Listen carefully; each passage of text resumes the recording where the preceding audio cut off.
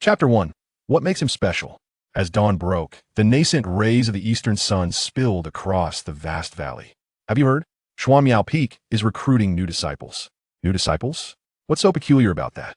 Wait, are you referring to the Xuanmiao Peak that has seen no one brave enough to attend its new student conference for 7 consecutive sessions? The one where the Peak Master is rumored to have long since defected from the sect, leaving only a solitary disciple, who is audacious enough to venture there. The last person who entered reportedly went in standing upright, but soon found themselves rolling back down. Who would dare go to such a place?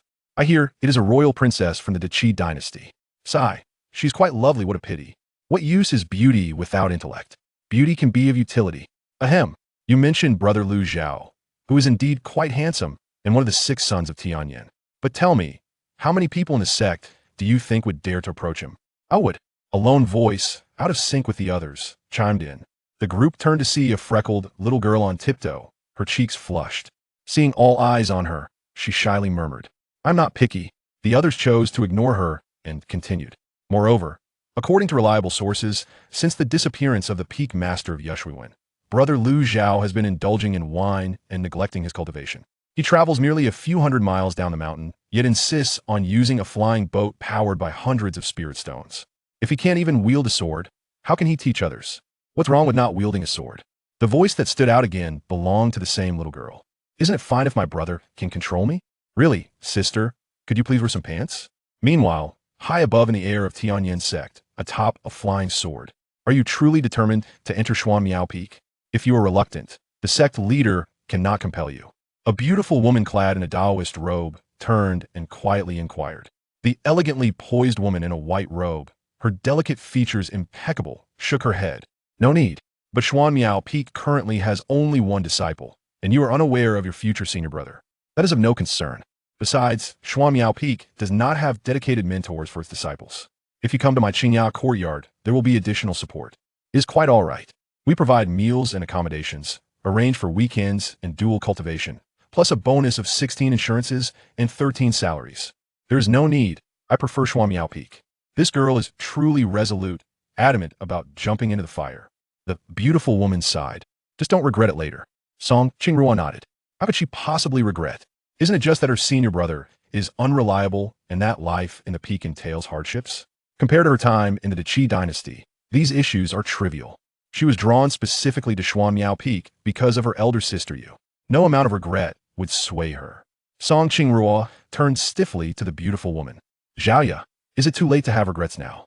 Behind her, in the bamboo grove courtyard, there stood a large bathtub. A peculiar formation crafted from new bamboo was continuously filling the tub with water. And a strikingly handsome young man lay within, his expression serene as if in slumber. Yet he was completely unclothed. Not far away, the rushing clear water from the new bamboo splashed on her face, hair, and dress. In an instant, her fair and delicate face flushed with color. She was not afraid of hardship, but sharing a space with a shameless pervert in broad daylight. That she feared, yet before she could finish her thoughts of regret. In the next moment, her wrist was seized, followed by an irresistible force. So swiftly that even Zhaoya had yet to react to what Song Qingrua had said. A chilling breeze swept by. Zhaoya stood dazed for a moment, only to recover and rush to the door, knocking furiously. She is your junior sister. You scoundrel. What do you intend to do to your junior sister? It has been years since your master returned, and you can't help but turn into a beast, can you? For heaven's sake, Lu Zhao. This junior sister was specifically assigned to you by the sect leader. You better open the door. With a click, the door was locked, and Zhao Ya's shouts were abruptly silenced. Song Qingrua had yet to process what was happening when she found herself inside the room. Caught off guard, she looked up to meet a handsome face, scrutinizing her. I am Lu Zhao. May I ask how to address you, junior sister? Song Qingrua. Song Qingrua had cursed the scene she had just witnessed in the bamboo grove countless times in her mind, yet she maintained a composed demeanor. Greetings, senior brother. However, Lu Zhao had already changed into a robe without her noticing. Clad in a pristine Taoist robe, with a white jade wine gourd at his waist, he appeared to be an exceptionally refined gentleman, standing at a wooden table, pouring tea while chuckling. Today, no one reminded me that my junior sister would be arriving, and I failed to prepare anything. I truly feel embarrassed before you. The Qi dynasty is quite distant from Tianyan sect. Please, have a cup of tea to ease your journey. Lu Zhao pushed a cup of clear tea towards Song Qingrua. while he picked up the wine, gourd to drink, casually observing the young woman before him. She appeared to be a few years younger than him. Her face unadorned, a few damp strands of hair clinging to her fair cheeks, her loose white dress, now wet, accentuated her curvaceous figure, combined with her cold, snow-like demeanor. Without a doubt, she was a stunning beauty. He found himself slightly enamored. Yet her expression remained devoid of emotion. It seemed more likely that she was either frightened or had a habitual expressionless face, or perhaps a cold disposition. She was indeed a beauty of the ascetic kind. His interest deepened. Song Qingruo accepted the tea, lowering her gaze to the cup, hesitant to drink. Senior brother, as I am new to the peak, there are many rules I am unaware of. I hope you'll guide me. Her voice was soft, laced with a sense of detachment. Shuamiao Peak doesn't really have many rules. Lu Zhao, if you do not adhere to the rules, the sect leader will hold you accountable. Zhao Ya's voice, tinged with anger, broke the moment, shattering Lu Zhao's composure. At that moment, the door shimmered with spiritual light, shaking as if on the verge of collapse, accompanied by a series of loud knocks. Was Sister Zhao Yi truly going to break in? Song Qingruo stared in disbelief. She couldn't help but admire how Sister Zhao Yi from the service hall was indeed a person of beauty with a kind heart. Yet Lu Zhao raised his hand and placed a restriction on the door, rendering it utterly silent. Unfortunately, it seemed his cultivation was not on par with that of his senior brother. Lu Zhao turned his head, lazily continuing. Ahem, in truth, the rules of Shuamiao Peak have always been quite relaxed. Junior sister, do you remember this? Song Qingruo. She realized this man was the local tyrant of Shuamiao Peak.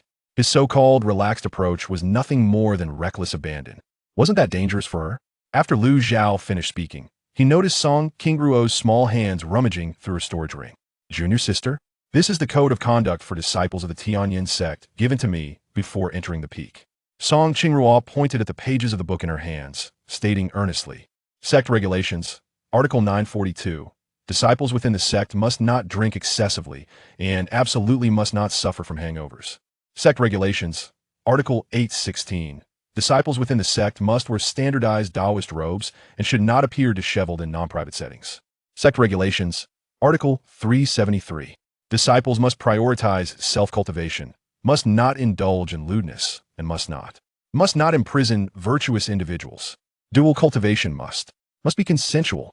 No vile practices are allowed. Upon finishing, Song Qingruo's face, still slightly flushed, let out a sigh as she tucked a loose strand of hair behind her ear, her tone gentle yet firm. Senior brother, you are in violation of the rules. Lu Zhao's lips twitched at her words. Clearly, the last clause had embarrassed him. Yet here she was, solemnly declaring, you are under arrest. Should one commend her for having spirit, or was she simply vengeful? Did she know that such things could increase the aggressiveness of wrongdoers? Lu Zhao burst into laughter. What are you laughing at? She frowned, suspecting he was mocking her. To cultivate is to cultivate oneself, to act according to one's nature, to move with one's heart. Do you understand, junior sister? Thus, such things hold no weight within our peak. As Lu Zhao spoke, he took the book from her hands, leaning in closer to her face, whispering with a grin. And if evil cultivators emerged from within the sect, they would hardly care for any rules, and who knows what they might do. Song Qingruo's eyes widened, her heart trembling slightly. What did he intend to do? Though her delicate face had turned crimson, her demeanor remained composed. So what is it that senior brother wishes to convey?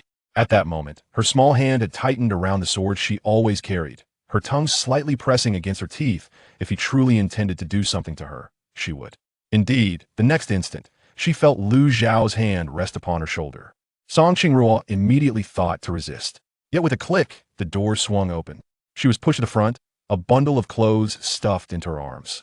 Lu Zhao yawned. Thus, the regulations set forth by the elder headmaster are mere scraps of paper. Our Shuamiao Peak has always adhered to the principle of listening to the call rather than the proclamation, and he has no authority over us. Just as my senior brother now feels fatigued and requires rest, my junior sister should take a moment to settle herself. Song Qingruo turned to glare at him, her ample bosom rising and falling slightly, seemingly struggling to contain some emotion. Under such circumstances, I can only request my senior brother for guidance in the days to come. Zhao Ya, upon seeing Song Qingruo emerge, hurriedly approached and whispered, How was it? Are you all right? Should I attempt to request the headmaster once more? No need.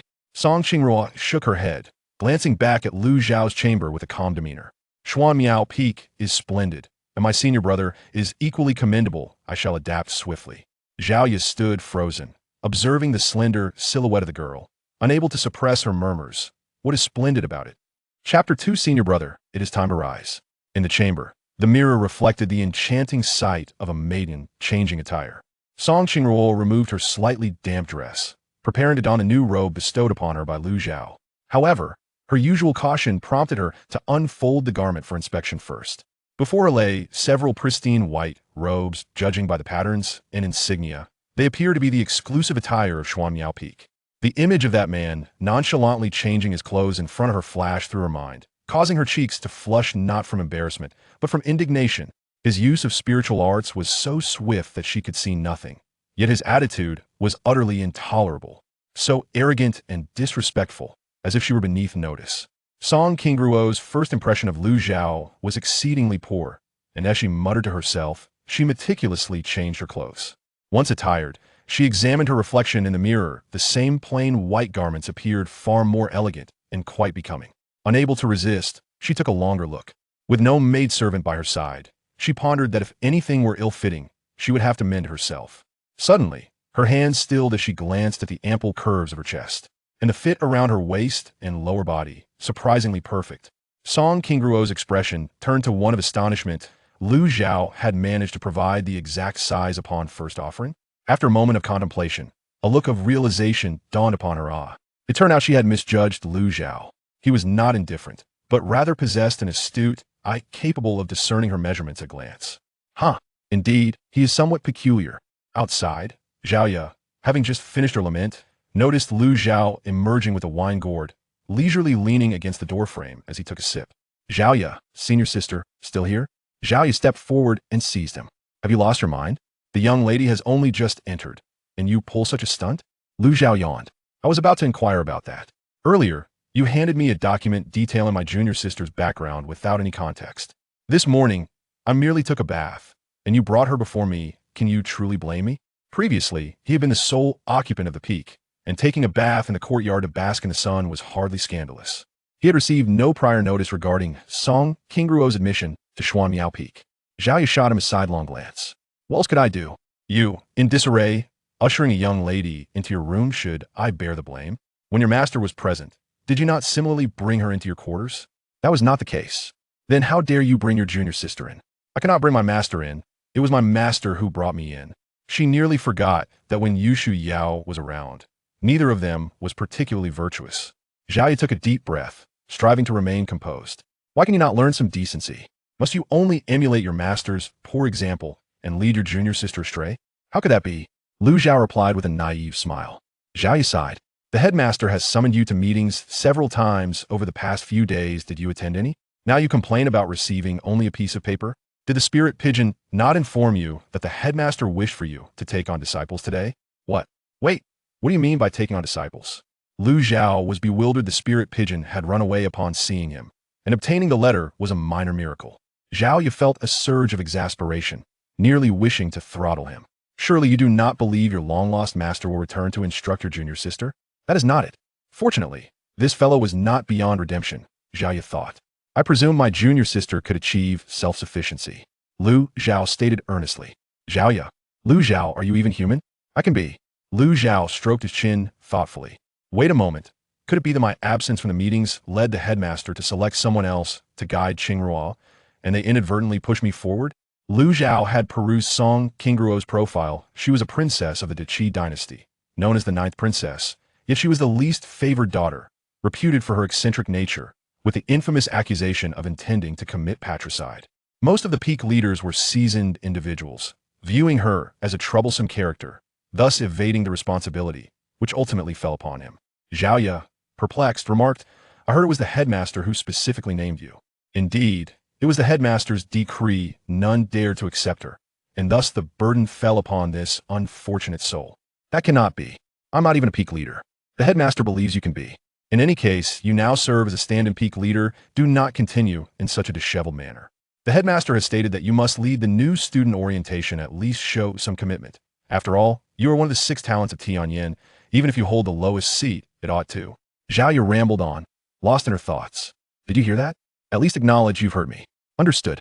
Lu Zhao had not absorbed a single word, still lost in the memories of his earlier encounter with Song Qinghua. Now it made sense why she had regarded him with such disdain and scorn. Did she believe that with a senior brother like him guiding her, her cultivation prospects were bleak? Yet why was she so intent on remaining? Lu Zhao rubbed his chin, shaking his head. The thoughts of women are the most perplexing to decipher. Fortunately, he had a near-telepathic wish panel at his disposal. In his mind, he recalled the scene from earlier when he first encountered Song Qinghua at the bathing tub. Song Qinghua, current wish, to strike this shameless scoundrel with a blade. Quality, blue. Completion reward. 5 strands of pure, celestial energy, Frost Blade 1. Lu Zhao could not help but sigh. It appeared that the sight of her senior brother had incited a desire for vengeance within her. Despite being the one exposed, he had not sought to hold her accountable. Young women, with their fiery tempers, were so unlike him. Had he found himself in her position, he would never entertain such vile thoughts. Greetings, Brother Yun. It seems you have changed.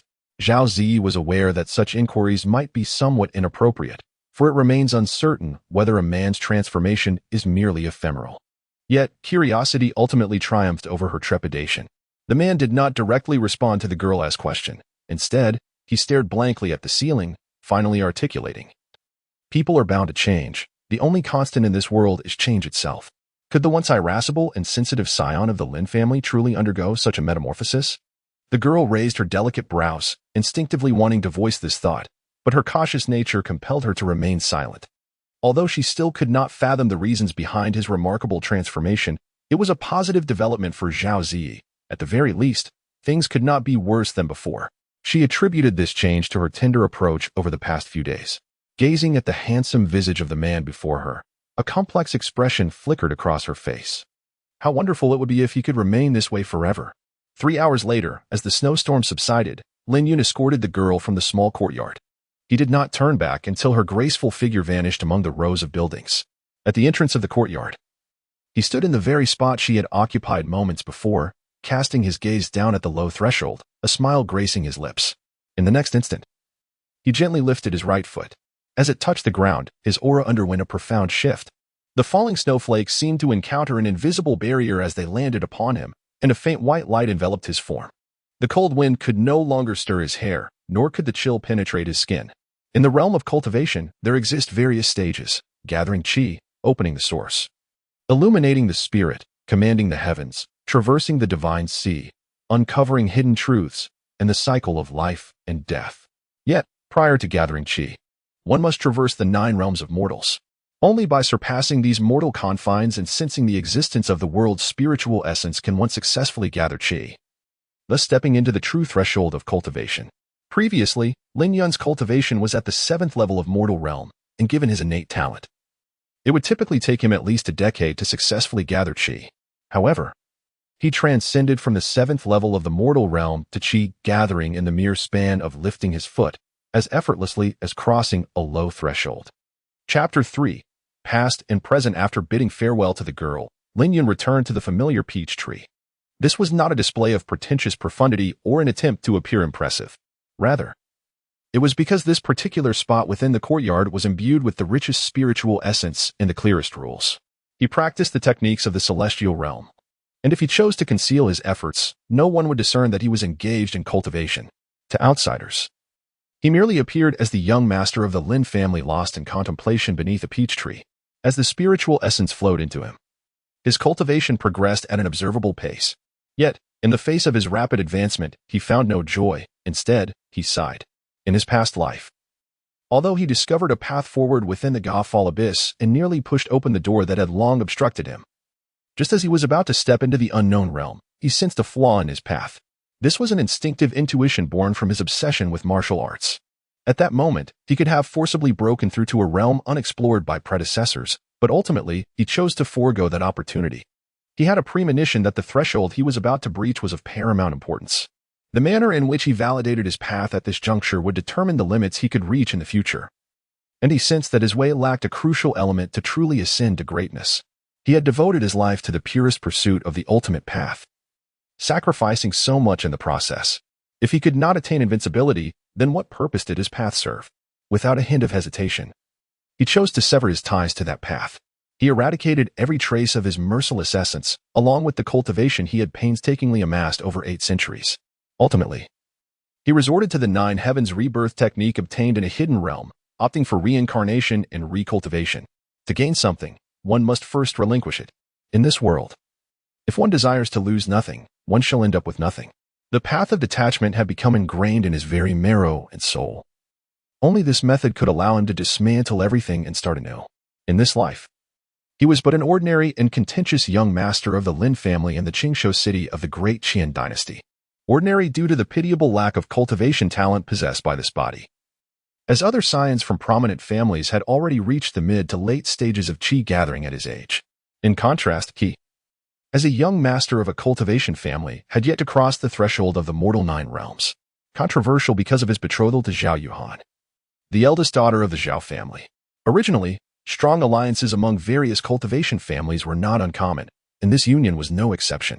In truth, when this engagement was first proposed, it garnered little attention. After all, despite his limited talent, he had little to gain from his parents' legacy, as they had vanished over a decade prior. However, he did possess a grandfather who stood at the pinnacle of the social hierarchy in Qingshou City, and it was that esteemed elder who personally arranged this marriage. The Lin family is one of the three prominent families in Qizhou City, boasting a lineage that has endured for millennia, while at that time, the Zhao family was merely an inconspicuous minor clan. No one raised any objections to the proposed marriage. Although he was lacking in merit, he was more than adequate to be paired with the daughter of a small family. However, everything changed when he turned 16. The Zhao family's eldest daughter, Zhao Yuhan, was diagnosed with an exceedingly rare ice spirit body. This unique constitution, when cultivated with ice-based techniques, would enable her to progress at an astonishing rate. Consequently, the entire Qizhou city was abuzz with excitement. On that very day, Qin Shan, the president of Qinghe Academy, a figure as elusive as a dragon, took her in as his disciple. Following that day, the threshold of the Zhao family was nearly trampled by the multitude of families and factions coming to offer their congratulations. The Zhao family transformed from an obscure minor clan into a rising star with a promising future. The ice spirit body is well understood by anyone with a modicum of cultivation knowledge. It signifies that, barring any unforeseen circumstances, she is destined to ascend to the realm of illumination, with a strong likelihood of reaching the celestial dominion, and even a chance to challenge the divine sea realm. In contrast, the patriarch of the three prominent families and the city lord, Lu Bushing, has only attained the realm of illumination. Lin Yun's originally intended betrothal unexpectedly transformed into a tale of ascendance as his fiancée soared to prominence overnight, becoming a paragon of grace and beauty. Naturally, this union has ignited considerable controversy. From the perspective of the Lin family, there exists a fervent desire to uphold the initial agreement, securing the marriage between Lin Yun and Zhao Yuhan. After all, who could resist a future powerhouse of the Yutian realm? However, the Zhao family now finds themselves rather discontented. While they acknowledge that betraying a promise is not the mark of a gentleman, the allure of the ice spirit physique undeniably eclipses matters of reputation. Yet, constrained by the formidable influence of the Lin family at that time, the Zhao family refrained from outright declaring the annulment of the engagement. Instead, they simply proposed a new candidate for the union, Zhao Ziyi. Upon hearing this, the Lin family was understandably discontented. One was the legitimate daughter of the Zhao family, possessing an ice spirit physique, while the other was merely a branch-born daughter with mediocre talent, not significantly superior to Lin Yun. The disparity was indeed vast. As for their appearances, although the two young women were not markedly different, in the eyes of a family devoted to the cultivation of immortality, what could mere beauty compare to the promise of a formidable future? The Lin family resolutely rejected the proposal, and the negotiations momentarily fell into a state of tension. At this juncture, the president of Qinghe Academy, Qin Shan, intervened. Originally, the engagement between the Lin family and his disciple Zhao Yuhan had been annulled. However, if the Lin family wished to continue their alliance with the Zhao family, they could consider the head of the Zhao family's suggestion to alter the engagement candidate. With this prominent figure's involvement, the highly anticipated marriage event reached a definitive conclusion. Unsurprisingly, while the Lin family felt somewhat displeased with the outcome, they had no intention of opposing Qinghe Academy. After all, the academy represented the royal family, and they would not dare to challenge the imperial authority. Moreover, many of their kin were studying at Qinghe Academy. Offending the president would jeopardize their prospects. For the higher-ups of the Lin family, changing the engagement candidate was merely a source of annoyance, but for Lin Yun at that moment, it felt akin to a calamity. Some individuals, if they have never possessed something, can let it go. Yet it is far more disheartening when one has grasped something only to have it slip away in an instant. The frustration stemming from such a loss is exponentially greater than that of never having it at all. Following this incident, Lin Yun, already sensitive and self-deprecating, became increasingly irritable. Akin to a powder keg ready to explode, often resorting to violence and verbal abuse towards those around him. Mediocre in talent, tempestuous in temperament, and lost in a haze of indulgence, this epitomized the first 20 years of his existence. He was fortunate to have been born into a family of cultivators, yet simultaneously unfortunate, as heaven had not bestowed upon him sufficient talent, subjecting him to the scorn of others. Even his originally designated fiancée was taken from him by mere words. Reflecting on this, Lin Yun couldn't help but display a bitter smile. He had not anticipated that his reincarnation cultivation technique would not awaken his past memories until he turned 20. Otherwise, he would have commanded respect, not just from the president of Amir Academy, but even from the emperor of the Deqian dynasty. Although the innate quality of this body was indeed lacking, his invincibility in the celestial realm had never solely relied on physical talent. Among his peers in the past were those with even more astonishing cultivation speeds. Not to mention the various extraordinary gifted bodies, such as the 5 elements body and the thunder spirit body, which were abundant. Yet, these prodigious talents had all ultimately fallen beneath his sword. In essence, innate talent merely elevates a practitioner's baseline, rather than blindly pursuing breakthroughs in cultivation. He prioritized his understanding of the principles and laws of the cosmos. In his previous life, he had reached the pinnacle of celestial sovereignty early on. Despite his strength at that time, he could not claim to overshadow his contemporaries, as there were numerous formidable opponents who could hold their ground against him. However, once he comprehended the second realm of the heartless sword path and truly relinquished all attachments, his cultivation experienced no visible change, yet his power transformed dramatically. Those who once stood as his equals were no longer a match for him. This was the rationale behind his decisive choice to reincarnate and rebuild himself upon realizing the deficiencies in his path. In the end, cultivation transcended mere differences in power. It was a matter of the path itself, and he, Lin Yun, aimed to pursue the strongest path. Yet, a hint of confusion lingered within him, as he remained uncertain whether the path he had chosen was right or wrong. The only certainty was that he could no longer tread the path of the supreme heartless from his previous life. If the path of the sword offered only 2 choices, and one erroneous option had been excluded, could the remaining choice be correct? He believed it likely. This was why he did not shy away from close interactions with Zhao Ziyi.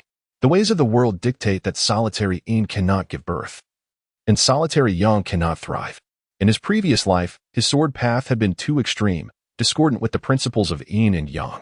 Thus, in this life, he yearned to explore whether he could forge a new path while embracing love. As this thought crossed his mind, he recalled the distant central domain and the figure clad in azure. The world changes, unlike the mountains and rivers. Beauty fades and youth wanes. 800 years have swiftly passed. He has returned, but are they still here? Chapter 4. Zhao Ziyi in the city of Qizhou, at the Zhao family estate. Ever since the emergence of Zhao Yuhan, the Zhao family's territory has more than doubled, hinting at a potential rise to become the 4th prominent family in Qizhou. Generally, when one member achieves success, it elevates the entire family. However, this does not apply to those who are sacrificed to marriage. Zhao Ziyi belongs to this category. As soon as the young lady stepped through the gates of the Zhao estate, the guards behind her began to murmur quietly. Is that Miss Ziyi? Has she been to the Lin family again today? What miss? She is merely a sacrificial pawn of the Zhao family, wedded to that Lin family waste. What future can she possibly have? Indeed, it was true. Given Miss Ziyi's grace, delicate features, and petite stature, marrying Lin Yun felt somewhat regrettable. Isn't it true? The children of noble families enjoy such ease. Regardless of their shortcomings, they still effortlessly bask in the warmth of beautiful women. And they even have beauties willingly falling into their embrace. If I could possess such a beauty, I would surely linger in bed all day, not rising until midday. Having passed through several cold courtyard walls, Zhao Ziyi returned to her quarters and kicked off her embroidered shoes, unceremoniously collapsing onto her soft bed. A trace of fatigue graced her fair, delicate face. This fatigue stemmed partly from her family and partly from Lin Yun. Zhao Ziyi had to admit that although her future husband possessed average cultivation talent and lacked social grace, he indeed exhibited certain extraordinary abilities in specific aspects. She buried her head in the covers, habitually shedding her garments, for she had no custom of sleeping in clothes. Zhao Ziyi initially intended to rest quietly alone. But at that moment, her maid, Qing'er, rushed in with a letter, brimming with excitement. Miss, young Master Zhang has written to you again. Zhao Zi sat up in bed. Her delicate brow slightly furrowed, yet she accepted the envelope from Qing'er's hands, although she harbored no fondness for the sender. The Zhao and Zhang families had long been esteemed clans, and the two had grown up together, making it difficult for her to dismiss him outright. She carefully opened the envelope. The letter was replete with eloquent prose, interwoven with various poetic allusions and literary references. The man continued to express his longing for her.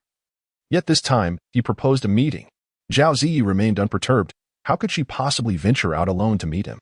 Since her engagement to the Lin family had shifted to her, her encounters with men had dwindled to a mere few over the past years, to the extent that she had nearly forgotten his visage. Were it not for the ties between their families and the childhood memories of calling him brother, she might not have even considered replying. Though compelled by circumstance to feign affection for Lin Yun, it did not signify her acceptance of other men's advances, especially since Zhang Zhe was not of her preference. At a certain moment, Zhao Zi seemed to have reached a resolution. She swiftly penned a response and entrusted it to Qing'er. After the maid departed, she gazed at the still-warm envelope in her hand and unhesitatingly cast it into the fire nearby. As the envelope transformed into ashes, a sense of relief washed over her. Although the Zhao family appeared to be flourishing, seemingly on par with the other three prominent clans, it was merely the faade granted by outsiders. The Zhao family's foundation remained precariously shallow. Her elder sister, Zhao Yuhan, despite her exceptional talent, still required time to mature, as talent alone does not equate to strength. The Lin family remains a formidable entity for the Zhao family in the present day. The discontent regarding the alteration of the marriage alliance had long been brewing within the Lin family. Should she dare to maintain contact with other men during this period? Even if their intentions were entirely innocent and devoid of impropriety, the Lin family would likely remain unconvinced. This matter pertains to the dignity of an illustrious family with a history spanning millennia, and even should Qin Shan intervene once more, it is doubtful that his presence would suffice. The more probable outcome is that no member of the Zhao family would wish to incur the wrath of the Lin family to protect her. Zhao Zi is merely a daughter of the Zhao family, a pawn sacrificed to appease the Lin family. What substantial standing does she possess? Thus, she resolved not to respond any further. In a deserted alley in Qizhou City, a young man of refined appearance observed a maid hastening towards him. He promptly approached and inquired, "Qing'er, has Zi not arrived?" After speaking, he glanced behind the maid, still finding no trace of the graceful figure he sought. Although Qing'er felt a hint of confusion, she quickly replied, "Miss did not come along. She merely asked me to deliver a message to you." Unbeknownst to her, she had not read the letter penned by the young man to her mistress and was unaware that he sought to summon Zhao Zi. Upon hearing this, a flicker of displeasure crossed Zhang Zhe's face, but he swiftly masked it, forcing a gentle smile as he said, "Thank you for your efforts, dear Qing'er." The maid, upon hearing this, stuck out her tongue and responded with a smile, "Young Master Zhang, do your best. I believe that you and the miss will surely become a couple in the end." "I shall take your kind words to heart," he replied. After exchanging a few more pleasantries, Qing'er departed the alley, having fulfilled her task of delivering the message. Lin Yun and Zhang Zhe. If she were compelled to choose one to be her son-in-law, she would lean towards the latter. After all, the former's reputation is indeed quite disreputable, whereas Master Zhang, though of modest family origins, is genteel and possesses considerable talent, making him a fitting match. After Qing'er departed, the smile on Zhang Zhe's face vanished completely, and the previous hint of displeasure resurfaced. He had thought this was perhaps the only piece of bad news for the day. But upon opening the envelope and scanning its contents, his displeasure swiftly transformed into fury. At that moment, he trembled with rage, his fists clenched, and his eyes reddened, resembling a ferocious beast ready to pounce. "Zhao Zi, you wretched woman." Zhang Zhe's right hand struck the wall with force, blood seeping from his fingers. He refrained from using any of his cultivation, seemingly to savor the pain coursing through his hand at that moment. The outcome of the situation was far beyond his expectations. He could not comprehend what had transpired recently that prompted Zhao Zi to sever all ties with him. Zhang Zhe was certain he had made no missteps during this time, even enlisting numerous scholars skilled in literature and poetry to refine his letters, striving to cultivate a perfect image in Zhao Zi's mind. Yet now, all his efforts had come to naught. Under other circumstances, he might have accepted the void, but Zhao Zi's choice had severely disrupted his plans. Thinking of the person still waiting for him to bring her back, Zhang Zhe felt an overwhelming headache. Chapter 5. Flowers and Manure Drunk in a Mortal Pavilion. One of the most renowned taverns in Qing'an City. Those who enter are either wealthy or noble. It is rumored that a single cup of wine here can be equivalent to several decades of savings for an ordinary family. Of course, this is merely monetary.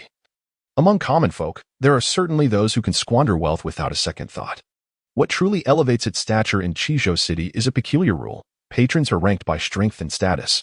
If one is neither a powerful cultivator nor a scion of a prestigious family, no matter how wealthy they may be, they are relegated to the first-floor hall for their drinking. Only those of certain status can ascend to enjoy the private rooms above, with higher tiers reserved for the highest dignitaries.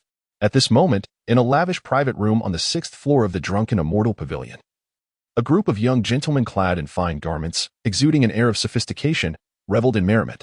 In the center of the room, a partially clad dancer swayed gracefully to the rhythm of the music. Among this assembly, a rather ordinary-looking yet arrogantly poised young man in yellow attire held a lovely maiden in his embrace. At one point, he glanced at a gentleman below and remarked, "Zhang Ting, isn't your brother reputed to never fail in courting women?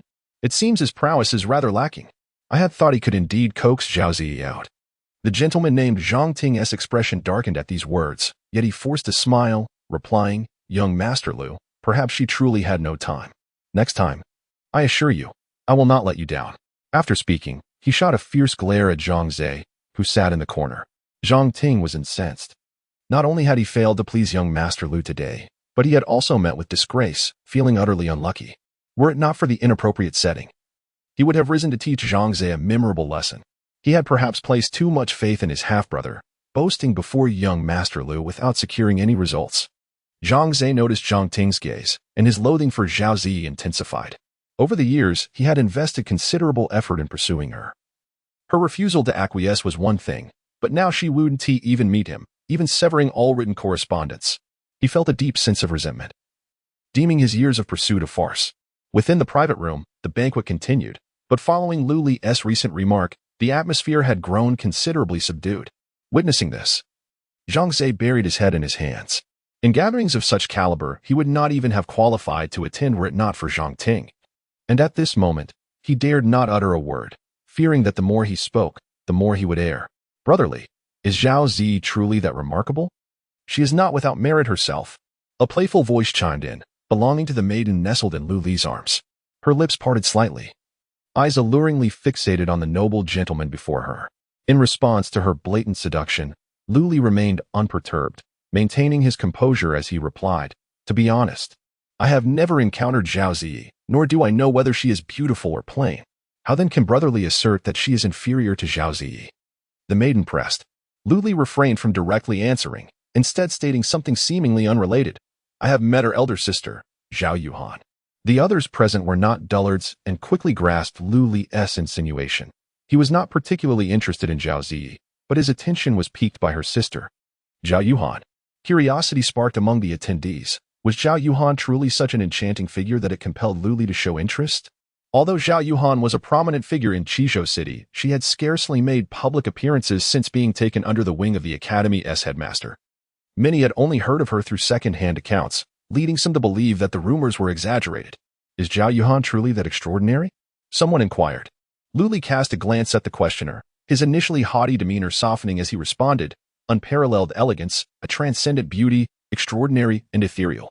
Upon hearing this, the crowd was taken aback. They had not anticipated Lu Li to hold Zhao Yuhan in such high regard. It is important to note that Lu Li was not just any ordinary scion, but the sole heir of the city lord, Lu Buisheng, not a bastard, nor a legitimate son, but the only son. In all of Chijo, Lu Li wielded genuine power, his status surpassing that of heirs from the three great families. It was astonishing that someone of his caliber would extol a woman so highly. Clearly, the rumors held merit. Zhao Yuhan was indeed a once-in-a-lifetime prodigy, explaining her renown in Chijo.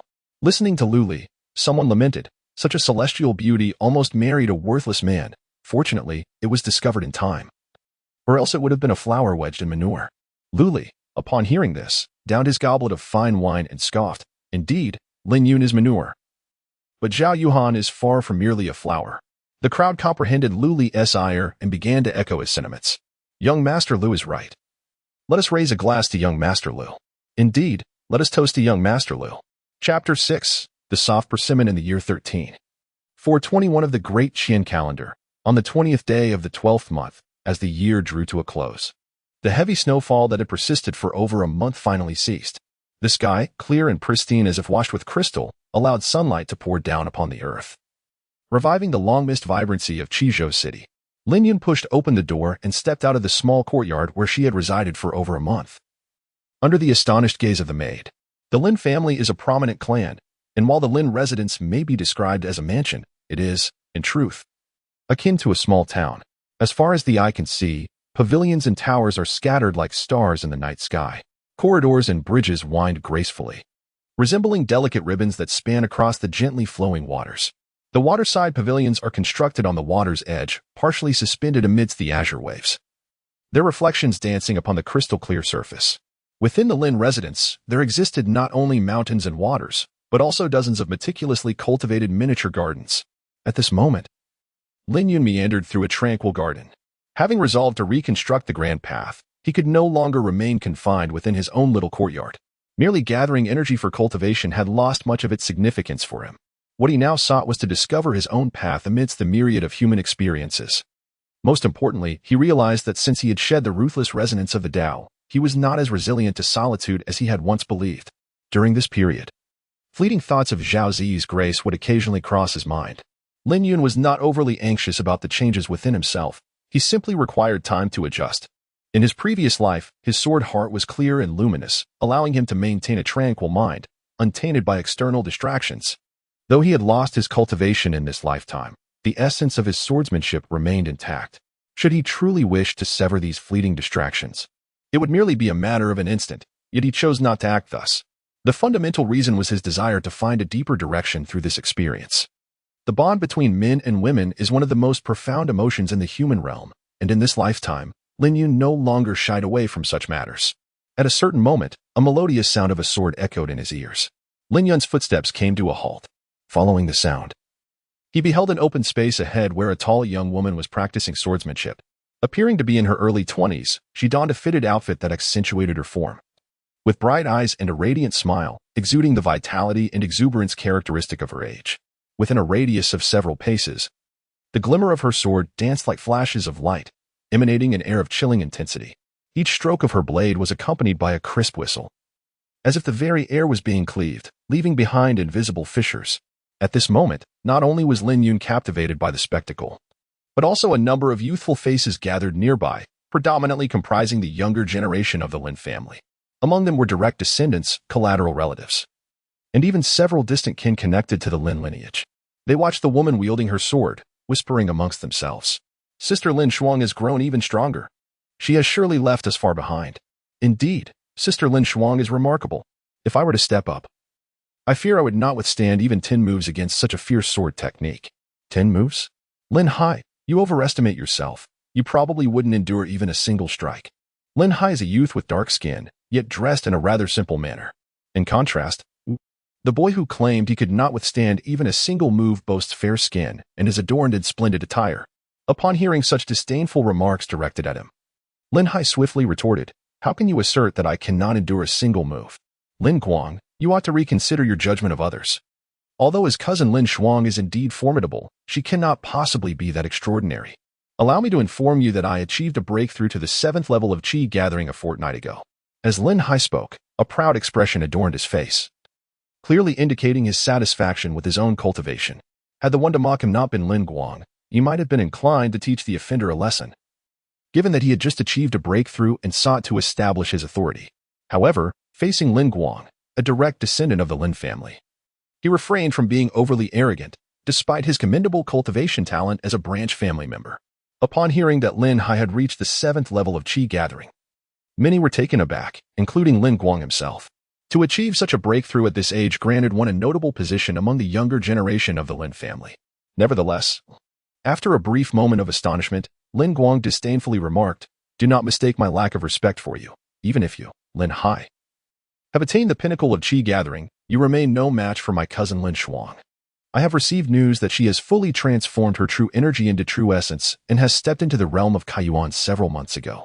The revelation sent ripples of shock through the crowd, and as Lin Guang's words echoed, a collective gasp could be heard nearby. Last year, Lin Shuang had barely entered the late stage of Qi gathering. In less than a year, she has already reached the open origin realm? What constitutes a genius? This is the essence of true genius. Upon reflecting on this, many individuals were filled with a sense of shame. And even Lin Hai no longer dared to boast that he could withstand 10 strikes from Lin Xuan. The difference between Qi gathering and open origin is akin to that between heaven and earth. The former primarily relies on true energy within the Dantian, while the latter embodies a higher quality of true essence. They are simply incomparable. It is astonishing that Sister Lin Xuan has already become a practitioner of the open origin realm. It seems the title of the foremost youth of the Lin family may soon change hands. Someone lamented. Lin Guang cast a glance at the speaker, his demeanor composed and unruffled. That may not necessarily be the case, he replied. Brother Lin Guang, do you perhaps possess some insider information? Do share it with us. Upon hearing Lin Guang's words, several individuals approached with visible intrigue. Before long, a small group had gathered around him. Lin Guang appeared to revel in the sensation of being the center of attention. After feigning profundity for a moment, he finally allowed a smirk to grace his lips as he remarked, the information I possess certainly surpasses what you all know. My father informed me that amongst the third generation, Brother Lin Yuan was the first to transcend into the opening origin realm. Last year, Cousin Lin Xuan was no match for Brother Lin Yuan, and this year, I believe the outcome will likely remain the same. Lin Yuan, the eldest son of the Lin family and the foremost of the younger generation, has reigned unchallenged within the family for over a decade. Even Lin Xuan, who is hailed as one of the Lin family's twin prodigies, finds herself overshadowed by him. I had thought this year Lin Xuan might have a chance to contend for the title of the foremost. Who would argue otherwise? It seems Lin Xuan will once again have to settle for second place this year. Many youths sighed in disappointment compared to Lin Yuan. They had hoped for Lin Xuan to claim the top spot. After all, opposites attract, and disregarding talent, Lin Xuan is a stunning beauty. Attractive individuals invariably garner more attention and admiration in any field. Alas, this is a world where martial prowess is paramount, and merit speaks volumes. Oh, isn't that Lin Yun? At this moment, a keen observer spotted Lin Yun, who was also watching from the sidelines, their expression registering surprise. Indeed, it is Lin Yun. He has been absent for quite some time, having secluded himself in his courtyard. I had thought he had given up on himself. However, one cannot deny that Lin Yun has faced considerable misfortune. Anyone would find it challenging to accept the disparity of watching one's fiancée transform from an extraordinary genius into an ordinary woman. Indeed, it is quite remarkable that Lin Yun has managed to retain his sanity after all these years. After all, she is Zhao Yuhan, a being akin to a celestial. If I were in his position, I would likely be unable to sleep for nights on end in frustration. Within the Lin family, Lin Yun may not possess the greatest strength or talent, but in terms of renown, even the Lin family's twin prodigies cannot compare. Many members of the Lin clan may not recognize Lin Yuan or Lin Xuan, yet nearly everyone knows Lin Yun. After all, who could forget that his former fiancée was Zhao Yuhan? Naturally, Lin Yun overheard the discussions about him. Had it been the old, insecure, and sensitive version of himself, he would likely have stormed off in indignation. But the current Lin Yun is as serene as still water, unperturbed by such trivial matters. Is that not the so-called Lin Dafa, Lin the Useless? At this moment, a youth from the crowd approached him. Lin Yun was no stranger to this individual. It was Lin Guang, the second son of his third uncle, Lin Zhao. The two had never seen eye to eye since childhood and had engaged in numerous fights. However, as Lin Yun's lack of cultivation talent became evident, physical confrontations became rare. Nevertheless, their verbal sparring had never ceased. Facing Lin Guang's provocation, Lin Yun merely cast a glance before redirecting his attention to the young woman dancing with a sword in the garden. A rough fellow indeed. How could he possibly compare to the beauty performing such elegant swordplay? Although the sword technique appeared riddled with flaws to Lin Yun, the grace of the young woman far surpassed the beauty of the garden scenery. This thought inexplicably brought Zhao Ziyi to Lin Yun's mind. In his previous life, he was solely devoted to the path, indifferent to worldly emotions. Countless fairies and beauties had offered their affections, yet he regarded them as mere ephemeral shadows. It was astonishing that in this life, an inconspicuous girl from the mortal realm could stir his heart. Lin Yun, why are you silent? Have you become mute? Lin Guang raised an eyebrow upon realizing his words had been disregarded. He had come seeking a quarrel, yet he was taken aback that Lin Yun, who was typically easily provoked, did not engage with him this time, leaving him with a feeling akin to striking a punch into a pile of cotton. At this moment, Lin Yun could not even muster the energy to turn his head, maintaining a calm and indifferent demeanor, his gaze still fixed on the girl wielding the sword. It was merely a trivial dispute, With his experience, he had no inclination to stoop to such pettiness.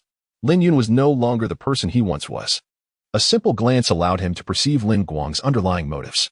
With a cultivation level of merely the third layer of qi gathering, Lin Guang's abilities were rather mediocre within the Lin family, inferior even to many of the collateral branches. Lin Yun could now comprehend why Lin Guang frequently sought to provoke him. It was nothing more than the baser instincts of humanity at play. In the presence of someone weaker, the talented often exhibit humility, while the mediocre tend to be arrogant, seeking to regain lost confidence by belittling those they deem inferior. In the entire Lin family, he was clearly the most vulnerable target. Renowned yet lacking in talent and cultivation, a perfect soft target. Seeing himself ignored once more, Lin Guang stepped forward and seized Lin Yun by the collar, speaking in a low voice. Lin Yun, what are you pretending for? Haven't you always wanted to teach me a lesson? Come, I offer you an opportunity now. I shall not use my qi-gathering realm to engage you in a fair fight. The onlookers, witnessing the rising tension between the two, displayed expressions of keen interest. They were unaware of the history between Lin Guang and Lin Yun, but that did not deter them from enjoying the spectacle. Lin Yun's expression remained serene and unruffled, as if the one grasping his collar was merely an illusion, and he could only sigh inwardly. An ant crawling on the ground would not capture his attention unless it provoked him. However, should it leap around, he would not hesitate to crush it beneath his foot. Chapter 7. The Art of Sword Control. Just as Lin Yun was poised to impart a lesson to his adversary, the young woman, who had been diligently practicing her swordplay, abruptly halted and approached the two. Noticing her movements, Lin Yun quelled the turbulent energy surging within him. What are you doing? The woman inquired. Her brows knitting together in displeasure, her delicate visage seemingly cloaked in a layer of frost. Although Lin Shuang was addressing both individuals, her gaze was predominantly fixed on Lin Guang. It was evident that she perceived the more adept Lin Guang as the instigator of the discord. Lin Shuang, my cousin. Under Lin Shuang's scrutinizing gaze, Lin Guang felt an overwhelming pressure, rendering him speechless. His intent was merely to teach Lin Yun a lesson. He never anticipated that he would provoke this illustrious talent of the Lin family. Had he known that she was the type to meddle in affairs, he would have never dared to confront Lin Yun at this moment. Despite both being direct descendants of the Lin family, their standings were vastly disparate. He was but a mere shadow within the family, while Lin Shuang shone brilliantly as a prodigy, destined to become the pillar of the Lin clan. This stark contrast was the source of his trepidation. Observing Lin Guang's guilty demeanor, Lin Shuang realized her judgment was indeed correct. She promptly shot him a glare and admonished, "We are all members of the Lin family, sharing the same bloodline. What conflicts cannot be resolved through dialogue? Must we resort to violence? If outsiders witness this, they might think our younger generation is merely embroiled in petty squabbles. What purpose does it serve to display strength against one another within our own ranks? It only invites ridicule. Instead, demonstrate your prowess outside. Let others see your capabilities, even if it means enduring hardships. Remember, since you bear the Lin surname, the fortunes of our family are intertwined. We flourish together or falter together. What we need is mutual support, not fratricidal strife or backstabbing. Do you understand?" Faced with Lin Shuang's formidable presence, Lin Guang dared not utter a dissenting word. Nodding in agreement, his earlier bravado evaporating in an instant. This prompted Lin Yun to reflect on the reality of a world where might reigns supreme. Often, it is not one's words or politeness that dictate others' attitudes, but rather one's innate talent and strength. Casting her eyes upon her timid cousin, Lin Shuang grew increasingly exasperated and hastily gestured for him to vanish from her sight. Lin Guangru, having received a reprieve, soon slipped away from the gaze of the crowd. Those who had gathered to witness the spectacle quickly dispersed upon realizing the excitement had waned. Yet, as they departed, many whispered in hushed tones, their heads bowed. Lin Yun is indeed fortunate today. He managed to have Sister Lin Shuang come to his rescue. Indeed, were it not for Sister Lin Shuang, Lin Yun would have found himself in a dire predicament. It is said he has yet to surpass the mortal ninth realm. How could he possibly contend with Lin Guang? As the crowd gradually faded, only Lin Yun and Lin Shuang remained. At that moment, Lin Yun felt a sense of disinterest and turned to leave. Although the scenery of the garden was exquisite, it paled in comparison to the elegance of a beauty wielding a sword. Just as he lifted his foot to depart, Lin Shuang called out to him. Lin Yun gazed at the illustrious young woman of the Lin family before him, a flicker of perplexity crossing his face. He was not well acquainted with her. Similarity attracts, and individuals tend to congregate within their own circles. Although they shared the same surname and were of the same generation, the Lin family was a vast clan, encompassing thousands of direct descendants, collateral relatives, and various in-laws. Among these thousands, distinct circles formed based on talent and status, and it was evident that he and Lin Shuang had previously belonged to entirely different spheres. As Lin Yun curiously gazed at Lin Shuang, he noticed a hint of pity in her eyes. She then spoke, "Your former fiancé was an extraordinary individual. One day, her name will undoubtedly resonate throughout the great Qin dynasty and even across the entire eastern wilderness. At present, you are indeed unworthy of her." Pausing momentarily, she cast a fleeting glance at Lin Yun. Lin Yun's expression was as tranquil as still water, patiently awaiting the continuation of the other party's words. A flicker of surprise crossed Lin Shuang's face. She had anticipated that upon hearing her words, the other party would either erupt in fury or at least display some reluctance. Instead, the response was remarkably nonchalant, as if the protagonist of the tale were not herself. This demeanor starkly contrasted with the self-destructive Lin Yun she had heard about. Although curiosity gnawed at her, Lin Shuang continued, "What I wish to convey is that in this journey of life, some things can only be grasped through one's own efforts. The matrimonial alliance you entered into was not secured by your own merit. Hence, it was swiftly relinquished. Fortune favors the bold, yet fate can be unyielding to the valiant. The Lin family's influence may offer transient advantages, but it cannot sustain you indefinitely. While the Lin family's power might have provided you with certain benefits, these are often ephemeral, as they were merely borrowed and never truly yours. Zhao Yuhan has never genuinely belonged to you. Whether you choose to acknowledge it or not, this is the truth. To continue in this downward spiral would merely serve to become a source of amusement. Do you understand?" Was she attempting to counsel him? The current scene was in stark contrast to her earlier outburst towards Lin Guang. Unexpectedly, beneath Lin Shuang's stern and commanding exterior lay a compassionate heart. The former Lin Yun indeed required a helping hand, yet today, he was no longer the same man he had once been. Although he no longer needed assistance, he recognized that Lin Shuang's intentions were sincere and thus replied with a calm demeanor. "Cousin, you speak wisely. Indeed, in this life, one can only rely on oneself. Lin Shuang is a few months older than him, and according to the hierarchy of this life, he must address her as cousin." Observing Lin Yun's calm and indifferent demeanor, Lin Shuang furrowed her brows. She opened her mouth, intending to say something, but ultimately chose silence. She was uncertain whether her previous words had resonated with him or not. Nevertheless, given the disparity in their statuses, her willingness to express herself was already a testament to her compassion. The atmosphere fell into a profound silence. Lin Yun initially intended to depart without a word, yet he cast a fleeting glance at Lin Shuang and remarked, "Cousin, you are practicing the art of sword manipulation. Are you not? Perhaps you might consider paying more attention to the three meridians, Tianfu, Shuiquan, and Zhangchong." "What does this imply?" Lin Shuang furrowed her brow once more. Lin Yun smiled and said thoughtfully, "To dispel the three yin energies, proceed to the governing meridian, converging in the yang wei." Although his recollection of their relationship was rather tenuous, even to the point of lacking any significant interaction, upon this encounter, he found his dear cousin to be quite commendable, aligning with his ideals, and thus felt inclined to offer her assistance. The cultivation of swordsmanship can generally be categorized into wielding the sword with the arm, wielding the sword with qi, the unity of man and sword, sword momentum, sword intent, and sword domain. Among these, wielding the sword with the arm is fundamental, a cornerstone that every swordsman must master upon entering the path. Once proficient in this initial stage, the next phase involves wielding the sword with qi.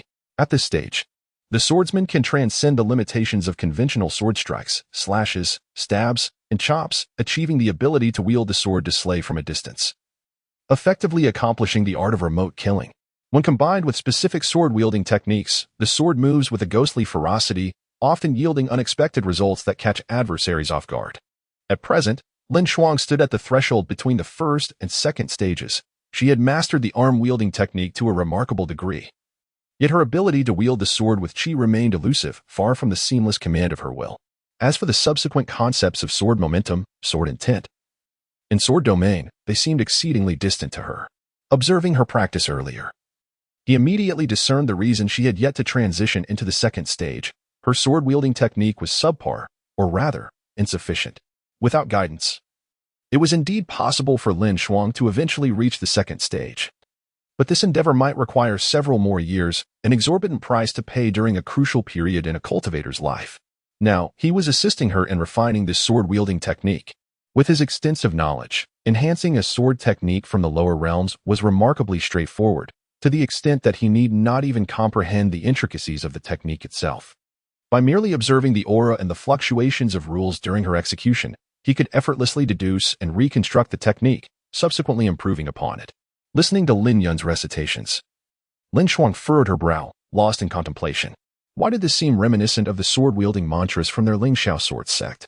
Lin Shuang suddenly raised her head, gazing intently at Lin Yun. It was evident that she sought an explanation.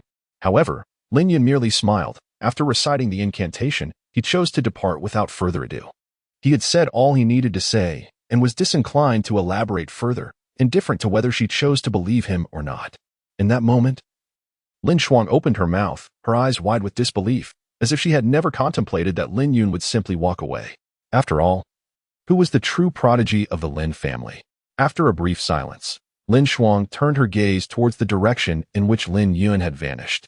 Reflecting on his words with renewed scrutiny, the more she pondered, the more she recognized the striking similarity to the sword control techniques of their sect.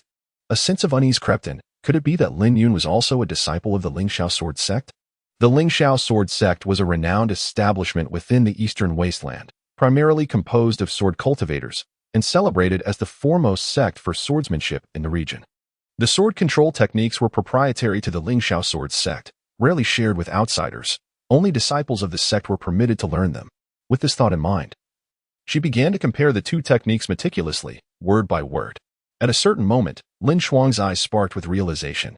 She discovered that while the two were indeed similar, there existed subtle differences, particularly in the three meridians Lin Yun mentioned, Tianfu, Shuiquan, and Zhongqiao. Though she did not fully comprehend these nuances, she had an inkling that, with these modifications, the technique might surpass the sword control methods she had previously practiced. With a resounding clang, her long sword was unsheathed, its brilliance slicing through the void like a shooting star in pursuit of the sun, radiant and fierce. As the sword light traversed its path, the space trembled in response, producing a piercing sound akin to the rush of wind. Lin Shuang stood frozen in place, her grip on the sword sheath faltering, nearly causing it to slip from her grasp. Time became elusive, and after an indeterminate duration, the brilliance of the sword faded, and the blade was sheathed once more. Lin Shuang's lips parted slightly, her excitement lingering in an indelible manner. She stared blankly at the sword in her hand, her face reflecting an incredulous expression. She had truly mastered the art of wielding the sword with her qi, as if it were an extension of her own body, and all within a mere half-day. It is worth noting that her original plan was to strive for this accomplishment over the span of 5 years.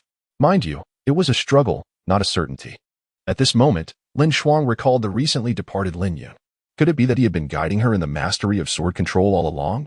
Yet, was he not an ordinary talent deemed as a waste? It was said that he had yet to even cross the threshold of the 9th realm among mortals. How could he possibly instruct her? His earlier warnings seemed merely to stem from a sense of kinship, a reluctance to see a fellow member of the Lin family fall into despair, resulting in a few excessive words of caution. She realized that she was not particularly acquainted with this so-called cousin of hers. To her astonishment, he had presented her with such an unexpected surprise today. At this moment, Lin Shuang found herself perplexed by the wasteful cousin that others spoke of. Chapter 8. The Fisherman by the Qinglan River. The sun hung high in the sky. Outside Qingzhou City, a magnificent river surged forth. This river, named Qinglan, originated from the snow-capped marshlands of the 10,000 Great Mountains, measuring several hundred zhang in width. And it was a river that never froze. The waters concealed a unique power of rules, which led to the abundant presence of mystical fish.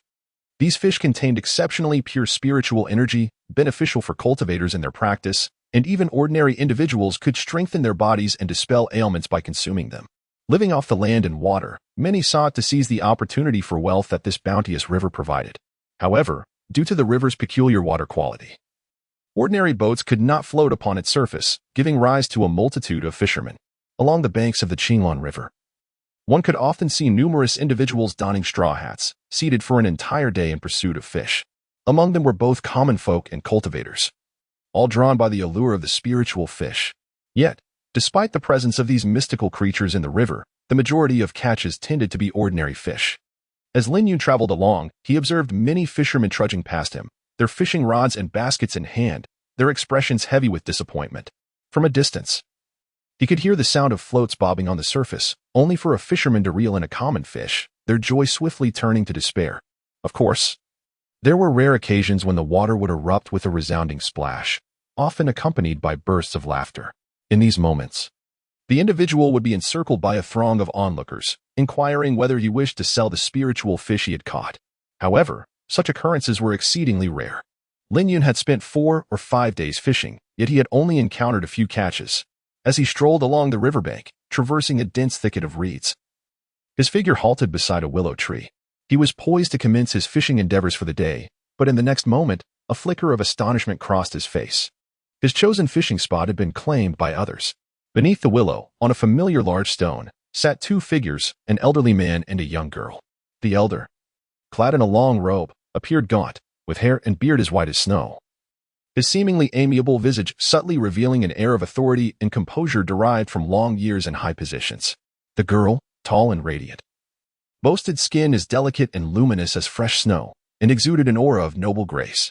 In such circumstances, most would likely seek another fishing spot, for it was evident that the elderly man and the girl were no ordinary individuals.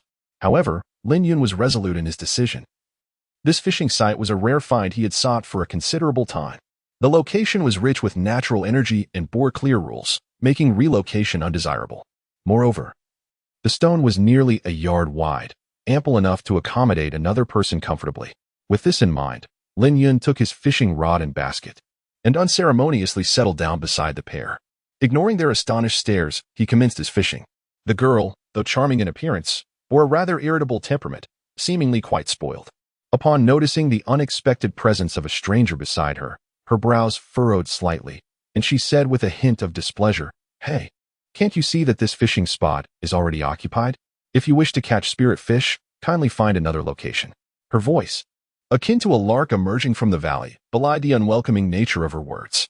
Lin Yun cast a fleeting glance at the young girl, maintaining a composed demeanor as he remarked, "The banks of the Qinglan River do not belong to anyone in particular. I shall fish wherever I please. Why should I relocate? Is it conceivable that this vast expanse of the Qinglan River cannot accommodate a mere fishing rod of mine?" The girl, filled with indignation, bit her lips tightly, her chest heaving with emotion. Logically, she understood his point. The banks of the Qinglan River were not her family's domain, and indeed, she had no authority to evict anyone. However, who among those seeking to catch the ethereal fish was unaware that a crowded area diminishes the likelihood of success? Thus, many fishermen opt for spots distant from others. Moreover, it was evident to any observant eye that she and the elderly gentleman were companions. The abrupt intrusion of a stranger was quite unwelcome. The girl perceived the man before her as lacking in discernment. Just as she was about to voice her thoughts, the elder beside her interrupted, "My dear, this young friend raises a valid point. Although we arrived first, there is indeed no justification for forcing anyone away. Grandfather." The girl was taken aback to see her grandfather siding with an outsider, causing her to pout, which rendered her appearance rather pitiable. Zhou Tianlin couldn't help but chuckle silently. His granddaughter was admirable in many respects, yet her temperament was somewhat spoiled. Her emotions were plainly etched upon her face, and she was prone to offending others with her bluntness. While one might describe her as honest and straightforward, it could also be perceived as a lack of tact, which was ill-suited for survival in a world governed by the law of the jungle. For now, he could still shield her. But what would happen if he were no longer there? He gently ruffled her hair, choosing to remain silent. After receiving her grandfather's gentle admonition, the girl quieted down, her occasional glances at Lin Yun still betraying a hint of displeasure. The soft sunlight filtered through the dappled leaves, casting a serene glow upon the tranquil riverbank. The 3 of them sat upon the stones, each absorbed in their own pursuits, maintaining a respectful distance. At one moment, Lin Yun's fishing float began to gently bob, sending ripples across the surface. Just as he felt anticipation building, an incongruous cough disrupted the tranquility. With that sound, the once gently swaying float seemed startled, abruptly returning to stillness. The float hung suspended in the water, devoid of any further movement. The elderly man cast an apologetic glance in Lin Yun's direction, for the cough had originated from him. Lin Yun cast a fleeting glance at the elderly man, a contemplative expression flitting across his face. He remained silent, merely shaking his head subtly, indicating that today was not suited for fishing.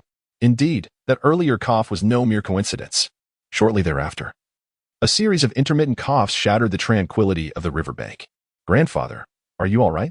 the young girl inquired, her face etched with concern. Rising gently, She began to pat the old man's back.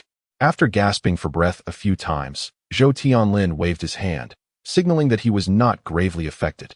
Beside them, Lin Yun gazed at the flowing river and the stillness of the fish's swim bladder, ultimately letting out a sigh. Alas, it seems today is not a day for fishing. With the old man's recent bout of coughing, it was unlikely that even the ordinary small fish would remain undisturbed. With my grandfather in such a state, why are you still concerned about elusive spirit fish? You are utterly heartless, the girl retorted, her agitation palpable upon witnessing her grandfather's relapse. Her slender brows furrowed, and her almond-shaped eyes widened as she shot Lin Yun an intense glare. With each breath, her chest heaved dramatically, swaying like reeds in a tempest. It must be said that even when angered, a beauty possesses an irresistible charm. As Lin Yun beheld the girl before him, he felt a momentary daze. Inexplicably reminded of Zhao Ziyi. The temperament of this young lady starkly contrasted with that of Zhao Ziyi, yet in certain aspects, they bore an uncanny resemblance. Lin Yun remained silent, while the elderly man interjected to halt Zhou Anning. My dear girl, it is indeed my presence that has disturbed this young friend's fishing. It is only natural for him to feel discontent. After speaking, Zhou Tianlin cast an apologetic glance toward Lin Yun. Lin Yun gazed at the elderly gentleman, whose esteemed presence was unmistakable, a flicker of astonishment crossing his visage as he chuckled. Your countenance is as serene as a tranquil lake, yet your heart conceals tempests. You are indeed an intriguing individual. What do you mean, young friend? The elder responded with a smile. Is it not evident? Lin Yun retorted, casting a sidelong glance at the elder and speaking with nonchalance. You are clearly a formidable fourth-tier practitioner, a figure of considerable renown within the Deqian dynasty.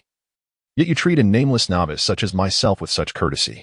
I must commend your cultivation of qi, it is quite commendable. The path of cultivation truly begins at the gathering qi stage. The fourth tier is known as the sovereign of heaven. Those who attain this level can transcend the constraints of the earth and traverse the skies. Zhou Tianling, upon hearing this, felt his pupils constrict in disbelief. He had not anticipated that the seemingly unremarkable youth could discern his true strength. Who exactly are you?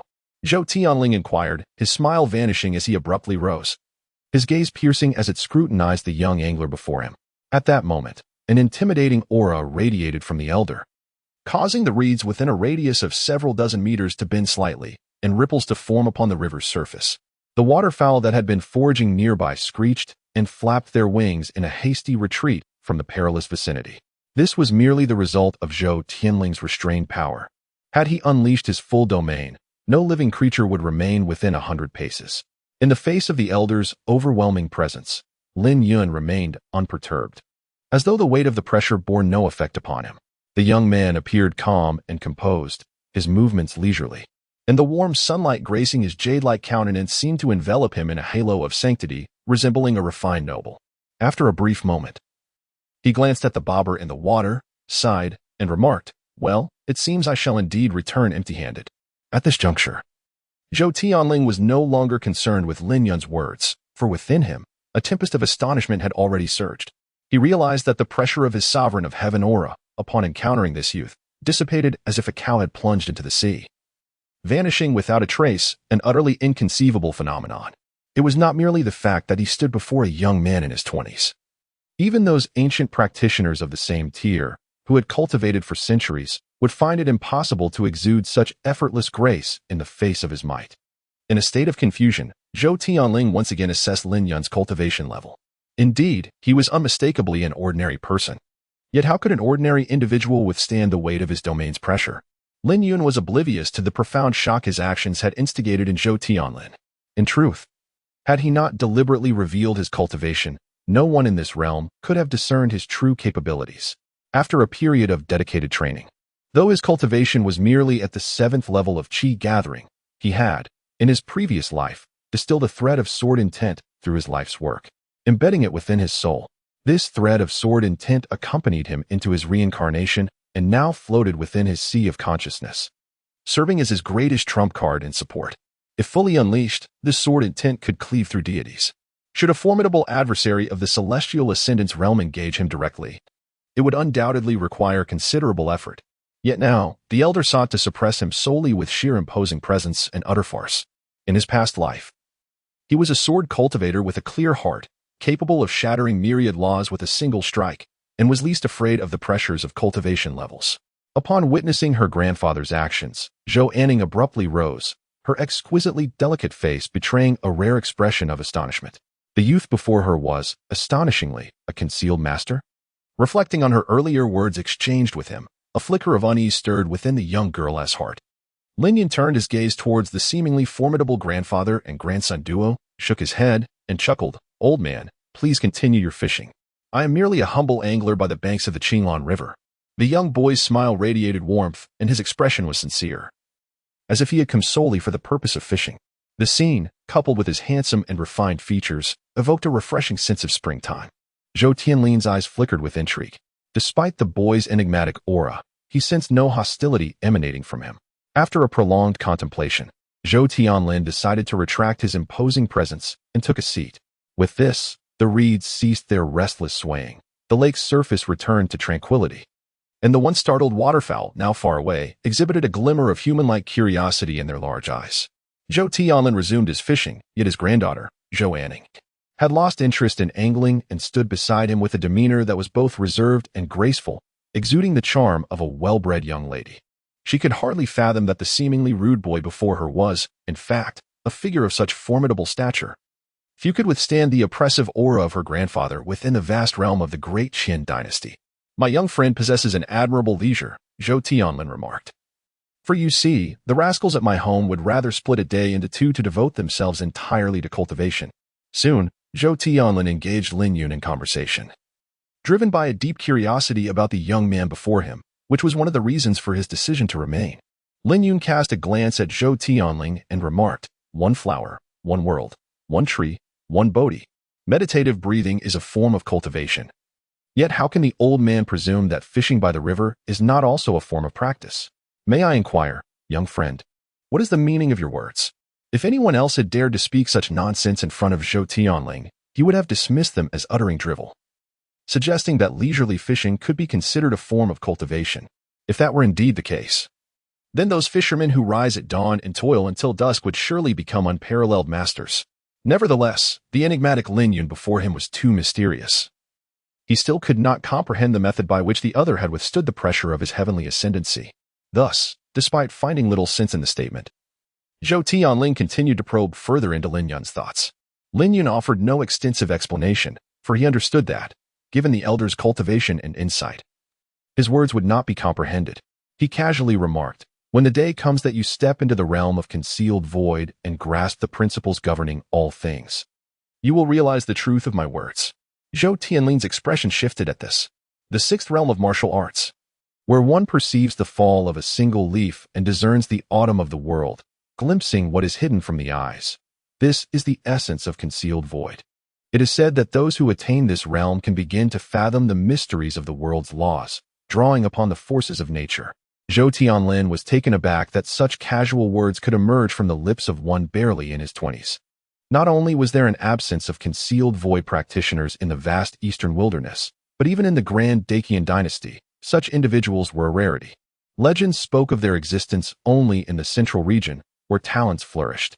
Yet, the tone of his interlocutor suggested that reaching such heights was as simple as a mere trifle, which struck him as somewhat ludicrous.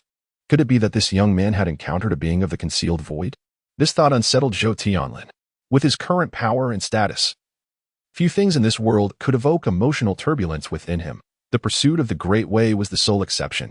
If, in his lifetime, he could encounter a practitioner of the concealed void, even a casual piece of guidance from such a figure would be invaluable. He did not believe Lin Yun to be a being of the concealed void, as the youth appeared far too young. While he could not discern Lin Yun's cultivation level, his age was unmistakable, roughly around 20. Thus, there remained only one possibility. There was a formidable figure of the concealed void hidden behind him. This could also explain how Lin Yun was able to withstand his overwhelming pressure of the Great Way. It was undoubtedly a contingency left by that esteemed individual. Lin Yun was entirely unaware of the elaborate inner musings conjured by Zhou Tianlin. Had he been privy to such thoughts, he would surely have found them amusing. It is often said that young maidens are prone to dramatics, yet it seems this elderly gentleman possesses a remarkable talent for imagination as well. Chapter 9. The icy chill is easily dissipated. The celestial sword immortal receives a handmaiden. I am Zhou Tianlin. May I inquire how I should address you, young friend? Upon realizing that an extraordinarily powerful figure might be standing behind Lin Yun, Zhou Tianlin spoke with utmost courtesy. Lin Yun, the youth replied succinctly. There exists a prominent clan in Qizhou City, the Lin family. Might you be of that lineage? Zhou Tianlin inquired once more. Lin Yun nodded and said, It is indeed that Lin family. Zhou Tianlin silently acknowledged this revelation, maintaining a composed demeanor, while Zhou Anning, standing nearby, exhibited a fleeting expression of peculiarity. Although her grandfather might not be particularly concerned with matters pertaining to Qizhou City, she was well aware that Lin Yun was notorious in the city as a well-known wastrel. It was rumored that he had suffered a significant blow years ago when he was replaced as the betrothed of the Zhao family, leading him to spiral into despair. Could it be that the Lin Yun before her was the very same individual she had heard about? While there are many people with the same name in the world, it seemed improbable for such a coincidence to occur within the same family.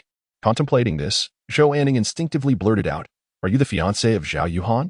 The presence of an ice spirit was undeniable. And it was precisely due to her curiosity about this prodigy from the Zhao family that Zhou Anning had come to know about Lin Yun's circumstances. Lin Yun cast a fleeting glance at the young woman, his demeanor calm and composed as he remarked, Indeed, that you might have omitted the word former fiancé. Upon hearing Lin Yun's admission, Zhou Anning's lips parted slightly, her exquisite face etched with disbelief. It was no wonder she was taken aback.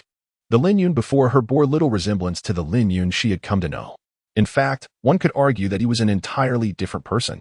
The Lin Yun standing before her not only effortlessly withstood her grandfather's oppressive aura but also maintained a serene and unruffled demeanor, exuding the very essence of youthful charm. Could this truly be the Lin family's wastrel? If the threshold for being a wastrel was set so high, one might conclude that there existed no ordinary people in this world. Child, do you know this young friend? Zhou Tianlin inquired, directing his gaze toward his granddaughter. Zhou Anning promptly recounted the information she possessed. After listening, the elder cast a sidelong glance at the young man who was still leisurely fishing and shook his head, saying, It appears that one must indeed see things for oneself, lest one be misled by hearsay, for as the saying goes, 3 men can create a tiger, and the tongues of many can distort the truth. In truth, this was not mere gossip. Before awakening his memories, Lin Yun had indeed been a wastrel. However, he had no intention of explaining such matters. Instead, after glancing at the elder beside him, he suddenly posed a somewhat unexpected question. Do you hold a high position within the great Qin dynasty?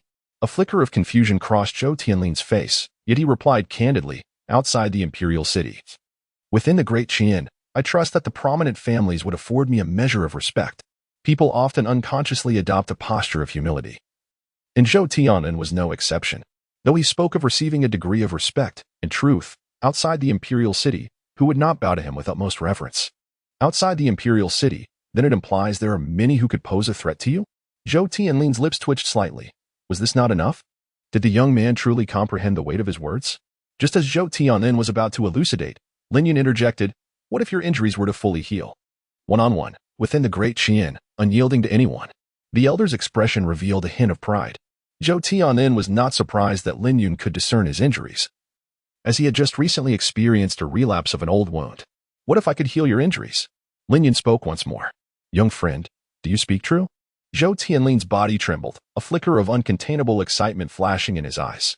The injuries he bore were no ordinary afflictions. Over the years, he had traversed the great Qin dynasty and even left his mark in several neighboring countries, yet he had never found a remedy.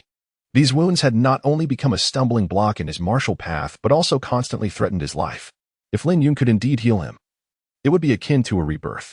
However, after the initial excitement, Zhou Tianlin regained a modicum of rationality. After all, Lin Yun had not inquired about the specifics of his injuries, leaving him with a sense of uncertainty. Surely, one must first ascertain the nature of the ailment before attempting to cure it. Could it be that the other party had discerned it at a glance?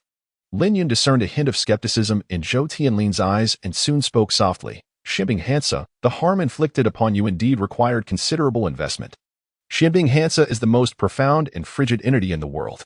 Once its cold poison enters the body, the path to advancement is forever severed, leaving one to endure the agonies of its affliction for a lifetime.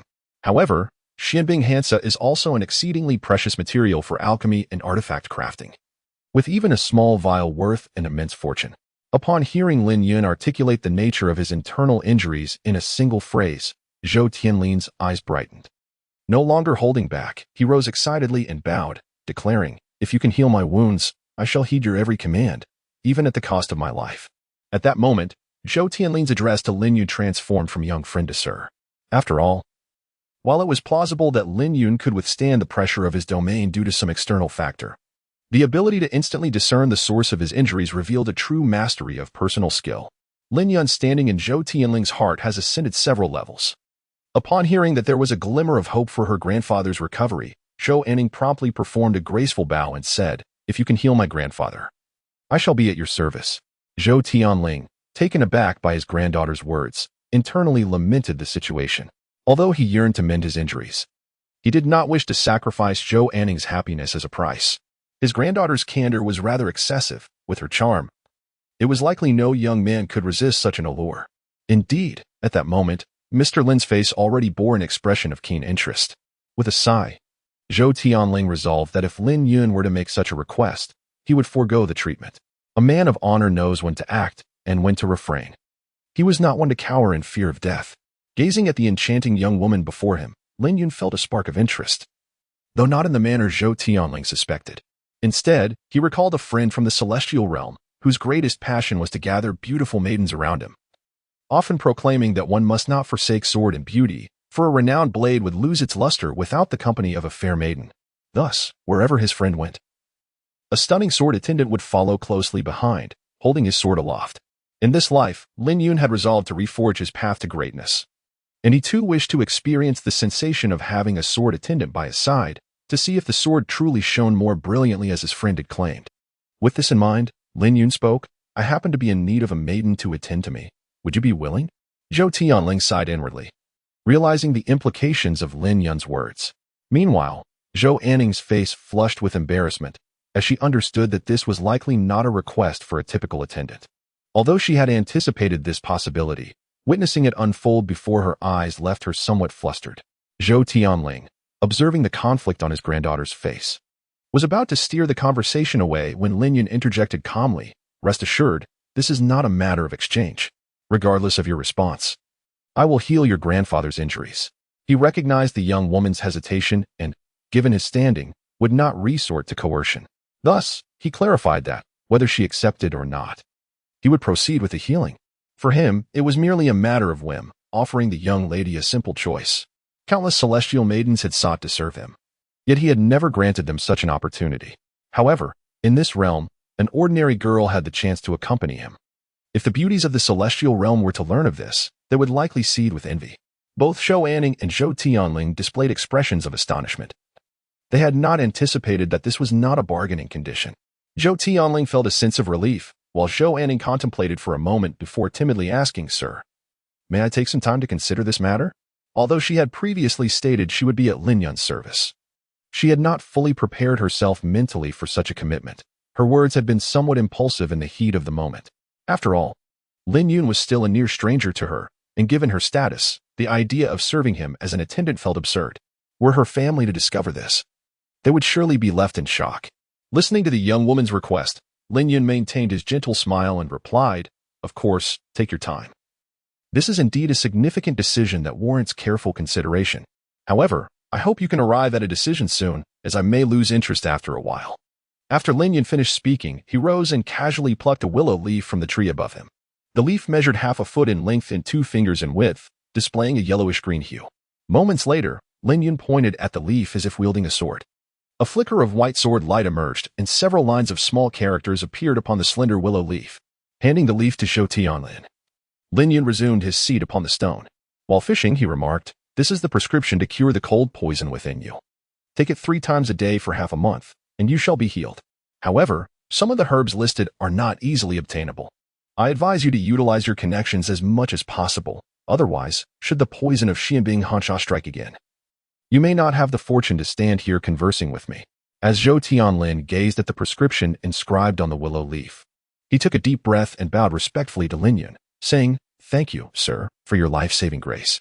At that moment, Zhou Tianlin felt not only the joy of hope for recovery, but also a profound astonishment.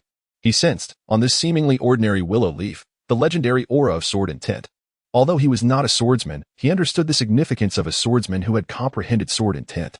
The Lingxiao Sword Sect had become the foremost sect of swordsmanship in the Eastern Wasteland due to the existence of an everlasting sword intent within its ranks.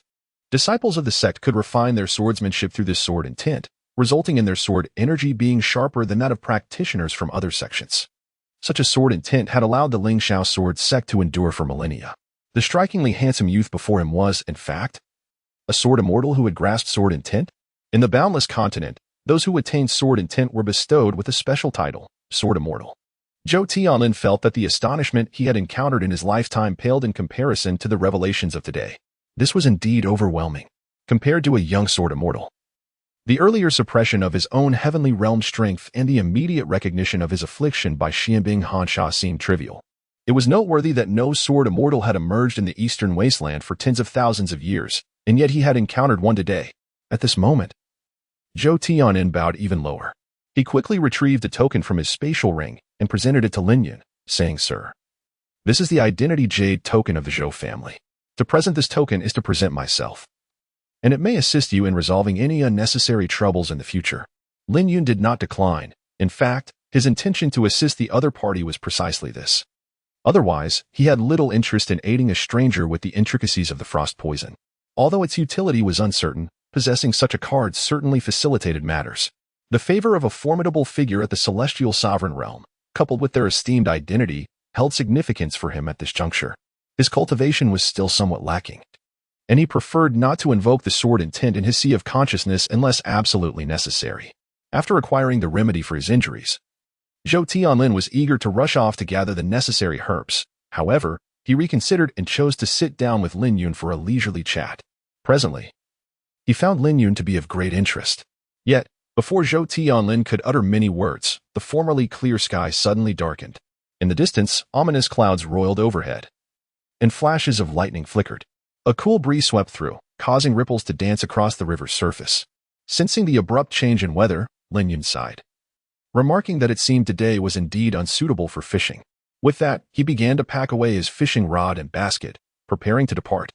Zhou Tianlin intended to accompany Lin Yun. However, Lin Yun waved him off, stating that he preferred to enjoy a few more tranquil days. As he watched the young man gradually fade from view, Zhou Tianlin turned to his granddaughter beside him and smiled, inquiring, "My dear, what do you think of Mr. Lin?" Zhou Anning's cheeks flushed as she shyly replied, "Well, he's acceptable." She had not anticipated her grandfather's sudden question, leaving her momentarily at a loss for words. She was still preoccupied with the notion of being asked to serve as a maid. "Do you dislike Mr. Lin? Or do you feel that being a maid would be beneath you?" Zhou Tianlin pressed further. Zhou Anning opened her mouth to respond but hesitated, ultimately swallowing her words. In truth, her impression of Lin Yun was quite favorable, mysterious, powerful, and undeniably handsome. He was a commendable choice for a partner. Had he proposed marriage, she might have readily acquiesced. However, the idea of merely serving as a maid was somewhat difficult for her to accept. Who in the Grand Qin dynasty possessed the right to have her serve in such a capacity? Having watched Zhou Anning grow, Zhou Tianlin understood her silence all too well. Soon, he spoke again. "My dear, if you do not harbor any aversion towards Mr. Lin, then I suggest you agree."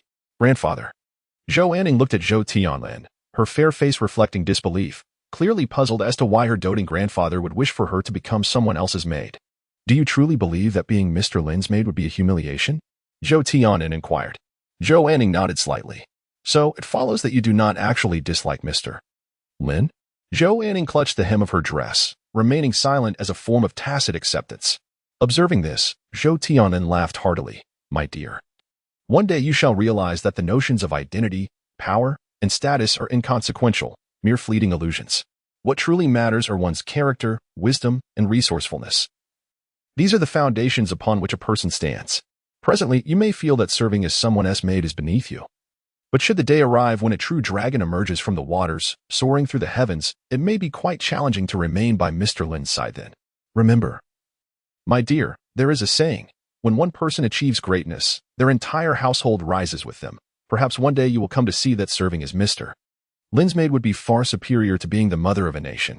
Moreover, given Mr. Lin's stature, it is unlikely he would regard you merely as a maid. In truth, it would be akin to being a companion." Zhou Anning parted her red lips in surprise. She had not anticipated her grandfather's high regard for Lin Yun, which seemed to elevate him to extraordinary heights. Did he not merely tread upon the eastern wilderness? Otherwise, it was difficult to comprehend how her grandfather could assert that being a maid was preferable to being the mother of a nation. Noticing the girl's silence, Zhou Tianlin stood with his hands clasped behind his back, gazing skyward as he sighed. My dear, allow me to share one more thing, Mr. Lin is a sword immortal who has comprehended the essence of sword intent. Upon hearing this, Zhou Anning trembled slightly, a spark of brilliance igniting in her almond-shaped eyes. Chapter 10. If the youth were to ascend the skies, he would not forget the grace of those drops of water by the banks of the Qinglan River. Before reaching the gates of Qizhou City, a light drizzle began to fall from the sky. This sudden downpour disrupted the rhythm of many. Numerous fishermen hastily packed their rods and baskets, hastening their steps as they dashed along the riverbank, leaving behind a flurry of hurried silhouettes amidst the increasingly dense rain. Lin Yun appeared remarkably composed, strolling leisurely as a soft glow enveloped him. Raindrops fell upon him as if striking an invisible barrier. The outward projection of vital energy was one of the most significant markers of a practitioner at the Gathering Qi stage, though the majority of passers-by hurried along. A considerable number of those possessing cultivation remained unaffected by the gentle rain, aside from Lin Yun. Not far behind him, a group of young individuals walked at a similarly unhurried pace, clad in identical pale blue robes adorned with golden wave patterns on their chests. They bore the insignia of the prestigious Qinghe Academy, signifying their status as students of the institution. Isn't that Lin Yun from the Lin family up ahead? Has he actually succeeded in gathering qi? A voice filled with astonishment emerged from the group, eyes widening in disbelief. Indeed, it seemed to be him, albeit with a slightly altered aura. His companions exchanged glances of surprise, whispering among themselves. Although they were not classmates, they belonged to the same circle of noble families and were no strangers to Lin Yun, especially given the brilliance of his former fiancée.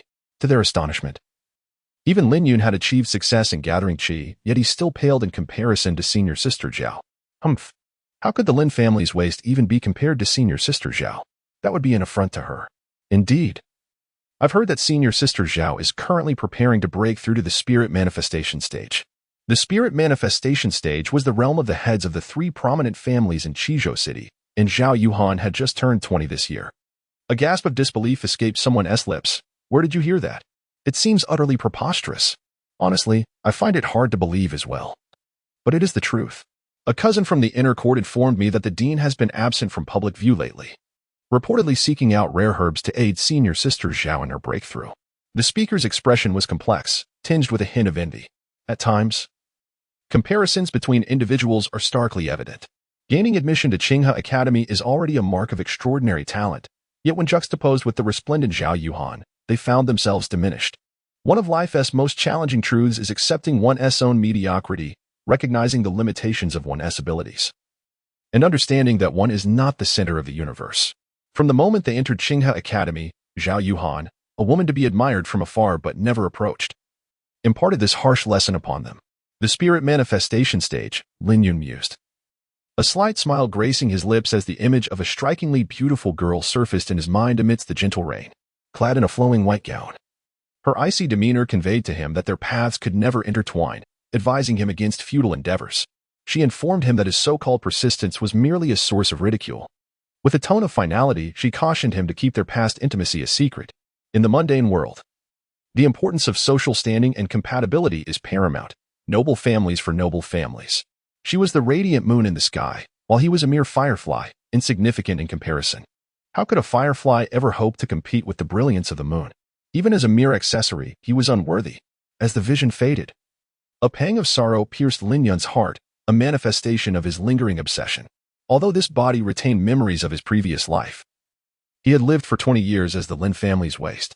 To claim that Zhao Yuhan had no impact on him would be disingenuous. His reincarnation and recultivation were aimed at refining his resolve, and at this moment, he could ill afford to cling to any lingering attachments. Resolving himself inwardly, Lin Yun thought, very well. When the time is right, I shall venture to Qinghe Academy. Let me witness the true essence of your ethereal being. I hope you do not disappoint me. Upon returning to the Lin family courtyard, dusk was fast approaching. The rain continued to fall gently, filling the air with the fragrant aroma of earth and foliage. Stepping into the courtyard, a slender figure emerged before Lin Yun. It was an elder. His hair and beard completely white, the wrinkles on his face etched deeply, and his back slightly hunched. A flicker of surprise crossed Lin Yun's face. He had not anticipated the elder's presence here. This individual was none other than Lin Yuehao, the steadfast pillar of the Lin family and, in this lifetime, his blood-related grandfather. Although the elder had retreated from the forefront and no longer held the position of the family head, his status within the clan remained exceedingly high. The previous arrangement regarding his marriage to Zhao Yuhan had been orchestrated solely by this venerable figure. Shaoan, have you successfully gathered your qi? Upon noticing the subtle fluctuations of true energy emanating from Lin Yun, a look of joy, following his astonishment, graced the elder's face. Lin Yun nodded. Very well, indeed. Lin Yuehao burst into hearty laughter, and the furrowed brows that had been tightly knit for so long relaxed considerably. The elderly man was evidently in high spirits. At least in Lin Yun's recollection, it had been a long time since he had witnessed such genuine laughter from Lin Yuehao. When did this transformation commence? It seemed to have begun after he was deemed devoid of any cultivation talent, for the old man had since worn a melancholic expression. In the past, Lin Yun had not pondered this deeply, but at this moment, he perceived many things he had previously overlooked. It appeared that his grandfather harbored a certain affection for him. Lin Yuehao has fathered a total of 4 sons and 3 daughters throughout his life, among whom his youngest child, ranking 7th, is his son. The Lin family is thriving, with his 3 uncles having sired numerous offspring, while Lin Yun, in the 3rd generation, remains rather inconspicuous. Not to mention the Lin family's outstanding duo. His eldest cousin Lin Yuan from the eldest uncle and his cousin Lin Shuang from the 2nd uncle. Even his other contemporaries far surpass him in merit. What right does such a seemingly inept individual have to capture the attention of an elder with so many descendants? Furthermore, the smile on his grandfather's face seems to convey a sentiment that transcends mere delight at his breakthrough into the qi-gathering realm, though he is filled with doubt. Lin Yun does not dwell on it too much. He has never been a person driven by curiosity, having lived 2 lives. Few matters evoke any significant emotional response within him. The rain continues to fall, and the temperature in the air has dropped considerably. The heavens have made it clear that the recent days of warm sunshine were merely an anomaly. Winter has returned in full force. Inside the room, the maid has already kindled the warming fire crystal. A wave of warmth rises, keeping the chill firmly at bay beyond the confines of the house. Lin Yuehao sat on the chair, gazing at Lin Yun below him, his expression a mixture of complexity as he asked, Xiao Yun, have you ever held any resentment towards grandfather? Lin Yun was well aware that the inquiry pertained to the alliance with the Zhao family. To be candid, he had once harbored resentment towards the elder, feeling animosity for his failure to advocate on his behalf, and for his apparent frailty in the face of external pressures. The mere suggestion to alter the betrothal partner had been acquiesced to without objection. However, the present Lin Yun had come to grasp that, although the Lin family was regarded as a prominent lineage within Qizhou City, their stature was somewhat superficial. In the eyes of many, they were esteemed as a lofty clan of cultivators, one of the 3 distinguished families in the city. Yet, the reality was that numerous factions within the city could easily overshadow them, such as the Qinghe Academy and the City Lord's Manor. Without exception, these powers were backed by the imperial family. For a local family to oppose the imperial authority was akin to a mantis attempting to stop a chariot, a futile endeavor leading to self-destruction. The emergence of Zhao Yuhan, a prodigy with an ice-spirit body from the Zhao family, was no longer something the Lin family could manipulate at will.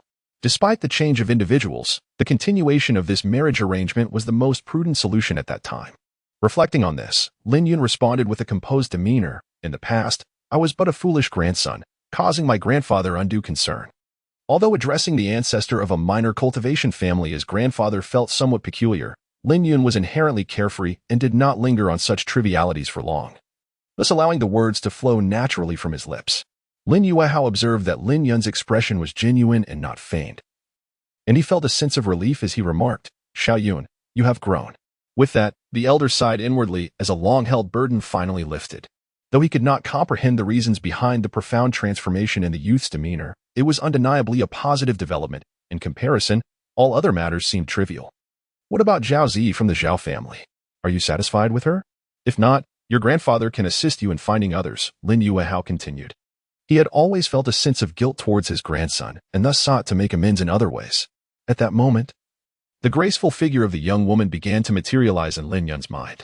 Shortly thereafter, a subtle smile graced his lips as he replied, I am quite satisfied, grandfather. There is no need for you to trouble yourself further. Lin Yuehao nodded, gazing at the calm and serene countenance of the young boy.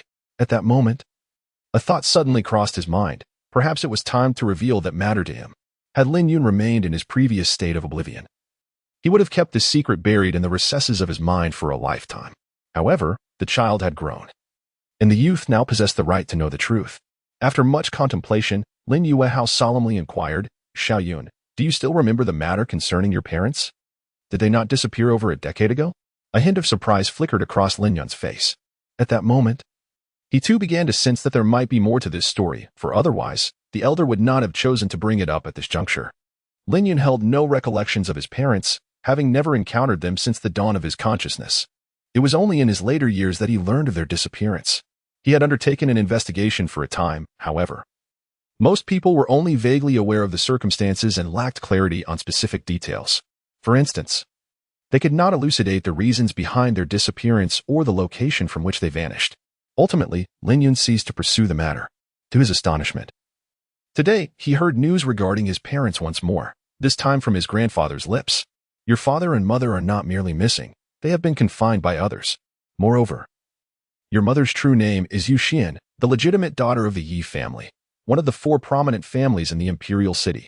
Upon hearing this, Lin Yun's starry eyes flickered. In his memory, his father was named Lin Zhe, yet his mother was not Yu Xian, but rather Chen Xian. It appeared that the disappearance of his parents was likely connected to this mother, of whom he had scant recollection, and he swiftly grasped the crux of the matter. Indeed, Lin Yuehao organized his thoughts and continued, your father and mother fortuitously met during their travels, and upon first sight, they fell profoundly in love.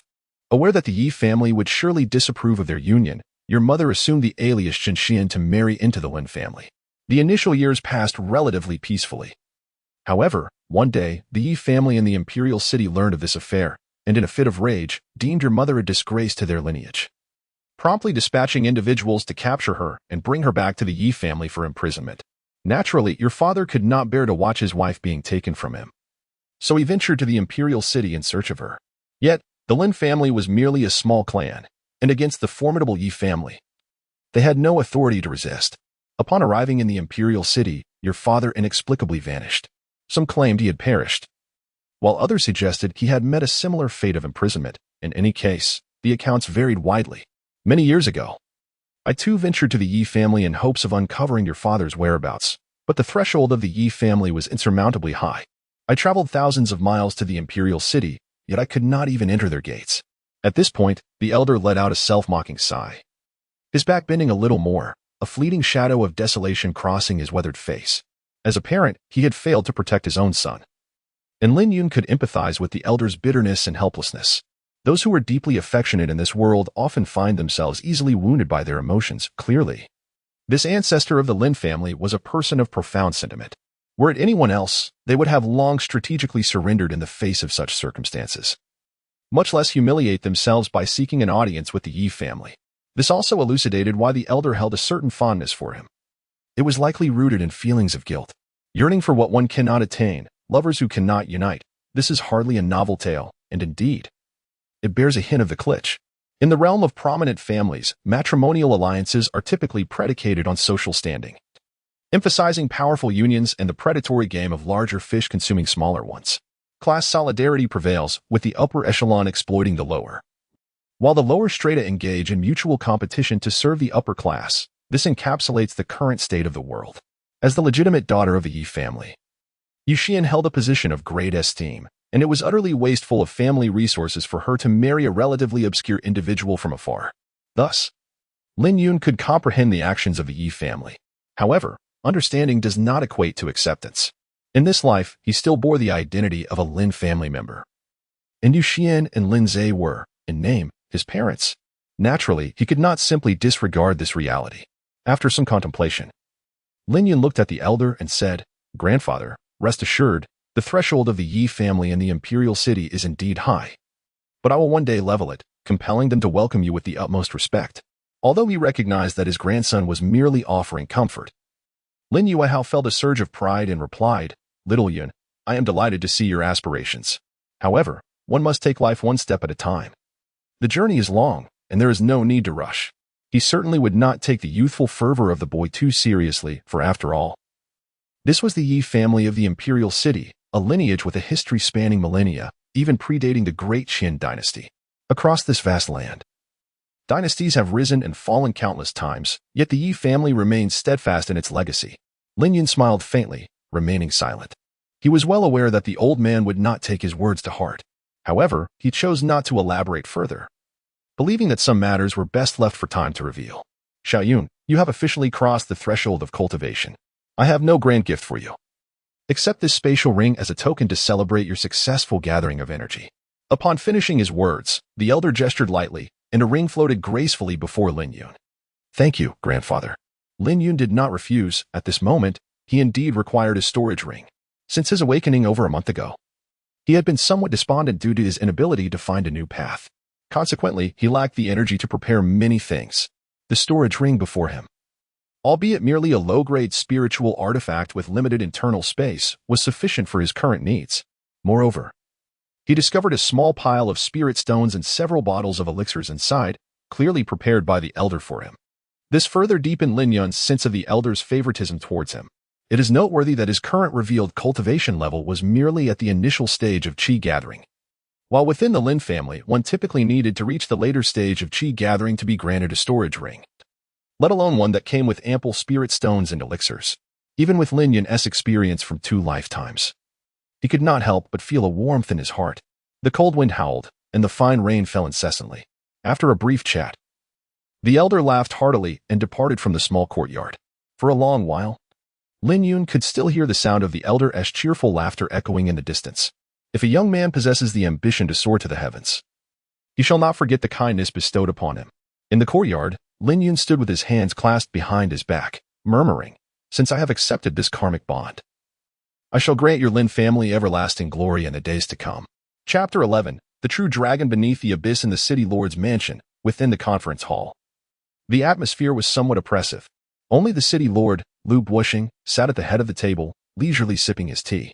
Below him, a dozen distinguished men and women occupied their seats, each one a figure of great renown within Qizhou City.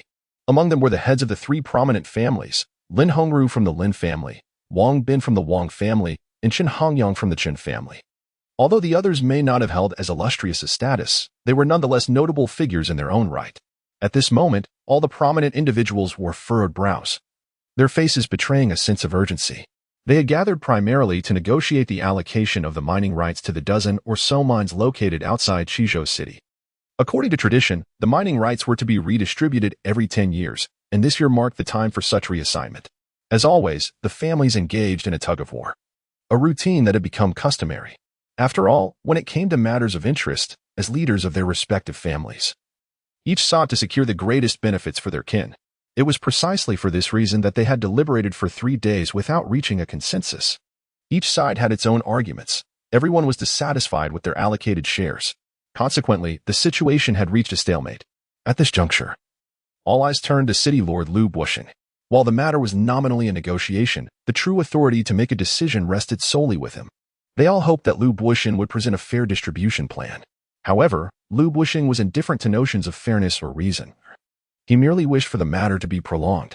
The longer the delay, the wealthier his coffers would become. During this time, the gifts received from the various families had already equated to years of his salary. Thus, Lu Buoxing merely attempted to placate them, saying, "This matter is rather complicated. To be honest, I am quite troubled by it. Why don't you all deliberate further?"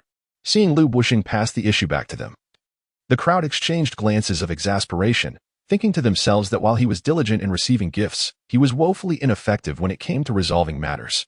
Though their dissatisfaction simmered beneath the surface, they dared not express their ire towards the City Lord of Qizhou, resigning themselves to the notion that those gifts were as good as fed to the dogs. Just as the atmosphere fell into another silence, a middle-aged man stood up and proclaimed, "Since everyone is dissatisfied with the previous distribution proposal, why not consider my suggestion? With the year's end approaching, I trust that the younger generation from each family has returned home. Since we cannot reach an agreement at the table, how about we settle this through martial combat? The rules are simple. Let the younger generation under 25 from each family compete. It will not be a matter of life and death, merely a contest of victory and defeat. The family that ranks higher will receive a larger share. What do you think?" The speaker was Wang Bin, the head of the Wang family. Upon his suggestion, silence enveloped the gathering. The leaders of the various families began to ponder whether this proposal would be beneficial for them. Some found it acceptable, while others harbored reservations. Soon, one individual rose to voice his dissent. "Wang Patriarch, I believe this is inappropriate. The 3rd generation of the 3 prominent families is undoubtedly far superior to our own young ones, making this arrangement rather unfair for us smaller families." The speaker was the head of a lesser family. His words quickly garnered agreement from others, as those factions slightly inferior to the three prominent families deemed the proposal inequitable. Seemingly anticipating this reaction, Wang Bin smiled and remarked, "The ongoing disputes primarily revolve around the allocations of the Dazhang, Juyuan, Songyun, and Yunling mines. My suggestion is to extract 20% of the shares from these four mines to be evenly distributed among the families outside the three prominent ones, while the remaining shares will be determined by combat among our three families." How does that sound? As soon as Wang Bin finished speaking, the heads of the lesser families' eyes glimmered with interest. This distribution method was advantageous for them. The Dazhang, Juyuan, Songyun, and Yunling mines were among the most valuable, consistently controlled by the three families over the years. They had not held much hope for these four mines, so any share would be considered a boon. Thus, they had no reason to refuse Wang Bin's proposal. "I support the Wang Patriarch's suggestion," one individual quickly expressed. Following that, a chorus of agreement ensued. "I concur. I have no objections. Agree." Before long, the only remaining heads of families who had not expressed their stance were Lin Hongru and Qin Hongyang.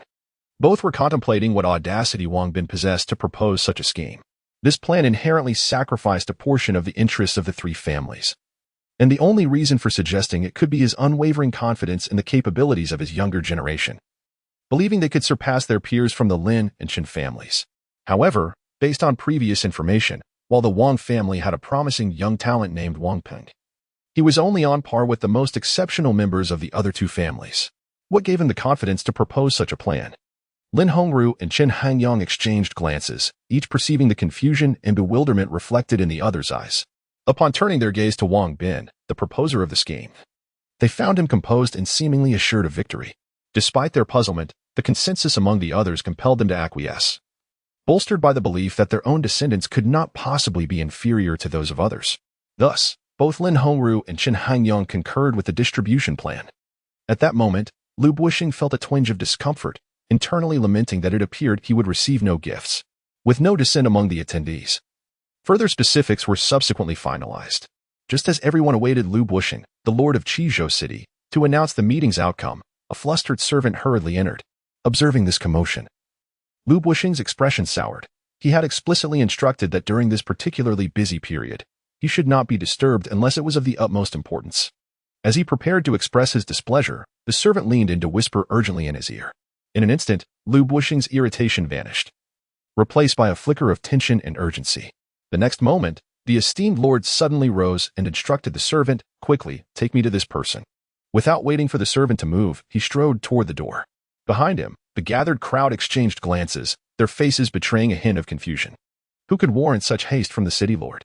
Surely even the esteemed Principal Qin Shan of Qizhou Academy would not provoke such an uncharacteristic display of urgency. In the reception hall of the city lord's residence, as Lu Buixing stepped inside, he immediately spotted an elderly man and a young woman awaiting him. The elder, clad in a gray robe with a gaunt visage, emanated an aura of authority born from long-standing prominence. Beside him, the young woman possessed striking features, bright eyes, luminous skin, and an ethereal grace that exuded an air of nobility. "Buixing, it has been a long time," the elder greeted first, smiling at Lu Buixing, the lord of Qizhou City. Lu Buixing inhaled deeply and approached respectfully, stating, "Buixing pays his respects to the prince." He did not anticipate that the visitor would indeed be this venerable figure. Years ago, he had been mesmerized by the elder's extraordinary presence from afar within the imperial city. At that time, he was merely an inconspicuous newcomer, while the elder had already ascended to the pinnacle of power within the realm. Although certain events had caused the elder to retreat into obscurity for a time, there was no doubt that he remained one of the most distinguished individuals in the land. Zhou Tianling expressed satisfaction with Lu Buixing's demeanor and remarked, "Buixing, I recall you were a student at Beichin Academy in your youth. I am no longer a prince. If you do not mind, you may simply call me teacher." Lu Buixing had no objections. In fact, he welcomed the opportunity, for addressing him as teacher felt far more intimate than prince. This was because the elder had once taught at Beichin Academy for a period. "Teacher, may I inquire what brings you here?" Lu Buixing maintained his humble stance, though the address had shifted from prince to teacher.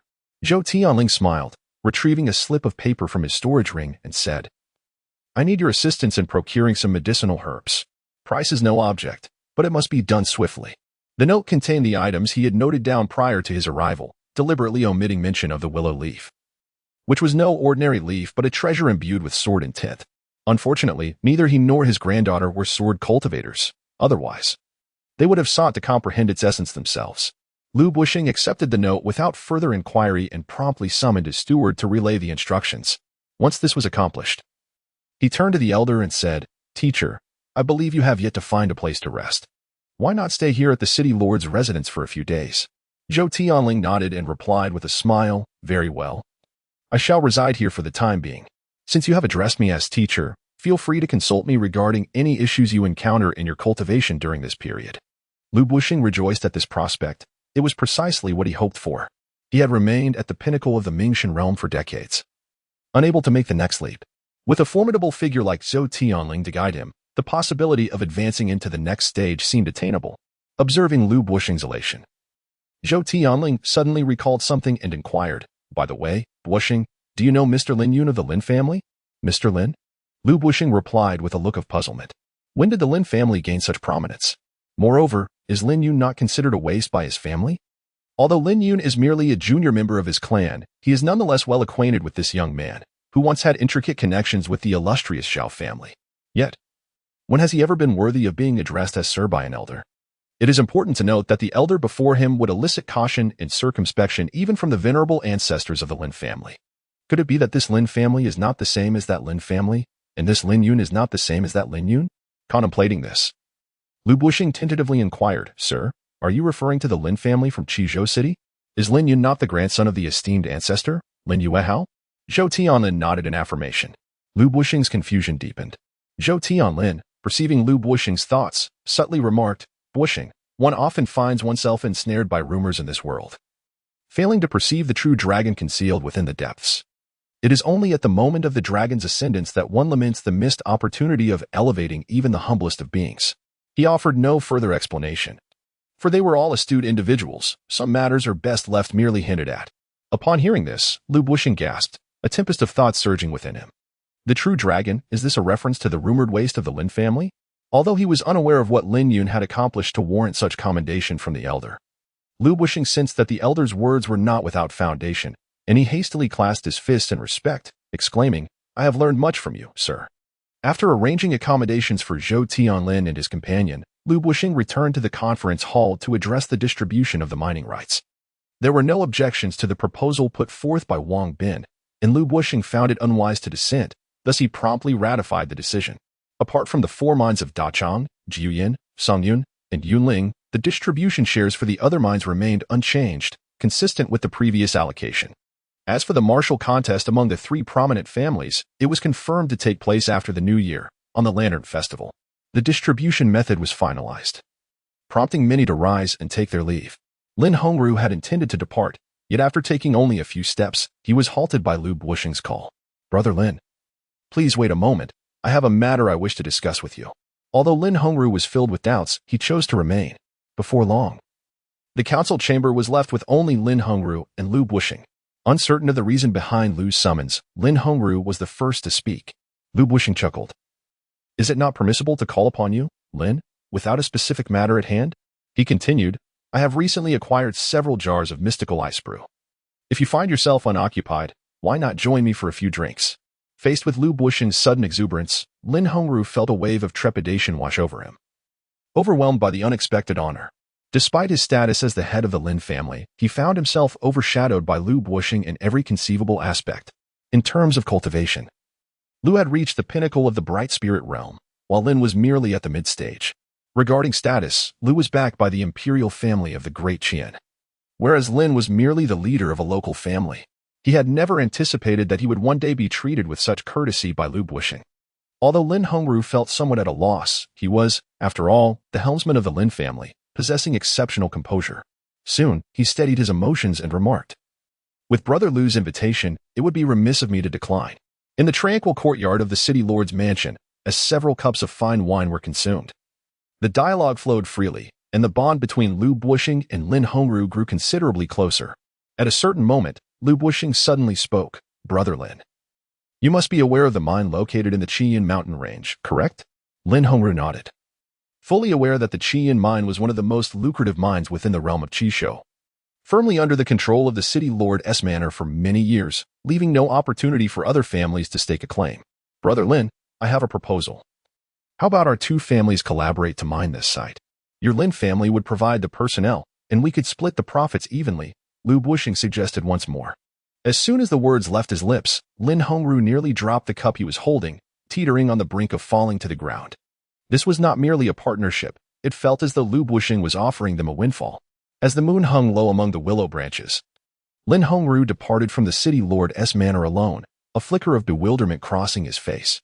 The events of the day were nothing short of astonishing, and he could not fathom the true intentions behind Lu Bushing's proposition. At their level, every utterance and action held ulterior motives. He could hardly believe that Lu Bushing was here out of sheer benevolence. Chapter 12. The Courtyard Duel. Unity of man and sword. I wonder if it is customary for a few rains to fall with each new year. The light rain that began 3 days ago shows no signs of abating. The rain, accompanied by a biting wind, dashed Lin Yun's hopes of venturing outside. Although he had recently advanced to the 9th level of Qi gathering with the aid of the spirit stones provided by Lin Yuehao, he was still not impervious to the harshness of cold and heat. Thus, he found himself once again confined within the small courtyard, with days marked by monotonous routines of cultivation and warming himself by the fire. Though he had long since grown accustomed to solitude, he discovered that, after shedding the cold, unfeeling aura, he was not as formidable as he had once imagined. Before long, a wave of negative and lonely thoughts surged within him. As before, he refrained from employing his sword intent to dispel the discomforting emotions. Instead, he endeavored to embrace the solitude. This was an experience starkly different from any he had previously encountered. In his past life, he was devoid of emotions, focused solely on the supreme path, rendering solitude his closest companion. However, in this life, with attachments now tethering him, solitude had transformed from a friend into a sharp blade, slicing through his heart with each passing moment. He occasionally pondered the necessity of human emotions, questioning why they must exist when they render one more vulnerable to pain. This did not seem a wise choice. He had always believed that only by adopting an unfeeling disposition akin to wood or stone could one traverse further. That women and emotional ties would merely hinder his swiftness in drawing the sword. This was the rationale behind his unwavering commitment to the path of the emotionless sword. In truth, his previous choices were, to some extent, justified. It was precisely because he was single-minded in his pursuit of the path, thinking of the sword while eating and dreaming of it while sleeping, that his cultivation progressed at an astonishing rate, surpassing his contemporaries. As he pondered the dichotomy of emotion and detachment, the answer presented itself before him. At that moment, a young woman appeared, clad in a well-tailored sky-blue gown, her inky hair cascading down to her waist. Her arched brows and bright eyes, paired with pearly white teeth, complemented her skin, which shimmered more brilliantly than the snowflakes in the sky, dazzling and radiant. Lin Yun's heart skipped a beat, as if infused with a potent catalyst, fervently circulating blood throughout his body. A subtle smile graced his lips as an epiphany struck him. Perhaps a sword wielded with emotion is indeed sharper than a blade devoid of feeling. The impetus of the former shifts from oneself to others. The art of swordsmanship transforms from a solitary endeavor into a quest fueled by the flutter of one's heart. This flutter can manifest in myriad forms, be it family, friends, or lovers. In contrast, the latter is driven solely by self-interest. And even the most resolute of hearts will eventually find their motivation waning, leading to an unsustainable path. At that moment, Lin Yun also grasped why one might embrace solitude. It is merely a precursor to welcoming the beauty that life has to offer. Had he not endured this period of loneliness and despair, would he feel such tumultuous emotions upon seeing the young girl now? His answer was a resounding no. Brother Yun, have you missed me? As he heard the familiar words from the girl, Lin Yun did not remain silent as he had before, gazing at her luscious, rosy lips. He chose to take the initiative this time. After a long and passionate kiss, Lin Yun lifted the young maiden and strode directly towards the bedroom. A friend of his once imparted the wisdom that the most exquisite scenery in the world does not reside at the pinnacle of swordsmanship, but rather within the delicate folds of a beautiful woman's gown. At that time, he remained non-committal, yet now he finds himself inclined to believe those words. Over the course of the next 3 days, Zhao Zi took up residence in this quaint courtyard. On the first day, they engaged in monotonous yet not uninteresting activities. The second day saw them optimizing their endeavors based on the previous day's experiences. By the third day, Lin Yun prepared to engage in a deeper exchange with the young maiden, armed with the latest proposal. However, at that moment, an unexpected visitor arrived. Meanwhile, on the bed, the maiden lingered in slumber, her fair visage still adorned with a lingering blush, evoking an irresistible desire to steal a kiss. Lin Yun reluctantly left the warm embrace of his cozy bed. The person seeking him was none other than his cousin, Lin Shuang. At that moment, the pride of the Lin family was clad in a fitted outfit, her hair elegantly styled in a simple updo, and she cradled an ancient long sword in her hands.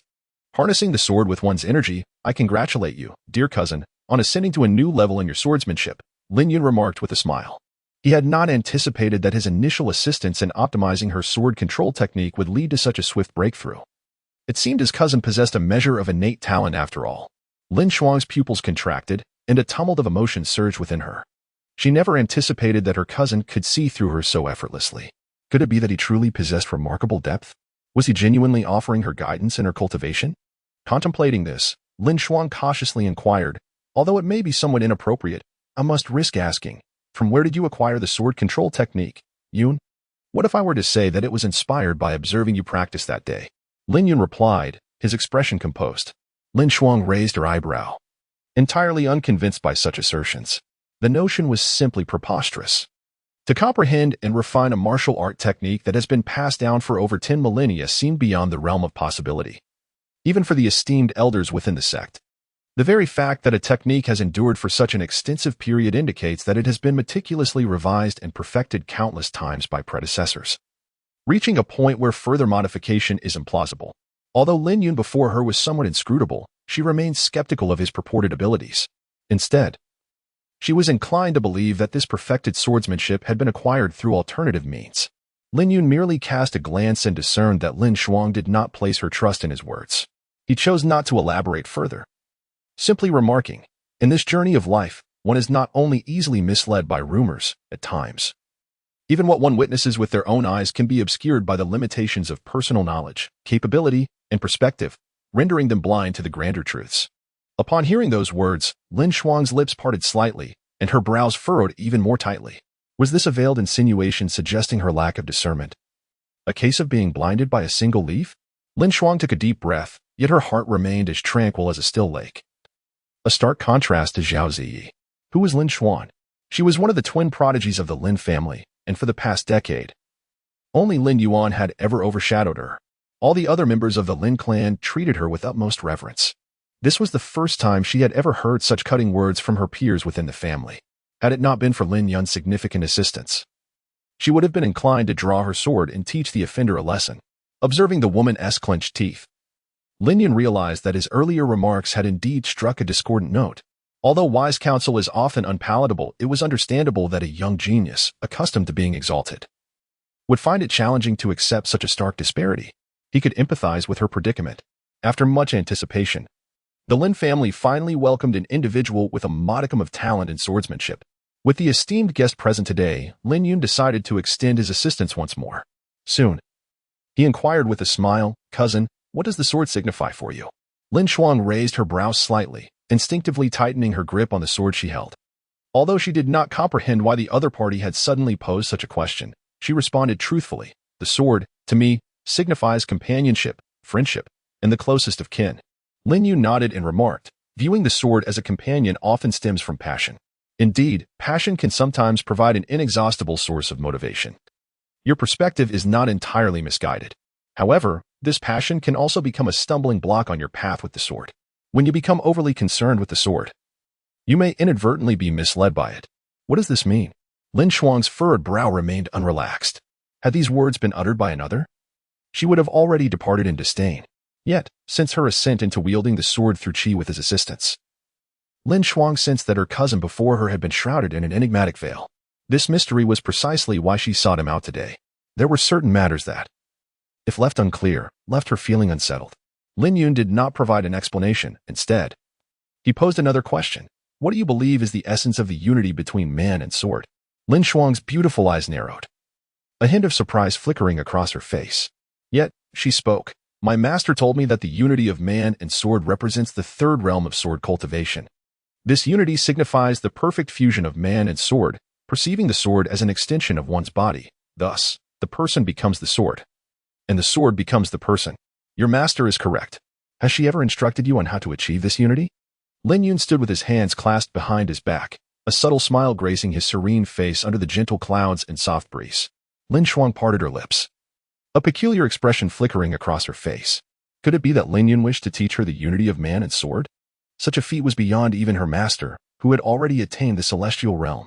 Although her master had comprehended the oneness of man and sword, it was through relentless practice day after day. Whenever she inquired about it, even her master could not articulate a clear explanation. However, she would never speak ill of her master. Instead, she recounted, "My master once told me that each individual possesses their own path, and the journey towards the unity of man and sword is one that must be intuitively grasped rather than verbally conveyed." Lin Yun maintained a stoic expression. Yet inwardly he was already critiquing the situation. This was hardly a matter of subtle understanding. It was quite evident that the individual lacked skill. However, he also recognized that mastering a concept and imparting that knowledge to others are two entirely different endeavors. Furthermore, many who claim to have achieved the unity of man and sword have not genuinely grasped its essence. They have merely stumbled upon the correct path amid countless others.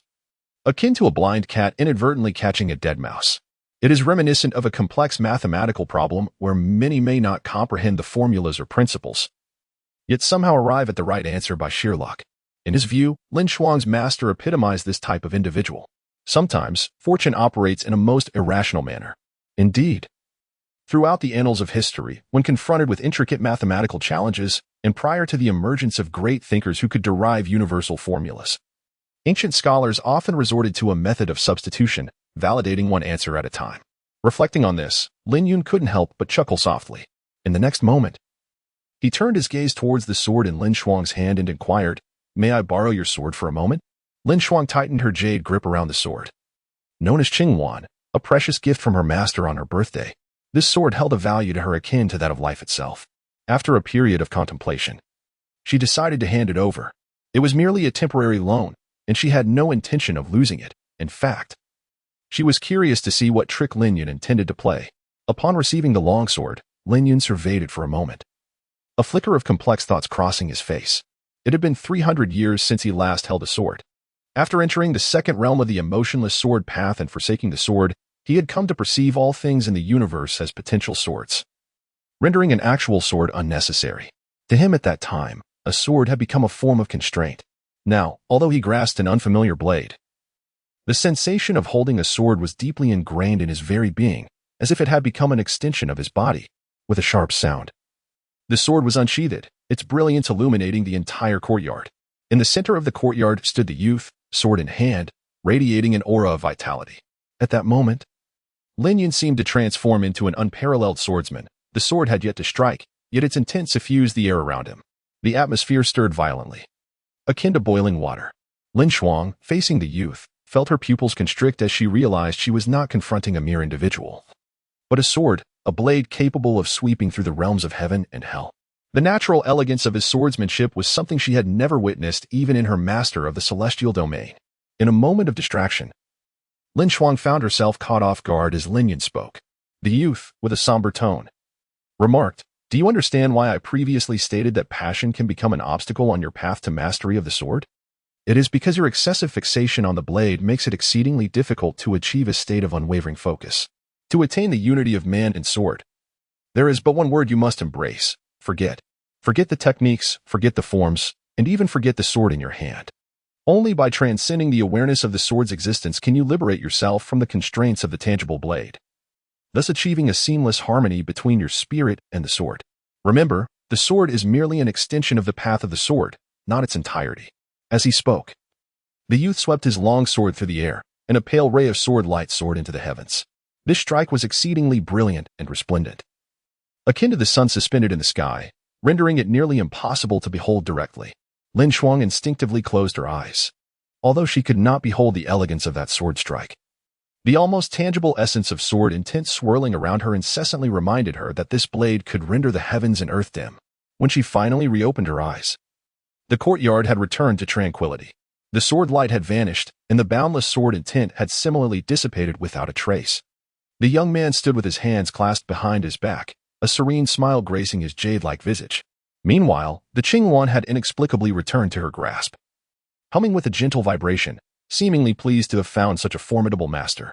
A tempest of emotion surged within Lin Shuang as she turned her gaze towards Lin Yun once more, unable to maintain her previous composure. That unparalleled sword strike she had just witnessed was something she might never be able to replicate in her lifetime.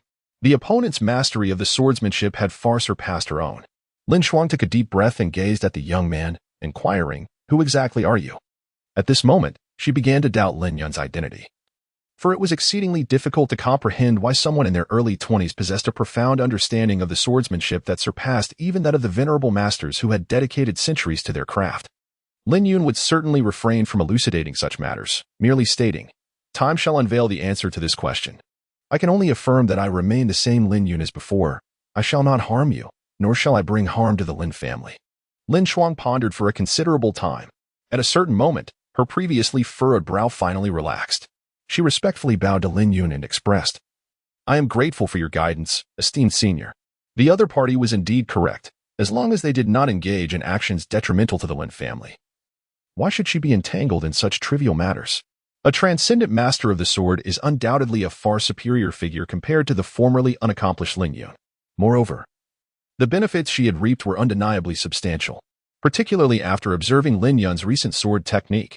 Although she could not immediately attain the realm of unity between man and sword, she had already discovered her path forward.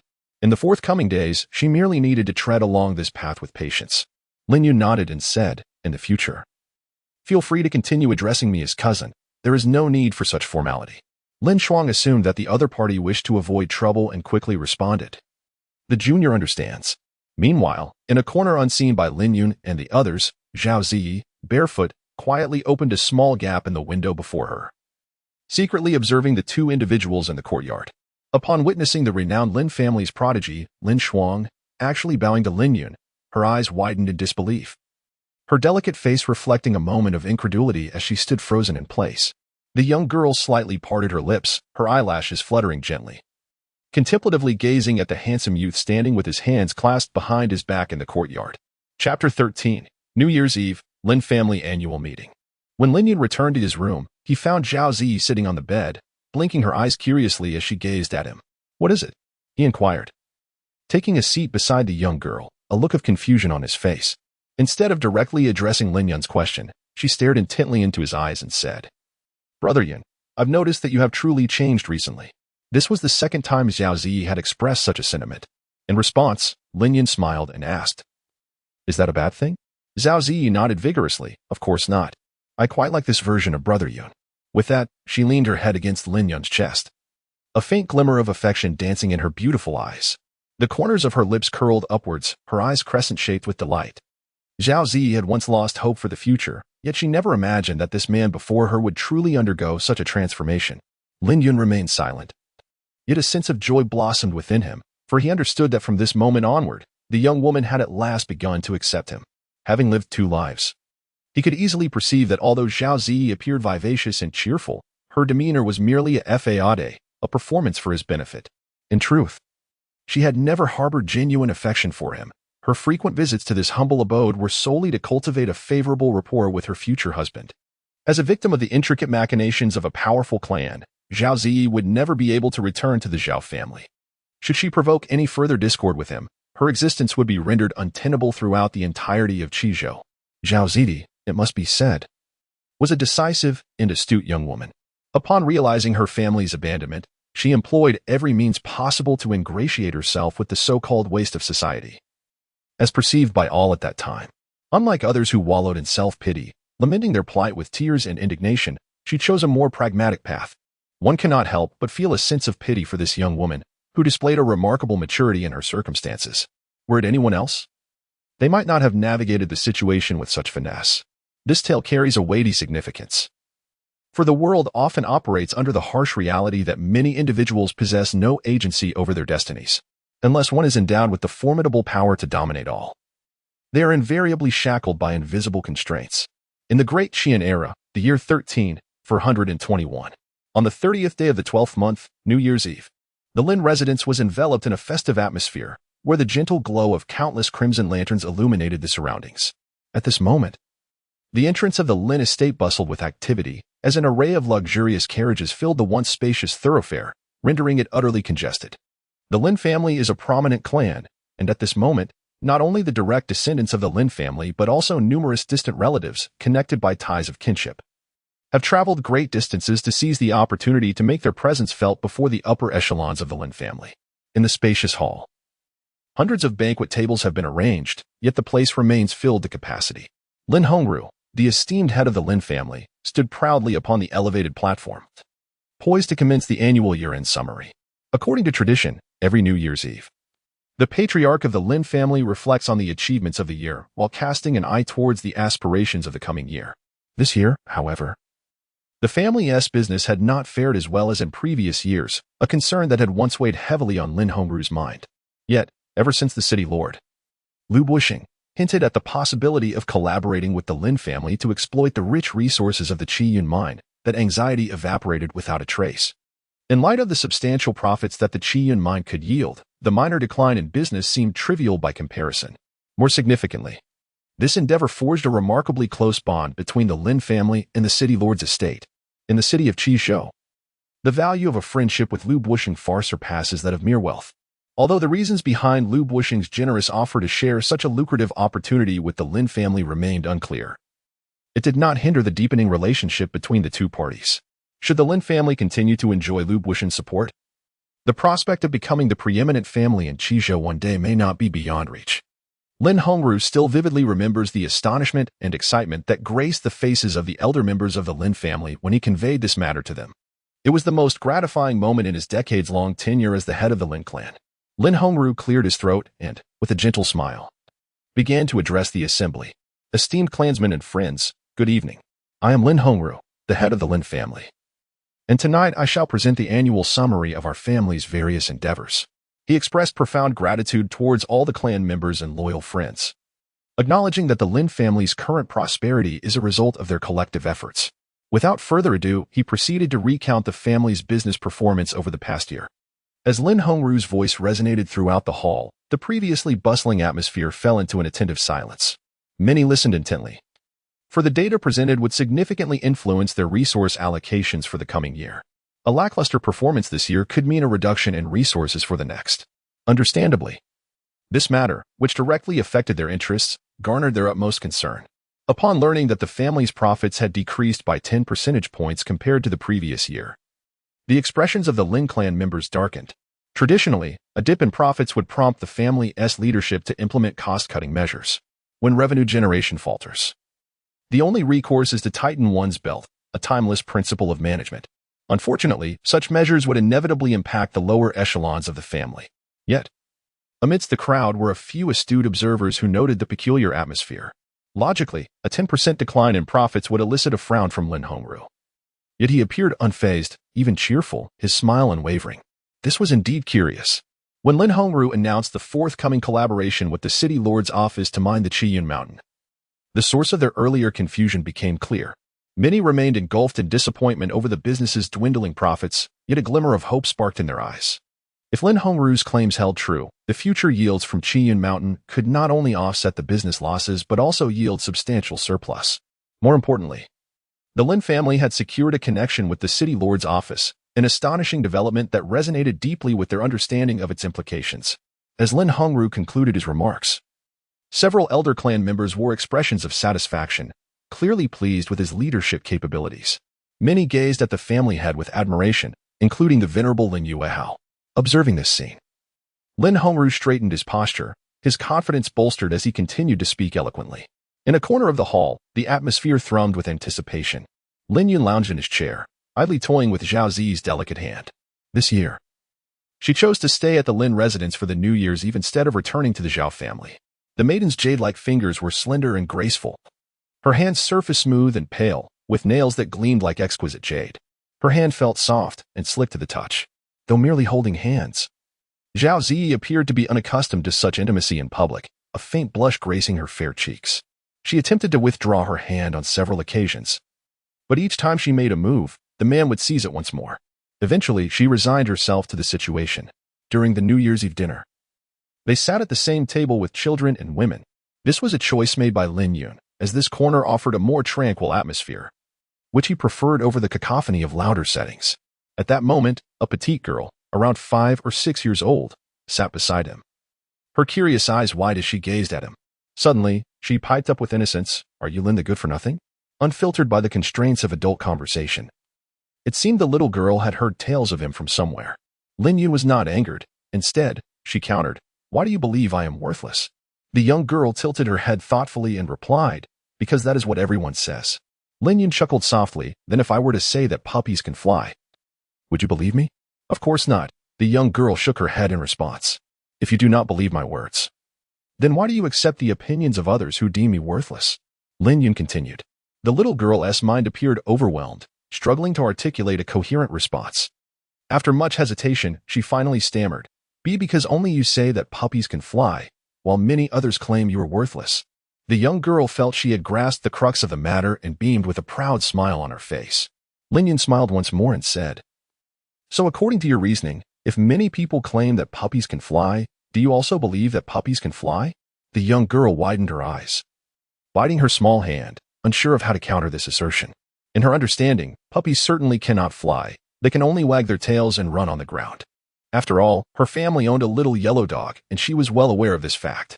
Although she recognized that there was a flaw in the other person's statement, she could not discern where the error lay. Observing the young girl's perplexed demeanor, Lin Yun decided to refrain from further teasing her and said, Thus, my dear, what you hear is not necessarily the truth. Do you agree with my statement? Just as I illustrated, if everyone claims that puppies can fly, would you then believe that puppies can fly? So, does that mean you are not foolish? The young girl blinked and replied. Although she did not fully grasp the intricate nuances, she understood the essence of what the other person was conveying. Lin Yun gently patted the little girl's head, smiling as he remarked, Indeed, I am certainly no good for nothing. As you navigate life, remember this adage, what you hear may be misleading, but what you see is the truth. The young girl, though somewhat perplexed, nodded in agreement, sensing the wisdom in his words. At that moment, a flamboyantly dressed woman approached from a distance. Upon witnessing the rumored Lin family's so-called waste placing his hand on her daughter's head, her expression shifted dramatically. The woman hurried over to sit beside her daughter, pulling her closer while casting a wary glance at Lin Yun. She had heard tales of his fiery temper and fierce disposition, and she wished to shield her daughter from any potential harm. In response, Lin Yun merely smiled in amusement, unfazed by her demeanor, and turned his attention to playing with Zhao Zi's tiny hand. Nearby, a young woman leaned in to whisper something into the mother's ear. When the mother learned that her daughter had openly referred to Lin Yun as a good-for-nothing, her heart leaped into her throat.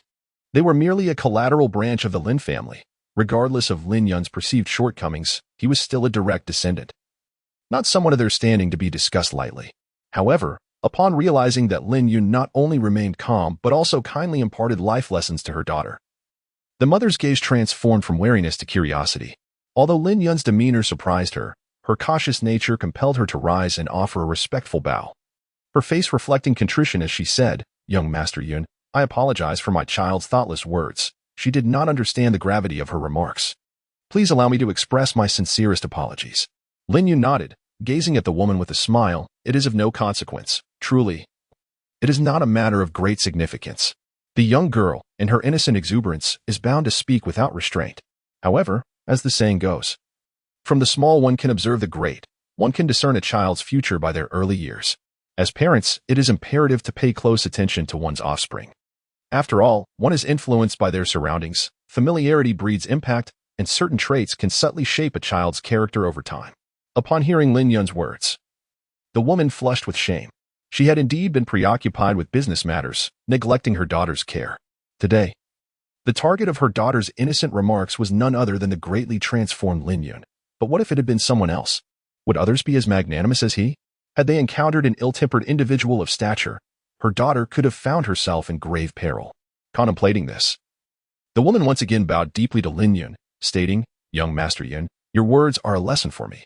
The little girl, observing her mother's gesture, realized she might have caused trouble. She tugged at Lin Yun's sleeve, her small eyes glistening with tears. Brother Lin Yun, I am sorry. If anyone should be scolded, let it be me, not my mother, please. As she spoke, her emotions overwhelmed her, and tears cascaded down her cheeks, transforming the once delicate and charming girl into a weeping little cat. Lin Yun did not anticipate the profound bond shared between the mother and daughter, nor did she foresee the young girl bursting into tears out of compassion for her mother. Lin Yun harbored no resentment towards the mother and daughter. He swiftly offered comfort to the young girl, saying, I harbor no ill feelings towards your mother. Please do not cry any longer, all right? If you continue, it will not be a pleasant sight. After uttering these words, Lin Yun gently wiped away the tears from the girl's face. Upon hearing his reassurances, The girl ceased her sobbing, and with her large, red-rimmed eyes, she asked, "Brother Lin, is what you said true? You truly will not blame my mother?" "Of course. I never tell lies," Lin replied with a smile. "Then let us make a pinky promise." The little girl extended her tiny hand. Gazing at Lin with eager anticipation, Lin's lips twitched. This seemed rather childish. The words he had offered to comfort the little girl today were already an extraordinary display of his character. In his previous self, he would have never uttered such sentiments. Yet, unexpectedly, he now found himself engaging in a trivial game of pinky swear with a 5 or 6-year-old girl. "Brother Lin, don't you want to make a pinky swear with Xiaoya?" The little girl pouted. Observing this scene, the woman nearby stifled a laugh and remarked, "Xiaoya, stop being silly. Brother Lin is an adult. How could he possibly play such a childish game?" However, no sooner had the woman's words left her lips than Lin raised his right hand. In that moment, his large hand met the small one of the girl. Watching this spectacle, Zhao Zi's eyes sparkled with a hint of wonder. Today, she was discovering a different side of Lin. The world had labeled her future husband as a temperamental, mediocre good-for-nothing. Yet, she now perceived him as gentle, graceful, and a rare gem among men. Just as Zhao Zi reveled in this heartwarming scene, a wave of inappropriate murmurs arose around them. "Look, isn't that Lin? How despicable! Bullying a child." As expected. He is a direct descendant. He bullies the little girl, and now the adults must apologize. Is this the extent of Lin's prowess? "Shoo, keep your voice down. Don't let him hear you." Zhao Zi frowned, clearly displeased with these malicious speculations made without understanding the full context. They had only witnessed the girl crying and the woman apologizing, without grasping the true situation. At that moment, even the little girl defended Lin, saying, "Brother Lin, what they are saying is too much. It's not at all as they claim." Yet, Lin remained unfazed, merely patting the little girl's head and asking, "Do you remember what I taught you earlier?" The girl nodded earnestly. I remember. You said that what we hear isn't always true, and also. The little girl pondered while nibbling on her small hand. Suddenly, her eyes lit up with excitement as she exclaimed, "Brother, you also said. What is heard is but a shadow. What is seen is the truth." Lin encouraged with a nod and spoke, "Now, let me teach you another phrase. What the ear hears may be false, and what the eye sees is not necessarily true." The little girl blinked her large eyes at Lin. Clearly bewildered by the meaning of this saying, Lin elucidated, "This statement implies that what one hears may not necessarily be the truth, just as what one sees may also be deceptive. For instance, at this very moment, they witnessed your tears and thus, naturally conclude that your brother has wronged you.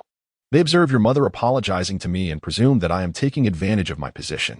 These are their own observations, yet they arrive at utterly irrelevant judgments. So, how can Xiaoyu discern truth from falsehood in the future?" The young girl, eager to learn, gazed attentively at Lin. Lin succinctly stated, "Feel with your heart and test with time." Chapter 14. The Lin family competition on the high platform. Lin Hongru's speech was drawing to a close. The members of the Lin family below were taken aback upon hearing that several mines this year would have their share distribution determined through martial combat. A chorus of gasps erupted. Some displayed anxious expressions, while others were filled with excitement. Among the exhilarated was Lin Yuan, a leading figure of the younger generation within the Lin family. At this moment, he was no longer content with his current reputation. He had longed for the day when he would truly make a name for himself in Qizhou. The impending competition against the other two prominent families seemed like a fortuitous opportunity to fulfill that aspiration. As for the possibility of defeat, that notion had never crossed his mind. Since becoming the third-generation leader of the Lin family, he had never lacked confidence. With this thought, Lin Yuan glanced at Lin Shuang, who was seated not far from him, murmuring to himself, "Tonight, I shall make you my first target. Consider it a warm-up before facing the Wang and Qin families." According to the customary practice of previous years, following the annual meeting summary, there would be a small competition for the younger generation. The purpose of this contest was not only to gauge the overall strength of the third generation of the Lin family, but also to provide a stage for those family members who usually remained in the shadows to showcase their abilities. Lin Yuan's steadfast position as the leading figure among the younger generation of the Lin family can be attributed to his consistent victories in the annual competitions. As time progressed, Lin Hongru began to speak of the forthcoming grand annual contest. Upon hearing this, numerous young men and women began to eagerly prepare themselves, their spirits ignited with anticipation. Each individual aspired to outshine their peers on this highly anticipated day, hoping to capture the attention of the Lin family's upper echelon. To this end, many had commenced their preparations for today's grand competition several months in advance. The results of the Lin family competition are closely intertwined with the resources they will be able to acquire in the coming year. Although the Lin family is a prominent clan, it does not engage in charitable endeavors. To receive further cultivation, one must demonstrate a talent that is commensurate with such opportunities. Observing the excited expressions of the young descendants below, Lin Hongru smiled gently and began to elucidate the details of the grand competition. This year's contest, much like those of previous years, will advocate for battles within the same realm, with a minimum cultivation level of mid-gathering qi. Naturally, should the challenger have no objections, disparities in cultivation levels may be permitted. There are no limits on the number of rounds. Challenges will continue until there are no more initiators. The individual who remains standing at the end shall be declared the victor of this round. I hereby announce the commencement of this year's grand competition. As Lin Hongru's words echoed in the air, a youth clad in blue could hardly contain his excitement and swiftly rose to his feet.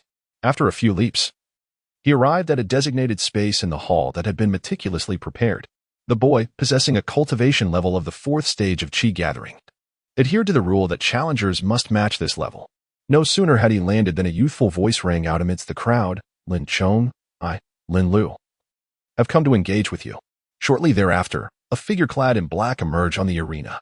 In no time, the two were locked in combat. The arena was filled with surging vital energy, and the sound of fists and feet striking resonated powerfully. Their fierce exchange elevated the atmosphere to a fever pitch, with gasps of astonishment rising and falling like a wave. Though the Lin family is a clan of cultivators, not every member possesses the aptitude for cultivation.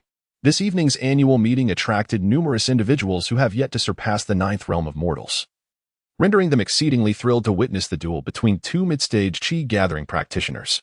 These members of the Lin family, often relegated to remote towns to manage businesses due to their mediocre talents, rarely have the opportunity to behold such spectacles. Many were so excited that they waved their arms in delight, as if they themselves were the ones battling on stage. A number of distant relatives of the Lin family turned to their children and said, "Did you see that? This exemplifies the heritage of the Lin family's main lineage. Even a youth under 18 possesses the strength of the 4th realm of qi gathering. You must strive diligently." Upon hearing their elders' expectations, the children's eyes sparkled as they gazed at the remarkable young man on stage, their faces revealing a hint of envy and aspiration. In stark contrast to the enthusiasm of others, Lin Yun found the contest rather dull, preferring the more intriguing pastime of holding the delicate hand of the young lady beside him. However, while he found little enjoyment in the duel, Zhao Ziyi was captivated by the spectacle. Having recently achieved the 1st stage of qi gathering, she was clearly enthralled by the clash of the two 4th stage practitioners. So engrossed in the bout was she that she failed to notice Lin Yun grasping her other hand as well. Observing her equally porcelain-like hand, Lin Yun resolved to deter Zhao Ziyi from practicing any martial arts related to weaponry. Such a flawless hand would be far too precious to wield a crude sword or knife. It seemed prudent to inquire about the technique she was practicing. Should there be any inclination towards weapon use, he would certainly intervene. At that moment, Zhao Ziyi turned to see Lin Yun holding both of her hands. Her fair cheeks instantly tinged with a rosy hue. To an outsider, they appeared as a pair of affectionate, long-married couples. Yet, the truth was that Zhao Ziyi's change of heart towards Lin Yun had only transpired within the past month. "Brother Yun, who do you think will win? Lin Chong or Lin Lu?" Zhao Ziyi attempted to divert Lin Yun's attention, hoping he would release her hands. However, Lin Yun merely glanced over and remarked, "Lin Chong may appear formidable, yet he is merely a fade lacking substance. His moves are ostentatious but ineffective. In less than 3 exchanges, his true energy will be depleted, leading to his defeat at the hands of Lin Lu." Upon hearing Lin Yun's words, Zhao Ziyi turned her gaze back to the arena. And indeed, she witnessed Lin Chong, who had been dominating the fight, suddenly deflate after taking a blow from Lin Lu. His energy waned, and he was progressively forced back until, in a matter of moments, the cloaked youth Lin Lu seized the opportunity and sent him flying off the stage. It unfolded precisely as Lin Yun had predicted. Zhao Ziyi turned to Lin Yun with wide, astonished eyes, her delicate lips slightly parted, her fair face reflecting disbelief. Lin Yun observed her shock with a sense of inevitability. After all, he had once stood among the pinnacle of the celestial realm. If he were unable to foresee the outcome of a duel between two mere qi-gathering youngsters, he might as well end his own life with a block of tofu. At that moment, he contemplated whether he should prepare a cultivation manual for Zhao Ziyi. Her innate talent was rather lacking, and without the guidance of a technique, reaching the qi-gathering realm could very well be her limit. He certainly did not wish to witness such a fate. He had yet to hold her hand sufficiently. The dilemma lay in the fact that while his mind was filled with numerous techniques, he was uncertain which would be most suitable for her. It was indeed a peculiar kind of worry. Meanwhile, the competition on the stage continued to unfold with fervor. The initial excitement among the audience gradually turned to apathy. Although the duels of chi-gathering practitioners were visually appealing, even the most exquisite sights can become tiresome with repetition. As time passed, the stage soon became empty. Yet, anticipation surged once more as, according to tradition, it was now time for the two renowned figures, Lin Yuan and Lin Shuang, to take the stage. All eyes shifted to Lin Yuan and Lin Shuang, the two prodigies of the Lin family. In the midst of the crowd's attention, Lin Yuan slowly rose and made his way to the arena. Clad in splendid attire, his tall figure and handsome visage radiated confidence and tranquility, exuding an air of effortless grace. As he stood, murmurs of admiration filled the air. That is Lin Yuan, the leader of the younger generation of the Lin family. His extraordinary aura is undeniable. He is indeed the most gifted among the clan's youth. It is said that he completed the transformation of his true energy into true essence just a few months ago, entering the opening essence realm. Lin Shuang must be at the same level as well. This is the pinnacle duel of the Lin family's younger generation. Witnessing such a grand occasion makes the long journey to this annual meeting worthwhile. Basking in the praises of the crowd, Lin Yuan's lips curled into a subtle smile. Who in the world does not recognize you? This is the acclaim I have long sought. At a certain moment, Lin Yuan's smile faded as he fixed his gaze on Lin Shuang seated below. Sister Lin Shuang, will you not come up? You have contended for the title of Lin family's leading figure alongside me for over a decade. Come forth. Let me see how much progress you have made this year. Standing with his hands behind his back, he exuded an air of nonchalance, as if he had never regarded the other prodigy of the Lin family with any seriousness. This demeanor led many to believe that Lin Shuang was destined to lose. After all, she had been defeated for over a decade, and facing such a dominant Lin Yuan, another loss seemed all but inevitable. Even Lin Hongru, the head of the Lin family, wore a confident smile, for Lin Yuan was his son. Recently, he had enjoyed a string of successes, having forged a close connection with City Lord Lu Bushing. And now his most cherished son maintained the same formidable presence as in previous years. This illusion of divine favor filled him with pride. My elder brother is indeed the head of the Lin family, esteemed by City Lord Lu. Now, with a nephew like Lin Yuan, a true dragon among men. Congratulations are in order, spoke Lin Wu, the second son of the Lin family. Lin Shuang is his daughter, even as Lin Shuang's father. He harbors little hope for her success. Currently, Lin Hongru has just accomplished a significant feat, his influence unparalleled for the moment. Thus, despite feeling deeply disheartened, he musters the words to offer a few compliments. Aha, well said, well said. Lin Hongru chuckled softly, humbly remarking, you flatter me, dear brother. Although this young lad of mine possesses some talent, my niece is not any less remarkable. Both of them represent the future hopes of the Lin family. The youth are spirited and competitive. I can only wish that their fervor does not lead to any discord between them. As Lin Hongru's voice faded, the esteemed elder of the Lin family, Lin Yuehao, seated at the forefront, interjected, what the eldest has said is indeed correct. Minor skirmishes among the younger generation are of little consequence. However, it is imperative that we ensure no animosity arises between them. After the grand competition, regardless of the outcome, both of you must take great care to soothe Xiao Yuan and Xiao Shuang. Upon the elder's conclusion, Lin Hongru and Lin Wu responded in unison, Father, we understand. Lin Yuehao nodded subtly, his gaze drifting towards Lin Yun, who lingered in the distant corner. In his heart, he yearned for his grandson to be the one standing atop the platform. This sentiment was not born out of favoritism, rather, it stemmed from the disdainful words spoken to him years ago by a certain individual who had looked down upon him and proclaimed, you of the Lin family. With your lowly bloodline, dare to wed a daughter of the Yi family? Such a union would tarnish our esteemed lineage. The recollection of that moment still gnawed at Lin Yuehao's heart, filling him with a profound ache. He longed for the day when his grandson could rebut that arrogant declaration. However, over the past 2 decades, not only had he failed to achieve that, but the reality had only served to reinforce the contemptuous assertion. At times, he found himself questioning whether it was indeed his family's bloodline that sullied the Yi family's noble heritage. It was difficult to fathom why his younger son, despite possessing remarkable martial talent, could not even surmount the threshold of the mortal realm's 9th stage, especially when compared to the illustrious descendants of the Yi family. Fortunately, Lin Yun had recently managed to gather his energy successfully. Although he remained far from the heights of prominence, it provided Lin Yuehao with a modicum of solace. At a nearby table, amidst the whispers of the crowd, Lin Shuang rose slowly, her long sword cradled in her arms. Yet, in that moment of rising, her gaze did not fall upon Lin Yuan on the arena, but rather swept towards the corner where Lin Yun sat. The young man appeared utterly indifferent to the focal duel of the Lin family's dual prodigies, slumped in his chair with his head bowed, exuding an air of utter disinterest. Lin Shuang forced a bitter smile, contemplating that her confrontation with Lin Yuan must seem akin to a child's skirmish in his eyes. The young girl took a deep breath and gradually approached the arena. The match, which she had eagerly anticipated for so long, suddenly felt rather tedious. With a broadened perspective, the significance of the so-called leader of the younger generation of the Lin family paled in comparison to the grandeur of the true path. As Lin Shuang ascended the stage, Lin Yuan, who had been waiting for a while, spoke coolly. "Sister Lin Shuang, draw your sword. If you can defeat me, you shall become the leader of the younger generation of the Lin family." As Lin Yuan spoke, a subtle smile graced his lips, and his eyes radiated an intense confidence. However, upon hearing Lin Yuan's words, Lin Shuang sighed and replied, "No matter who emerges victorious or defeated tonight, we are far from claiming the title of first." Lin Yuan furrowed his brow and said, "Sister Lin Shuang, what do you mean by this?" It was impossible for him not to feel perplexed. According to the implications of her words, could it be that there were peers within the Lin family who were superior to the two of them? Lin Shuang offered no further explanation, for it seemed that Lin Yun was reluctant to reveal his true capabilities, merely uttering, "You will understand in due time." She then unsheathed the Qinghuan sword. With a resounding chime, a brilliant flash of sword light erupted, and the two prodigies of the Lin family were instantly embroiled in fierce combat. Lin Yuan wielded a long spear, executing movements that were bold and forceful, embodying a raw, dominating power.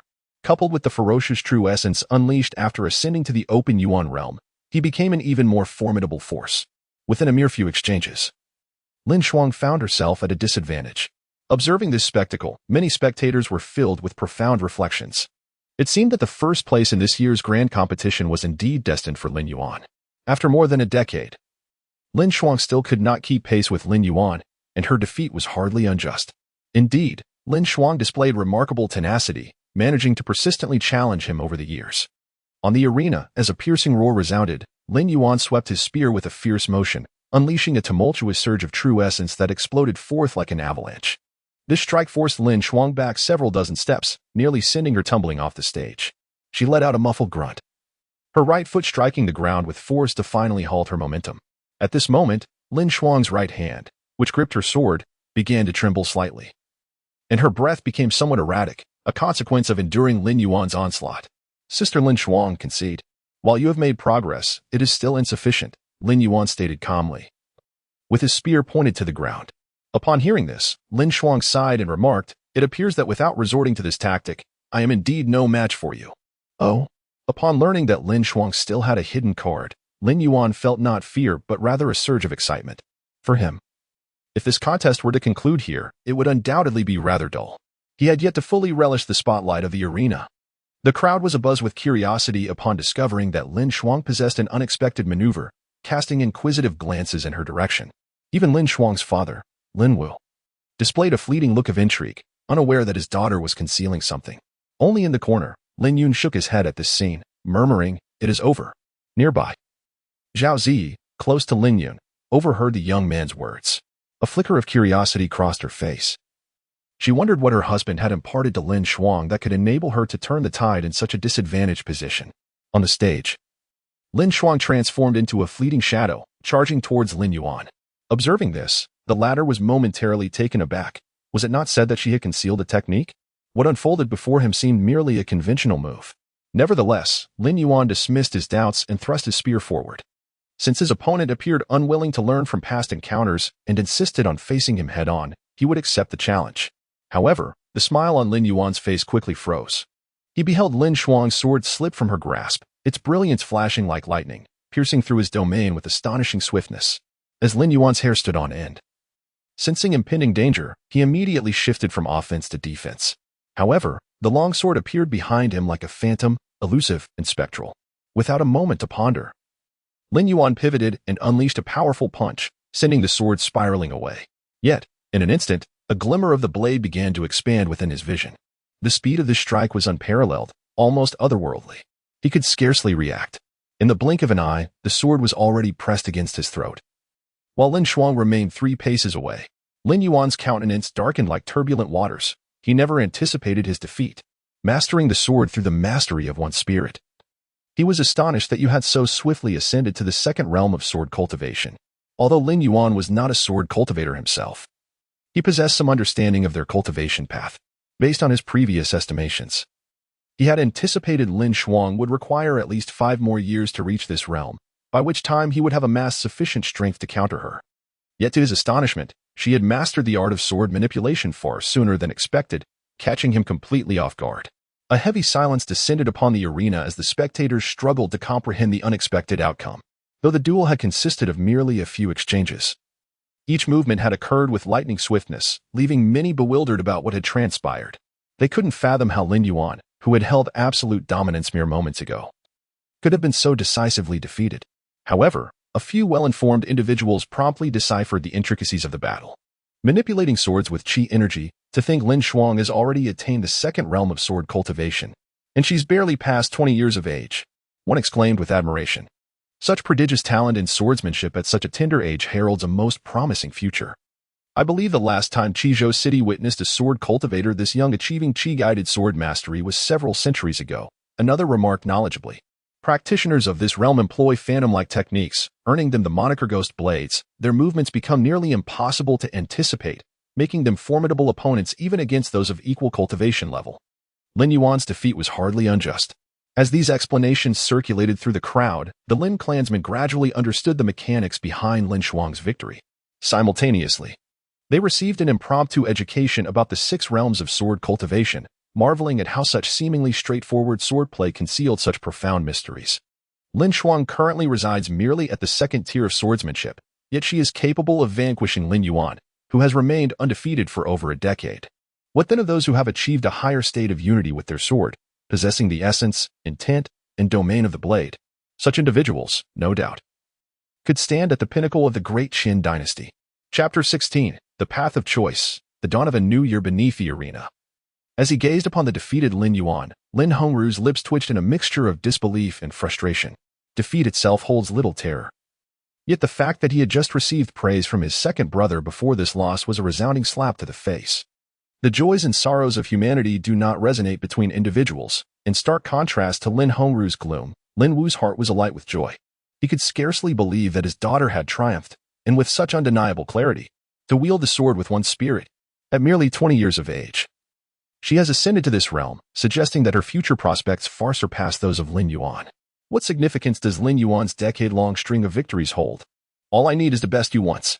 As he witnessed his granddaughter's prowess in swordsmanship, Lin Yuehao was equally elated. Turning to his second son, he remarked with a smile, Xiao Shuang performed admirably. Let us reserve those few bottles of premium Peiyuan pills for her. Upon hearing this, Lin Wu promptly expressed his gratitude. The superior Peiyuan pill was an exceptionally valuable treasure for the Lin family, and he was astonished that the elder had generously bestowed the entire lot upon his daughter. This left him feeling elated, experiencing a sense of vindication and a turn of fortune. Meanwhile, Lin Hongru, standing nearby, felt increasingly disheartened, as the superior Peiyuan pill had originally been intended for Lin Yuan.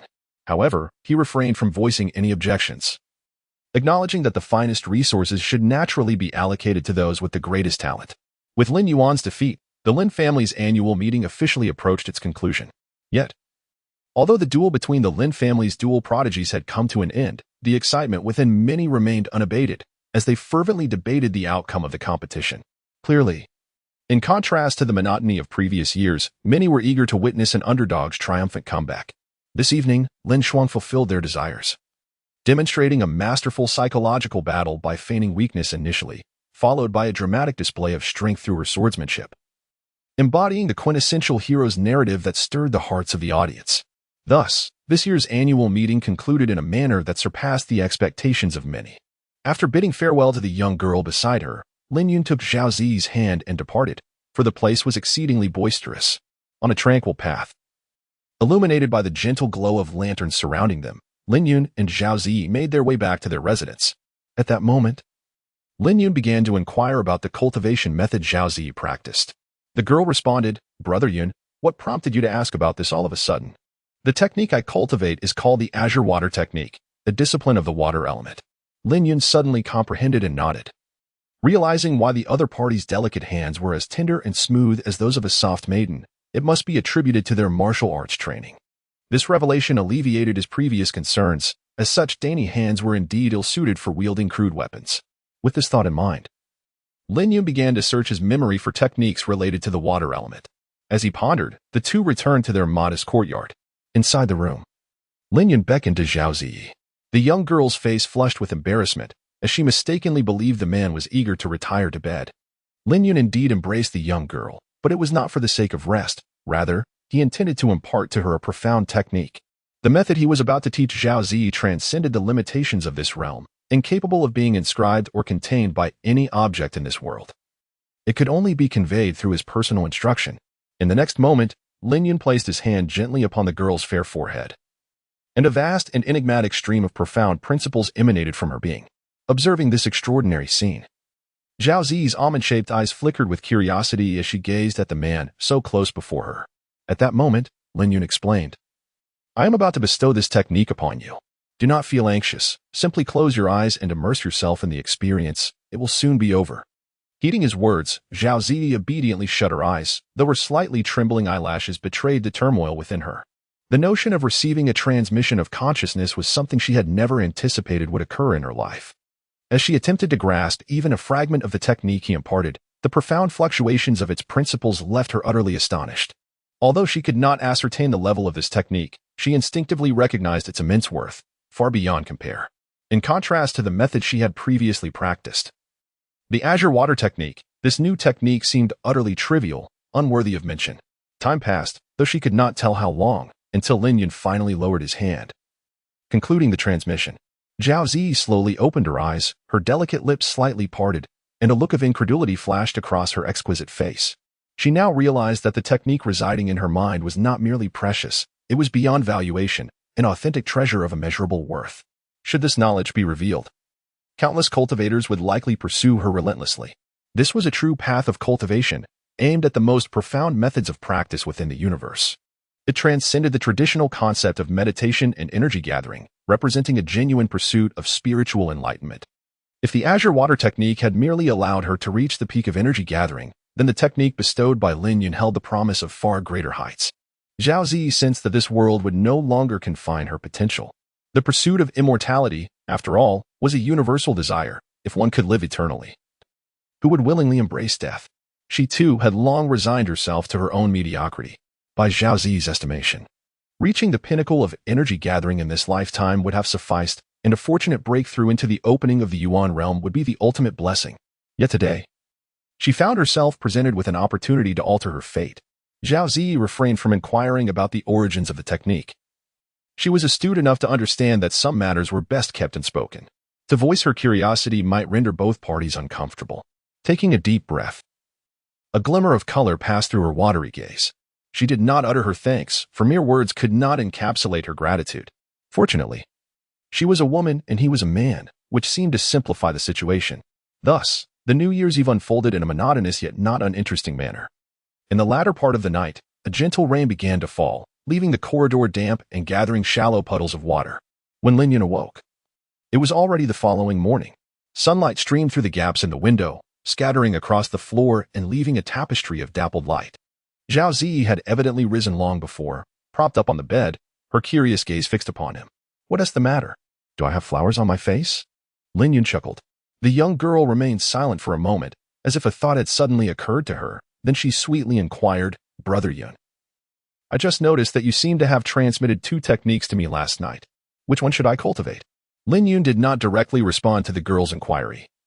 Instead, he posed a question of his own. "Which cultivation technique do you aspire to master the most?" Zhao Ziyi pondered for a moment before replying, "The first technique. The Xinshuazhen Jing aligns most harmoniously with my constitution, yet the second technique, the Jiutian Xin Nu Jing, appears to be somewhat simpler. However, I have yet to thoroughly examine either technique, so I am uncertain which would be superior. Cultivation techniques are not akin to divine powers or martial skills, generally. One cannot cultivate multiple techniques concurrently. A practitioner is permitted to focus on only one technique at a time, as attempting to do otherwise may lead to chaotic internal energies, resulting in catastrophic consequences. The so-called alteration of cultivation techniques is only feasible after dissipating the original attribute energy, allowing for the cultivation of a new technique." Lin Yun did not conceal the truth from the young girl, but rather candidly elucidated the distinctions between the two martial arts texts. The Xin Shuaizhen Jing is a quintessential water-based technique, lacking in need for elaboration. Mastering it to its utmost realm allows one to directly touch upon the path of water. Conversely, the Jiutian Xin Nu Jing is a more dubious practice, leaning towards the esoteric and often employed by practitioners of dark arts for the purpose of seizing the cultivation of others, effectively crafting a bridal garment for another. Typically, those who pursue such a technique are either deceived or find themselves ensnared against their will. Lin Yun imparted the Nine Heavens Xian Nu Sutra to Zhao Ziyi not with the intention of seizing her cultivation in the future, but merely to provide her with an additional choice. In this world, all things possess both light and shadow. Where there is possession, there exists counterpossession.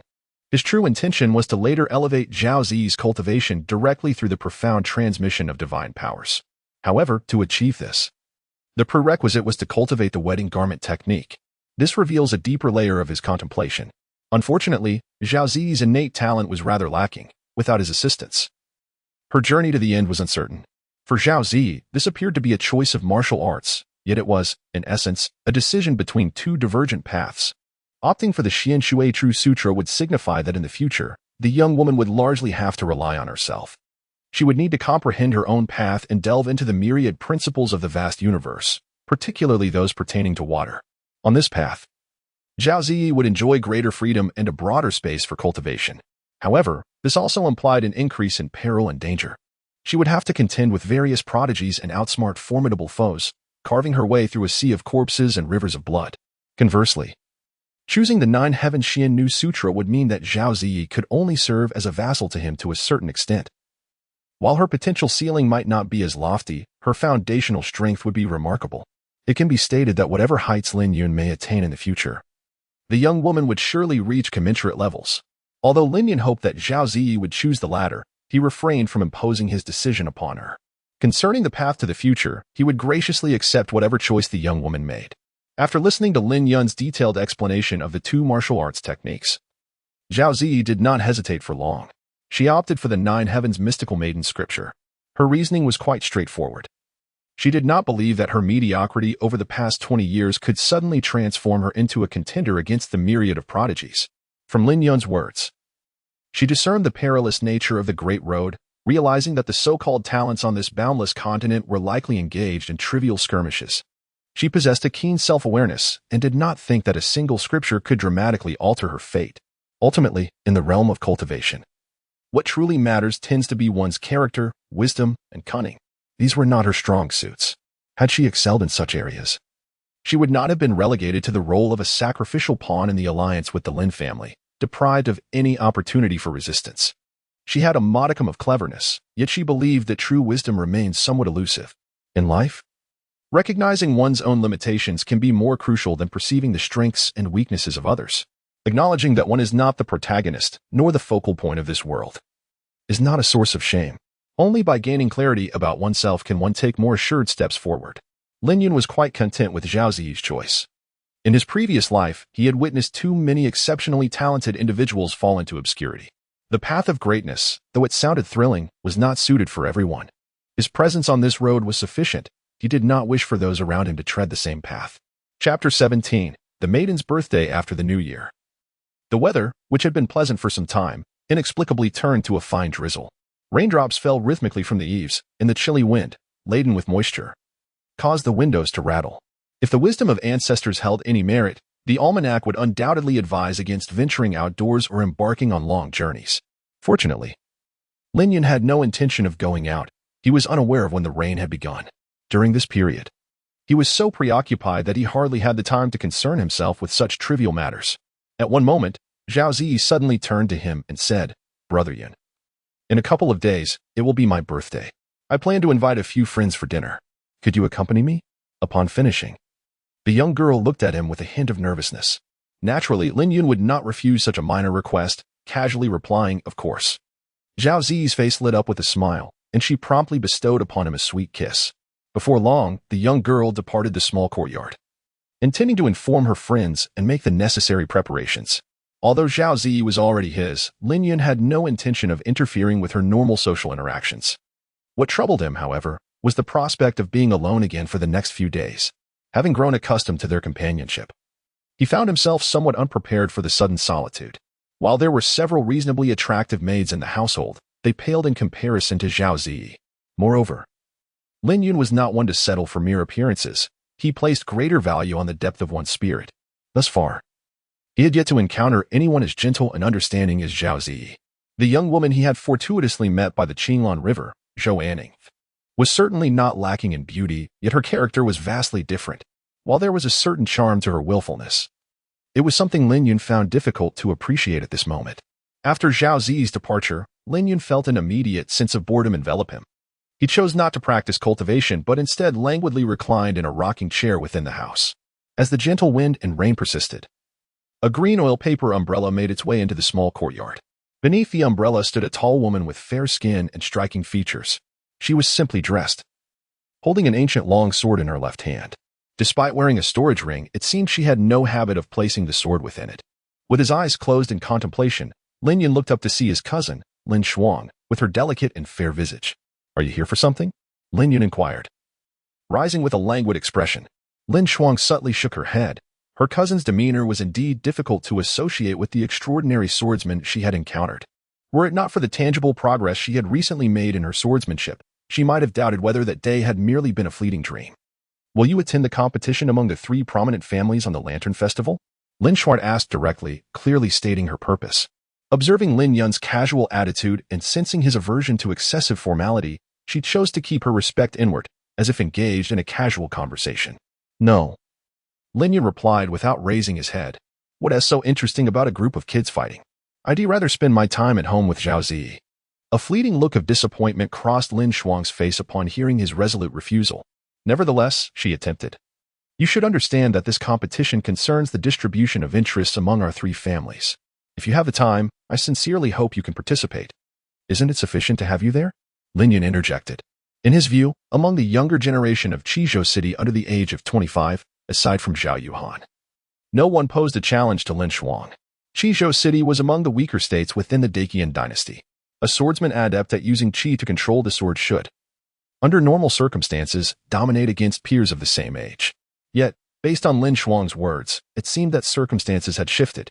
Indeed, it is said that Wang Ping from the Wang family has grasped a certain concept, Lin Shuang said with a serious expression.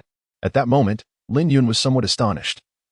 He had not anticipated that someone from such a remote place could comprehend a concept at such a young age. Such individuals would undoubtedly be regarded as significant talents within the Daqian dynasty. Although he was unaware of the specific concept the other party had understood, it indeed posed a threat to Lin Shuang. What is a concept? It is the pinnacle of understanding and integration of knowledge. When an individual comprehends a technique or a principle to an extraordinary depth, they have a certain probability of accessing the realm of concepts. Commonly known concepts include those of the 5 elements, wind, and ice. Rarer ones include the concepts of mountains and rivers, speed, and yin-yang, among others. When exerting the same divine power, the disparity in might between one who possesses a concept and one who does not is stark. Under equivalent conditions, a cultivator who has grasped a concept can easily overwhelm one who has not. This is the source of Lin Shuang's considerable concern. Her cousin has yet to comprehend any such concept. "Very well, I shall attend on the Lantern Festival," Lin Yun declared. Having altered his decision upon realizing that Lin Shuang's opponent might be someone who possessed a concept, given his previous promise of eternal glory to the Lin family, he certainly could not stand idly by as their interests were jeopardized. For him, this was merely a trivial matter. Upon hearing his words, Lin Shuang's lips curled slightly upwards. She was aware that with Lin Yun's involvement, the matter was already secure. The Drunken Immortal Pavilion, renowned as the premier establishment in Qizhou, is one of the most illustrious taverns in the region. It is rumored that the proprietor behind this establishment is a formidable figure, intricately connected to the leaders of numerous influential families. The pavilion boasts 7 floors, and a unique custom dictates that the higher one ascends, the more distinguished their status must be. Despite the stringent criteria, a continuous stream of patrons frequents the venue daily. Many who visit do not merely seek sustenance, but rather the social prestige it confers. The opulence of the Drunken Immortal Pavilion's decor is not the focal point. Rather, it is the esteemed circles it represents that draw the clientele. Those who can afford to indulge here are not lacking in wealth, but rather in connections and the recognition of others. Although Zhao Ziyi is a 3rd-generation member of the Zhao family, She is merely a branch offspring, which is why she could only secure a private room on the 3rd floor, lacking the qualifications for higher tiers. Zhao Zi's birthday celebration was to be held in this very place. As Lin Yun approached the door of the private room, he was halted by the young lady beside him. With a hint of anxiety in her gaze, she looked at him and said, "Brother Yun, my friends might harbor some biases against you. I hope you can be magnanimous and not hold it against them." As she spoke, she gently bit her lower lip, her delicate eyelashes quivering like the wings of a startled butterfly, evoking a sense of tender vulnerability. Faced with Zhao Zi in such a state, Lin Yun could not bear to refuse her. He replied with a smile, "Of course, I can."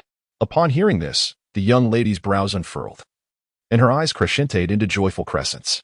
Glancing around to ensure their privacy, she tiptoed and delightedly bestowed a soft kiss upon him. Following the kiss, Lin Yun assumed they could now enter, only to be stopped once more by the young lady. He was momentarily taken aback as Zhao Zi, her cheeks flushed with embarrassment, produced a handkerchief and gently dabbed it against his face. Lin Yun cast his gaze upon the delicate handkerchief, now adorned with a vivid crimson hue, the mark of the young girl's lipstick. At this sight, a subtle smile graced his lips, while the young lady's cheeks flushed an even deeper shade of red. Following this brief interlude, Lin Yun and Zhao Zi entered the room. As they stepped into the private chamber, Lin Yun immediately noticed a group of a dozen or so young men and women of similar age to Zhao Zi.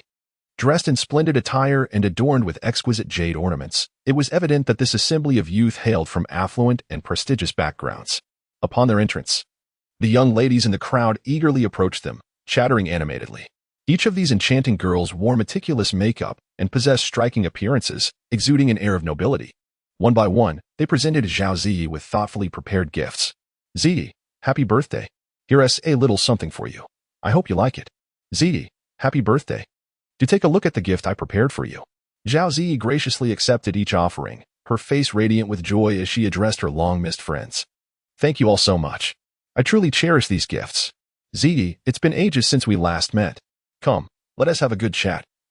Just the two of us." At this moment, a slightly more mature and elegant young lady pulled Zhao Zi to a seat. The other girls, observing this, returned to their own places, inadvertently neglecting Lin Yun. Naturally, Zhao Zi would not allow her partner to be overlooked, and promptly rose to bring Lin Yun to sit beside her, introducing him to the group. "This is my fiancé, Lin Yun. I believe you all are already aware of him, right?" Following this, Zhao Zi proceeded to introduce her dear friends to Lin Yun, who diligently committed their names to memory. As Zhao Zi had mentioned earlier, her friends indeed harbored some prejudice against him, their faces adorned with perfunctory smiles. Lin Yun remained unperturbed, maintaining a serene smile throughout. After all, his previous reputation had not been stellar, and it was only reasonable for others to harbor disdain. "Oh, so you are the infamous Lin Wastes?" A young man in a yellow outfit spoke up from the crowd, casually toying with a wine glass in his right hand while his left arm encircled the previously mentioned mature young lady. His demeanor was haughty, and the smile upon his lips was laced with a sense of superiority as he regarded Lin Yun. As his words fell, an uneasy silence enveloped the gathering. "Who are you?" Zhao Zi's gaze shifted to this individual, her displeasure evident. Although she had organized this banquet, she did not recognize the man who seemed to be her friend's companion. The young man in yellow met Zhao Zi's gaze, a fleeting glimmer of lewdness flickering in his eyes as he replied with a grin, "Miss Zi, it is a pleasure to meet you. Allow me to introduce myself. I am Qin Liang, the son of Qin Heng, the current head of the Qin family, being a direct descendant of the Qin lineage. And with his father serving as the family patriarch, his status was indeed the most distinguished among those present." Zhao Zi furrowed her brows at his words, remaining silent. She had not anticipated Qin Liang's prestigious lineage. Even Lin Yun, seated beside her, would be unwise to offend him. Noticing her silence, Qin Liang continued with a congenial yet condescending tone, "Miss Zhao, why not join me instead? Following a waste can lead to no promising future." With that, he cast a provocative glance at Lin Yun. Lin Yun stood with his hands clasped behind his back, his expression as tranquil as a still lake. With the profound understanding cultivated through 2 lifetimes, he remained impervious to the fleeting remarks of others. Viewing the affairs of this mortal realm merely as the trivial antics of children, Lin Yun had yet to express his thoughts. But the maturely dressed young woman beside Qin Liang appeared somewhat displeased, pouting as she remarked, "Liang Ge, please don't jest. Ji is my dear friend." However, Qin Liang showed no inclination to acknowledge her, his gaze fixated on Zhao Ji across the way, unabashedly revealing the desires that stirred within him. The girl beside him paled in comparison to Zhao Zhi, although she lacked the formidable cultivation talent of her elder sister, Zhao Yuhan. Her exquisite beauty mirrored that of Zhao Yuhan. He had once gazed from afar upon the celestial visage of that prodigy from Qizhou, a sight that lingered in his memory. Now, encountering a woman whose looks rivaled those of Zhao Yuhan, and who was, moreover, her sister, he could hardly let such an opportunity slip away. While he might never attain the esteemed daughter of Qizhou in this lifetime, discovering a worthy substitute would indeed be a delightful prospect. Observing this scene, Lin Yun shook his head quietly, taken aback by the melodrama of affluent youths vying for beauty and supremacy that he had stumbled upon during what was meant to be a simple meal. Though fine wines and gourmet dishes lay before him, his enthusiasm had waned. It was not anger he felt, but rather a profound sense of tedium. He took Zhao Zhi's delicate hand in his, softly suggesting, "The flies here are quite bothersome. Let us return and celebrate our birthdays together." The young woman instantly understood, her alabaster neck flushed with a rosy hue as she shyly nodded in agreement. She had initially hoped to seize the occasion of her birthday to gather long-lost friends, yet witnessing the demeanor of Qin Liang and her companions towards Lin Yun, she felt that the celebration had lost its significance. As they prepared to leave, Qin Liang interjected once more, his haughty expression laced with derision as he proclaimed, "A waste is a waste. You shall forever live the life of a timid turtle." Lin Yun came to a halt, a ripple of emotion stirring within him, and a glint of coldness flashed in his eyes. Given his status, he could easily disregard an ant crawling on the ground. Yet that did not imply that the ant could scuttle about freely in his presence. If necessary, he would not hesitate to crush it underfoot. Lin Yun turned his head to glance at Qin Liang, while Zhao Zi beside him gently tugged at his sleeve, a look of concern evident on her face. Clearly, the young girl was apprehensive about Qin Liang's status. Lin Yun smiled faintly, casting a reassuring glance at the young girl. He returned to the table and casually picked up a chopstick, instinctively directing his gaze towards Qin Liang's forehead, neck, and heart. He pondered which area would ensure a quicker demise. Having not taken a life for many years, he found himself somewhat forgetful of the intricacies of killing. Just as he contemplated the answer to this grim question, a sudden softness resonated in his palm. Zhao Zi clasped his hand more tightly. Lin Yun cast a fleeting glance at the maiden. He observed her delicate lips gently biting down, while her other hand clutched the hem of her dress with a tight grip. Her chest rose and fell slightly, and within her autumn-like eyes lingered a trace of apprehension. Noticing her demeanor, he contemplated for a moment but ultimately decided against confirming the answer. The individuals present were, to varying extents, connected to the young woman. Given the gravity of the situation, it would be unseemly for her to become embroiled in further complications. Thus, he chose to restrain himself, albeit only in restraint. Chapter 18. A beauty like a painting, flies intrude. Lin Yun gazed at the smug expression on Qin Liang's face and casually flicked his wrist. In the next instant, a streak of white light sliced through the air, vanishing as swiftly as lightning. Shortly thereafter, a piercing scream erupted within the room. Ah! Ah! The sound was laden with agony and terror, seemingly capable of penetrating one's eardrums and tightening their hearts. Accompanying this was the crisp sound of dishes shattering on the floor. At that moment, Qin Liang sat on the ground, entirely limp, as the chopstick that had been in Lin Yun's hand pierced through his right palm. Vivid crimson blood gushed forth, winding down his hand and pooling into a small puddle on the floor, the glaring red appearing particularly chilling. Many were taken aback by this sudden turn of events, rising to their feet and casting horrified glances at Lin Yun. The youth's demeanor was serene, his fair and handsome face exuding an air of nonchalance, as if he were not the one who had just acted. "Lin Yun, how could you injure Qin Liang?"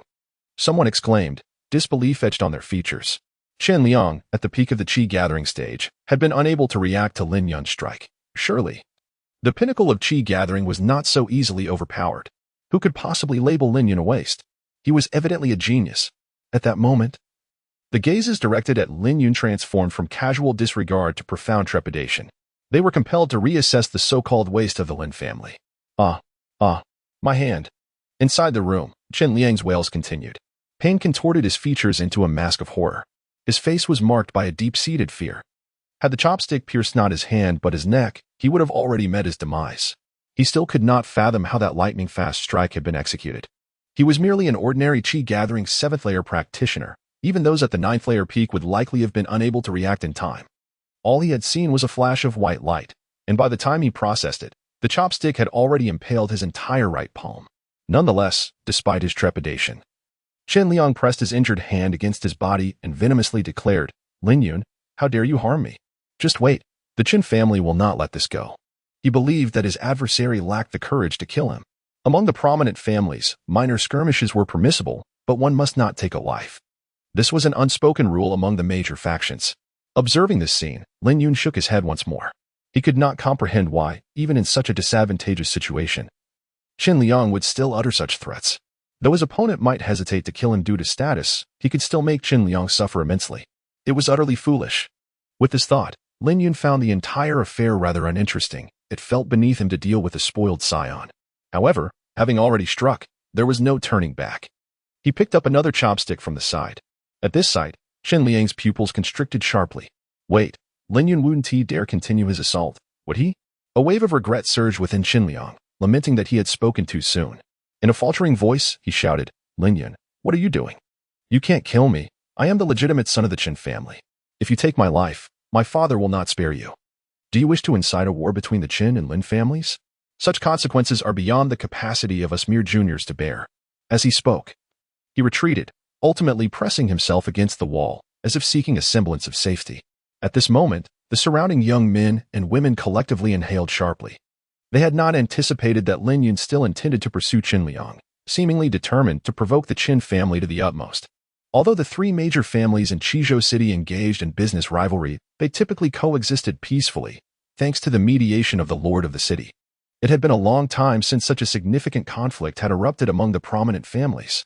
Should word of today's event spread, it would undoubtedly stir up a considerable uproar. Although they understood that allowing the situation to escalate further would only lead to greater turmoil. The families backing them were merely second-rate powers in Qizhou City, and thus they harbored no intentions of intervening. Neither Qin Liang nor Lin Yun was someone they could afford to provoke. When titans clash, it is prudent not to draw flames upon oneself, let alone step forward to mediate. Yet, while most refrained from action, there was one young woman who dared. At that moment, Zhao Zi tugged at Lin Yun's sleeve. Her voice tinged with unease. Brother Yun, perhaps we should let this go? Making a scene will not bode well for you. However, having already taken action, Lin Yun was unconcerned with such matters. He offered the young woman a reassuring glance and smiled. If his aggression had been solely directed at me, I might have spared him, but he dares to lay a hand on you. It is as if he is courting death. Upon hearing this, Zhao Zi's lips curled into a slight smile, a hint of joy illuminating her radiant face. It turned out that his anger stemmed from her situation. The young woman felt her heart flutter, her gaze towards Lin Yun brimming with newfound affection. At that moment, all she wished for was to return home and celebrate their birthdays together. Though the trope of a hero rescuing a damsel in distress is cliché, the essence of a classic lies in its reflection of human desires. What girl does not yearn for a prince to descend from the heavens and turn the tide in her favor during times of crisis? Zhao Zi was no exception. Lin Yun was blissfully unaware of the wave of admiration he had unwittingly garnered from the young ladies present. Just as he was about to incapacitate Qin Liang's other hand, the door to the private room was forcefully kicked open. A thunderous sound echoed, startling everyone in attendance. Turning to see the source of the disturbance, they beheld a group of 5 distinguished young gentlemen entering with an air of elegance. At the forefront was a tall, poised young man clad in a jade robe, his countenance both stern and resolute. Upon catching sight of this young man, the previously terrified Qin Liang's eyes suddenly sparkled with hope. In the next moment, he cried out to the young man, Brother, I'm here. Quickly, save me. This Lin Yun intends to kill me. The young man, hearing this, furrowed his brow as he glanced at Qin Liang, whose right hand was bleeding profusely in the corner. Xiao Liang, what has happened? He inquired. He was taken aback to find his brother in such a predicament, injured no less, in a city where few dared to lay a hand on him.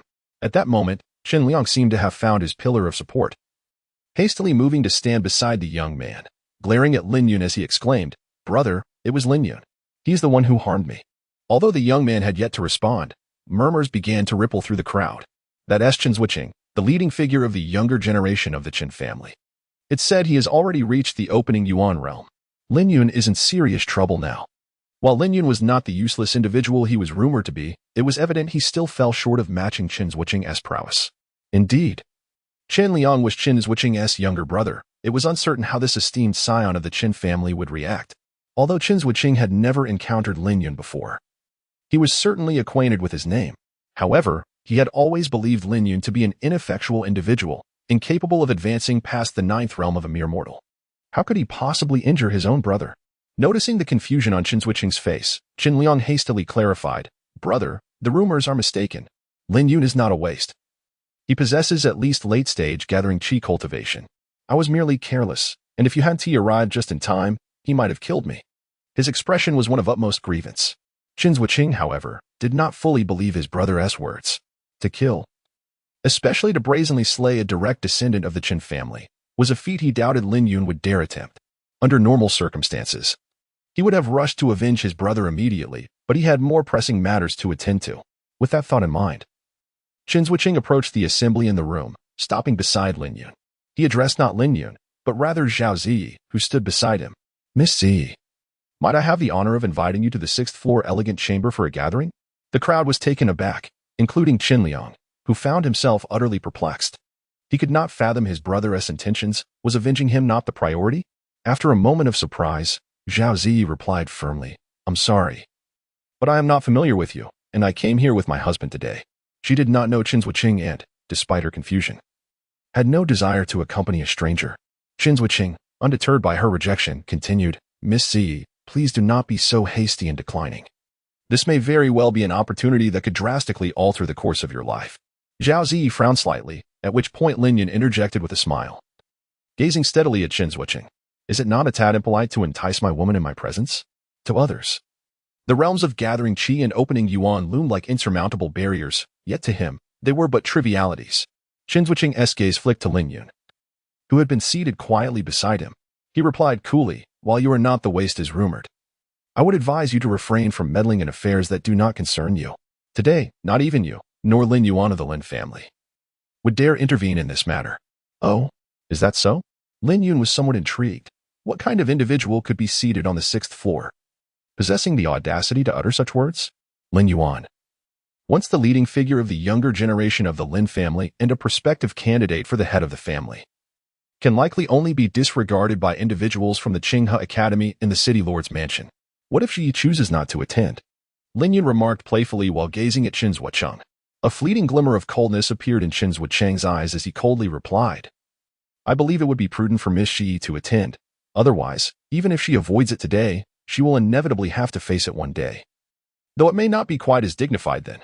Qin Zuoqing's words unmistakably conveyed an underlying threat, as he unabashedly revealed his intentions. Lin Yun smiled. Today's outing had not allowed for a proper meal, yet a multitude of bothersome flies had certainly made their presence known. It was uncertain whether it was merely his ill fortune or if beautiful women indeed attracted a great deal of trouble. However, having enjoyed the favor of such a lovely maiden, he was undeterred by the ensuing complications. Soon, he grasped the young girl's delicate hand and turned to Qin Zuoqing, saying, Let us proceed. I am eager to discover who occupies the 6th floor. I can only hope that this individual lives up to your praises, lest I find myself bored. A flicker of derision crossed Qin Zuoqing's face as he regarded Lin Yun as a frog at the bottom of a well, oblivious to the vastness of the world. Although Qin Zuoqing had intended to invite only Zhao Ziyi, he recognized that declining Lin Yun's company could lead to unnecessary complications. Therefore, he acquiesced to Lin Yun's request and soon said, Please, both of you, go ahead. Thus, under the watchful gaze of the crowd, Lin Yun led Zhao Ziyi toward the 6th floor. Along the way, Zhao Ziyi voiced her concern, Brother Yun, do you think this could be dangerous? Lin Yun consoled. Rest assured, they are merely trifling clowns. Eliminating them all at once will bring a lasting resolution. He had always detested the ploy of confronting the weak only to be challenged by the strong. He preferred to resolve matters in one fell swoop. Observing the confident smile on the youth's face, Zhao Ziyi felt a sense of reassurance wash over her. She understood that Lin Yun was enigmatic, yet she remained uncertain about his true capabilities, which left her somewhat apprehensive. Chapter 19. Undermining in person at the Drunken Immortal Pavilion, on the 6th floor. Before the entrance of the premier private room, before they could enter, Lin Yun and his companions were greeted by the delicate strains of a guqin and the sounds of youthful merriment echoing from within. You two may enter, Qin Zuoqing remarked, opening the door with a smile that hinted at amusement as he regarded Lin Yun and Zhao Ziyi. Lin Yun merely cast a casual glance before taking Zhao Ziyi's small hand and entering. Although he was fully aware that Qin Zuoqing harbored ill intentions, he remained utterly indifferent. The other party was not wrong. If Zhao Ziyi had indeed caught the attention of certain individuals, the most prudent course of action would be to resolve the matter swiftly. After all, one cannot maintain vigilance against thieves indefinitely. This was precisely why Lin Yun had accompanied Qin Zuoqing upstairs. The private room was exceedingly spacious. capable of comfortably accommodating over 100 guests. In one corner, a skilled musician played enchanting melodies on the guqin. Before their eyes was a group of elegantly dressed young men and women, whose intimate demeanor and audacious antics seemed to disregard the presence of others, clutching their expensive wines. They reveled in merry conversations and laughter, the air thick with the alluring scent of alcohol. Most significantly, these individuals exuded an air of nobility, with many adorned in the distinctive attire of Qinghe Academy. The moment Lin Yun and his companions stepped through the door, every gaze in the room converged upon them. Many men, upon catching sight of Zhao Ziyi, were momentarily captivated, their eyes reflecting a glimmer of astonishment. They had not anticipated that the Zhao family harbored a woman whose beauty rivaled that of Zhao Yuhan. Conversely, the young women present in the room exhibited a subtle flash of jealousy at this spectacle. The rivalry among scholars is well known. Yet the envy among women can sometimes eclipse it manifold. Under the scrutiny of so many, especially from those whose gazes were laced with overt hostility, Zhao Ziyi instinctively drew closer to Lin Yun. While all attention had initially been fixed on her, her action inadvertently redirected their focus towards Lin Yun. Observing Zhao Ziyi's delicate hand clasped in that of an unfamiliar man, in their familiar demeanor, someone remarked, "Brothers Qing, weren't you supposed to bring Miss Ziyi here? Why is there an oblivious young lad beside her?" In response, Qing smiled and clarified, "Allow me to introduce, this is Miss Ziyi's fiancé, Master Lin Yun." Although Qing wore a smile, the derision in his eyes when he gazed at Lin Yun was unmistakable. Lin Yun? Many may not have laid eyes on Lin Yun, yet his name resonates like thunder in their ears. Is he not the former fiancé of Zhao Yuhan? The rumored scion of the Lin family, deemed a wastrel. At this moment, they finally recalled that Zhao Ziyi appears to be Lin Yun's current fiancée. No wonder they are holding hands. With this realization, a hint of intrigue flickered across many faces as they discreetly glanced at a man clad in a brocade robe, seated at the head of the table. The man exuded an extraordinary aura, yet his appearance was rather unremarkable. In his arms, he cradled a delicate beauty, while his right hand held a finely crafted wine cup, indulging in his drink. At this juncture, Lin Yun also turned his gaze towards the man. Approaching with Zhao Ziyi nestled beside him, he calmly inquired, "Did you invite us up?" The man continued to sip his wine, not lifting his head, and replied, "I invited Miss Ziyi, not you." Upon hearing this, Lin Yun shook his head and casually pulled Zhao Ziyi to find 2 chairs to sit down. Then, amidst the astonished gazes of the crowd, he picked up a wine glass, filled it with exquisite wine, and began to drink leisurely. As the fine wine flowed down his throat, Lin Yun remarked nonchalantly, "Insipid and unremarkable, the taste is coarse and does not live up to its reputation." Although he was drinking wine, his gaze remained fixed on the man across from him. The attendees were all astute individuals, well aware of Lin Yun's veiled insinuations. Many who recognized the man's identity gasped in shock. However, the man displayed remarkable composure, not showing any anger. Instead, he smiled and introduced himself, Luli. His introduction was succinct, exuding a confidence that suggested he believed Lin Yun must have heard of him. Yet, Lin Yun remained expressionless, responding coolly, "What relation do you have with Lu Bushing?" In his recollection, the only prominent figure with the surname Lu in Qizhou City was the city lord, Lu Bushing. Upon hearing Lin Yun audaciously call his father's name, Lu Li's expression darkened instantly. He could overlook many things, but Lin Yun's utter lack of respect for his father was entirely intolerable, for everything he had was bestowed upon him by his father, who was, in his eyes, the very embodiment of the Lu family. At that moment, this insignificant figure before him had struck a nerve. The next instant, Lu Li coldly stated, "So, you are Lin Yun. I hope you remember this. The Lin family cannot protect you. So, you intend to take action against me?" Lin Yun replied with a calm glance at Lu Li. In the past, Lin Yun would have never dared to offend the city lord's mansion, which wielded immense power backed by the imperial family. Unless the 3 great families united, the city lord's mansion could easily annihilate one of them without much difficulty. However, the current Lin Yun was unconcerned by such matters.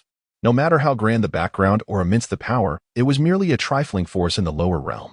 In his previous life, he had vanquished forces at the level of celestial sovereigns, far surpassing the number present. Observing Lin Yun's nonchalant demeanor, Lu Li took a deep breath. He refrained from directly addressing Lin Yun's question, instead piercingly stating, "Rest assured, I will remember you." Being remembered by Lu Li under such circumstances was anything but favorable. If the city lord's mansion was resolute in targeting an individual, even the heads of the 3 great families would struggle to provide protection. At this moment, many in attendance had already marked Lin Yun for certain demise. To be so audacious before Lu Li, it seemed that this young master of the Lin family, though not the rumored waste, was indeed a fool, or so many thought. After uttering those words, Lu Li turned his attention away from Lin Yun, focusing instead on Zhao Ziyi, a look of admiration gracing his face. To him, Lin Yun had become as inconsequential as a dead man. It was only a matter of time. Now, his thoughts should be directed toward the enchanting young lady beside him. Lin Yun observed this scene, inwardly sighing. Beauty, like a painting, indeed attracts swarms of admirers. Even a simple meal out was fraught with unrest. He wondered how the young lady had managed before. At that moment, Lu Li smiled at Zhao Ziyi, saying, Miss Ziyi, my sincerest apologies for this first encounter. I have long admired you, which is why I asked Brother Chen to invite you. I hope you do not take offense. Not at all. Zhao Ziyi quickly waved her hand. Growing up in Qizhou City, she was acutely aware of the city lord's might, a true local sovereign. Thus, even if she felt some dissatisfaction, she did not dare to express it openly. With the mindset of avoiding trouble, she merely wished for this matter to pass swiftly. As for Lu Li's claim of long-standing admiration, she found it utterly implausible, for they had not crossed paths before. Where could such admiration stem from? Might I have the opportunity to pursue you? Lu Li spoke again, wearing a self-satisfied smile that he believed to be charming. Lin Yun felt a wave of exasperation within him. Was he being disregarded as if he did not exist while they schemed against him right in front of his eyes? Just as he was about to voice his intention to end this tiresome charade, a refined gentleman emerged from the crowd, with a gaze directed at Zhao Ziyi. The elegant man remarked, Ziyi, young master Lu Li has been enamored with you for quite some time, frequently inquiring about you through me. His affections are sincere. Why not consider accepting his proposal? Young master Lu is the only son of the city lord of Lu City, and I am certain that if you agree, he can assist in resolving any issues between the Zhao and Lin families regarding your engagement. Upon seeing this unexpected figure, Zhao Ziyi trembled slightly and sprang to her feet, exclaiming, Zhang Zhe, what are you doing here? Earlier, due to her nervousness upon entering, she had not noticed Zhang Ze's presence. Now, confronted with this childhood acquaintance, a sense of disquiet arose within her. Although their interaction had been limited to correspondence, she was apprehensive about his potential to misrepresent her. Before Zhang Ze could respond, Lu Li interjected, addressing Zhao Ziyi, Miss Ziyi, Zhang Ze speaks truthfully. Should you choose to accompany me, I can facilitate the resolution of your marriage with the Lin family. Lu Li spoke with a subtle smile, exuding confidence. However, the reality was that he had no genuine intention of intervening in the matters between the Zhao and Lin families. His interest in Zhao Ziyi was merely a fleeting curiosity, a desire to compare her to the renowned Zhao Yuhan and to see if she possessed any of her charm. Regardless of their resemblance, he sought some consolation in the encounter. Given Zhao Ziyi's beauty, he would not mind granting her a title. But he had learned that she had visited the Lin family countless times. He found it hard to believe that their meetings were merely for conversation. In this scenario, Zhao Ziyi was deemed unworthy of him, and his previous statement was merely a means to placate her. Thank you for your kind interest, young Master Lu. But I am already devoted to another, Zhao Ziyi declared, refusing Lu Li without a moment's hesitation. Upon hearing her rejection, Lu Li's brows furrowed in surprise. This was an outcome he had not anticipated. By all accounts, he was far superior to Lin Yun in both status and cultivation. This decision should not have been difficult. Any rational individual would choose him. Lu Li could not fathom what had led Zhao Ziyi to prefer Lin Yun over him. Casting a glance at Lin Yun beside her, his expression darkened upon observing Lin Yun's handsome features. Born with a silver spoon, Lu Li had navigated life effortlessly for over 20 years. And his only regret was not inheriting his parents' looks, which left him rather ordinary. While this was not a grave concern in a world where strength and lineage prevailed, he was taken aback by Zhao Ziyi's seemingly mundane choice, as it was his first experience of defeat. Zhang Ze, shocked by Zhao Ziyi's rejection, promptly urged, Ziyi, perhaps you should reconsider? What merits does this Lin waste possess? If you were to align with young Master Lu, you would become the future lady of the city lord's residence, an esteemed position far superior to that of a mere Lin family woman. Zhang Ze felt compelled to intervene. Having learned of Lu Li's infatuation with Zhao Yuhan at a previous gathering, he had discreetly planted the seed of Zhao Ziyi in Lu Li's mind. Hoping to gain favor with the powerful family, the Zhang and Zhao families had long been amicable, and he was well aware of the resemblance between Zhao Ziyi and Zhao Yuhan. Securing Zhao Ziyi for Lu Li would undoubtedly elevate his own status in the eyes of the future city lord. To this end, he had been monitoring Zhao Ziyi's movements daily, orchestrating today's opportunity. Now that the moment had arrived, he could not allow her to slip away. Zhao Ziyi, her expression darkening, interjected, Zhang Ze, cease your words. My decision is resolute. She was not naive. Having observed Zhang Zai's repeated attempts to persuade her to accept Lu Li, she understood that today's event was likely orchestrated by him. After all, she had never met Lu Li prior. How could he possibly harbor feelings for her? It could only be Zhang Zai's machinations at play, likely aimed at currying favor with the so-called son of the city lord. Although she felt a twinge of guilt for previously insisting on ceasing contact with Zhang Zai, who had ardently pursued her for many years, today's incident had extinguished any lingering remorse. Chapter 20. Tension rising. The atmosphere fell silent as Zhao Ziyi decisively rejected Lu Li, an outcome unexpected by many. They had assumed that once Zhao Ziyi was brought forth, subsequent events would unfold smoothly, for few women in Qishou could resist the advances of the city lord's son. Yet, Zhao Ziyi's refusal left them astounded. Perhaps the only one unfazed by the turn of events was Lin Yun. He had remained silent since Zhang Zai's arrival, primarily curious about Zhang Zai's intentions. Zhang Zai was clearly unwilling to concede defeat. Suddenly, a glimmer of inspiration sparked in his eyes as he gazed at Zhao Ziyi with earnestness, saying, "Ziyi, could it be that you harbor secret affections for me? Surely, this is the reason you were reluctant to accept young Master Lu's proposal. You must still cherish the sweet memories of our past together, am I not right?" Zhao Ziyi's face flushed with alarm at his words, and she hastily countered. "Zhang Zai, what nonsense are you speaking? I have never accepted your pursuit. You have merely indulged in your own fantasies. Please refrain from such talk." She anxiously glanced at Lin Yun, fearing that he might doubt her sincerity. After all, most men tend to be lenient towards various matters. Yet they become particularly sensitive when it concerns their beloved. Now that clarity had emerged, Lin Yun was no longer the tempestuous individual he once was. Zhao Ziyi wished to avoid leaving any negative impressions in his mind due to baseless accusations. The silence lingered. Yet the majority of attendees had grasped Zhang Zai's ulterior motive. He was attempting to sow discord between Zhao Ziyi and Lin Yun. It was a remarkably cunning strategy. Should Lin Yun develop any disdain for Zhao Ziyi, Lu Li would undoubtedly seize the opportunity. However, Lin Yun would not fall prey to Zhang Zai's scheme. He was acutely aware of what others could see. Moreover, having shared intimate moments with Zhao Ziyi, he understood her character well.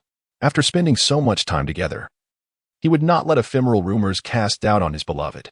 Soon, Lin Yun gently squeezed Zhao Ziyi's hand and reassured her, "No need to worry, I trust you." Gazing at Lin Yun's warm smile, Zhao Ziyi exhaled a sigh of relief, finally finding solace, observing that his strategy of division had failed to yield the desired results. Zhang Zai began to contemplate alternative methods. At that moment, Lin Yun turned his gaze towards him, a flicker of perilous light dancing in his eyes as he remarked, "You are the one orchestrating all of this from behind the scenes, aren't you? It was you who divulged Ziyi's whereabouts?" Lin Yun is an extraordinary individual, swiftly untangling the intricate web of events and identifying the crux of the matter. Zhao Ziyi is merely an inconspicuous illegitimate child of the Zhao family, known to very few. Yet, shortly after their entrance into the private room of the drunken immortal pavilion, Chen Zuoqing approached them. This indicates that there is certainly some underlying scheme at play, with someone keeping a close watch on them, and it is abundantly clear that this individual is the present Zhang Zai. Upon hearing Lin Yun's words, a flicker of unease crossed Zhang Zai's face as he vehemently denied, "I do not comprehend what you are insinuating. Today, we merely fortuitously encountered Ziyi and wished to invite her to join us for a drink." While others in the gathering might disregard Lin Yun, Zhang Zai, as a young master from a modest family, could not afford to admit to such matters, thus he resolutely refused to acknowledge the truth. Lin Yun had offended Lu Li, and whether he would face dire consequences was a matter for the future. However, the present reality was that his opponent still posed a significant threat. Observing Zhang Zai's expression, Lin Yun found himself disinterested in hearing his words. In the next moment, a beam of white light shot forth from Lin Yun's body. Zhang Zai's hair stood on end, and his pupils constricted. The white light was aimed directly at him. He attempted to evade, yet the speed of the light was astonishing, akin to a bolt of lightning, leaving him no time to react. With a piercing sound, the white light pierced through him, and Zhang Zai felt as if a sharp sword had impaled his body. At that moment, his protective energy felt as fragile as paper. A wave of excruciating pain surged through him, and a terrifying force began to rampage within his being, gradually clouding his consciousness. "Why you?" Zhang Zai struggled to lift his head and gaze at Lin Yun, perplexed as to how his adversary could act with such decisiveness. After all, he was ostensibly one of Lu Li's subordinates. Moreover, there were still two individuals of the open Yuan realm present. How could Lin Yun dare to strike against him? Yet, it was evident that this question would remain unanswered for Zhang Zai. as the flicker of life within him quickly extinguished, leaving him a lifeless corpse. The preceding events had unfolded in an instant. It was only now that the onlookers began to process what had transpired, their gazes toward Lin Yun laced with astonishment. Some even dropped their chopsticks with a resounding clatter onto the ground.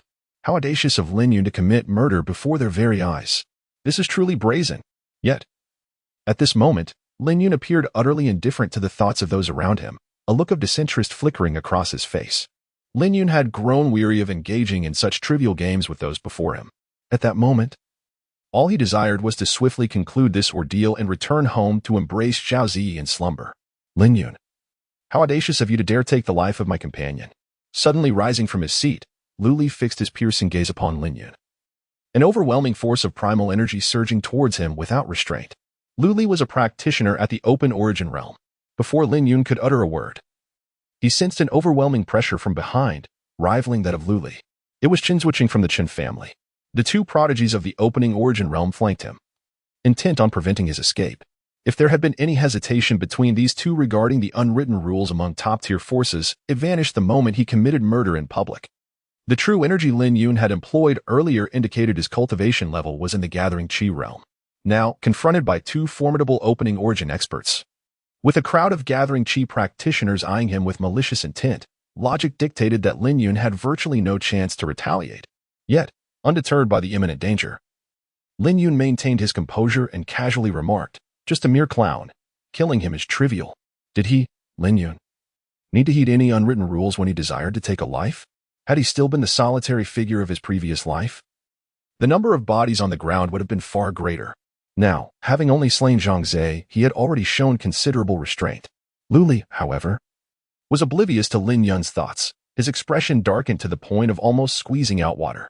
He had never encountered such audacity in a peer before, and today had truly opened his eyes. "Lin Yun, since you have chosen to seek your own demise, do not blame me," Lu Li seethed through gritted teeth. With that, his aura surged once more, filling the room with a palpable heat wave. Lu Li practiced a fire-based technique, and thus every move he made radiated the power to incinerate all in its path. Observing Lu Li's intent to unleash his full strength, several onlookers discreetly retreated a few steps. While they intended to support Lu Li, none dared to lay a hand on the scion of one of the three great families. The wrath of the Lin family may seem inconsequential to Lu Li, yet it remains a formidable force that cannot be easily endured. Those present at this gathering are the elite from prestigious families, fully aware of the underlying tensions. Even Qin Zuoqing's imposing presence has notably diminished. He, too, wishes to avoid any association with the demise of a young master from the Lin family. His assistance in preventing Lin Yun's escape is the utmost he can offer. Feeling the overwhelming pressure emanating from Lu Li, Zhao Zi grasped Lin Yun's hand tightly. Lin Yun bestowed a reassuring glance upon the young maiden before directing his gaze towards Lu Li ahead. It must be acknowledged that the son of the city lord possesses some merit. His profound essence surged with vitality, and his aura was remarkably refined. At such a tender age, having honed his true energy to this extent, he undoubtedly stands apart from a considerable number of his peers. Likely capable of exchanging a few blows with Lin Xuan, who has mastered the art of wielding a sword through qi. Nevertheless, to Lin Yun, he appeared merely average. "Lin Yun, perish!" Lu Li thundered, unleashing a torrent of formidable true energy that sent the furniture before him crashing to the ground with a resounding clatter. He raised his hand, poised to unleash a thunderous strike. However, at that moment, a sharp crack echoed as the door to the room was thrust open. Chapter 21. Kneeling in apology, the newcomers were a voluptuous matron and a kindly-faced elder. All eyes turned towards the entrance. Someone, spotting the ample figure of the matron, curiously inquired, "Madame Lan Kai, what brings you here?" Lan Kai, the proprietor of the Drunken Immortal Pavilion, not only possessed late-stage spirit master cultivation but was also intricately connected to the leaders of various esteemed families, making her a figure of considerable influence in Qizhou City. Despite being a woman, even the heads of the three major families would respectfully address her as Miss Lan. Their astonishment grew as they recognized that this prominent individual had graced them with her presence. At that moment, Madame Lan Kai was adorned in an elegant palace gown, her hair elegantly coiled, exuding both grace and beauty. Though attired conservatively, her figure was undeniably alluring, with curves that enticed the gaze. When questioned, Lan Kai merely cast a casual glance, showing no intention of responding, instead directing her almond-shaped eyes towards the elder beside her. The elder, clad in simple attire and bearing an ordinary visage, wore a gentle smile. Observing this scene, many faces displayed a hint of confusion. Was this elder truly the one in charge? A voice then pierced the silence, dispelling their doubts. It was Lu Li who spoke. Butler who? What brings you here? Lu Li's expression betrayed a hint of trepidation as he sensed his true energy retracting upon seeing the elder. Although merely a steward, the elder held a position within the city lord's estate second only to his father, Lu Bushing.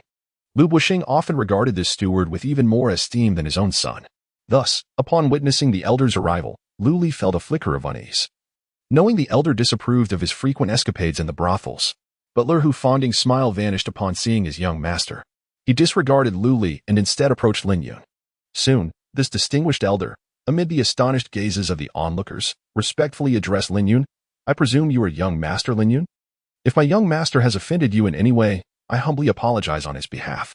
As soon as the elder's words fell, an eerie silence engulfed the room. All present stared, dumbfounded, at Lin Yun.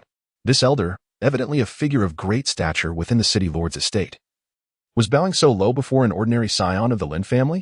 They suddenly felt as though the world had transformed into something unrecognizable. The gathered crowd struggled to comprehend the situation, and Lu Li was even more bewildered. Butler who? What is the meaning of this? Have you mistaken the person before you? He is the Lin family's waist, Lin Yun. Lu Li assumed Butler who had erred, as the unfolding events were far too peculiar. Did the Lu family truly owe deference to the Lin family? Especially to one previously regarded as a failure. However, upon hearing Lu Li's words, the elder's previously amiable expression darkened with anger. He turned to Lu Li, his tone grave. Young master, the city lord has repeatedly advised you against indulging in debauchery and urged you to dedicate yourself to your training. Should the city lord learn of your actions today, he would undoubtedly be sorely disappointed. Lu Li felt a jolt of shock. He had never anticipated such a stern reprimand from Butler Hu. In his memory, the elder had always worn a friendly visage, never having spoken to him in such a tone. He thought this was the extent of the elder's severity. But the next words only intensified his anxiety. Young master, if you continue to be so reckless, the city lord may consider the possibility of taking a concubine. Lu Li's complexion paled. His current standing was solely due to being the sole son of his father, if he were no longer the only heir. Could he maintain his position? His parents had shared a deep bond since childhood, and following his mother's passing, his father had shown no inclination to remarry. Without the pressure of competition, he had grown accustomed to acting with arrogance, believing he would inevitably inherit his father's estate. Yet today, he suddenly realized that his position might not be as secure as he had imagined. There was a genuine possibility that his father might one day take a concubine. With this thought, Lu Li turned to Butler Hu for assistance, completely forgetting about Lin Yun in that moment. Butler Hu was pleased with Lu Li's reaction. He had long believed that the city lord was excessively indulgent towards his son. A jade must be polished to become exquisite. Without trials, true strength could not emerge. While the glorification of hardship is unwise, a modicum of pressure is necessary to avoid falling into despair, lest one bring calamity upon their family. Had he not intervened today, Lu Li might have unwittingly caused a disaster for the city lord's estate. He vividly recalled the day when Lu Bushing had entrusted him with these responsibilities. The reverence in his demeanor evident even after all these years. Thus, when he received word that Lin Yun had seemingly clashed with a group of noble scions at the Drunken Immortal Pavilion, he hastened over without delay. Assisting young Master Lin in resolving any trouble he encountered was a directive he had often received from City Lord Lu Bushing. Now, Butler Hu turned his gaze towards Lin Yun, maintaining an air of respect.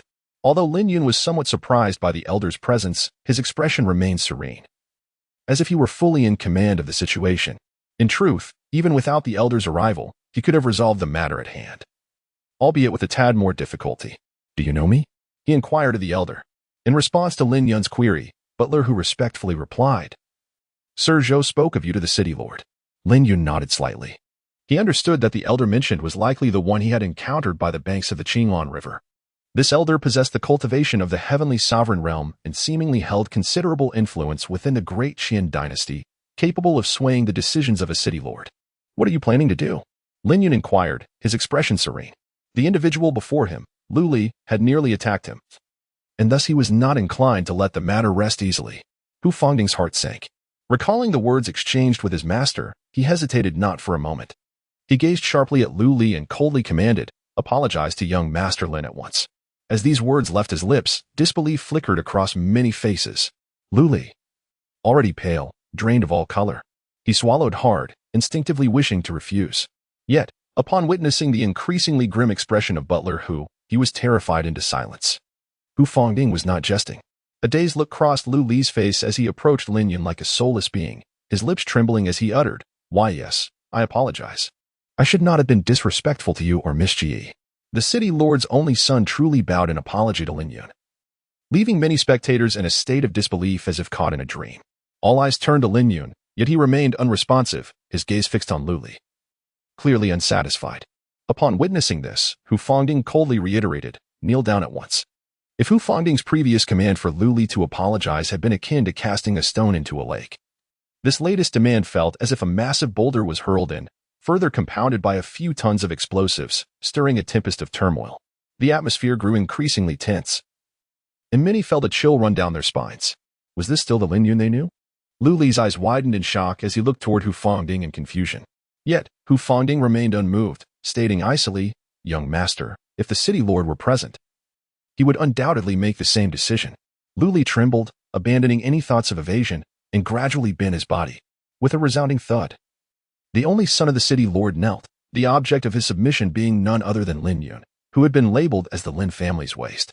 This act felt like a blow to the hearts of onlookers, causing many to gasp. Particularly, Qin Zuoqing was consumed by a profound sense of dread and fear. At that moment, it dawned on him that they had indeed encountered a formidable opponent. Lin Yun finally nodded, taking Zhao Ziyi's hand and leaving the room. He was not a murderous fiend, and given his satisfaction with the attitude of the city lord's residents, he did not mind letting the matter pass. However, it should be noted that his temper would not always remain so placid. Should there be a next time, it would not merely be a matter of kneeling. After Lin Yun departed, Hu Fongding secretly exhaled in relief. Although Lu Li was rather inept, he was nonetheless the sole heir of their household, and Hu Fongding naturally wished to protect him. At that moment, Lu Li remained in a state of bewilderment, his complexion ashen, even forgetting to rise from the ground as if he had suffered a profound blow. Hu Fongding cast a sidelong glance at Lu Li, his expression unchanged, and spoke in a low voice, "Young master, I am aware that you harbor many questions. You may address these inquiries to the city lord upon your return. I merely wish to convey to you that the identity of the young master of the city lord's residence is not omnipotent." After finishing his words, the elder surveyed the gathering, his gaze icy as he declared, "I do not wish to hear of today's events being disseminated. Is that understood?" Lin Yun was evidently a person of modest demeanor, not necessarily wishing to stir up significant commotion. Thus, Hu Fongding took precautionary measures. In the face of the demands from the Lord's mansion, the crowd shuddered, fearing defiance, and quickly nodded in agreement. At that moment, they were finally convinced that something unknown had transpired with Lin Yun. Chapter 22. After the turmoil in the corridor of the drunken immortal pavilion, Zhao Ziyi observed Lin Yun with curiosity. She was perplexed as to why the chief steward of the Lord's mansion displayed such profound respect towards him. Noticing the girl's expression, Lin Yun smiled and said, "If you wish to know anything, I shall tell you upon our return." Upon hearing this, Zhao Ziyi felt a surge of joy. Her fair visage flushed with an alluring crimson, clearly pleased with Lin Yun's response.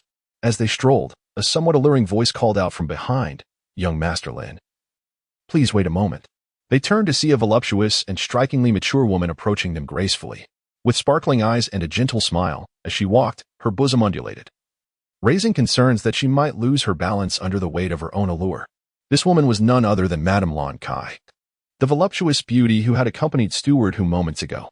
Faced with this enchanting figure, Lin Yun maintained his composure, yet Zhao Ziyi widened her eyes, instinctively clutching Lin Yun's arm as a declaration of her claim. Even she had to concede that the proprietress of the drunken immortal pavilion possessed a significant charm that could easily captivate the attention of the opposite sex. For the first time, she felt a sense of rivalry emanating from another woman. Zhao Ziyi realized that even her own attributes, which she had always prided herself on, paled in comparison to Madame Lan Kai. "I am Lan Kai. It is a pleasure to meet you, young Master Lin." Upon reaching Lin Yun, Lan Kai performed a graceful curtsy, exuding an air of elegance and propriety. The combination of her striking physique and sultry voice created a compelling contrast that left a lasting impression. Lin Yun nodded slightly, his expression serene and composed. In his previous life, he had encountered countless breathtaking beauties and celestial maidens, and thus, he remained unfazed by the mere presence of an ordinary girl from the mortal realm. However, Zhao Ziyi held a unique significance for him. A man often harbors a special sentiment for his first woman, and he was no exception. The thought that he had maintained his chastity for over 8 centuries only to be seduced by a seemingly innocent and adorable girl filled his mind with an absurd sense of unreality. The events of that day were likely to linger in his memory for a lifetime, whether it was the girl's bashful demeanor or the subtle blush upon the bedding. These vivid images would occasionally surge forth like a tidal wave, overwhelming his thoughts. Lon Kyer was unaware that her defeat lay not in her physique or appearance, but rather in the man's particular sentiments. Observing Lin Yun's calm and tranquil demeanor, a rare flicker of surprise crossed her watery eyes. Few young men in Chizhou City could maintain their composure in her presence. She silently acknowledged that he was indeed a young man valued by Lu Buisheng. Such a tranquil heart was enough to surpass many others. After a moment, Lon Kaya retrieved a jade token from her storage ring and said sweetly, "Young Master Lin Yun, this is the exclusive VIP token from our Zue Xianlu. With this token, you will enjoy a 50% discount on all purchases at Zue Xianlu. And you can indulge in complimentary drinks on any floor." In response to Lon Kaya's gesture of goodwill, Lin Yun did not decline. Even if he had no future use for the token, it would make a splendid gift for Zhao Zi. "I shall express my gratitude to Madame Lon," he replied. Lin Yun took the jade tablet, which was entirely golden in hue, smooth and rounded in texture, with a conspicuous character for drunkenness engraved in the center. Although this jade tablet had just been retrieved from the spatial ring by Lon Kyer, he could still detect a faint, ethereal fragrance emanating from it. It was a scent reminiscent of orchids, identical to the delicate aroma that lingered on Lon Kyer herself. Lin Yun merely glanced for a moment before storing it away in his storage ring. Upon hearing Lin Yun's words, Lon Kaya smiled and said, "Young Master Lin, you are indeed a prodigious talent, so highly esteemed by City Lord Lu. It fills me with great envy. Should you desire to host a gathering in the future, do not hesitate to visit our Zue Xianlu. I shall certainly extend a warm welcome." Her charm was undeniable. A generous woman, though her attire was modest, was difficult to provoke distaste in others. "Then I shall look forward to visiting," Lin Yun replied with a respectful gesture. After a radiant smile graced Lon Kyer's face, she bid farewell to Lin Yun, as if her sole purpose in stopping him was to deliver this invitation. Her every action exuded grace, leaving no room for criticism. Once Lon Kyer departed, Lin Yun continued to hold Zhao Zi's small hand as they descended the stairs. However, throughout their journey, the young girl appeared somewhat melancholic. Observing this, Lin Yun inquired with surprise, "What troubles you?"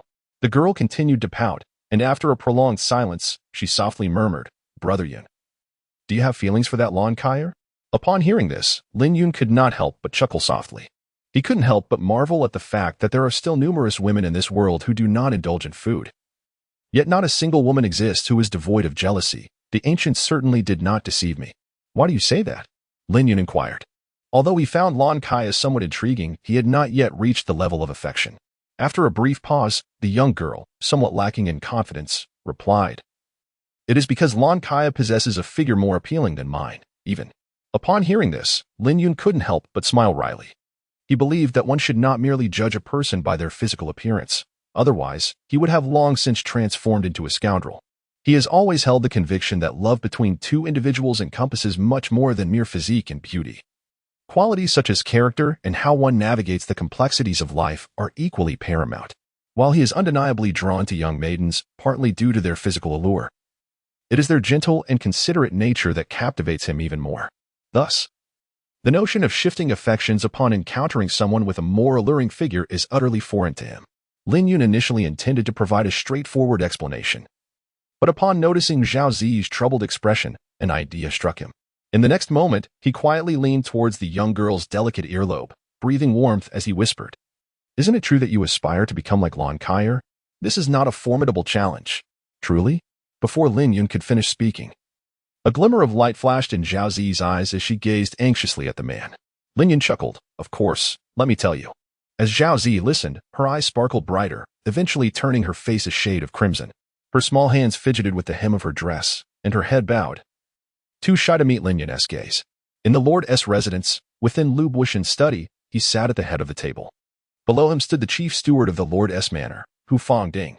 When Lu Buisheng learned of the conflict between his son and Lin Yun, this powerful lord of Chizhou trembled slightly, a rare flicker of anger crossing his face. The atmosphere in the study became thick with tension for an extended period. After a while, Lu Buisheng finally spoke softly to the elder below him, "Old Hu, regarding the matter of the marriage alliance with the daughter of the Lord of Yunzhou that you mentioned last time, tomorrow you shall respond to Zhu Mingyang, stating that I agree." Hu Fangding, upon hearing this, displayed a hint of surprise. He had merely mentioned it casually at the drunken immortal tower. never expecting it to come to fruition. Lu Buxing had indeed decided to take a new wife, revealing his disappointment in Lu Li. Otherwise, given this man's enduring affection, it would have been unimaginable for him to make such a sudden decision after all these years. Hu Fangding refrained from offering any words of discouragement and quickly replied, "Understood." He had long hoped that Lu Buxing could let go of the past, and this development aligned with his desires. "Old Hu, you just mentioned that young Master Lin faced two figures at the opening Yuan realm and a group at the gathering Qi realm with such composure?" Lu Buxing inquired further about Lin Yun. Hu Fangding pondered for a moment and responded, "Indeed, I suspect that even if Madame Lan and I were absent, young Master Lin would still have a way to extricate himself. On the surface, he appears to possess only gathering Qi cultivation, yet he emanates an air of unfathomable depth. It feels as though he is shrouded in mist. My spiritual sense, when directed at him, vanishes as if cast into the abyss." Lu Buxing fell silent, a glimmer of insight flashing in his eyes. Hu Fangding's words, coupled with Zhou Tianling's previous warning, further solidified his conviction that Lin Yun was no ordinary individual. Reflecting on this, Lu Buxing reiterated to Hu Fangding, as previously discussed, spare no effort to cultivate a good relationship with young Master Lin and the Lin family. "Yes." Hu Fangding clasped his hands in agreement. Meanwhile, in a tranquil courtyard of the Lord's residence, Zhou Tianling sat upon a stone bench, a chessboard laid before him. At that moment, the elder was engaged in a game against himself. Beside him sat a lovely young woman, his granddaughter Zhou Anning, who rested her chin in her hand, seemingly lost in thought over some significant matter. At one point, the elder glanced at his granddaughter and suddenly laughed, "My dear, have you thought about when to seek out Mr. Lin?" Upon hearing this, Zhou Anning's face flushed a bright apple red, internally lamenting her grandfather's bluntness. How was she to respond to such a question? Although Lin Yun merely suggested she serve as a maid, she could not bring herself to believe that she would truly be limited to such a role. It was likely that her visit would coincide with a loss of innocence. Hence her turmoil. After all, she was still an unwed maiden, and such matters were not easily faced with composure. However, in response to her grandfather's inquiry, Zhou Anning pondered for a moment before hesitantly replying, "Wait, I'll go after your injuries have fully healed, Grandpa." Regarding the prospect of being Lin Yun's maid, Zhou Anning found herself less resistant, for the allure of a promising young swordsman was undeniably compelling. She was merely feeling nervous and apprehensive, not unwilling to go. Upon hearing his granddaughter's words, Zhou Tianling chuckled softly, choosing not to press further. Since taking the medicine prescribed by Lin Yun, the cold poison within him had nearly dissipated. Complete recovery was merely a matter of time. At that moment, Zhou Tianling could not help but marvel at Mr. Lin's extraordinary abilities. The formidable ice poison that had baffled many esteemed masters had been resolved merely by his gaze, an unfathomable feat if it had not happened to him personally. He would never have believed such a preposterous event could occur. Feeling his cultivation gradually returning, Zhou Tianling recalled the serene and leisurely figure of the young man by the banks of the Qingshan River, a true dragon lurking in the abyss, soaring through the skies. He had permitted his granddaughter to accompany Lin Yun, ostensibly for her benefit, yet it also served to create an opportunity for himself. When one attains enlightenment, all connected prosper. The world is vast, and Zhou Tianling yearned to explore it. Given his talent and physical condition, it seemed unlikely he would ever leave the eastern wilderness in his lifetime. However, Lin Yun's emergence had ignited a glimmer of hope within him. As the saying goes, a favorable wind propels me forward, lifting me to the heights. Clinging to the coattails of greatness was never a source of shame. Chapter 23. A woman adorns herself for the one she cherishes. In Lin Yun's courtyard. On the following morning, the sun had just begun to ascend. As Lin Yun awoke, he noticed Zhao Ziyi sitting at the edge of the bed, her small face clouded with despondency. He inquired, "What troubles you?" Zhao Ziyi did not respond directly to his question. Instead, she lowered her head and murmured, "Nothing has changed." Lin Yun suddenly understood and couldn't help but smile wryly. What he had taught Zhao Ziyi were merely massage techniques, not some mystical secret art. How could they show immediate effects? The desire for beauty is universal, hardly a significant matter. Yet the young maiden before him seemed excessively preoccupied with her figure. This further convinced Lin Yun that his decision to have Zhao Ziyi study the Nine Heavens mystic maiden scripture was absolutely correct. The path of cultivation requires enduring solitude and relinquishing attachments to advance with unwavering determination. Such a temperament clearly made the girl ill-suited for the sovereign's path. In stark contrast, his cousin Lin Shuang embodied the ideal demeanor of a young cultivator, diligent in practice, modest in attire, and despite being a maiden, never indulging in vanity, always appearing with a natural, unadorned face. Whenever Lin Yun saw Lin Shuang, he couldn't help but recall his former self. Once, he too had been like her, single-mindedly devoted to the sword, unburdened by worldly concerns. That, indeed, was how youthful passion ought to manifest. A young man should harbor lofty ambitions, neither squandering his prime years nor betraying his aspirations. One's 20s and 30s mark the most crucial phase in a cultivator's life, when all energy should be poured into cultivation. Once past chi gathering and into divine clarity, with centuries of time stretching ahead, there would be ample opportunity for indulgence. Truth be told, were Lin Yun not a reincarnated soul, he too would have been an unrelenting cultivation machine like Lin Shuang. After all, enduring decades of hardship early on is preferable to exhausting one's potential and turning to dust after a mere century. Yet, for him now, asceticism held little meaning, hence his perpetually languid demeanor. Perhaps he had unwittingly influenced Zhao Ziyi, for the girl often mirrored his unhurried attitude, seldom seen in meditation. She would rather spend her leisure pondering which makeup to wear or which robes would best flatter her figure than devote time to cultivation.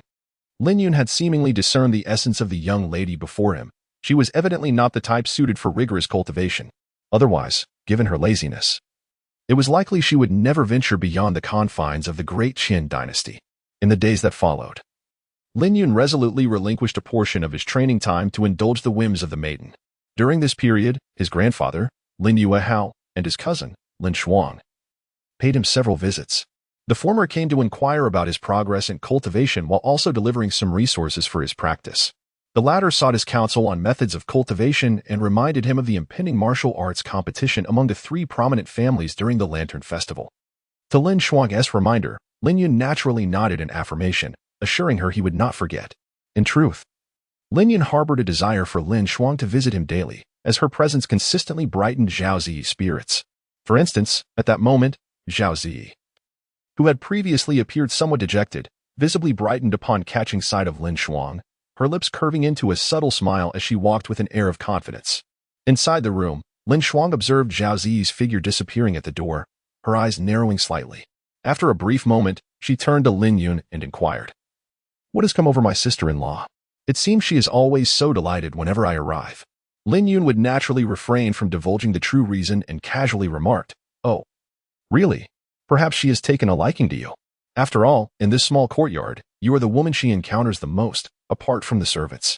The sense of happiness in a person is often comparative. Zhao Ziyi faced setbacks with Lan Kaier, yet she found a profound sense of pride in her cousin, Lin Shuang. Lin Shuang found it difficult to place her trust in Lin Yun's words, yet after much contemplation, she remained perplexed as to the underlying reasons. Much of her time was devoted to cultivation, leaving her somewhat lacking in the art of interpersonal relationships and the subtleties of discerning others' thoughts. Nevertheless, despite her inability to pinpoint the cause, she felt an acute discomfort whenever her sister-in-law's gaze lingered upon her, particularly as she noticed that Zhao Ziyi's eyes seemed to frequently dwell upon her bosom. This left her feeling rather vexed. Although she was indifferent to such matters, she did not appreciate being scrutinized. Were it not for the fact that the woman was Lin Yun's partner, she might have considered reprimanding her. After partaking in several cups of tea within the room, Lin Shuang decided to take her leave. Before she departed, Lin Yun made a point to remind her to approach him should she encounter any difficulties in her cultivation during this period. To this, Lin Shuang responded with a look of astonished gratitude, nodding earnestly in agreement. In truth, even in the absence of Lin Yun's encouragement, she would have sought an excuse to visit him. Through their discussions and exchanges over the past weeks, her proficiency in swordsmanship had surged, surpassing the gains she had made during her 5 or 6 years at the Lingxiao Sword Sect. It seemed there was no question that her cousin could not address.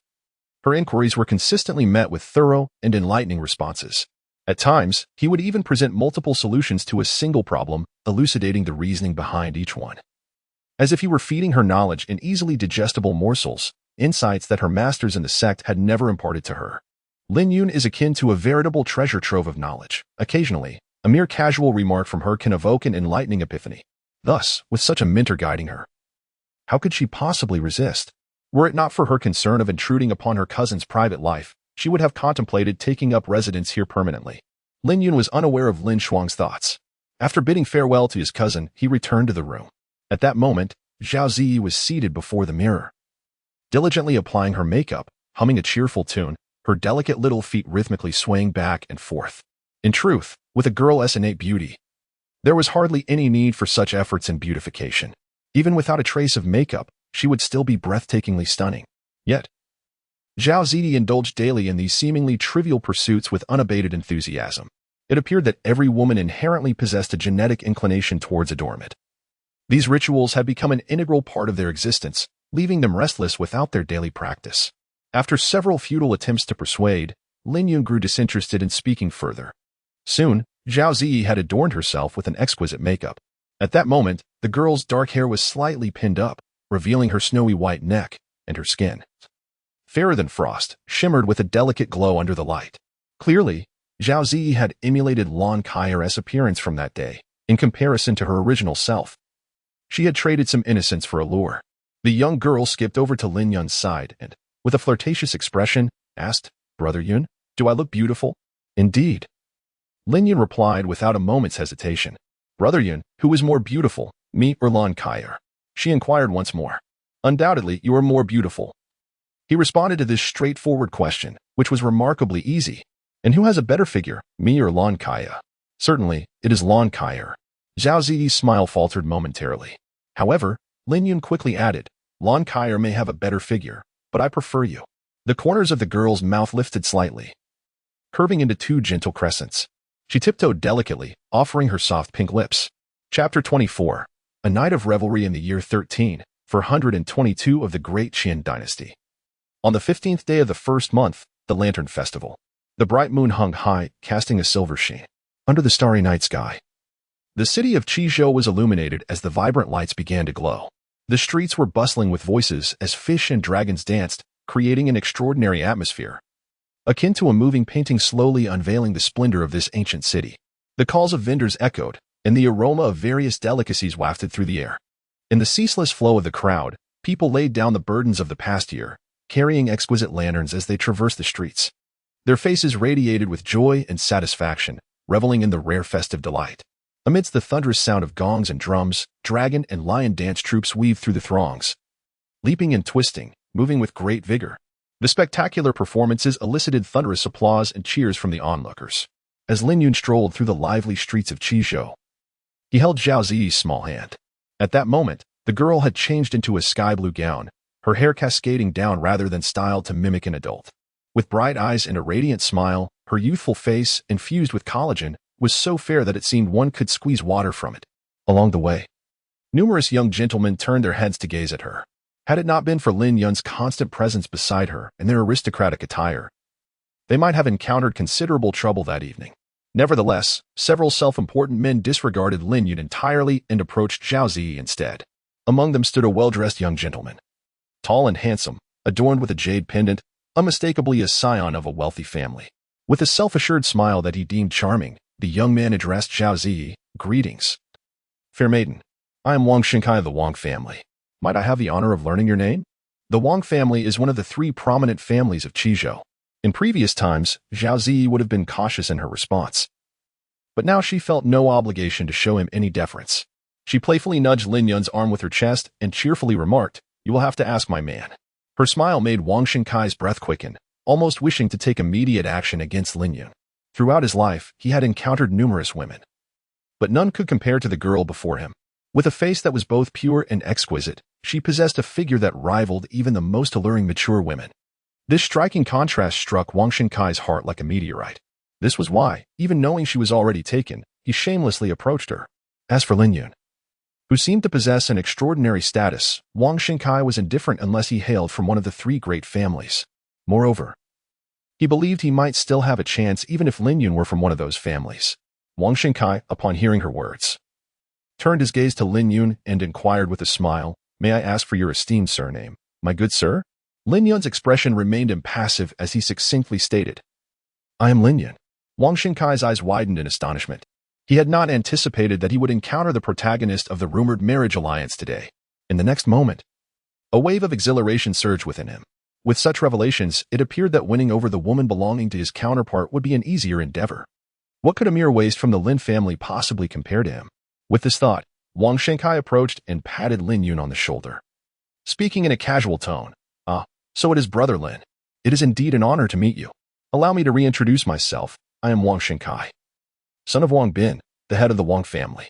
Wang Xinkai reiterated his status once more, then continued, "Naturally, since we are both members of the three prominent families. We are friends now. As friends, might I inquire if Brother Lin would be willing to share a glimpse of his beloved? Rest assured, should you agree to assist me in this matter, I shall certainly remember your kindness and, in the future, present you with a beauty of equal charm. Upon hearing this, Lin Yun's face revealed a hint of derision. Do you truly believe you are worthy to be my friend? Wang Shinkai's expression shifted dramatically, and he opened his mouth to respond. However, before he could utter a word, he felt an overwhelming aura of terror surge toward him. With a cough, he spat out a mouthful of blood and was sent hurtling backward. Although he hailed from the esteemed Wang family, his cultivation was merely at the 6th level of qi gathering, rendering him no match for Lin Yun. What perplexed him was how the legendary Lin Waste could possess such formidable strength. Before he could unravel this enigma, he crashed heavily to the ground, darkness enveloping him as he lost consciousness. A guard who had been accompanying Wang Xinkai witnessed his master's injury and instantly turned pale, preparing to attack Lin Yun. Yet, upon seeing the surging vital energy surrounding Lin Yun, he abruptly halted his movements. His cultivation was only at the pinnacle of qi gathering. He stood no chance against a formidable opponent at the opening origin realm. Indeed, after a period of rigorous training, Lin Yun had successfully advanced to the opening origin realm. He had not dealt a fatal blow to Wang Xinkai. He merely intended for the latter to recuperate in bed for a few months. It was not that he lacked the resolve to kill, but rather that it was unnecessary. At this moment, he realized that as long as he went out with Zhao Zi, such incidents were inevitable. Provided the provocation was not excessively outrageous, a mere reprimand would suffice. Otherwise, the list of those he might need to eliminate would grow excessively long, and moreover, his adversaries were not deserving of death. Lin Yun cast a glance at the guard before continuing to stroll leisurely forward, hand in hand with Zhao Zi, amidst the bustling crowd on the street.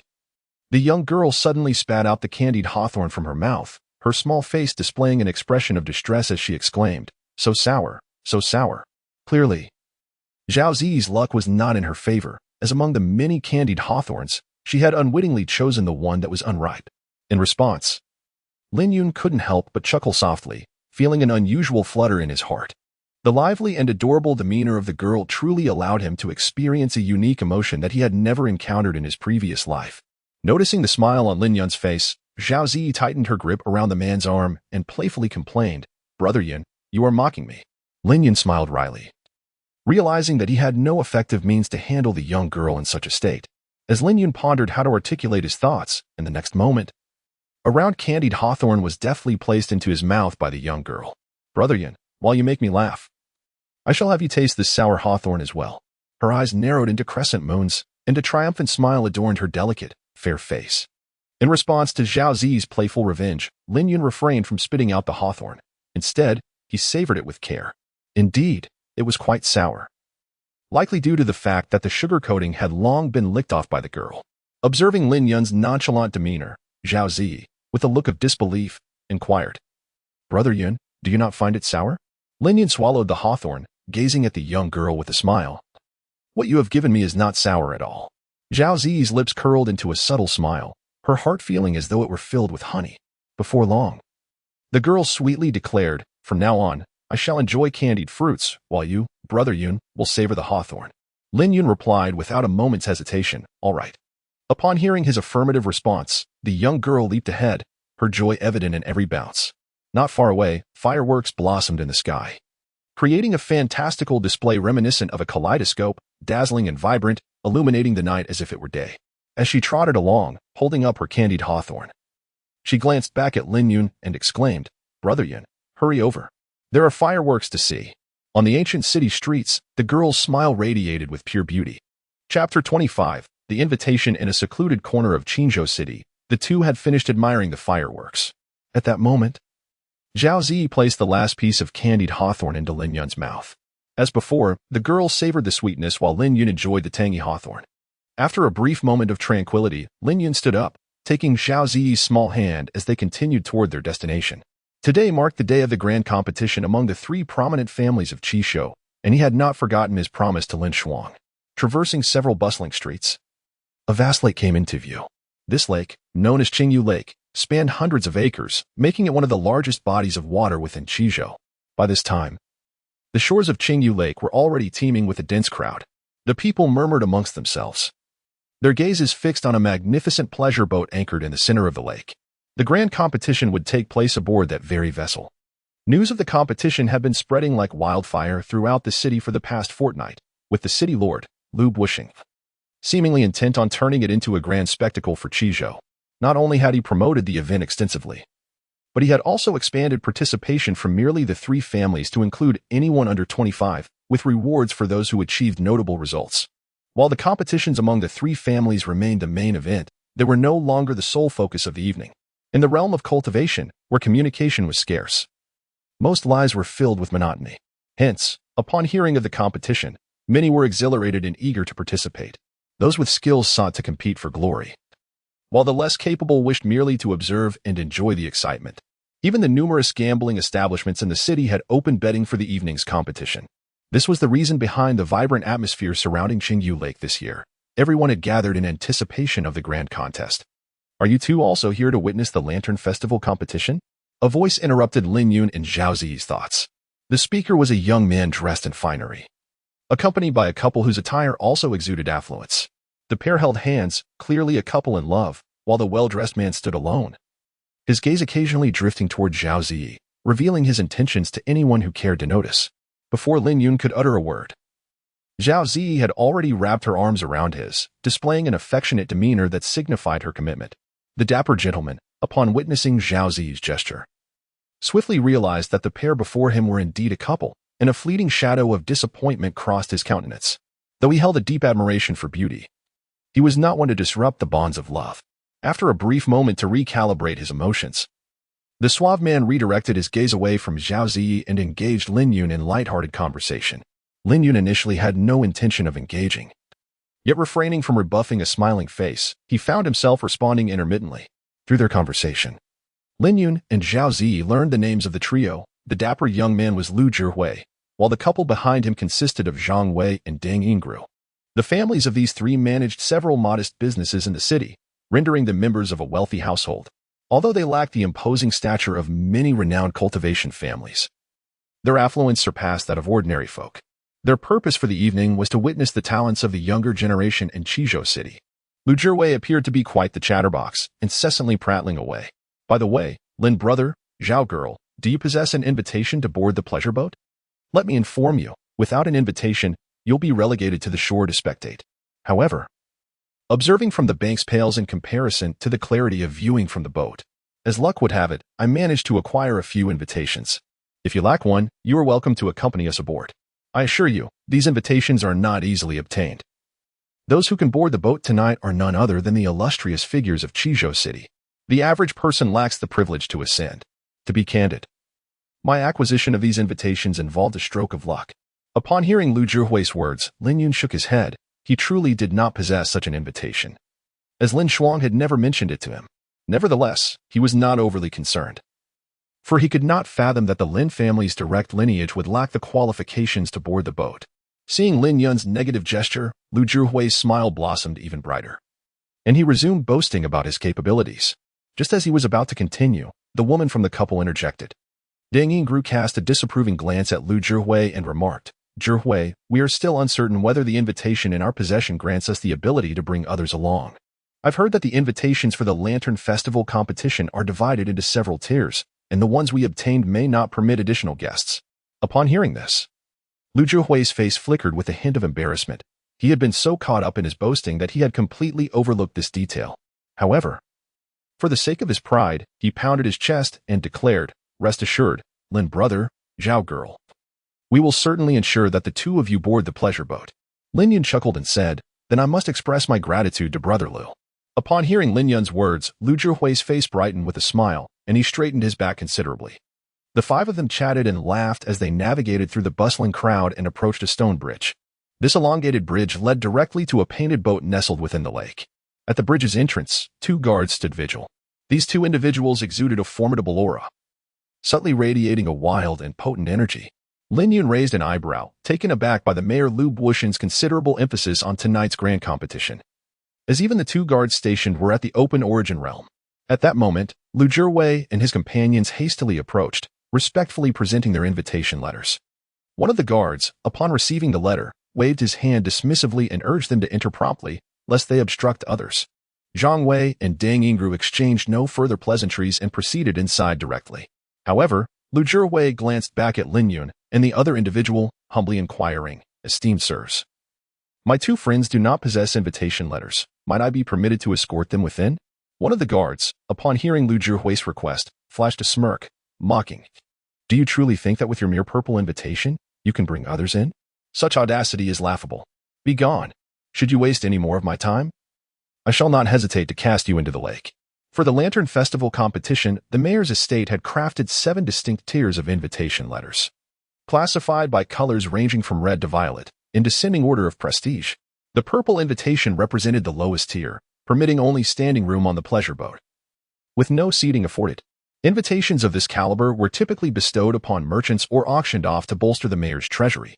Generally, individuals bearing such an invitation held little status, which explained the guard's utter disregard for Lu Zhihui. Lu Zhihui's expression stiffened, wishing fervently to bury himself in a hole. At that moment, he dared not even glance in Lin Yun's direction, his head bowed in embarrassment, eager to escape from this predicament. Lin Yun was taken aback by Dang Yingru's astute observation. Indeed, they possessed no authority to bring guests with their invitation. Shaking his head, Lin Yun took Zhao Zi's hand and approached the two guards. Upon noticing their approach, the guards exchanged glances, their faces betraying a flicker of disdain. Lu Zhihui had previously informed them that these two were his acquaintances, and they did not possess an invitation. How audacious to waste their time without one. The guards had already resolved to impart an unforgettable lesson to them. With a cold smirk curling at the corners of their lips, the guards prepared to reprimand the two oblivious youths. However, an amiable and slender elder appeared from the distance. "Young Master Lin, you have arrived. Why did you not inform me in advance? I would have come to personally greet you." Even before he arrived, his voice resonated with vigor, soon followed by a hearty laugh. The guards trembled at the sound of that familiar voice. Upon seeing the elder, they hurriedly approached, bowing respectfully. "We greet you, Manager Hu. What brings you here?" Hu Fangding, indifferent to the guards, proceeded directly toward Lin Yun and Zhao Zi. The guards, witnessing this scene, felt a cold sweat trickle down their spines. They had not anticipated that this pair, lacking even an invitation, would elicit such a personal welcome from Manager Hu, especially when they had contemplated being rude moments before. They silently rejoiced at their hesitation, as the potential consequences of their actions were unfathomable. Who was Manager Hu? He was truly a figure of immense authority, second only to the city lord, Lu Bushing, serving as his right-hand man. In many respects, his influence surpassed even that of the future head of the Lu family, Lu Li. Such a person deserved utmost respect. Only the most audacious would dare entertain inappropriate thoughts. The shock in the air was palpable, not only among the guards but also from Lu Zhihui, who remained frozen, alongside Zhang Wei and Dang Yingru, who had not yet drifted far. Lu Zhihui could hardly fathom that Lin Yun's status was of such magnitude that even the steward of the city lord's estate would come forth to greet him. Surely, even the heirs of the 3 prominent families would not receive such honor. The embarrassment of his earlier bravado weighed heavily on him. It became clear that Lin Yun did not require his assistance to gain entry. In fact, he needed no invitation at all, as the host had come out to welcome him personally. Meanwhile, Zhang Wei and Dang Yingru exchanged astonished glances, realizing that the two individuals they had casually encountered on the street were, in fact, of such high stature. Lin Yun was unaware of the profound impact the scene before him had on Lu Zhihui and his companions. In response to Hu Fangding's warm welcome, Lin Yun smiled and replied, "I am merely here out of curiosity to witness the festivities. You are exceedingly gracious, housekeeper Hu. Haha, no need for such courtesy. It is my duty." Hu Fangding laughed heartily before leading Lin Yun and his companion towards the pleasure boat on the lake. As they passed by Lu Zhihui and the others, Lin Yun cheerfully suggested, "Why not join us?" Upon hearing this, the 3 men were taken aback. Feeling a sense of trepidation, given their status, they felt unworthy to accompany the chief steward of the city lord's residence. Lu Zhihui, in particular, wiped the cold sweat from his brow, realizing the audacity of his earlier thoughts about courting Lin Yun's girlfriend, an endeavor akin to a long-lived man contemplating suicide. An affront to the sanctity of life. Fortunately, he had not indulged in any inappropriate actions, nor had he behaved disrespectfully. Otherwise, the repercussions would have been dire. At that moment, a flicker of surprise crossed Hu Fangding's face as he inquired, "Young Master Lin, are these gentlemen your friends?" Lin Yun casually remarked, "Perhaps." Upon hearing this, Hu Fang's face broke into a genial smile as he addressed Lu Zhihui and the others. "Since you are friends of young Master Lin, please accompany us." The trio, although still somewhat apprehensive, did not decline. Before long, a sense of elation began to swell within them. After all, not everyone has the opportunity to converse with the chief steward of the city lord's mansion.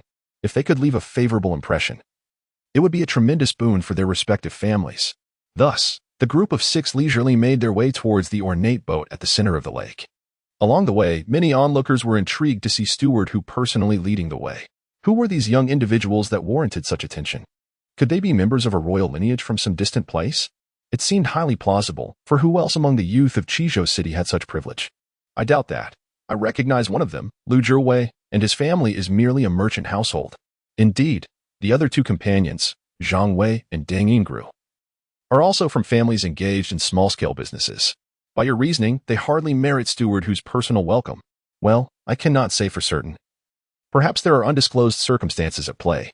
Nonetheless, the fact that they have conversed with Steward who indicates that anyone intending to provoke their families must tread carefully in the future. Although the murmurs of these individuals were hushed, Lu Zhiwei and his companions still caught wind of their conversation. A slight smile graced their lips, their hearts racing with excitement. They had not anticipated that simply following Steward who would bestow upon them such influence. They could already envision that if today's events were to reach their families, their standing within the clan would undoubtedly ascend several ranks, regardless of whether their ascent was due to mere happenstance. One must inquire whether the elder in front is affiliated with the city lord's mansion. In Chizhou City, who would dare disregard the city lord's authority? Merely riding on the coattails of Steward whose prestige had yielded such significant benefits. Who, then, was Lin Yun, that even the elders treated him with such deference? At this moment, they cast their gaze upon the youthful couple ahead, feeling a profound curiosity and trepidation. Chapter 26. Amidst the spectators. I alone admire the beauty from a distance. The sight was not particularly striking, but as Lu Zhiwei and his companions drew nearer, they realized the boat was astonishingly grand. Floating upon the azure waves, the boat soared nearly 100 meters high and stretched close to 1,000 meters long, resembling a moving palace upon the water. Breathtaking to behold.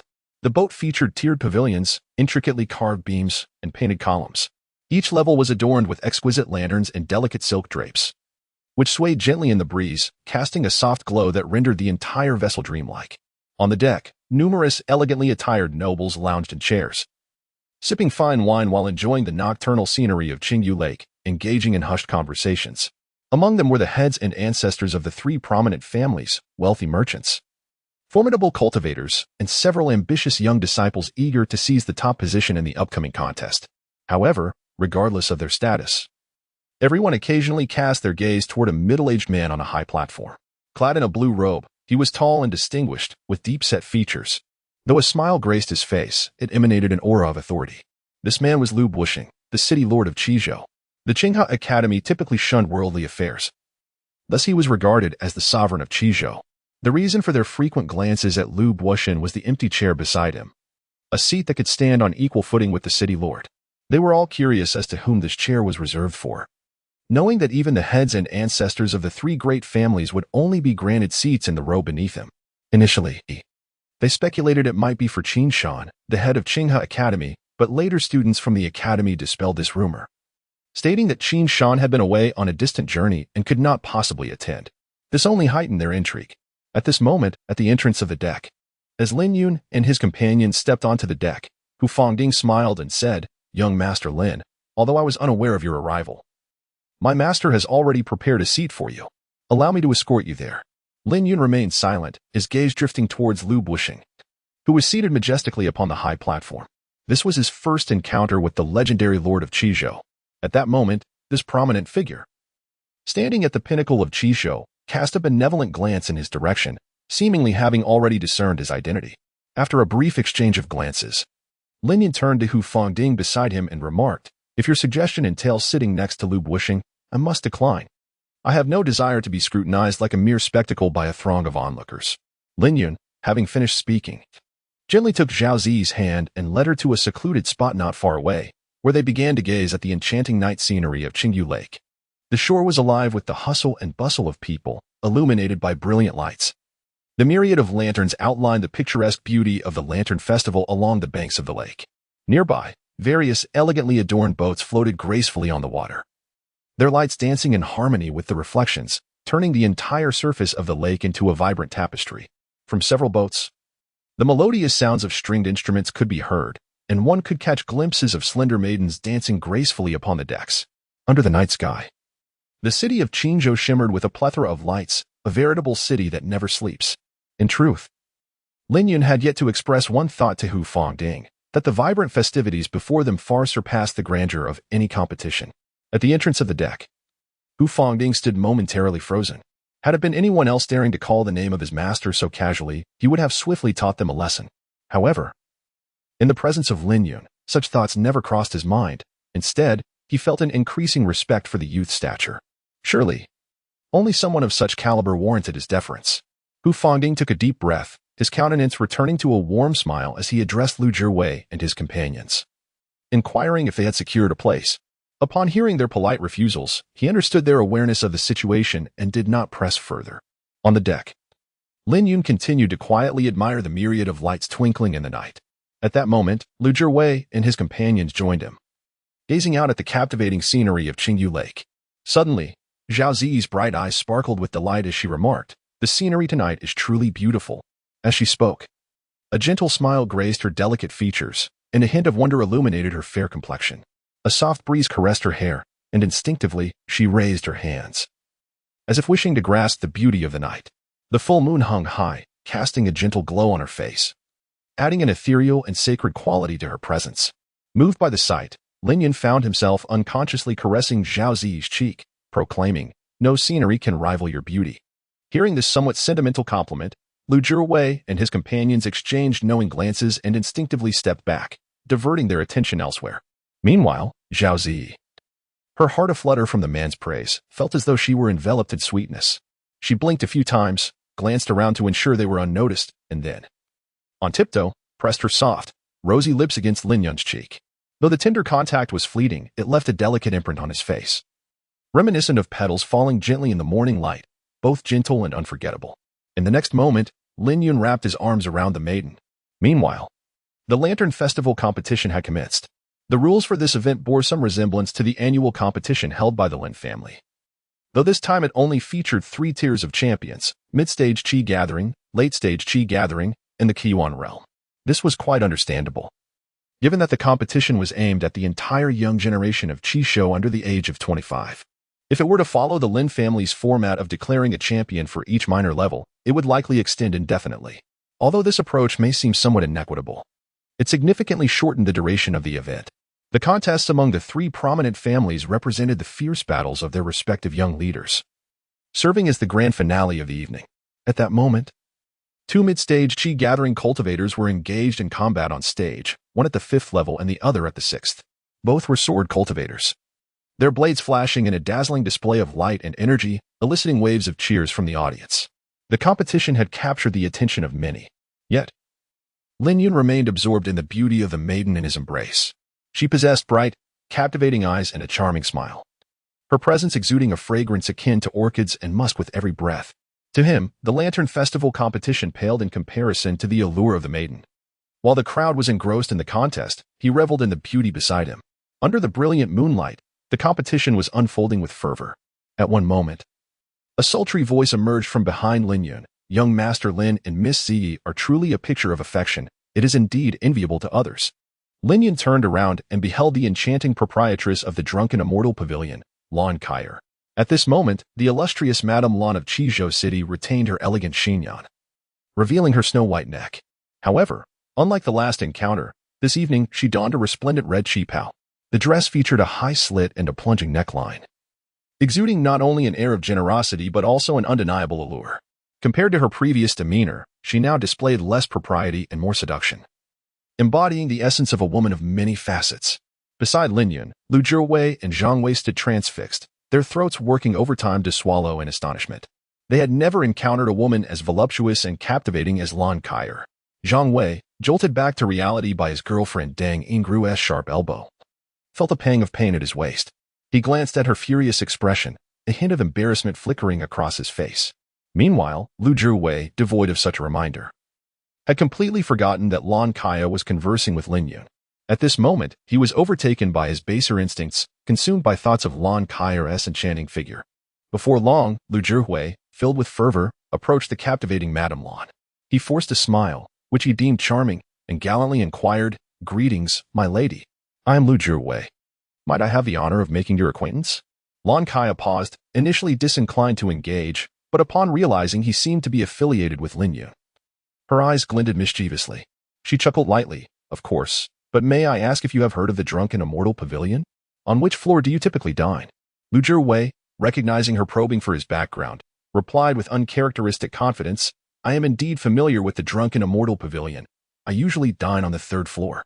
In truth, the third floor catered primarily to the scions of various prominent cultivation families, and his Lu family would not typically warrant such access, often relegated to the second floor. Yet, he reveled in the bravado of his boast, believing that if a few tall tales could win him the favor of such a striking woman, he would spin them daily. As he fantasized about future encounters, he remained oblivious to the fact that Lan Kaya had already dismissed him internally, while she found Lu Zhihui somewhat presumptuous. Her years of social grace compelled her to respond with a polite smile. "Allow me to introduce myself," she continued with a smile. "I am Lan Kaya. Perhaps you have heard of me by my other title, Madam Lan?" Just as Lu Zhihui intended to express his greeting, he faltered, his face stiffening and cold sweat forming on his back.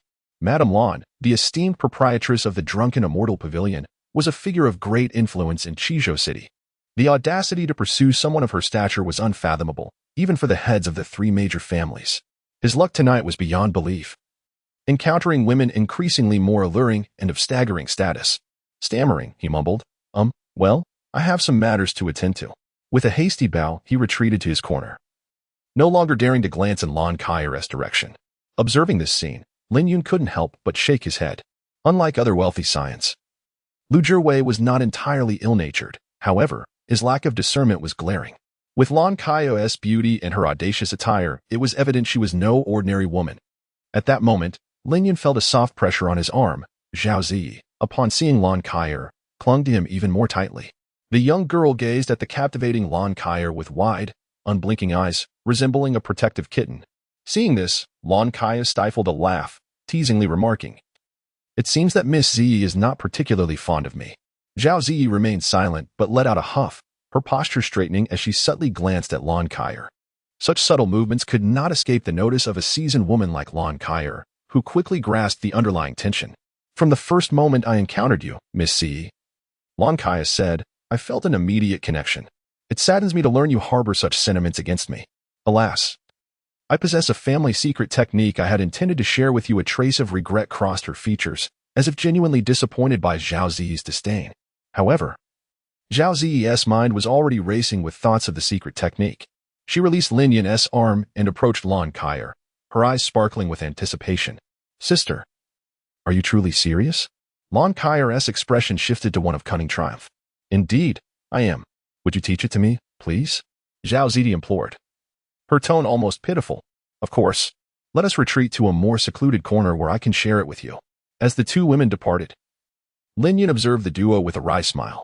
He had initially thought Zhao Zi had grown indifferent to the matter, only to realize that it was merely due to her lack of encounters with Lan Kaya. Women, it seemed, were perpetually preoccupied with their appearances, ready to abandon previous rivalries in an instant. When the two returned, they were as close as sisters, addressing each other affectionately as sister and little sister, completely shedding the previous tension. The dynamics among women proved to be as unpredictable as the weather in June.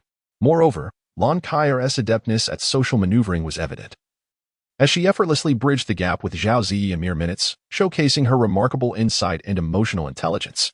Lin Yun could not help but commend, "Indeed, Miss Kaya, your wisdom is unparalleled. It is no wonder you can manage the Grand Zui Xian Lu." The woman before him, though her exact age was difficult to discern from her appearance, was evidently older than Lin Yun in this lifetime. However, since Zhao Zi addressed her as a sister, he naturally refrained from referring to her as Madam Lan Kai. Lan Kaya, aware that Lin Yun was alluding to Zhao Zi's situation, chuckled and remarked, "It is merely a touch of cleverness, hardly worthy of high regard. It is truly the likes of you, young Master Lin, who are effortlessly graceful and capable of wielding power behind the scenes, that we admire." "To wield power? I harbor no such interest. It is merely that the power lies beneath my feet," Lin Yun replied, shaking his head. Indeed, as he stated, he held little interest in the modest Qingzhou city. His initial rescue of Zhou Tianlin was merely a spontaneous act. He had not anticipated that Zhou would seek to please him by mentioning Lu Bushing. which ultimately led to the events surrounding the Zue Stinlu.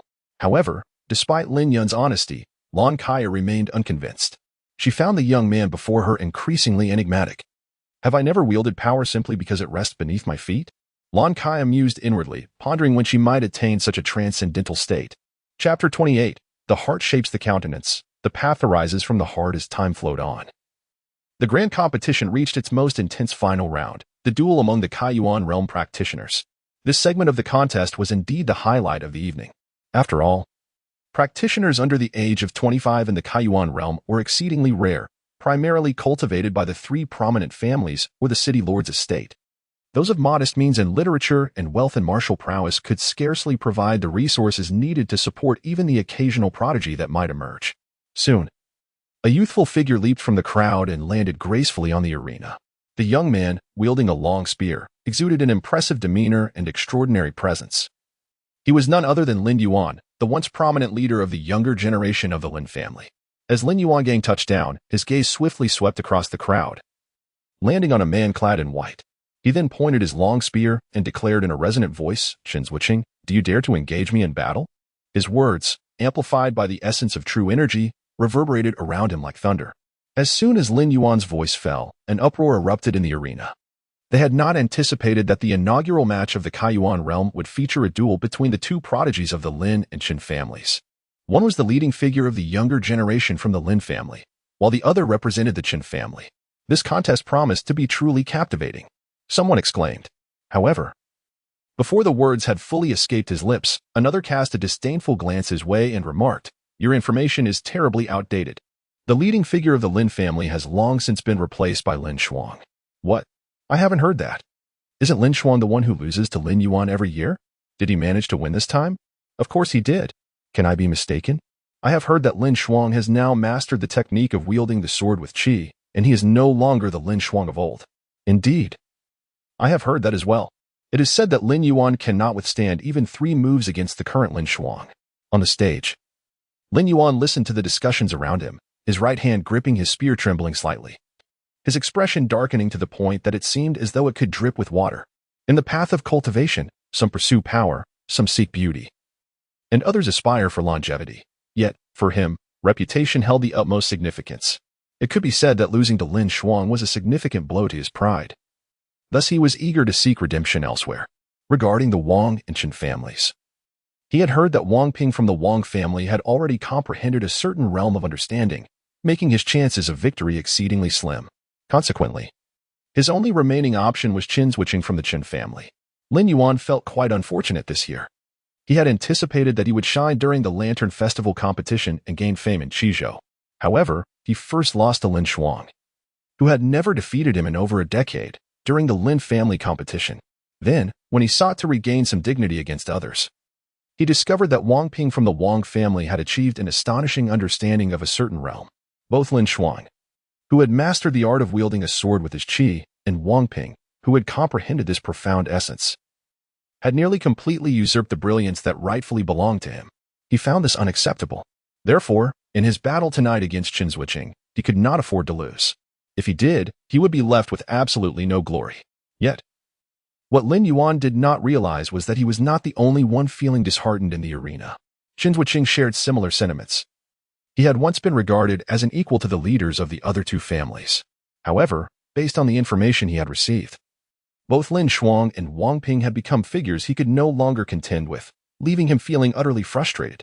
Lin Yuan wished to defeat him. And did he not yearn to conquer Lin Yuan as well? After all, this ultimate confrontation would undoubtedly exclude them from participation. Thus, upon hearing Lin Yuan's boisterous challenge, he resolutely leapt onto the stage. With the arrival of Qin Zuoqing, the atmosphere intensified, the air filled with fervent cheers. "Lin Yuan, I have arrived. Unleash your prowess." Qin Zuoqing, clad in flowing white garments, stood with an air of confidence, as though victory was assured. Although he considered himself no match for Lin Shuang and Wang Ping, he felt no trepidation when facing Lin Yuan. Lin Yuan let out a cold snort, his spear swirling with an unfathomable killing intent as he lunged fiercely at Qin Zuoqing. Boom! The true essence erupted, and the air seemed to shatter into myriad fragments, producing a piercing sound akin to slicing through the wind. In the face of this terrifying might, Qin Zuoqing remained unperturbed, his right hand firmly gripping, as blue arcs of electricity danced around his fist. He was employing a martial art technique. In the next instant, the two figures vanished from their original positions. A thunderous explosion resonated. The immense sound seemingly capable of shattering eardrums, prompting many to instinctively cover their ears. On the arena, fist clashed with the spear, and the dreadfully powerful true essence surged outward like waves, causing the defensive array overhead to flicker. This was the first time tonight that the defensive array set upon the pleasure boat was triggered due to the confrontation between cultivators. Many spectators gasped in astonishment. My goodness! Is this the clash of cultivators at the opening origin realm? It is utterly terrifying. Did Lin Shuang truly defeat such a Lin Yuan? Humph! This is merely the beginning. It only signifies that Lin Shuang, who has comprehended the art of wielding the sword with qi, is even more formidable than Lin Yuan. While the crowd below engaged in discussion, the battle on stage continued unabated, having reached an intense and heated climax. The disparity in strength between Lin Yuan and Qin Zuoqing is negligible, to the extent that one could assert there is virtually no difference. It is impossible to discern a victor in such a short span. On the deck, in a quiet corner, Lon Kaier gazed at the seemingly disinterested Lin Yundao and inquired, Young Master Lin, whom do you believe will emerge victorious? Without a moment's hesitation, Lin Yun replied, Qin Zuoqing. Why? A flicker of curiosity crossed the woman's face. Lin Yun's response was so swift that it seemed as if he possessed the ability to foresee the future. It is worth noting that he had merely cast a few glances moments prior, spending most of his time lost in contemplation of the distant night scenery. Because Lin Yuan is too eager to win, Lin Yun elucidated. Is there something wrong with wanting to win? Lon Kaiya pressed further. Lin Yun elucidated that, under normal circumstances, the desire to win is entirely acceptable. Both Lin Yuan and Qin Zuo on the arena harbor an earnest wish to triumph. However, Lin Yuan's yearning to succeed has transcended the mere desire to win, veering into the realm of a potential inner demon. In this context, the more he fixates on victory, the more susceptible he becomes to defeat. Can young Master Lin truly perceive the inner demons of a person? Lon Kaiya inquired with curiosity. Were it not Lin Yun who spoke these words, she would likely suspect the speaker of indulging in mere pretentiousness. Lin Yun smiled and said, The countenance arises from the heart, and the path originates within it.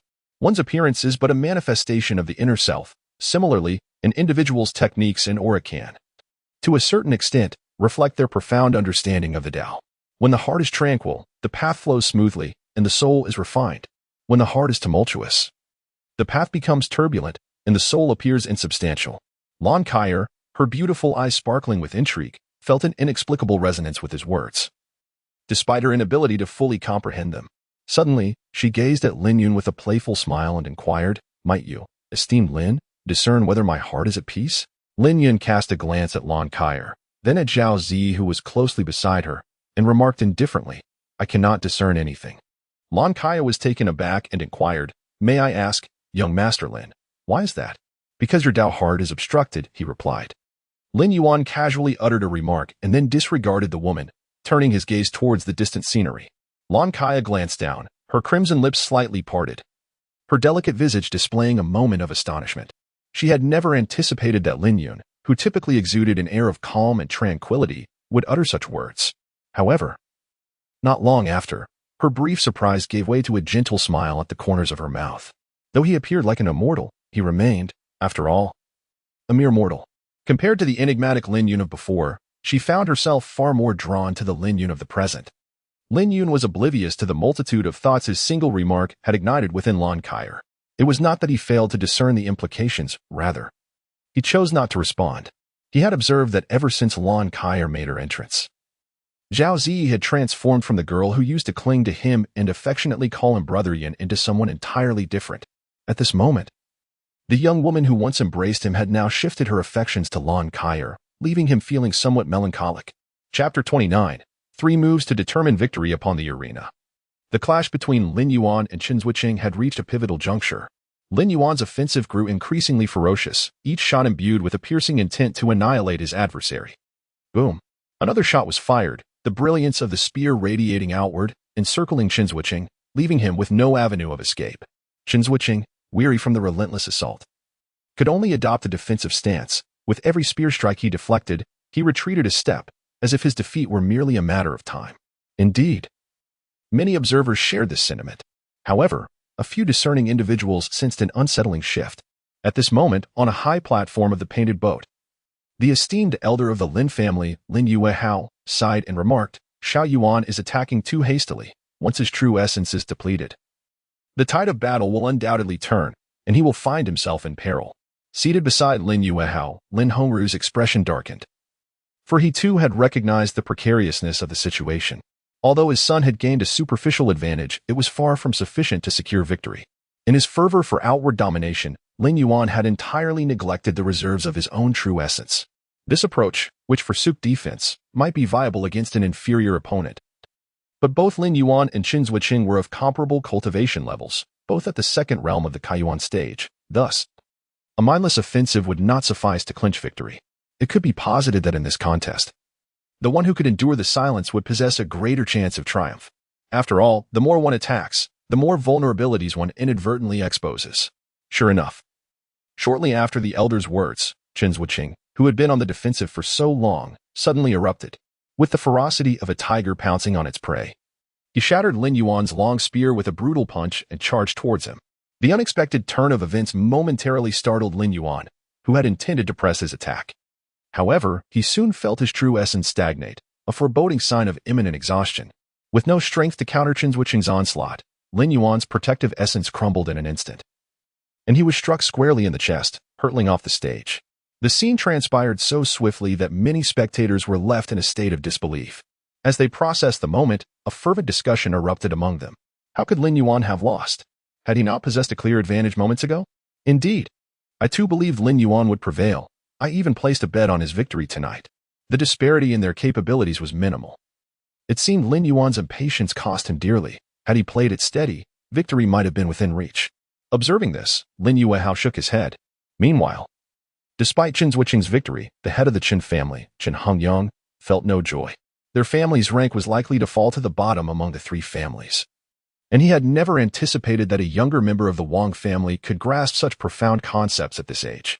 Although the Lin family had also faced setbacks, at least they had produced Lin Shuang, who could wield a sword with her qi and would likely secure second place. The Qin family, however, seemed utterly unprepared. Akin to fools, the thought left Qin Hongyang feeling immensely frustrated. At the same time, Lan Kaler cast a glance toward Lin Yun, a glimmer of intrigue flashing in her eyes. She had not expected him to be so accurate in his predictions, both in process and outcome. This insight left her inwardly astonished. On the stage, Qin Zuoqing remained unaware of the tumult his victory had stirred among the spectators. He discreetly exhaled in relief. At least he had secured a win tonight. Otherwise, a complete defeat would have been utterly humiliating for the Qin family. Just as a smile began to form on his lips, a tall figure emerged slowly from the audience. The woman, clad in a simple long dress and holding an ancient sword, possessed a striking beauty that exuded an aura of coldness. Many felt a chilling sensation merely from observing her from afar. Upon witnessing this, Qin Zuoqing's expression grew serious, his eyes gleaming with intensity. In the Lin family, Lin Shuang encountered his opponent once again. Although rumors suggested that Lin Shuang, wielding his sword with the mastery of energy, could defeat even Lin Yuan within 3 moves. He felt compelled to test this for himself, for he could not bear the thought of not knowing. A warrior may face defeat, but must never succumb to fear. As Lin Shuang ascended the arena, a wave of astonished gasps erupted from the audience, surpassing even the fervor witnessed during the clash between Qin Zuoqing and Lin Yuan.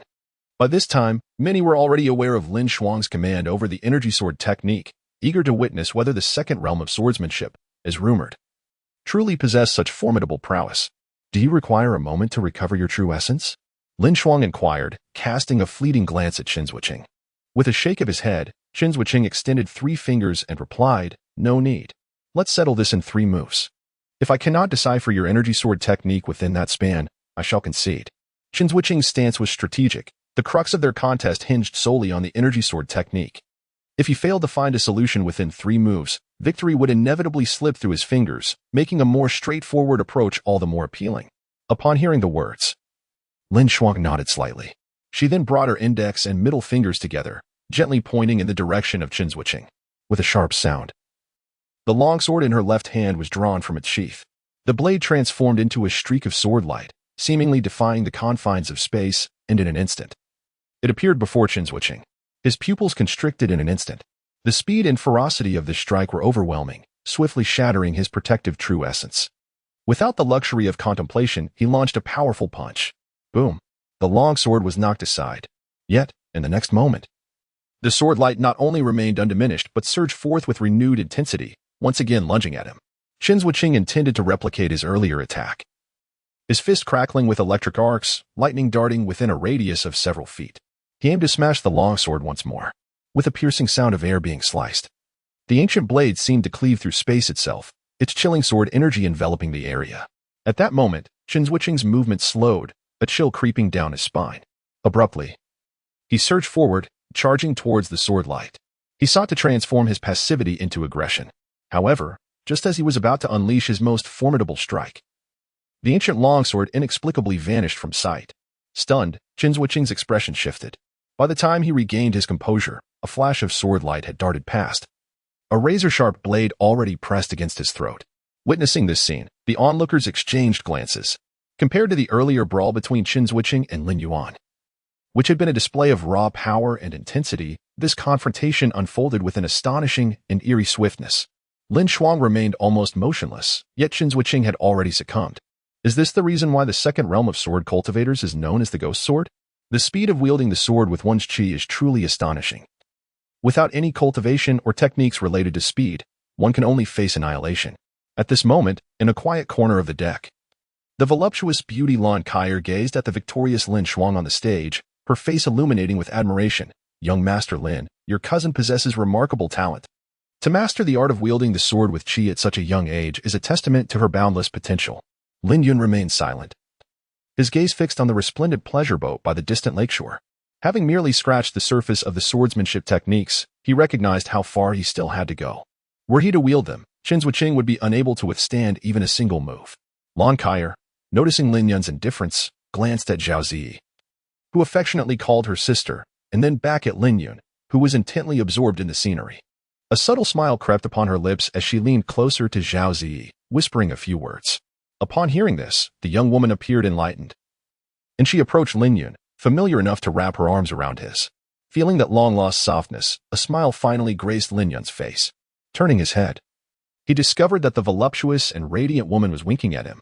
Lin Yunxin understood the implication, secretly lamenting the adage that women with ample bosoms lack intellect. Yet, Lan Kaier was a striking exception, exhibiting no signs of her physical endowments encumbering her cognitive faculties. Chapter 30. The Realm of Blood and Sea. After effortlessly vanquishing Qin Zhuqing, Lin Shuang's gaze shifted to a young man in the audience, his face marred by scars. Peng it's your turn to showcase the depth of the Wang family. A middle-aged man beside him remarked. This man was none other than Wang Bin, the patriarch of the Wang clan, and Wang Peng was his son. He had initially proposed the competition among the three prominent families, eagerly awaiting this very moment. With the plan nearing fruition, a rare smile graced his lips. Hearing his father's words, Wang Ping rose slowly, exuding confidence. Father, rest assured, Lin Xuan is no match for me. This contest shall not be prolonged.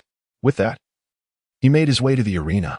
As the last of the three families yet to participate, the Wang family's presence naturally drew the attention of all. Consequently, the atmosphere buzzed with fervent discussions the moment Wang Ping stood. Wang Ping, it's Wang Ping. He's finally taking the stage. Rumor had it that Wang Ping returned from the Blood Knife sect having comprehended a certain profundity, though the truth of such claims remained uncertain. Given the multitude of voices, the likelihood of its authenticity seemed high. It was intriguing to ponder which was more formidable, the sword cultivator's mastery over energy or the might of his newfound insight. On the arena, Wang Ping and Lin Shuang regarded each other intently. At a certain moment, Wang Ping spoke, without my presence. The title of champion this evening would undoubtedly belong to you. With a grin that, coupled with the prominent scar on his face, appeared somewhat menacing, he continued. Isn't that so? Only through battle will you truly understand. Lin Shuang's eyes shimmered with a fierce determination. Wang Ping seemingly overlooked the fire in Lin Shuang's gaze, gesturing to the scar adorning his own face. Do you see this? It is the price I paid for comprehending the might of profundity. On the path of relentless pursuit, no one is harsher on themselves than I. Thus, your defeat is inevitable. As his words fell, he unsheathed his long knife, unleashing a crimson arc aimed at Lin Shuang. His weapon, a blood-red longsword, sliced through the air, enveloping the arena in a thin veil of red mist. Under the onslaught of his blade's energy, the red fog swirled, resembling a sanguine haze. Clang! The arena echoed with the jarring sound of metal clashing. Lin Shuang furrowed her brow, realizing that within this crimson mist, the speed of her swordplay had significantly diminished. This red fog appeared to possess some peculiar power that restricted her true essence and techniques. Is this the might of the realm of intent? Lin Shuang sighed inwardly, yet her hand remained unwavering. With a swift motion of her right hand, the long sword pierced through the crimson mist, hurtling towards Wang Ping's figure. As the sword traversed the air, it sent ripples through the atmosphere, producing a resonant hum. In the face of this fierce strike, Wang Ping remained unperturbed, closing the distance and instantly unleashing a flurry of slashes. Boom! The clash of sword energy and blade aura reverberated. In an instant, the arena was awash with flashes of blades and swords, the defensive formations flickering incessantly. The speed of their engagement was so swift that many spectators could only perceive two figures darting amidst the fray, unable to discern the particulars of the encounter. At one moment, a muffled groan from a woman echoed across the arena. As the brilliance of the sword and blade dissipated, Lin Shuang's delicate face paled slightly. Although wielding the sword through one's chi was formidable, it exacted a considerable toll on her true essence. After their earlier exchanges, she realized that her chi manipulation offered little advantage against Wang Ping. While she was unaware of the profundity he had grasped, it seemed to effectively counter her techniques. In that moment, she felt as though she were bound by stones while contending with Wang Ping. Her previously celebrated swift sword could hardly approach him. The essence of wielding a sword through chi lay in swift victories. If she could not subdue her opponent in a short span, she would be left vulnerable. Resolving to fight with all her might, Lin Shuang gritted her teeth and summoned the radiant energy of the Qingyuan sword, launching another assault towards Wang Ping. Regardless of its efficacy, she had no choice but to press on. Engaging in close combat without the aid of her chi manipulation would yield even less chance against Wang Ping. Wang Ping shook his head, and the crimson mist in the arena deepened in hue. He raised his long knife, cleaving forth a red blade aura that stretched several zhang. Imbued with a murderous intent that surged towards Lin Shuang like a colossal tidal wave. Thunderous roars echoed as sword energy collided with blade aura, akin to two mountains crashing together. In a brief moment, the sword's radiance dimmed. The Qingyuan sword was sent flying, and the momentum of the blade aura remained relentless, striking directly against Lin Shuang's protective true essence. Poof! Lin Shuang spat out a mouthful of fresh blood. Although she had not been thrown off the stage, she staggered, nearly collapsing to the ground. At that moment, her face was devoid of color, her clothing stained a vivid crimson, and her body swayed precariously, as if she might succumb to serious injury and lose consciousness at any moment. Fortunately, after retrieving several healing elixirs from her spatial ring and consuming them, Lin Shuang's condition improved considerably. The defeat of Lin Shuang came as no surprise to many, once it became known that Wang Ping had indeed grasped a certain profound realm. The outcome of the duel lost much of its suspense. Although wielding the sword with one's chi was formidable, it paled in comparison to the might of true comprehension. At this moment, all were curious about the nature of the realm Wang Ping had attained. Nearby, Lon Kaya posed this very question. Young Master Lin, are you aware of the realm that Wang Ping has comprehended? Upon asking, she gazed at Lin Yun with anticipation, akin to a student awaiting enlightenment from a teacher. If anyone on the field could provide an answer, it would surely be Lin Yun. This was not merely due to her limited experience, rather. The world was replete with an array of peculiar realms that were simply too numerous to recognize in their entirety. After the recent events, Lin Yun harbored no ill will towards Lon Kyer. He soon spoke up. It is merely a nascent blood sea realm, one that he has only just begun to perceive. Lacking true understanding. If he could conjure the illusion of a mountain of corpses and a sea of blood with a mere thought, I might find some intrigue. Lon Kyer, upon hearing this, displayed a look of incredulity. Surely even a formidable expert in the Sky Sovereign realm could not achieve such feats. The Blood Sea realm was evidently a rare and powerful one, capable of affecting both the physical body and the soul. Yet, to create an illusion with a single thought was no simple task. No matter how talented Wang Ping might be, he was still merely a youth in his early 20s. Such expectations seemed overly demanding. Nevertheless, Lon Kyer was astonished that Lin Yun could discern the realm Wang Ping had comprehended at a glance, especially following his accurate predictions regarding the battle between Lin Yuan and Chen Zuocheng. She found the man before her increasingly enigmatic. Setting aside other considerations, his discerning eye and extensive knowledge far surpassed her own, although she remained unclear as to why Lu Buisheng held him in such high regard. This alone was sufficient for her to seek favor with Lin Yun. On the arena, after consuming a medicinal pill, Lin Shuang's condition had significantly improved. Although she had endured a substantial blow, the impact had been mitigated by the clash of divine abilities, preventing her protective true essence from being completely shattered. Casting a calm glance at Wang Ping, she stated, I concede.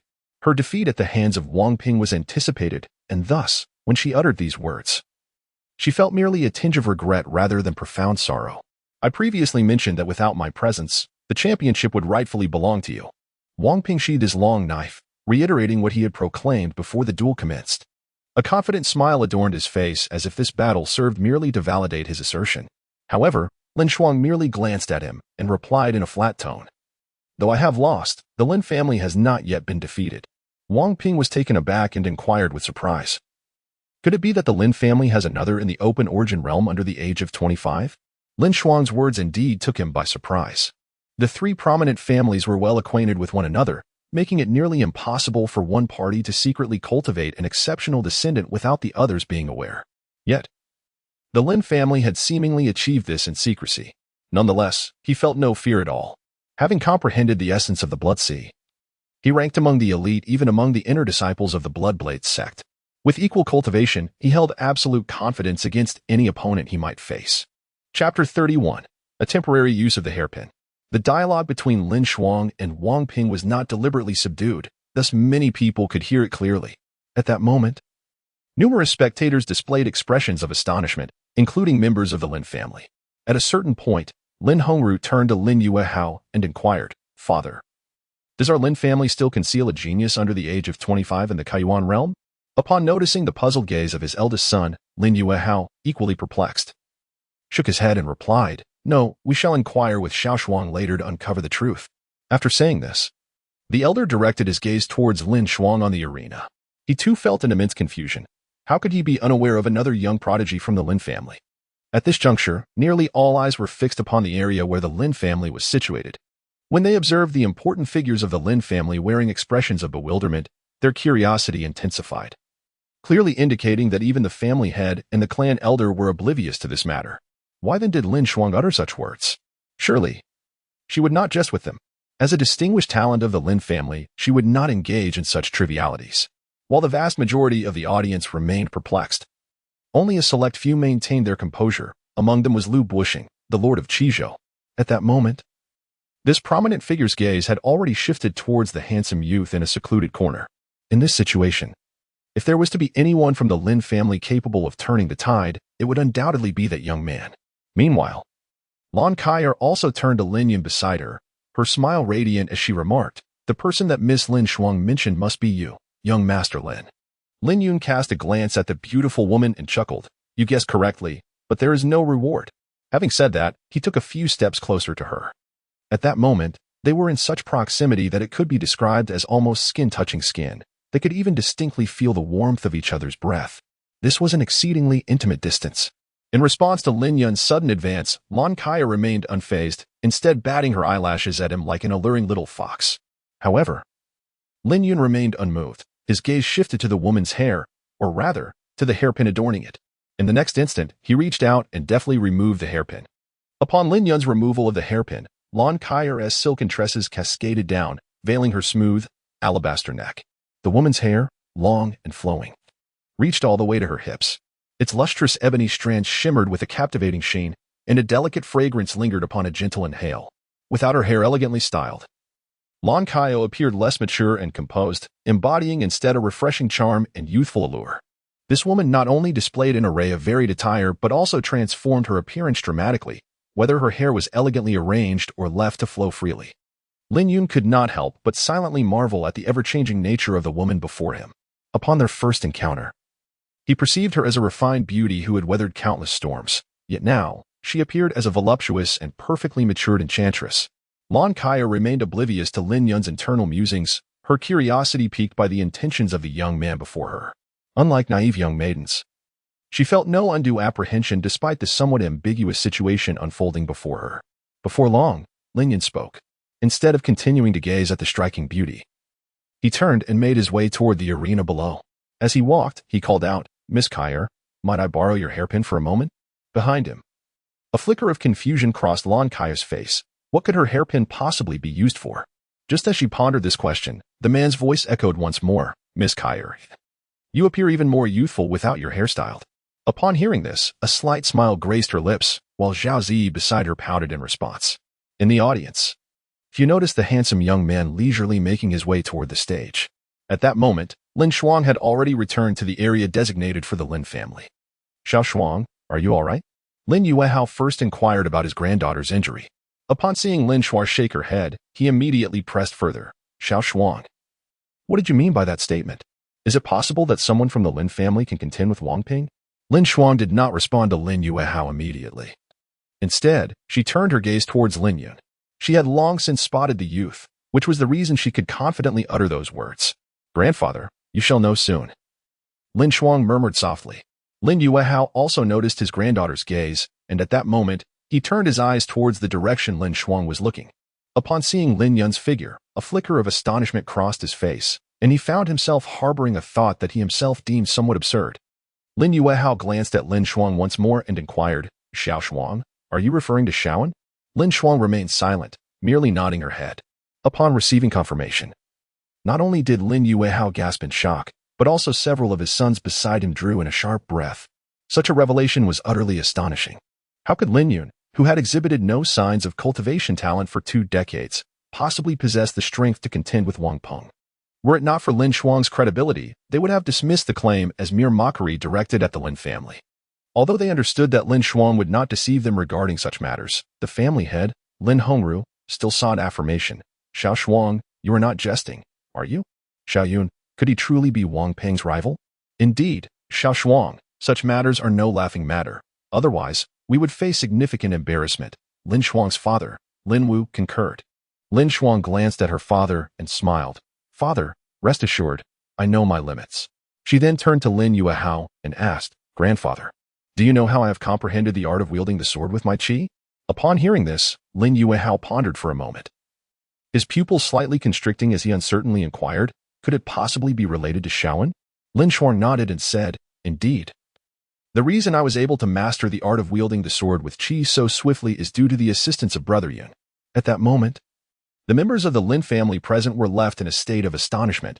They had never anticipated this revelation. Could it truly be that Lin Yun is instructing Lin Shuang? Is this the same Lin Yun that they have come to know? Everyone felt as though the world had suddenly become unfamiliar. Lin Yuehao took a deep breath, a glimmer of brilliance flashing in his eyes. He cast his gaze towards the distant youth, who was basking in the gentle breeze, and turned to Lin Shuang, asking, Xiao Shuang, could you elaborate on how Xiao Yun assisted you? Lin Shuang fell silent for a moment before speaking. Grandfather, of course. The Lin Yun of today is no longer the same Lin Yun of the past. It appears he has encountered certain fortuitous events, achieving remarkable mastery in the art of the sword. It is precisely because he assisted me in refining my sword control techniques that I was able to swiftly advance into the second realm. Lin Shuang refrained from revealing her previous conjectures regarding Lin Yun's identity, attributing everything instead to an ethereal encounter. Through their time spent together, she discerned that Lin Yun harbored no malevolent intentions towards the Lin family, and thus she wished to avoid unnecessary conflicts. In the boundless expanse of the endless continent, it is not uncommon to occasionally stumble upon extraordinary fortunes that can alter one's destiny. She believed that even if her grandfather and others held suspicions, they would not pursue the matter too rigorously. Once these intricate details were disclosed, the members of the Lin family present were largely convinced. Simultaneously, they became assured that the Lin family truly possessed a prodigy capable of rivaling Wang Ping. With this realization, many felt a surge of excitement within. After all, if Lin Yun could vanquish Wang Peng, the Lin family would undoubtedly secure the top position in the grand competition. While the benefits from several minds were secondary, the emergence of another genius from the Lin family was the most invaluable treasure. The Lin family remained enraptured by the sudden wave of happiness. At that moment, a keen-eyed spectator in the audience finally noticed the leisurely figure of Lin Yun making his way towards the arena. One person exclaimed in astonishment, "Who is that? Is he about to challenge Wang Ping?" Another voice chimed in, "What? After witnessing Wang Ping's formidable prowess, there are still those audacious enough to step forward?" Following the gaze of the first speaker, they indeed spotted a young man advancing towards the stage. Before long, someone recognized Lin Yun, their expression turning peculiar as they remarked, "Isn't that Lin Yun? Is he truly seeking his own demise? Indeed, has the Lin family lost their senses, sending a good-for-nothing to confront Wang Peng?" At this moment, not only the ordinary spectators struggled to comprehend the situation, but even the prominent figures of Qingzhou City were equally baffled. Among them, Wang Bin, head of the Wang family, mockingly addressed the nearby Lin Hongru. "Lin Patriarch, has your family descended to such depths that you require a useless individual to represent you? Surely, this cannot be your trump card." Following this, Wang Bin could not contain his laughter. He genuinely did not anticipate that on the day his son ascended to the pinnacle, such amusement would unfold. The three great families had always existed in a competitive dynamic, and he was more than willing to witness the Lin family's humiliation. Wang Bin's words did not go unheard by the audience, who shared his incredulity regarding the Lin family's decision. Who in all of Qingzhou City was unaware of Lin Yun's notorious reputation? To send such a person into the fray was akin to offering a gift of defeat. Consequently, the majority of the spectators began to whisper amongst themselves, their hearts brimming with a sense of anticipation for the spectacle to come. After all, one does not attain fame without merit, and correspondingly, the ill-famed Lin Yun garnered no support from the onlookers. Lin Hongru's expression was somewhat grim. Yet in response to Wang Bin's taunts, he, as the head of the family, swiftly retorted, "You shall soon discover whether I am a waste. I only hope that by the end, the head of the Wang family will still be able to smile." Although he spoke with bravado, a sense of uncertainty lingered within him. After all, he had never witnessed Lin Yun in action and was unaware of the latter's true capabilities. Chapter 32, A Hairpin as a Sword. Defeating the enemy with a single strike. As time passed, Lin Yun finally ascended the platform. The moment he appeared, a fervent clamor erupted from the crowd, predominantly filled with derisive remarks. Typically, such overwhelming hostility would affect one's mindset to some extent. However, Lin Yun remained unfazed. His demeanor calm and composed, deftly toying with the hairpin he had just removed from Lan Kai's head, exuding an air of tranquility as if he were merely there to enjoy the scenery rather than engage in combat. Suddenly, laughter rang out from the platform. It was the voice of Wang Peng. Lin Yun turned his gaze in the direction of the voice and beheld the talented young man who had comprehended the essence of the blood sea. Cradling his abdomen, he remarked, "Are you the trump card of the Lin family that Lin Shuang spoke of? Do you truly believe you can defeat me?" Following his words, Wang Peng could not help but burst into laughter once again. Lin Yun wore a faint smile upon his face, seemingly oblivious to the mockery directed at him by others. After a while, when Wang Peng finally ceased his laughter, Lin Yun shook his head and remarked, "I wonder if your master has ever taught you the principle of using full strength when hunting a rabbit, for one must never underestimate anyone, as the roles of hunter and prey can shift in the blink of an eye."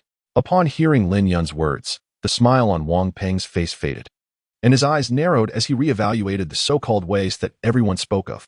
Indeed, he had allowed himself to become a tad too complacent moments earlier. As Wang Peng removed his preconceived notions, he discovered that Lin Yun's eloquence and demeanor were strikingly contrary to the rumors of his incompetence. This calm and unruffled presence was something even Lin Shuang and others lacked. He had only witnessed it in the core disciples of the Bloodblade sect, all of whom were of the Mingxian realm. Nevertheless, Wang Peng, with an air of pride, declared, "Thank you for your reminder. As a token of my appreciation, I shall grant you the opportunity to strike first. Please, proceed."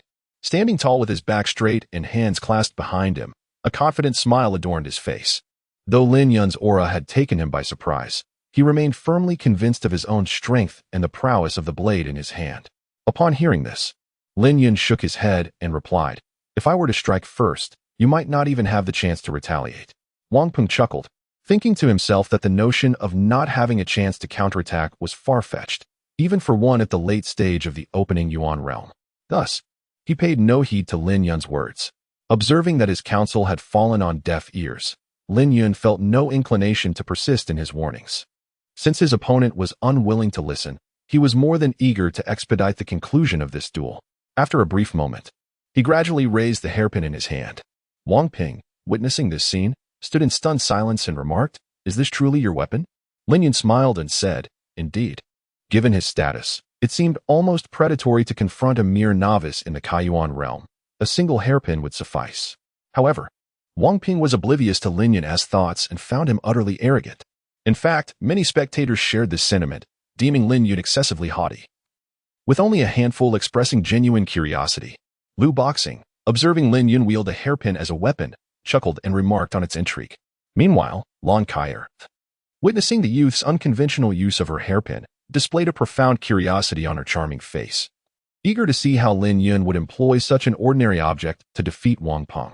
On the arena, Lin Yun's smile vanished, and an elusive sword intent began to envelop him. At that moment, he appeared as a sharpened blade, radiating an undeniable brilliance. As his gaze fell upon Wang Peng, The latter felt an intense sting in his eyes and a chilling aura enveloping him.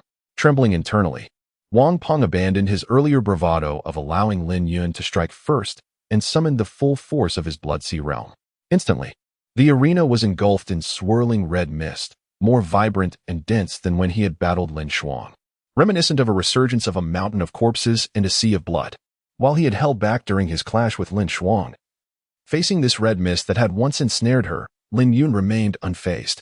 A clear heart of the sword could shatter myriad laws, rendering him impervious to such ostentatious attacks. Yet, Wang Peng was unaware of this. He assumed Lin Yun was similarly ensnared by the Blood-Sea's influence. In the next moment, he raised his blade and swung down fiercely. A crimson blade of light, extending over 10 zhong, descended upon Lin Yun like a colossal hammer. This blood blade was Wang Peng's ultimate technique, capable of contending even with mid-stage Kaiyuan realm practitioners. He unleashed it immediately, having sensed an overwhelming threat from Lin Yun. His instincts warned him to hold nothing back, lest he suffer a devastating defeat. Although Wang Peng could not pinpoint the origin of this sudden sense of danger, he unhesitatingly chose to trust it, for his instincts had saved him on numerous occasions before. With a thunderous crash, as the blade struck, the arena's defensive formations flickered violently. The red mist surged towards Lin Yun as if possessed, and where the blade passed, the void quivered, the air emitting a piercing howl. In the realm of his vision, the world was reduced to a pure crimson hue. This strike was overwhelmingly powerful, surpassing any previous attack against Lin Xuang. Yet, in the face of this terrifying blow, Lin Yun merely flicked his finger. In an instant, the ordinary hairpin blazed with brilliance, sending ripples through the surrounding void. With a terrifying might, the hairpin darted through the red mist like dawn's light piercing the night, seemingly cleaving space itself in two. In the blink of an eye, the Blood-Sea realm shattered. The crimson blade was obliterated. The seemingly mundane hairpin exhibited an unmatched power, disregarding the distance of space as it pierced through Wang Peng's protective true essence. Everything transpired so swiftly that by the time Wang Peng comprehended the situation, he felt a searing pain in his chest. The hairpin had not penetrated his body, yet the sharp sword aura radiating from it sliced through his skin inch by inch. Was this a technique of wielding the sword with qi? A look of horror flashed across Wang Peng's face, having recently bested Lin Xuang, who wielded the same art. He was no stranger to it. Yet, he had not anticipated that Lin Yun was also a swordsman, one whose mastery of wielding the sword with qi far surpassed that of Lin Xuang. If Lin Xuang's proficiency was merely introductory, Lin Yun's was undoubtedly at an advanced level. Such skill could easily negate the power of his realm's essence unless he could elevate the Blood-Sea realm to a higher tier. However, achieving such a feat at his age was nearly impossible. At least for now, he was incapable of it. With a cough, Wang Peng spat out a mouthful of blood, his momentum deflating as if he were a punctured balloon. The red mist dissipated, and the blade of light vanished, leaving only the hairpin suspended before his chest. Wang Peng drew a deep breath. He had been defeated by a mere hairpin, wielded as a sword. Looking at Lin Yun again, a profound wariness etched across his face. He had not expected the opponent's claim to be true. He truly had no opportunity to retaliate, even after making the first move. The arena fell into an eerie silence, all present exchanging incredulous glances. The formidable Wang Peng, a master of realm essence, had been vanquished, and in a single blow, no less. Most astonishingly, the one who accomplished this feat was the rumored waste of the Lin family. They felt as if they were caught in a dream. Am I dreaming? Is Lin Yun truly this strong? Someone murmured. Indeed, who among the younger generation of Qingzhou City could rival him? Another remarked, their expression complex. At that moment, the head of the Wang family, Wang Bin, lost his earlier smugness, his countenance dark as if it could drip with water. While some rejoiced, others despaired. The Lin family's section erupted in laughter, with the elder Lin Yuehao exclaiming good 3 times, his applause echoing against the armrests of his chair. The old man's excitement surged as he gazed at the youth on stage, envisioning the shadow of his long-lost son. Suddenly, he felt that perhaps one day, his grandson might restore the lost dignity he once had. In a corner of the deck, Zhao Zi gazed at the young man standing with his hands behind his back on the arena, her beautiful eyes sparkling. With her delicate neck slightly raised and a smile gracing her lips, she seemed to say, "Look, this is my man." Nearby, Lon Kaier also displayed an unusual expression, deeply observing the tall figure. She had considered the possibility of Lin Yun winning, but never imagined he would do so with such ease. Wang Ping's Blood Sea realm appeared non-existent before him. It was truly unfathomable, giving the impression of an old man toying with a child.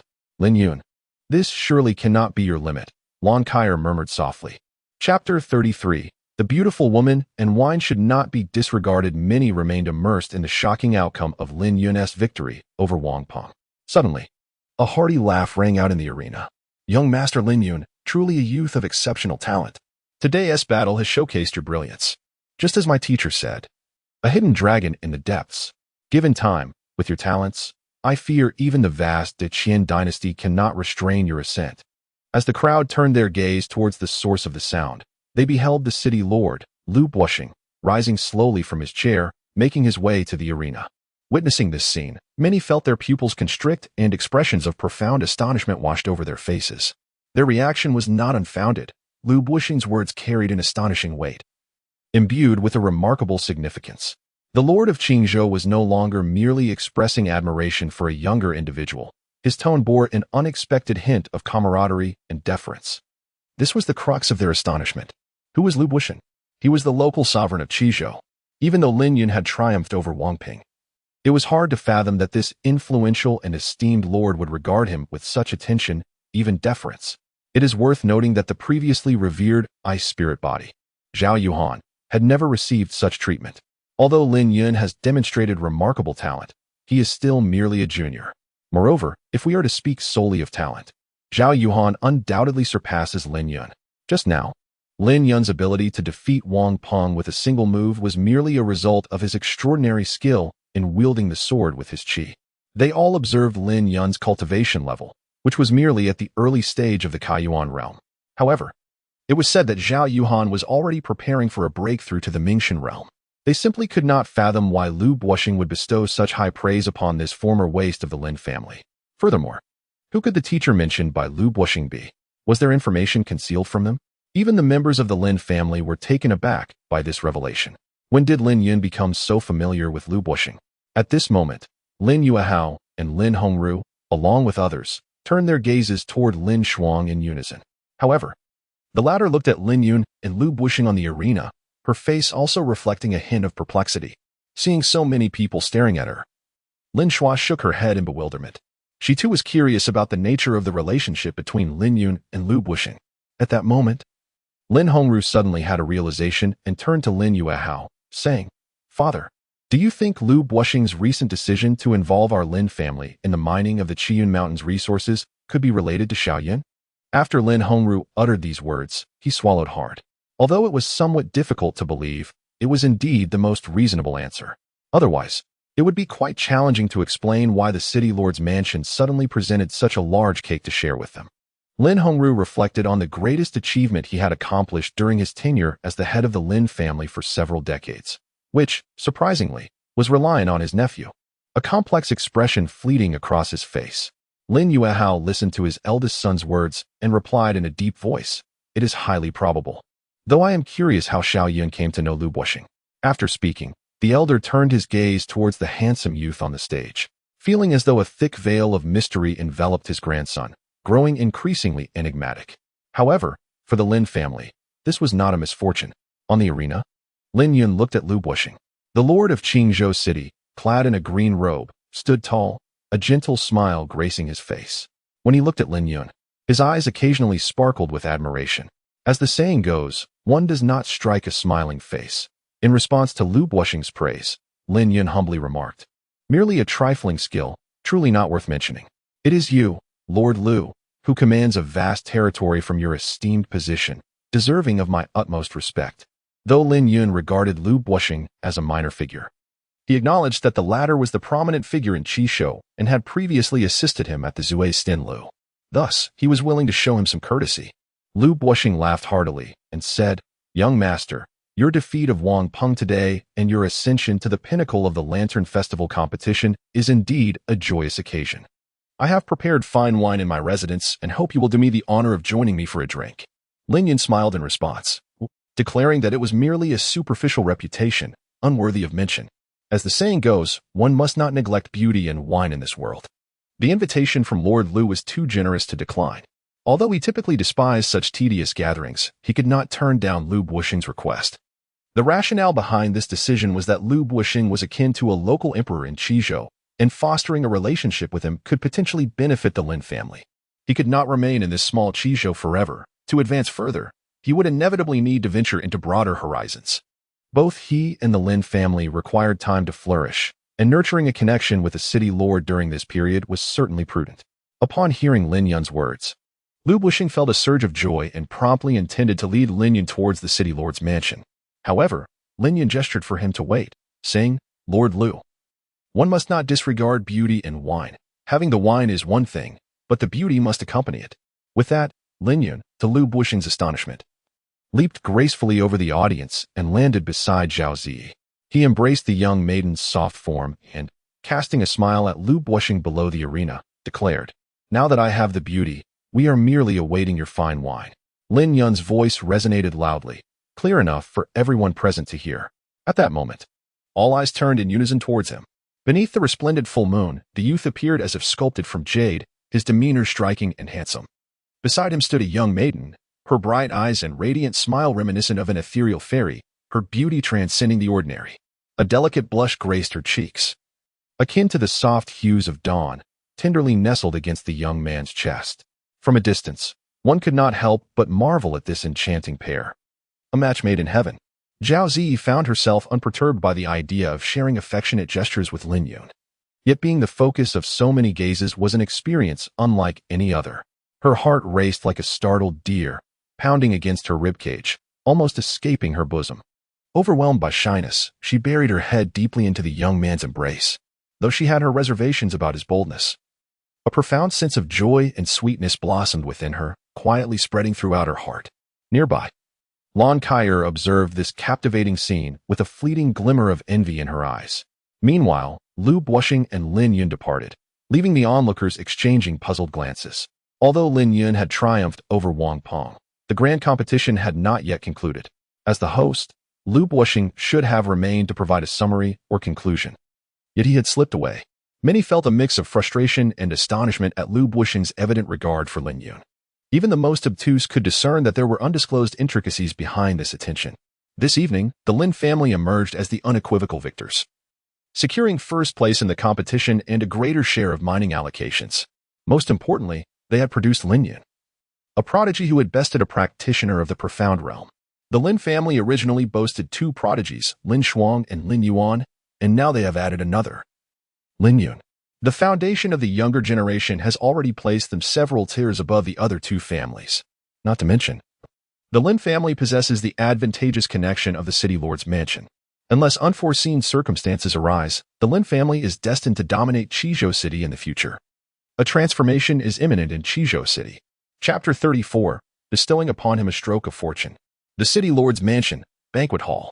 As Lin Yun entered the banquet hall, he beheld the familiar figures of Zhou Tianlin and his grandson Zhou Anning, whom he had not seen for quite some time. At this moment, Zhou Tianlin exuded a profound aura, his spirit refined, with only a trace of lingering chill remaining. The majority of the cold poison within him had dissipated. Lin Yun discerned at a mere glance that the elder had not only gathered the medicinal herbs required for the elixir, but had also undergone treatment for a significant period. It was evident that Zhou Tianling's connections led him to the Lord of Qizhou City, a notion indeed splendid. In this region, there could scarcely be a more suitable candidate than Lu Buxing. Upon seeing the elder, Lin Yun smiled and remarked, "Old Zhou, your old wounds are mending, and the path of the Great Way shall soon be unobstructed. This is indeed cause for celebration." Zhou Tianling, upon spotting Lin Yun, hurriedly approached with great reverence and stated, "Your insight is as sharp as a beacon, esteemed sir. The injuries within me have nearly healed, and I anticipate complete recovery in due time. This is all thanks to your generous provision of medicine. Your immense kindness shall be forever remembered." Observing Zhou Tianling's demeanor, Lu Buxing maintained a facade of tranquility. Yet within him surged tumultuous waves of realization. He understood that Lin Yun was no ordinary individual, but he was taken aback by the elder's profound respect towards Lin Yun, which evoked the impression of a subordinate bowing before a superior.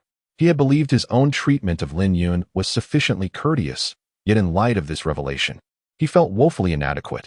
Could it be that a true dragon lies dormant, destined to soar across vast skies? Lu Buxing recalled the elder's past words, which he had initially deemed exaggerated.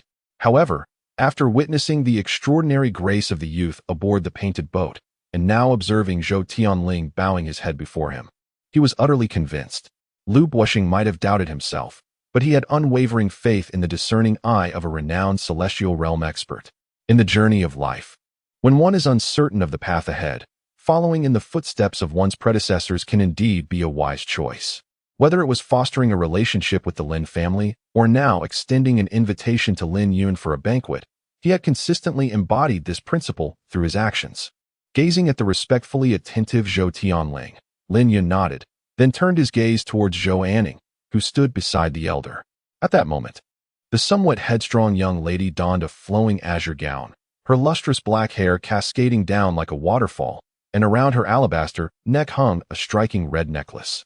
Under Lin Yun's scrutiny, Zhou Anning's originally fair complexion was now flushed with the colors of twilight. Her eyelashes fluttered slightly, her hands clenched the hem of her dress, and her heart raced with excitement. Lin Yun was unaware of the young lady's palpable anxiety and casually remarked, "Miss Anning, have you given any thought to our previous matter?" Upon hearing this, Zhou Anning's delicate form tensed slightly, yet she bashfully replied, I will come to find you once my grandfather has recovered." After uttering these words, the young girl could no longer meet Lin Yun's gaze and turned her head away. Lin Yun was taken aback to discover that the seemingly willful Zhou Anning possessed such a bashful and reserved demeanor, which surprised him somewhat. However, his astonishment was short-lived as a sudden pain radiated from his waist. The pressure applied was perfectly calibrated. It neither caused him genuine discomfort nor allowed him to linger in his surprise. When he looked down, he found the instigator to be none other than Zhao Ziyi, who was nestled closely beside him. The girl's adeptness was curious, leaving him to wonder from whom she had acquired such skills. Or perhaps it was an innate talent that every woman naturally possessed.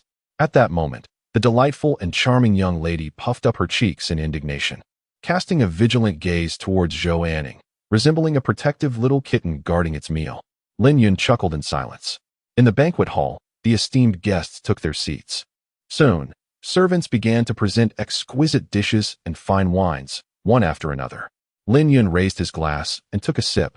The wine was indeed of good quality, yet it fell short when compared to the celestial brews he had savored in his previous life. The human palate is the most easily cultivated of organs. Once one has tasted the finest delicacies of the world, ordinary fare becomes utterly bland. Fortunately, he was not there solely to indulge in wine. Rather, he was partaking in a gesture of goodwill. Though the wine lacked exceptional flavor, the company was exquisite. As he sipped, he held Zhao Ziyi's delicate, almost ethereal hand. And at that moment, the inadequacy of the wine was eclipsed by the beauty beside him. The young lady often wore a blush, her gaze downcast.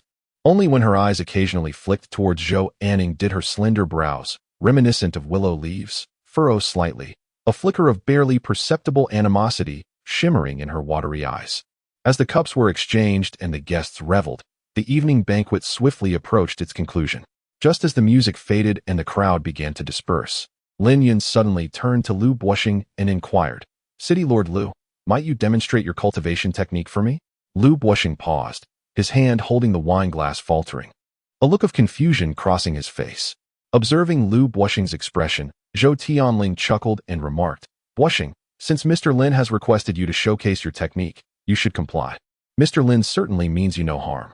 Upon hearing this, Lu Buoxing promptly began to circulate his cultivation technique, the burning yuan art, a fire-based skill that had been passed down through generations in the Lu family for millennia. The elder was correct. It was merely a demonstration of his technique, nothing extraordinary. Soon, a surge of crimson true essence emanated from Lu Buoxing. As Lin Yun sensed the aura and the fluctuations of the rules, a look of enlightenment crossed his face. He had not anticipated that Lu Buoxing practiced the same technique as Lu Li, which simplified matters greatly. He had previously witnessed this technique during the conflict at the drunken immortal pavilion. After observing for a brief moment, Lin Yun signaled that it was sufficient. He then took out paper and pen from his spatial ring and swiftly transcribed the refined technique, handing it over to Lu Buoxing. In the spirit of reciprocity, although the wine was not exquisite, the courtesy remained essential. Having partaken of another's hospitality, it was only fitting to bestow upon him a boon. A mere trifle in the grand scheme of things. Lu Buoxing, unaware of the fortune that had just come his way, received the paper and inquired with confusion, "Young Master Lin, what is this?" Lin Yun chuckled, I observe that the technique you practice is somewhat rudimentary, so I have taken the liberty to refine it for you. Your current cultivation level is at the pinnacle of the bright spirit realm, with diligent adherence to the celestial cycles documented herein. It is not unfeasible for you to ascend to the heavenly sovereign realm in the near future. Upon hearing Lin Yun's words, Lu Buoxing's hands trembled, nearly dropping the paper to the ground. He quickly began to peruse it, and with each passing moment, his astonishment grew, ultimately transforming into euphoric delight. Although he had yet to commence his cultivation, he could discern that this new celestial technique was far from ordinary. It could be said that the burning origin technique, which had been passed down through generations in his family, paled in comparison, or perhaps was even inferior to refuse. It was hard to fathom that this was an enhancement built upon the foundation of the burning origin technique. It was a true metamorphosis. Reflecting on this, Lu Buoxing excitedly bowed to Lin Yun, expressing, "I am profoundly grateful for your impartation of knowledge, and this immense kindness will be indelibly etched in my memory." In that moment, Lu Buoxing, much like Zhou Tianlin, elevated his address for Lin Yun from young master to master. Lin Yun nodded, signifying his acceptance. In the mortal realm, there exists a hierarchy of heaven, earth, sovereign, kin, and teacher. However, in the domain of cultivation, the status of a mentor who imparts knowledge and skills is only subordinate to heaven and earth, and at times, may even surpass them. The perfected burning yuan technique is indeed a profound boon for Lu Buoxing. At this moment, Zhou Tianling and his grandson Zhou Anning exchanged glances, their faces reflecting astonishment. They had believed they had sufficiently esteemed and valued Lin Yun, yet they realized they had underestimated him. The ability to enhance another's technique with just a glance is truly a celestial skill. It is likely that even the legendary masters of the cave concealment realm could not achieve such a feat furthermore, judging by Lu Buoxing's expression. This was certainly not a mere trivial enhancement. Zhou Tianling inhaled sharply, while Zhou Anning's chest heaved, her beautiful eyes sparkling with intrigue. With matters concluded, Lin Yun took Xiao Zi's delicate hand and rose to bid farewell. Overall, this endeavor proved to be quite fruitful, securing a formidable ally for the Lin family. Henceforth, should he depart from Qingzhou, he would carry significantly less concern. After Lin Yun departed, Zhou Tianlin gazed enviously at the paper in Lu Buoxing's hand. He too yearned for Lin Yun's assistance in refining his own cultivation technique. Regrettably, without Lin Yun taking the initiative to speak, he simply could not muster the courage to ask.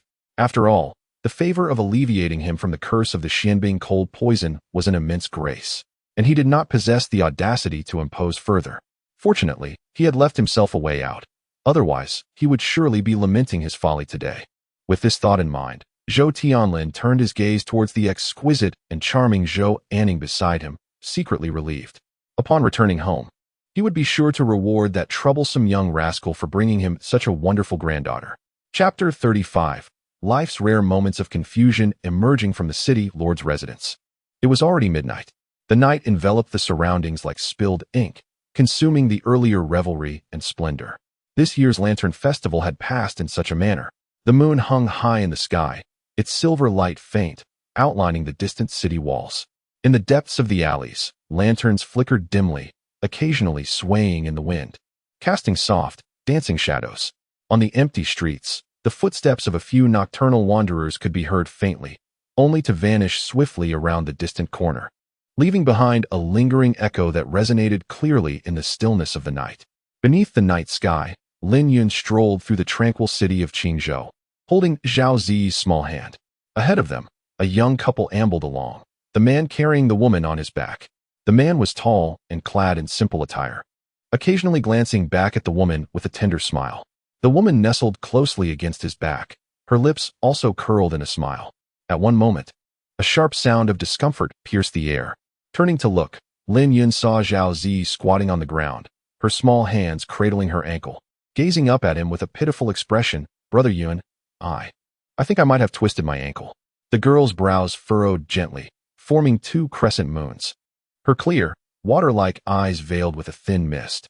The corners of her mouth turned downward, and her long eyelashes quivered slightly, reminiscent of butterfly wings swaying in the wind, evoking a sense of tender vulnerability. A subtle twitch danced upon Lin Yun's lips as a chi-consolidating practitioner stumbled on the broad avenue, twisting their ankle. It must be said that the notion itself was remarkably imaginative. However, Lin Yun refrained from exposing the absurdity, instead crouching down with genuine concern and asking, "Does it hurt?" The young girl, her eyes glistening with tears, replied with a note of distress, "It hurts, Brother Yun. I fear I may not be able to walk again." Lin Yun nodded thoughtfully and earnestly declared, "In that case, I shall carry you back." With that, he turned his back towards the young lady. Assuming a posture of offering her a ride, Zhao Zi's eyes curved into crescent moons, her lips gently curling upwards as she delicately nestled against the man's back. Feeling the weight pressing upon him, Lin Yun took a deep breath and began his slow journey towards the Lin residence. Throughout the way, the young lady remained silent, her eyes half closed, occasionally brushing her smooth cheek against the side of the man's face, reminiscent of a kitten marking its territory. As time passed, Lin Yun finally caught sight of the outline of the Lin residence. At that moment, the girl on his back spoke up, pointing towards a street to their right. Her voice soft and melodic, "Brother Yun, let us take this path. It is a bit closer." Lin Yun nodded gently and turned to walk in the direction indicated by the young girl. Having lived in Qingzhou City for 20 years, he was well aware that this was a long journey, and returning this way would take at least an additional half hour. However, there are moments in life where ignorance can be bliss. Sometimes, being overly astute can be less advantageous than embracing a certain naivety. Although he was not particularly adept at social interactions in his previous life, it did not imply a lack of intelligence. Rather, it was a matter of choice. When he resolved to undertake a task, his intellect surpassed that of anyone else. By the time he returned to the small courtyard, 2 hours had elapsed. Under Zhao Zi's enthusiastic guidance, they wandered the streets for over an hour longer. The young girl pointed the way 3 times, they paused for rest twice, and they veered off course once. In the stillness of the small courtyard during the late night, the dim yellow light within carved a significant breach in the enveloping darkness. After Lin Yun set down Zhao Zi, the young girl instinctively attempted to rush towards the bedroom. However, after taking a few steps, it seemed she realized that she was now a wounded soul with a sprained ankle. With a cry of pain, the girl limped her way inside. Observing this scene, Lin Yun could not help but chuckle softly.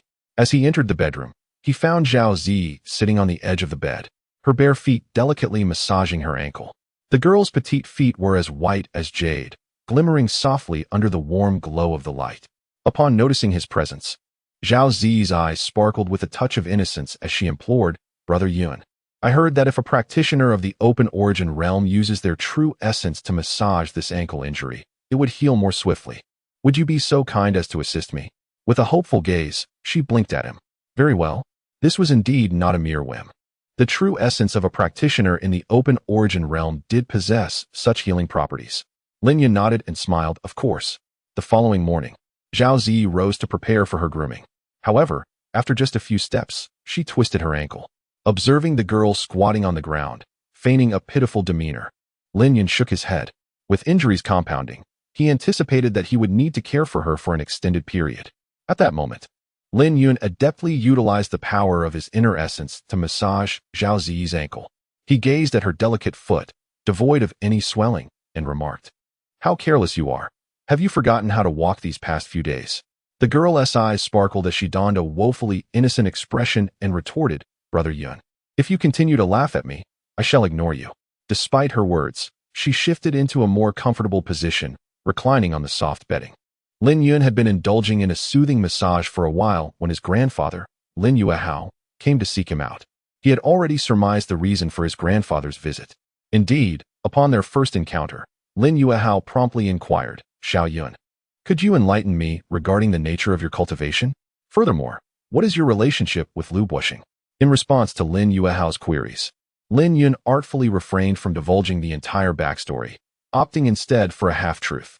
Regarding the first inquiry about his cultivation, he attributed it to the hereditary lineage of his mother.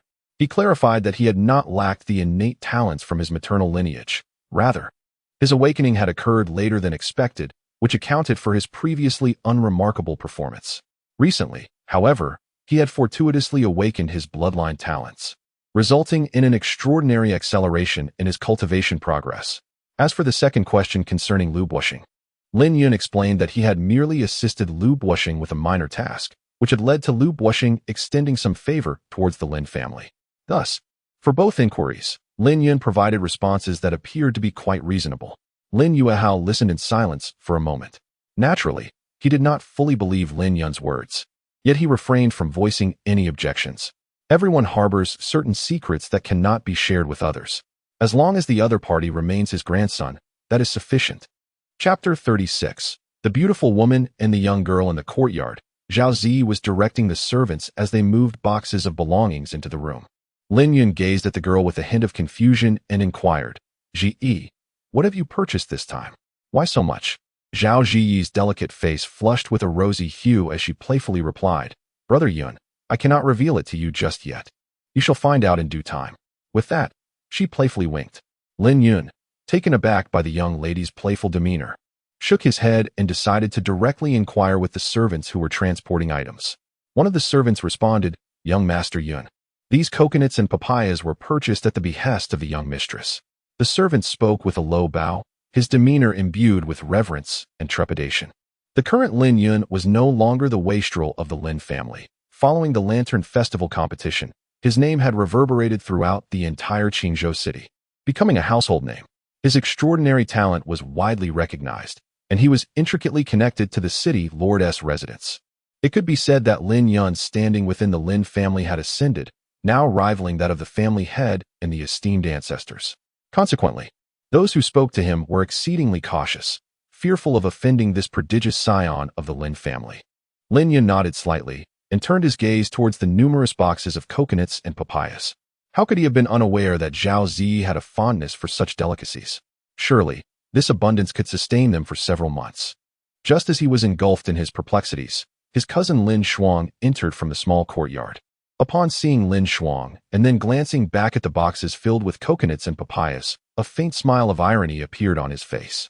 This must surely be the so-called secret method that Lon Kaier had divulged to Zhao Zi on the night of the Lantern Festival aboard the pleasure boat.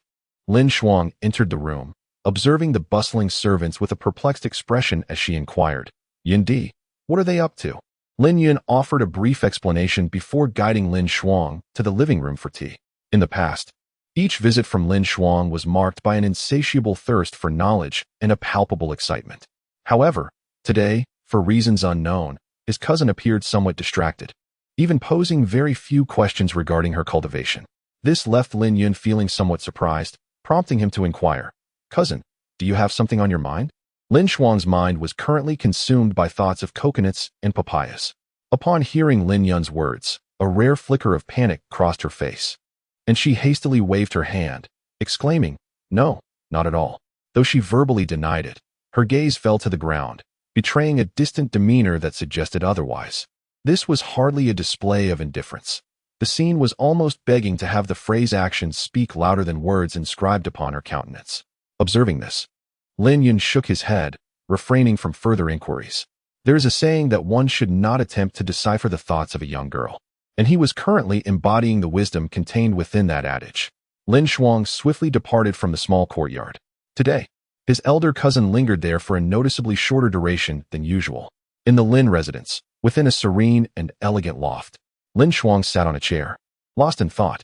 At one moment, she lowered her head and, with her red lips slightly pursed, a glimmer of determination flickered in her eyes. Soon, she summoned her loyal maid, shouting, "Please fetch some coconuts and papayas for me." The maid, assuming her mistress craved fruit, replied without hesitation, "Miss, this is a trivial matter. There is no need to call anyone else. I can go and get them myself." Just as Xiaoying turned to leave, Lin Shuang called her back. After a moment, upon hearing the quantity of coconuts and papayas her mistress desired, a peculiar expression crossed Xiaoying's face. The sun hung high in the sky, and a gentle breeze wafted through the air. The weather was splendid today, and the banks of the Qinglan River bustled with life as always, with fishermen nestled among the reeds at every few steps.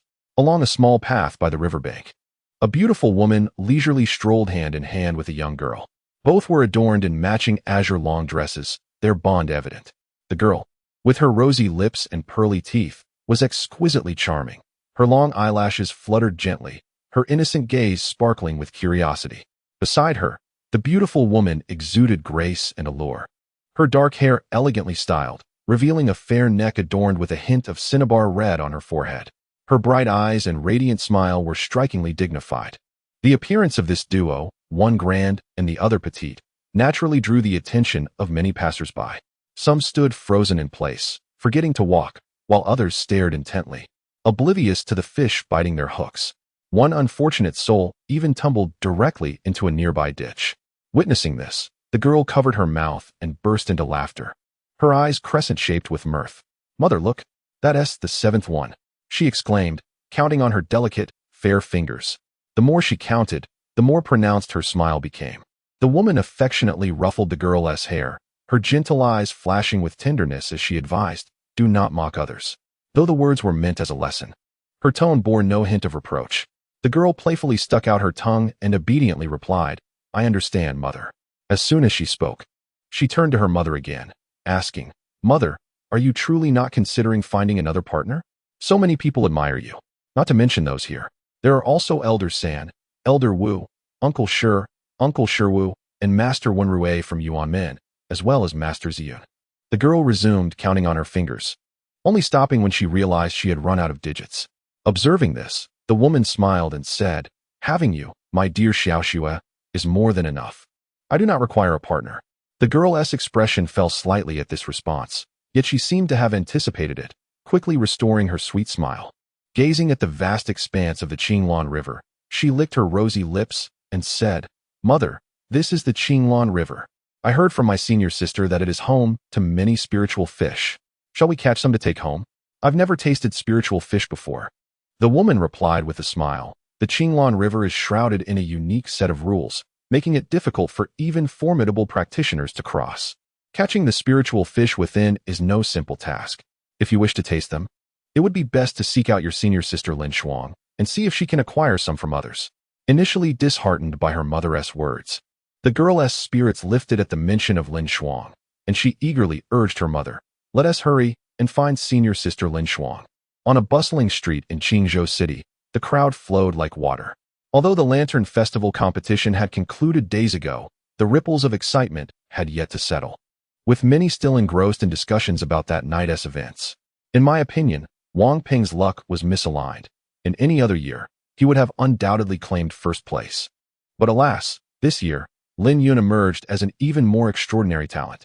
Indeed, I had also believed that it was remarkable for Wang Peng, at such a young age, to comprehend the essence of power.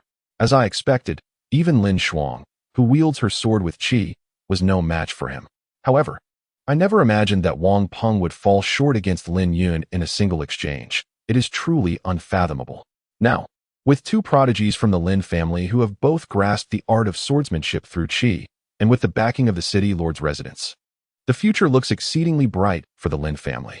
As the two beauties, one large and one small, exchanged glances amidst the chatter of the crowd, they shared a moment of astonishment. Lin Shuang has actually mastered the art of wielding a sword with her qi. The Lingxiao Sword Sect is a purely sword cultivation sect, with nearly all its members dedicated to the path of the sword. Thus, they are acutely aware of what it signifies to master such a skill at this age. It implies that, barring any unforeseen circumstances, Lin Shuang is destined to be among the elite few at the pinnacle of the eastern wilderness in the future. They initially thought this revelation was astonishing enough.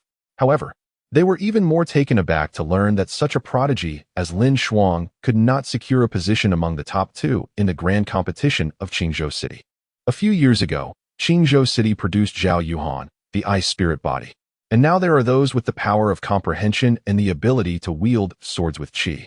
Is the feng shui of Qingzhou City truly so nurturing? Otherwise, how could such geniuses emerge like cabbages, one after another? Chapter 37. Grant me a chance to pursue you. In the attic where Lin Shuang resided, she was taken aback by the sudden appearance of two enchanting figures, one large and one small. Lin Shuang's face brightened with joy as she eagerly approached, greeting. Little Shuang pays her respects to Master Mu and to junior sister Xiaoxue. Mu Yeyong assessed her long unseen niece for a moment before smiling. No need for excessive formalities. Xiaoxue has missed you dearly. I happened to be traveling with her for training and passed through Qingzhou, so I decided to pay you a visit.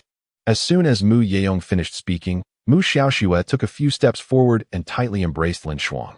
Like a playful kitten, she nuzzled Lin Shuang's cheek and exclaimed, "Sister Lin Shuang, have you missed me?" Faced with her lively and quirky junior sister, Lin Shuang felt a bit overwhelmed, her smile appearing somewhat stiff as she replied, "Of course I have." After their reunion, Lin Shuang led her distant master and junior sister to the parlor.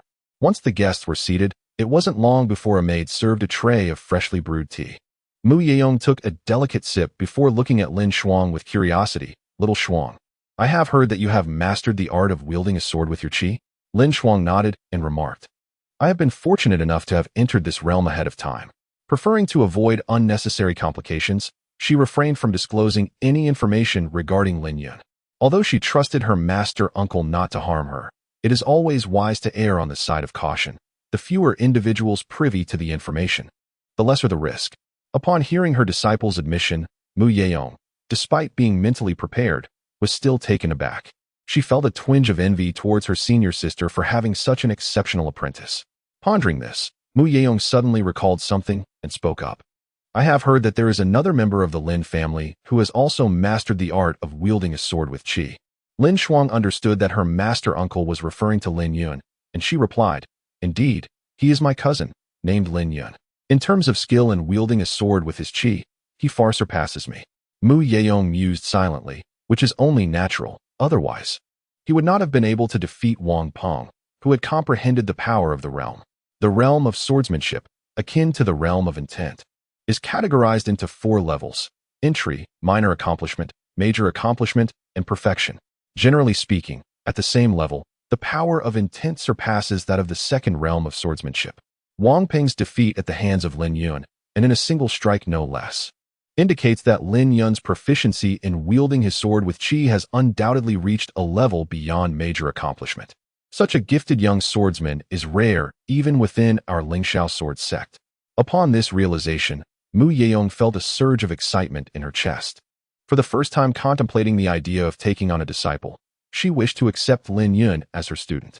Although she had attained the heavenly sovereign realm and was one of the core elders of the Lingxiao Sword Sect, she had yet to take on a disciple. She had always held a philosophy of quality over quantity when it came to accepting students, believing that if she could not find someone with exceptional talent, it would be better not to take anyone at all. Lin Yun, however, was precisely the kind of promising talent she had longed for. Taking a deep breath, Mu Yeong fixed her gaze on Lin Shuang and asked, Little Shuang, does your cousin have a master? Lin Shuang was unaware of Mu Yeong's thoughts. She shook her head and said, I have not heard my cousin Lin Yun mention anything about his apprenticeship. Upon hearing this, Mu Yeong's heart surged with joy, and she excitedly replied, Little Shuang, if Uncle Master wishes to take your cousin as a disciple, do you think he would agree? Lin Shuang remained silent. She was not surprised by Mu Yeong's words. Given Lin Yun's cousin's talent, it was quite natural for him to attract the attention of formidable individuals. However, was there truly anyone within the eastern wilderness who could impart knowledge of the sword to Lin Yun? Lin Shuang harbored a skeptical attitude. She organized her thoughts for a moment before speaking. Master Uncle, I am not entirely clear about this matter either. Perhaps you should inquire directly with him. Very well. Let us go at once. Mu Yirong abruptly rose from her chair, her chest heaving, which caused Lin Shuang to feel a twinge of curiosity. Internally, she mused, Master Uncle, it seems you may have little to impart to Lin Yuntang in the realm of swordsmanship, yet there are indeed other matters worth discussing. Lin Yun was initially in the room, assisting Zhao Zi with a massage on her ankle. At that moment, a maid entered to inform him that someone was seeking his presence. With a hint of annoyance, Lin Yun rose and exited the room. In the living room, a flicker of surprise crossed his face upon seeing the visitor. At this juncture, Lin Shuang had already begun the introductions. Yun, this is my esteemed uncle from the Lingxiao Sword Sect, Mu Yeong, and this is his daughter, Mu Shui. Lin Yun was entirely disinterested in what Lin Shuang had to say. At that moment, he was thoroughly captivated by the alluring widow before him. His certainty regarding her status as a widow stemmed from the fact that his cousin's master was, quite extraordinarily, a rare embodiment of the cold jade physique. This physique, often referred to as the widow's body or the husband-killing body, is notorious for the short lives of the men who marry such women. While this predicament could be addressed in the celestial realm, Lin Yun believed that no one else in this mortal world could manage it but him. This was precisely why he could ascertain her widowhood with just a glance. Mu Yeong remained oblivious to the fact that Lin Yun had seen through her entirely. At that moment, her delicate brows furrowed slightly, and a flicker of dissatisfaction arose within her. The audacity of this youth's gaze was utterly brazen. She had never encountered such a bold young man before. Although she was well aware of her allure to men, It was her first experience being appraised in such a manner by someone of a younger generation. Under his scrutiny, she felt as though she were devoid of clothing. Were it not for Lin Yun's extraordinary talents and her desire to take him as her disciple, she would have departed long ago in indignation. Taking a deep breath, Mu Yeong momentarily quelled her discontent. She mustered a somewhat strained smile and addressed Lin Yun, saying, "Lin Yun, my esteemed nephew.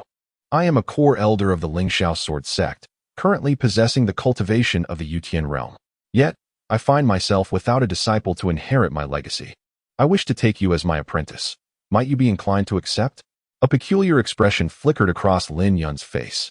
It seemed that no one in this boundless realm could possibly qualify to be his mentor. Although he found the notion rather absurd, he courteously replied, "I sincerely apologize. But I currently have no intention of seeking a teacher." Mu Yeong furrowed her brow, taken aback by the resolute refusal. However, faced with such an exceptional young swordsman, she was not inclined to relinquish her pursuit so easily. Soon, she resumed, "Lin Yun, my esteemed nephew, please do not dismiss my offer so hastily. I encourage you to contemplate it further before responding. I assure you, should you choose to accept me as your mentor, I shall devote myself wholeheartedly to your instruction. You need not worry about cultivation resources, elixirs, or medicinal herbs. You will have unrestricted access to the various secret realms and sanctified grounds of the Lingxiao Sword Sect." Mu Yeong continued to enumerate the myriad advantages of becoming her disciple. Yet, Lin Yun, feeling rather disinterested, interjected, "Elder Mu, there is no need to elaborate further. I am truly grateful for your kindness, but my decision is resolute." The promises Mu Yeong offered would have undoubtedly stirred excitement in another, but for Lin Yun, they held little allure. As a reincarnated cultivator, he sought the trials of the mortal world. Joining a sect would, in fact, confine him. Mu Yeong's expression faltered, her lips parting slightly in disbelief. After all she had articulated, Lin Yun still opted for refusal. Did he truly comprehend the significance of having a master at the celestial realm? It meant an abundance of resources at one's fingertips, the protection of a formidable powerhouse, and a future brimming with promise. Yet, he had turned it down so decisively. For the first time, Mu Yeong began to doubt the prestige of a celestial realm master and the true value of the Lingxiao Sword Sect. "Lin Yun, my dear nephew, are you truly not willing to reconsider?" she inquired, still somewhat unwilling to give up.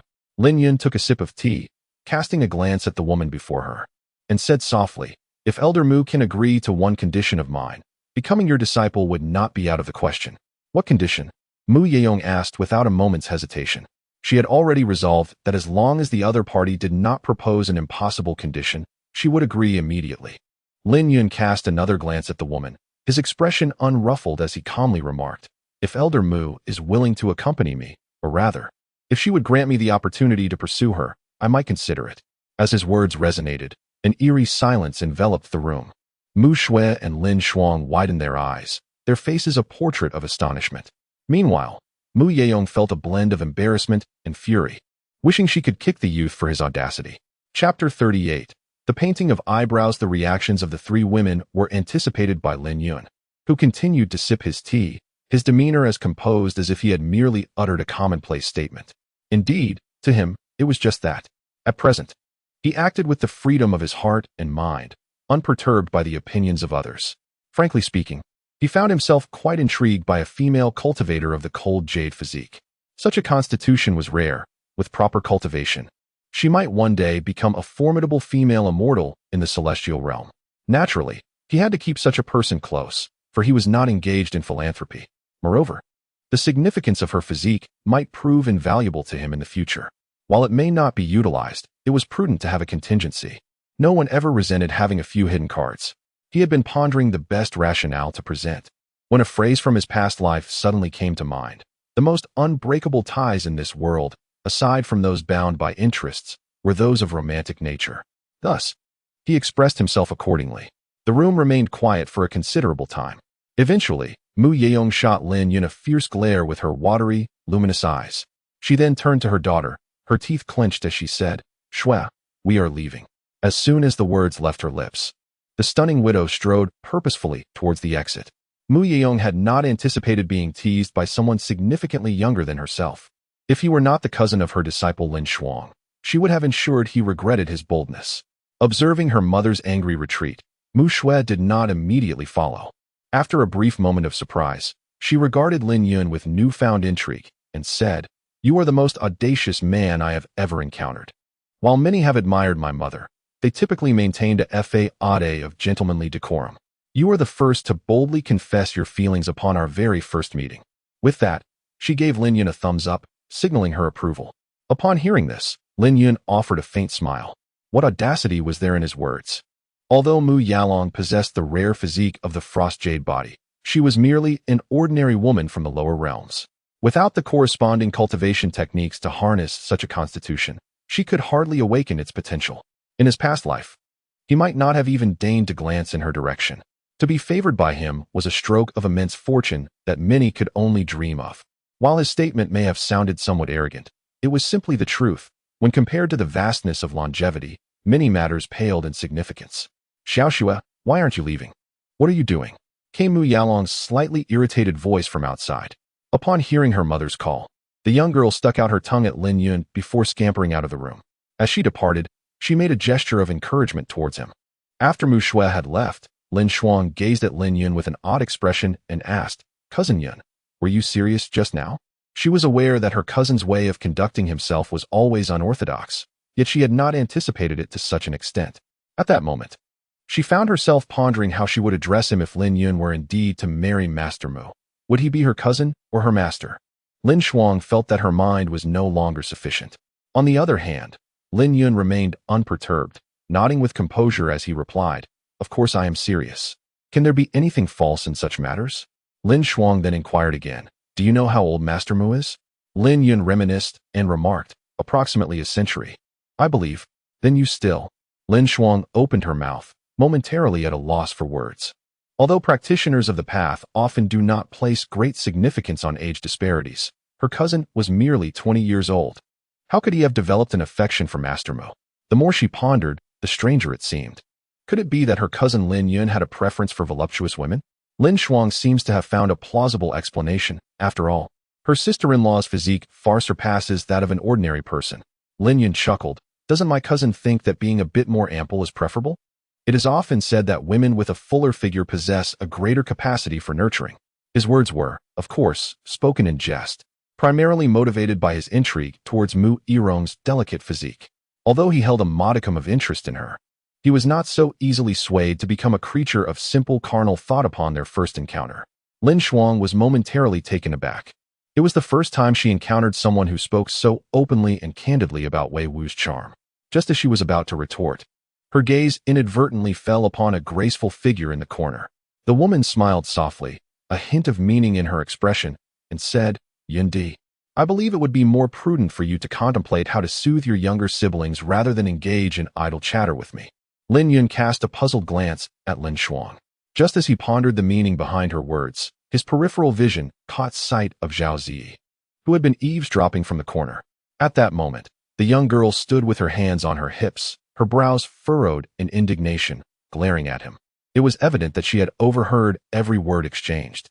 Faced with such a tumultuous scene, even Lin Yun, despite his cleverness, found himself at a loss. Instead of rushing to soothe the situation, he feigned calmness, continuing to sip his tea while contemplating how to explain himself to Zhao Ziyi. Eventually, Lin Yun turned to Lin Shuang and remarked, "The hour grows late. Surely, my cousin should be preparing to depart." This was his subtle way of signaling her to leave, as matters between the couple ought to be resolved privately. Upon hearing this, Lin Shuang gazed at the blazing sun outside and chuckled, "No worries, for there is little to occupy my time upon returning. It would be far better to indulge in a splendid performance first." Observing her cousin's determination to stay and enjoy the spectacle, Lin Yun, feeling somewhat helpless, rose and remarked, "Dear cousin, if you have time to watch a play, it would be wiser to seize the moment for cultivation instead." After Lin Yun finished speaking, he shook his head and walked towards the bedroom. In the brief moment of their conversation, Zhao Ziyi had already departed. Inside the bedroom, the young girl had buried her head beneath the covers, clearly indicating her desire to avoid his gaze. Lin Yun couldn't help but chuckle at the sight. At that moment, he finally realized that no matter how well-behaved and understanding a woman may be, she is still prone to jealousy. It aptly reflected the old adage, a woman may forego a meal, but she cannot tolerate even a drop of vinegar. Lin Yun sat by the bedside, gently lifting the blanket that covered Zhao Zi's head. During this act, Zhao Zi merely tugged at it in a symbolic gesture, indicating that her anger was not as profound as one might have imagined. Soon, Lin Yun leaned closer, whispering warm breaths by her ear. "What's the matter? Is your foot no longer in pain? Do you not require my true essence to assist you with a massage?" Zhao Zi's delicate, glistening ears twitched slightly. Yet she remained silent. Lin Yun smiled softly and said, "If you don't require my presence, I shall take my leave." With that, he rose, seemingly prepared to depart. At that moment, Zhao Zi abruptly turned her head, wrapping her arms around Lin Yun's neck. Her cheeks puffed in indignation as she fixed her gaze upon him and declared, "Brother Yun, you incorrigible flirt." Lin Yun offered no further explanation. In the next moment, the girl's eyes widened suddenly, her eyelashes quivering slightly, before she subsequently closed her eyes. As the sun descended in the west, the afterglow of the setting sun scattered across the tranquil courtyard, draping the large peach tree within it in a golden hue. When Lin Yun awoke, he discovered a line of faint teeth marks adorning his shoulder, a punishment meted out by the young girl moments earlier. He accepted this with grace, opting not to protest. At that moment, Zhao Zi was seated nearby, preening herself before a mirror. As she meticulously shaped her eyebrows, she hummed an unfamiliar tune, seemingly having forgotten her earlier displeasure. Upon noticing his awakening, her previously restless little feet came to a halt. Zhao Zi waved him over, calling, "Brother Yun, come here for a moment." Without hesitation, Lin Yun approached her. She then handed him an eyebrow pencil, her smile radiant as she said, "Brother Yun, would you help me with my eyebrows?" For some, the act of a man assisting a woman in this endeavor is seen as a delightful intimacy, while for others, it is perceived as a breach of decorum, an overstepping of boundaries that ought to be firmly declined. Lin Yun naturally belonged to the former category.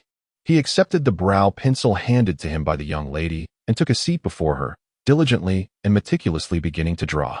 He was not particularly skilled in such matters, and one could even say he was utterly inexperienced. Fortunately, Zhao Zi was remarkably patient, persistently correcting his movements without a hint of annoyance. His aptitude for learning was commendable, and soon the young lady's eyebrows began to take on a clear and vibrant form, as delicate and graceful as willow leaves. Their gazes met, and in that moment, the young lady's eyes sparkled with brightness and purity, her petite nose elegantly poised, and her lips adorned with a rosy hue. At such a close distance, he could distinctly observe the fine downy hairs on her snow-white neck gently swaying. At one point, she tenderly caressed Lin Yun's face, her voice soft and sweet. "Brother Yun, will you promise to help me with my eyebrows from now on?" "Of course," Lin Yun replied without hesitation. The young lady's need for makeup seemed rather unnecessary, especially when at home. For instance, at this very moment, the vibrant red of her freshly applied lip gloss was swiftly fading away. Chapter 39. The Method of Refinement in the Study. Lin Yun set down the brush and, after surveying the content on the paper, pushed the door open to leave. Lin Shuang, who had been practicing her swordplay in the courtyard, looked at Lin Yun, who had suddenly entered. The young woman slightly parted her lips, a strange expression crossing her face as she asked, "Brother Yun, you can't be serious, can you? Are you really intending to pursue Master Mu?" Last night, Lin Shuang contemplated, dismissing Lin Yun's words from yesterday as mere impulsive utterances fueled by a surge of emotions. To her surprise, the other party truly arrived today. Lin Yun nodded, "Of course. Would I deceive you?" Although the immortal master seemed insignificant in his past perspective, the ability to personally nurture an immortal master is indeed a remarkable achievement. Furthermore, he must prepare for his future. The cold jade body is of paramount importance. Miss Yirong should be residing with my cousin, correct? I would appreciate it if my cousin could arrange a meeting for us. Lin Yun continued to speak, her demeanor composed as she uttered words that seemed utterly absurd to outsiders. Lin Shuang couldn't help but reveal a wry smile. She referred to Mu Yirong as her master. But to her surprise, her cousin directly addressed her as Miss Yirong, placing her a generation higher in terms of seniority.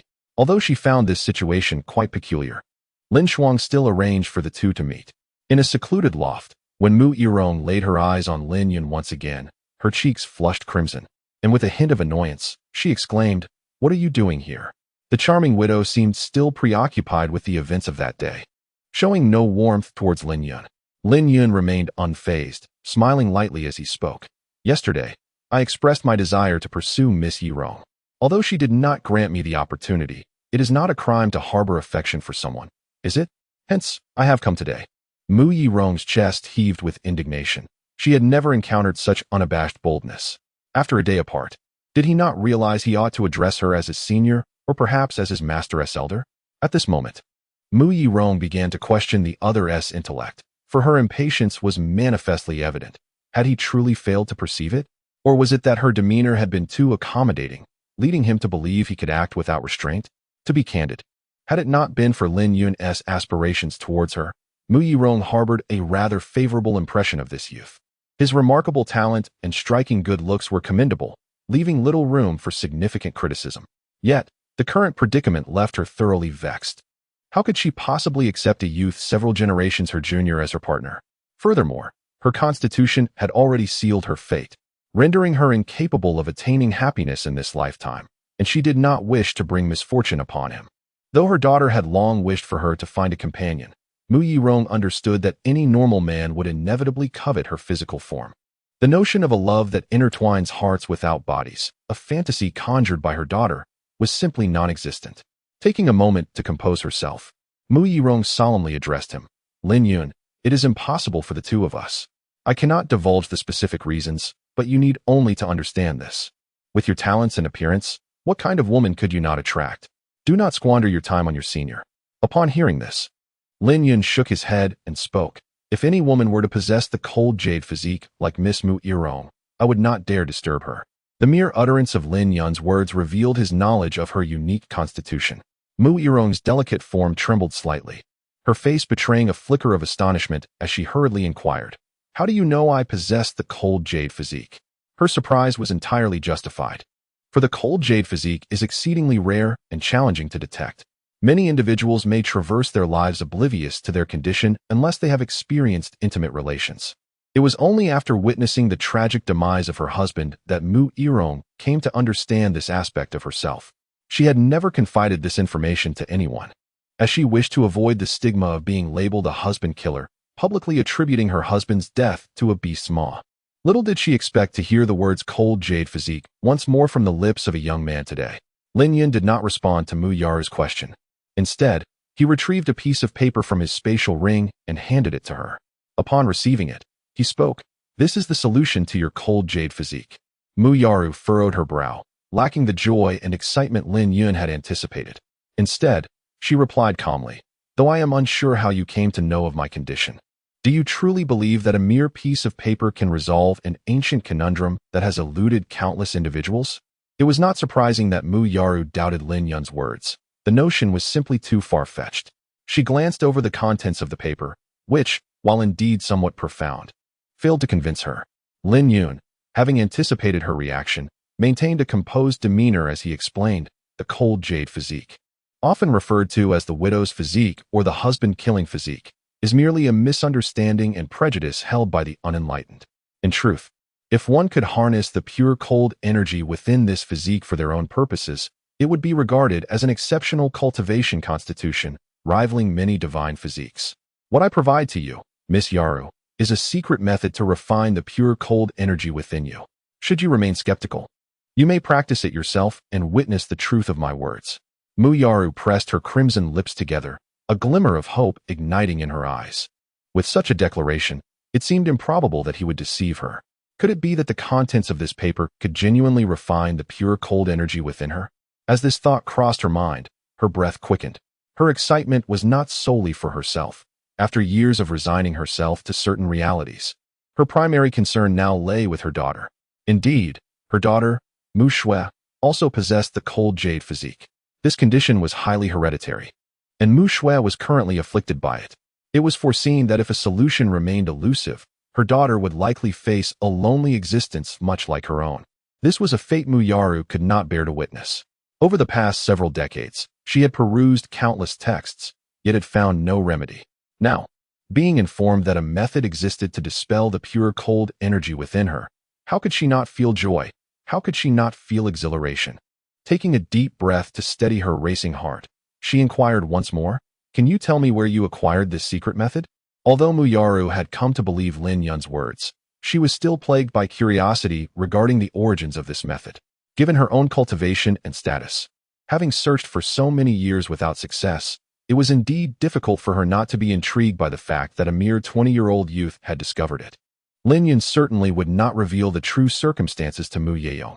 Instead, he merely smiled lightly and said, as I mentioned earlier, you will ascertain its authenticity by practicing the circulatory techniques detailed above.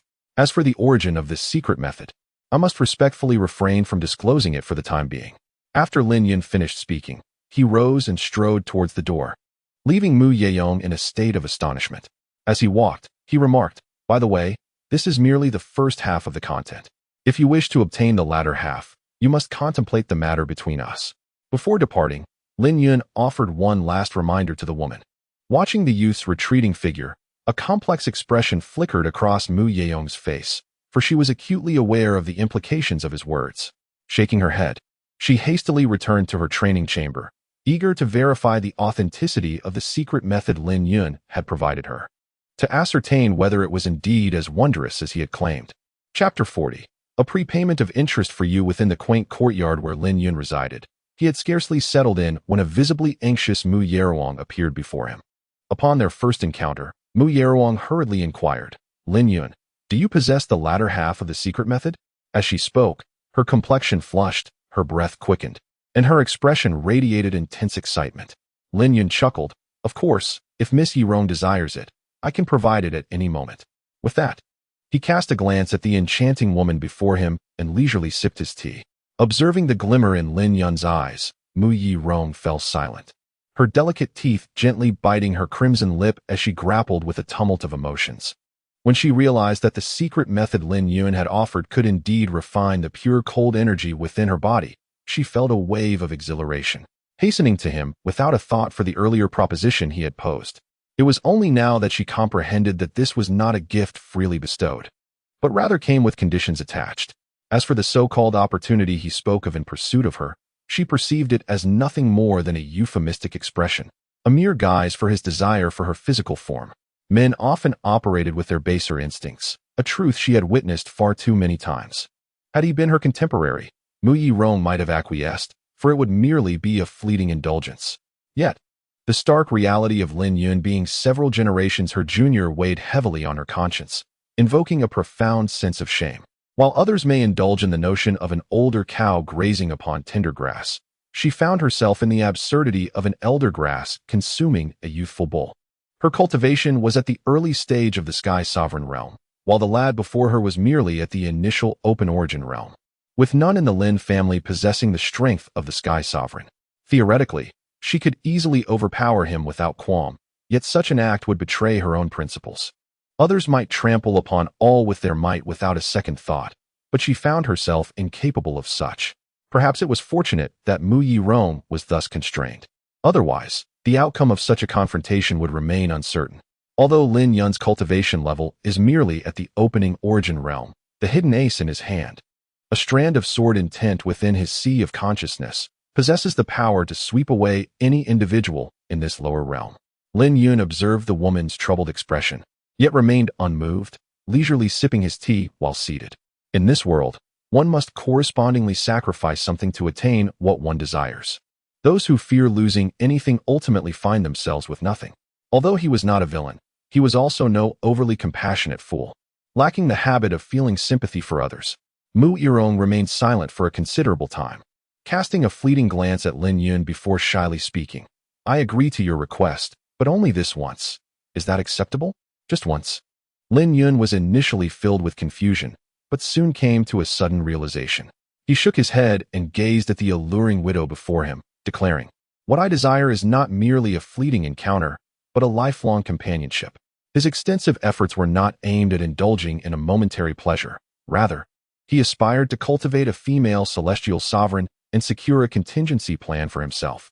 It was inconceivable that he would allow her to slip away so easily. She could either be with him for a lifetime or forfeit any claim to the latter part of the cultivation method.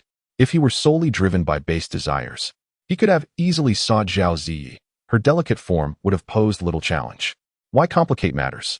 Mu Yerong widened her eyes in astonishment and asked, do you truly have feelings for me? Are you aware of my age? Initially, She had presumed that Lin Yun merely coveted her physical form, but to her surprise, this youth was earnest in his intentions. Lin Yun scrutinized Mu Yirong from head to toe for quite a while, a hint of teasing in his tone as he remarked, "Of course I know. I rather enjoy your kind." Mu Yirong's delicate frame trembled, and her charming face instantly flushed a vibrant red, akin to a ripe apple. She had only heard of the saying about young brides and elderly grooms. Never had she encountered a reverse preference. Though she found it utterly absurd, after much contemplation, Mu Yirong resolved to acquiesce. For the sake of her daughter, Mu Shui, she was prepared to make this personal sacrifice. Observing the beautiful woman before him, poised with an air of noble self-sacrifice, Lin Yun couldn't help but chuckle in disbelief at the notion of his own inadequacy. Lin Yun shook his head and spoke softly. "Rest assured, I have no intentions of claiming your body at this moment." He discerned that Mu Yirong was still grappling with the weight of such a proposition, thus he was not in haste, allowing her time to acclimatize. Moreover, he had never intended to pursue her so soon. Really? A spark of excitement flickered in the woman's watery eyes, causing her to tremble with anticipation as she eagerly inquired, "Then when do you plan to?" "Perhaps when I break through to the celestial realm," Lin Yun contemplated. He initially considered mentioning the divine sea realm, but, recalling that such figures likely did not exist openly within the entirety of the Great Qin dynasty, he opted for the more conservative celestial realm instead. The reason behind this waiting period was that only upon reaching this level could he address certain matters without resorting to hidden tactics.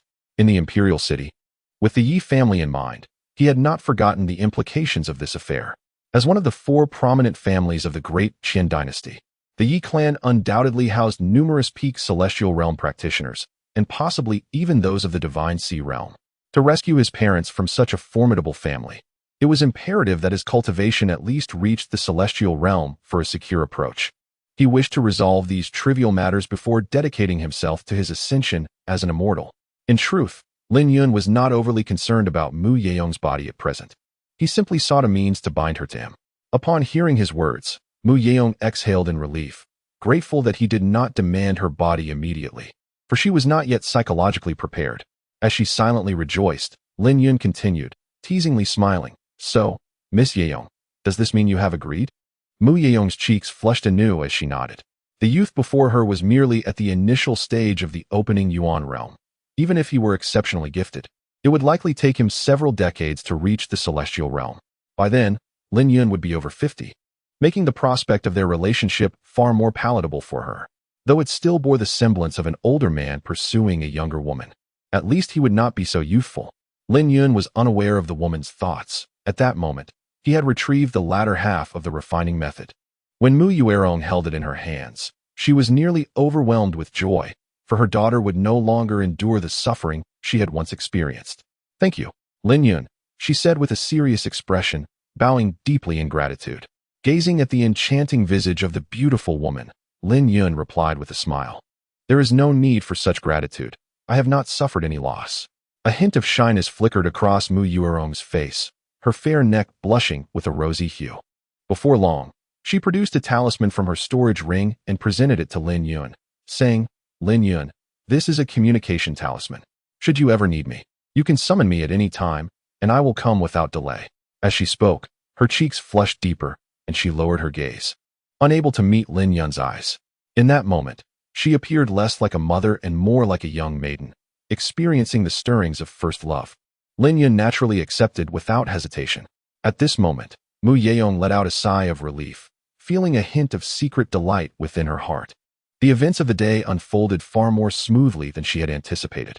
She clutched the paper tightly in her hands, her chest rising and falling with excitement.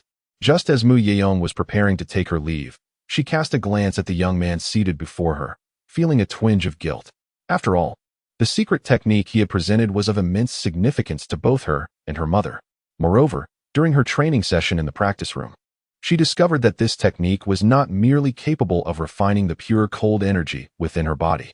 Its most astonishing aspect was that it could directly convert this pure cold energy into cultivation progress, and at a remarkably rapid pace. Having merely circulated a few cycles of energy, she could distinctly feel a change in her own cultivation level.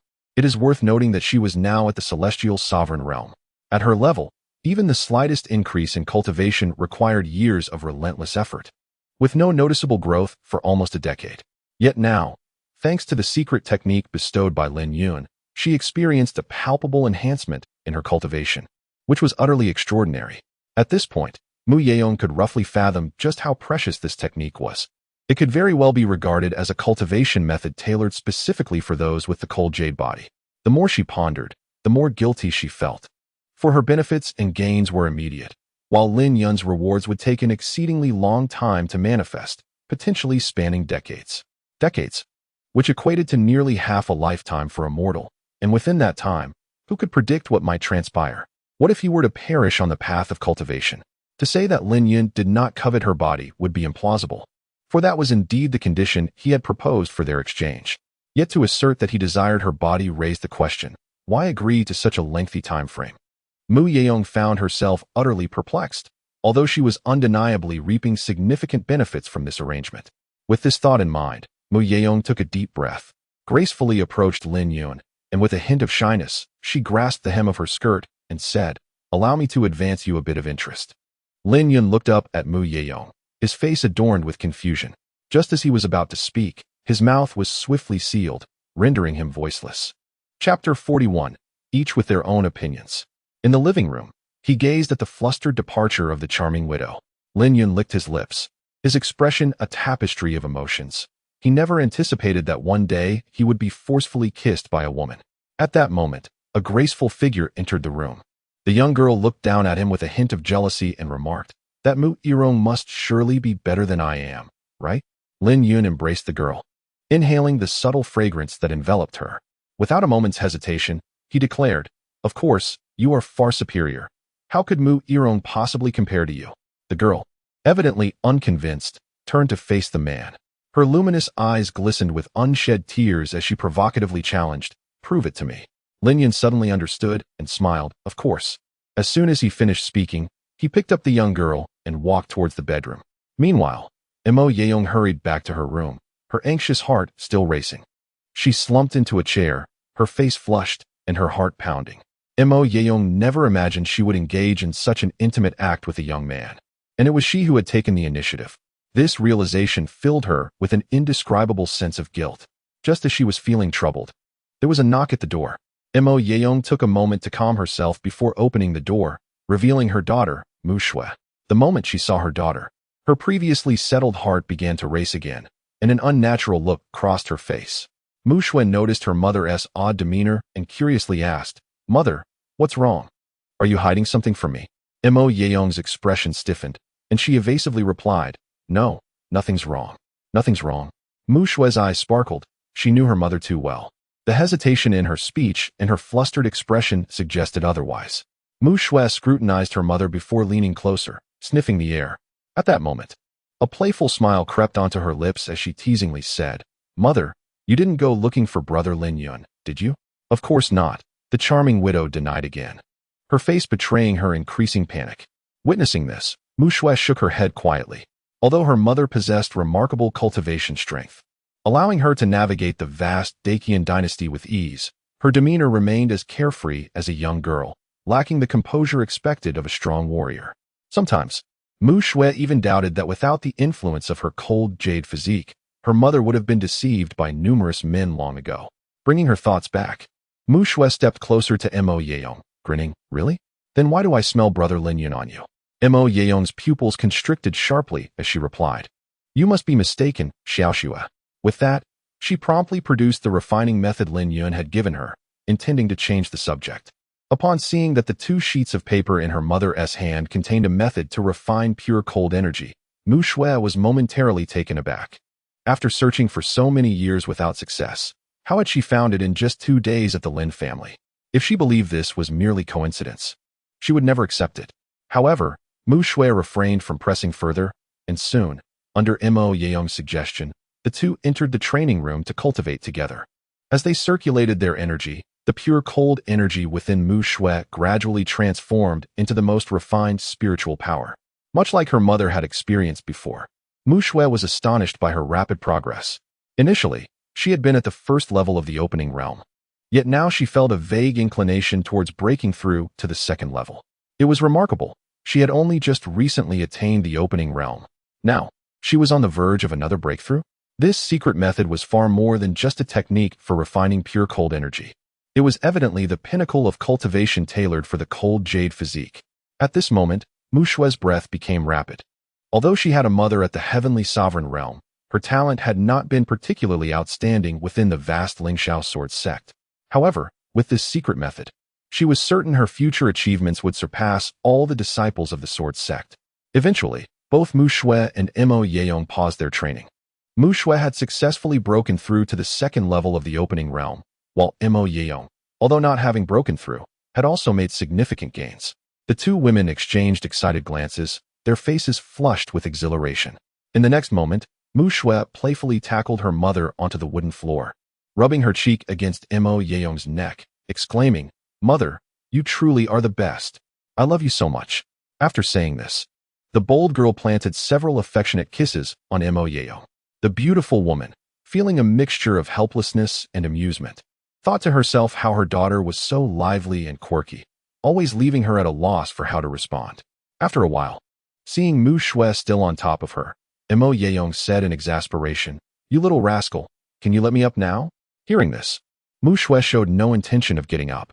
Instead, she grinned, her eyes sparkling as she gazed at Mo Yeong. "Mother, this secret method was given to you by Brother Lin Yun, right?" With that, she blinked playfully, as if eager to see the unfolding drama. Realizing it was difficult to conceal the truth from her astute daughter, Mo Yeong nodded. At this moment, the girl continued, "Then, my dear mother, when I next see Brother Lin Yun, should I still call him brother, or should I call him uncle? Or perhaps—" She paused, observing her mother's slightly flustered expression, and teasingly added, "Or should I call him father? How dare you, you little imp? Are you making fun of your mother?" Mo Yeong, feeling both shy and annoyed, pushed Mu Xue off her. The mischievous daughter, sensing her mother's irritation, quickly dashed out of the room, vanishing from sight. Just as Mo Yeong sighed in relief, a small head peeked back through the door.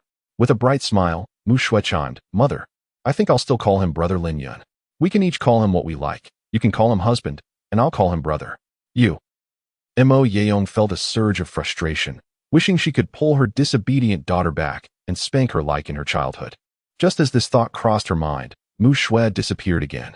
When Mo Yeong thought the matter had passed, that little head popped back in once more. With a cheerful grin, Mu Xue said, "Mother, I think Brother Lin Yun is quite wonderful. He is so handsome and fit. You're truly fortunate." "Is that so?" By now, Mo Yeong had regained her composure, her gaze narrowing dangerously at the small head peeking in the doorway. Realizing her mother's expression had shifted, Mu Xue instinctively tried to slip away. However, before she could take more than a few steps, a fragrant breeze enveloped her as Mo Yeong's curvaceous figure blocked her path. "Handsome is he? Fit is he? Fortunate are you?" Mo Yeong's words dripped with a hint of menace. In the next instant, the charming widow seized her daughter and placed her across her lap, raising her hand to deliver a firm smack. The sound of sharp cries echoed through the attic. "Mother, stop. I'm sorry. I truly am." In the courtyard below, Lin Shuang, who had been practicing her swordplay, heard the wails. Initially, she had thought to herself how pitiful it was for some child to cry so loudly. However, it quickly dawned on her that the voice belonged to her junior sister. "Mu Xue." Lin Shuang's lips parted in disbelief as she gazed toward the attic, her expression a mixture of astonishment and incredulity. She never anticipated that the usually gentle and serene Master Mu would lose her temper so dramatically. Just yesterday, when Yun had expressed his intention to pursue her, Master Mu had merely exhibited mild displeasure and refrained from taking any action. Now, faced with her beloved daughter, she was willing to resort to such harsh measures? Inside the attic, the young girl, with a pitiful visage, continued to plead for mercy. At a certain moment, Mu Yuerong's raised hand finally came to a halt. The striking widow, filled with a mix of disappointment and exasperation, inquired, "Pray tell, where did you err?" Mu Xue hurriedly replied, "My mistake lies in saying that mother is fortunate, with such beauty, a splendid figure, a gentle demeanor, and virtuous character. It is indeed a blessing for those wretched men to have the privilege of marrying you. I also erred in calling Brother Lin Yun. I should have addressed him as father." Initially, upon hearing the first statement, Mu Yuerong had resolved to forgive her unfilial daughter. However, upon hearing the latter, her previously lowered hand was raised once more. What followed were louder slaps and even more pitiful cries. Chapter 42. Zhao Yuhan. Within the boundaries of Qingzhou, countless factions proliferated, akin to fish crossing a river. At the pinnacle stood the Lord's Manor of Qingzhou City, closely followed by the three prominent families, the Lin, Wang, and Qin families. Well known to many, these four entities were the most frequently discussed and encountered powers. However, there existed an influence that surpassed the three families, one that rivaled even the Lord's Manor, the Qinghao Academy. This esteemed institution was not located within the bustling confines of Qingzhou City, but rather nestled within the Qian Island mountain range, thousands of miles distant from the city. The Qian Island mountain range stretched over tens of thousands of miles, with rivers crisscrossing and islands and lakes dotting the landscape, hence its name. At this moment, within a sprawling complex in the Qian Island mountain range, a strikingly beautiful woman, exuding an aura of cold elegance, emerged from her chamber. Clad in a flowing white gown, adorned with a jade pendant of a cloud dragon and silver butterfly earrings. Her features were akin to a work of art, stunning beyond compare. As she moved, she left a trail of frost upon the ground, even causing the sturdy azure dragon stone floor to crack under the chilling touch.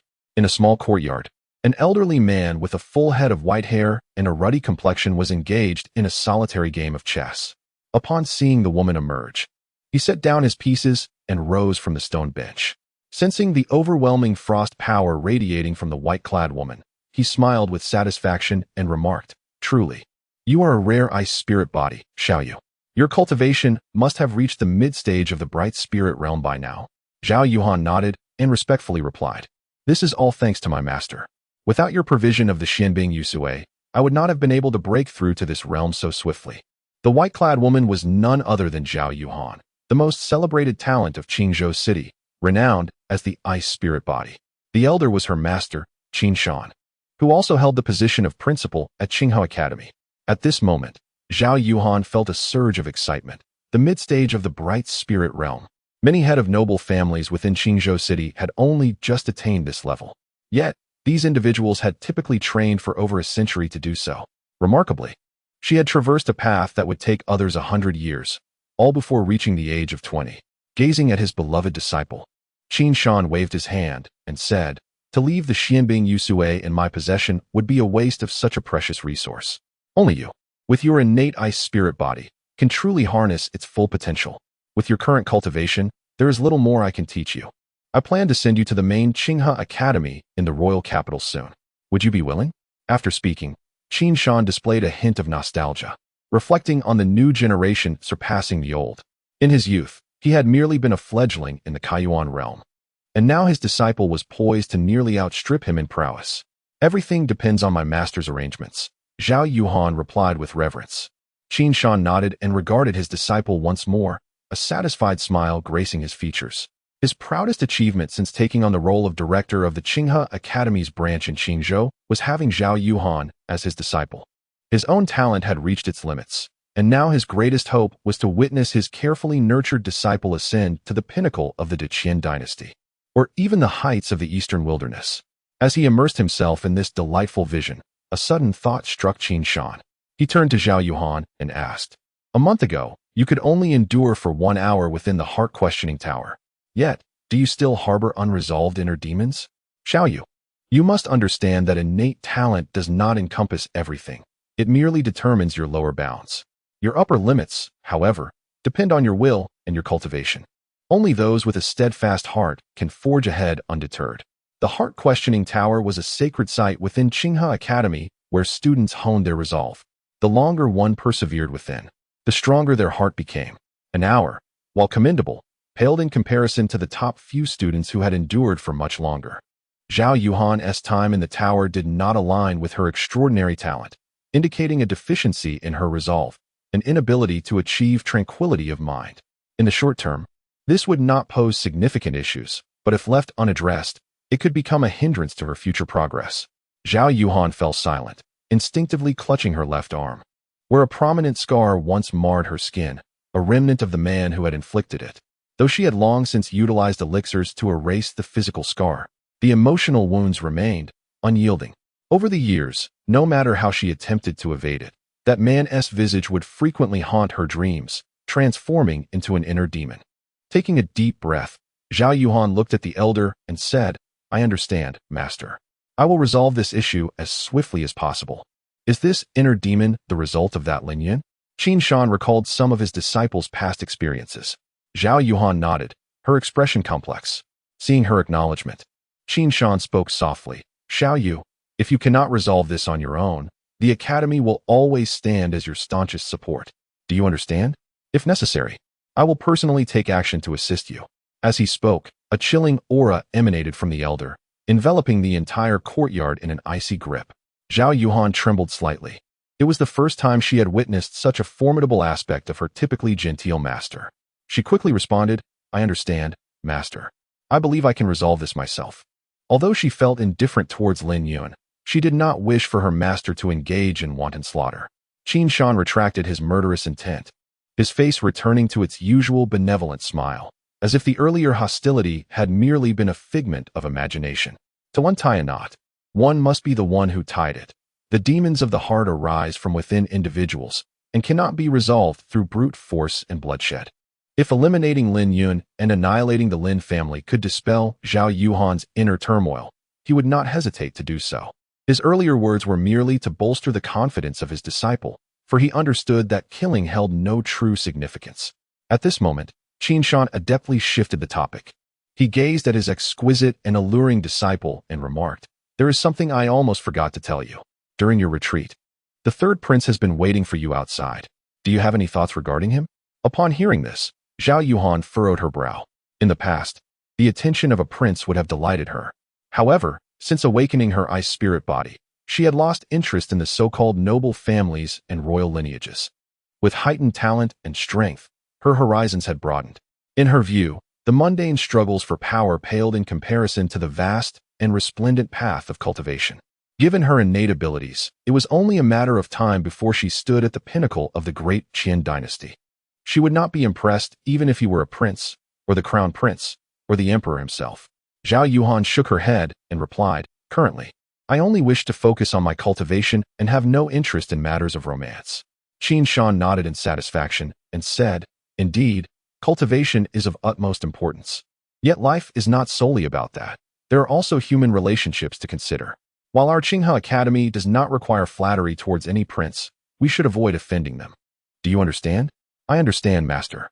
Qin Shan nodded. You will gauge the appropriate balance yourself. As I have said before, the Academy will always be your strongest support. Go meet him. It will spare me from his incessant visits. Chapter 43. A beauty like a sword, radiating brilliance not long after Zhao Yuhan exited the small courtyard. A remarkably youthful-looking man approached her, seemingly having awaited her arrival. Clad in a robe of jade, he was tall and graceful, exuding an extraordinary aura. This man was none other than the third prince of the great Qin dynasty, Zhou Zifen. Following closely behind him was an elderly man in black garb. The elder had sharp eyes and dark skin, emanating a formidable pressure that rivaled even her master, Qin Shan. Congratulations, Sister Yuhan, on advancing in your cultivation. Achieving mid-stage Ming-Shin realm before the age of 20 is indeed a source of shame for me. If this news were to reach the imperial city, those haughty young scions of noble families would surely be mortified, Zhou Zifen stated, his words calm, yet internally, he was tumultuous. Had it not been for old Li's direct revelation, he might have found it hard to believe. A practitioner of mid-stage Ming-Shin realm before 20 years of age was an accomplishment unmatched, even by the most gifted individuals in the imperial city. Zhou Zifen's gaze flickered with a strong possessiveness as he looked at Zhao Yuhan. If he could claim this woman for his harem, ascending to the throne might no longer be a mere dream. At that moment, he silently rejoiced in having come to Qingzhou. Otherwise, he would have missed such an opportunity. Zhao Yuhan remained unperturbed and replied, Such achievements are trivial and hardly worthy of mention. Your Highness, as a royal, holds a prestigious position, far beyond that of a humble commoner like myself. Sister Yuhan, you truly underestimate yourself. In this world, power and status stem from the sword in one's hand. Although you may not be a sword cultivator, you are, in essence, sharper than any blade. With your talents, standing above the imperial power in the near future is not out of reach. Zhao Yuhan frowned at his flattering words, for while her talents were exceptional, they did not equate to combat prowess. She still needed to bide her time. Just as she was about to express her humility, Zhou Zifen continued. Though your sword is sharp, it lacks a sheath. As the saying goes, the wood that stands out in the forest will be cut down by the wind. Similarly, a sword that is too cold in the world will inevitably be broken by others. Why does a sword need a sheath? Because the true essence of a sword lies not in its sharpness, but in its concealment. Currently, your brilliance is too pronounced, and you will soon attract unwanted attention. I happen to possess a sheath that can provide you with refuge. Would you be willing to become the sword in my hand? Zhou Zifen's expression turned earnest as he looked at Zhao Yuhan. She was no fool and understood his intentions well. However, she had no desire to become embroiled in royal disputes and politely declined. Your Highness, a sheath is indeed a precious item. Yet this unrefined sword of mine is unworthy of such distinction. Upon hearing this, a shadow flickered in Zhou Zifen's eyes. However, years of disciplined cultivation allowed him to swiftly mask his displeasure and shift the conversation. Sister Yuhan, your recent achievement in cultivation is a cause for celebration. I have prepared fine wine and delicacies at my lodging. Would you honor me with your presence? He continued.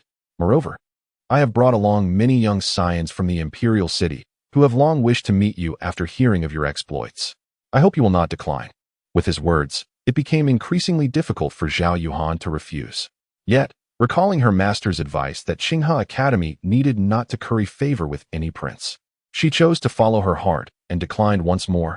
I appreciate your kindness, Your Highness, but I prefer solitude and dislike crowds. Besides, I have much to digest after my retreat, and I must respectfully decline your invitation. Zhao Yuhan's gaze conveyed her apologies as she turned to leave. Zhou Zifen maintained a calm demeanor, revealing no sign of anger, and simply replied, There is no need for guilt, sister. In this life, one should indeed prioritize cultivation. Good things often require perseverance. Since you lack time today, we can always arrange for another occasion. Zhao Yuhan nodded and assured him she would, before turning to depart. Behind her, Zhou Zifen watched the elegant figure in white, her tall and cold demeanor. His smile gradually faded, replaced by a grim expression. At that moment, the elderly man in black behind him suddenly spoke. Your Highness, this woman seems a bit ungrateful. Should I seize her tonight and deliver her to your chambers? Rest assured, even if Master Qin discovers it, I can manage him. Zhou Zifen felt a fleeting temptation at that moment. However, after a moment of contemplation, he shook his head. Oldly, that would not do. Qin Shan is certainly not to be feared. If Zhao Yuhan's only background were a mere branch of Qinghe Academy, she would have long since submitted to me. However, I have received word that she has caught the attention of the higher-ups at the Qinghe Academy's main branch in the Imperial City. Did Qin Shan not leave the academy for a while? I heard he went to the Imperial City to seek assistance for Zhao Yuhan in breaking through. Although the true nature of what Qin Shan sought remains elusive, it is evident that he succeeded. For otherwise Zhao Yuhan would not have so swiftly advanced to the mid-stage of the Mingxin realm.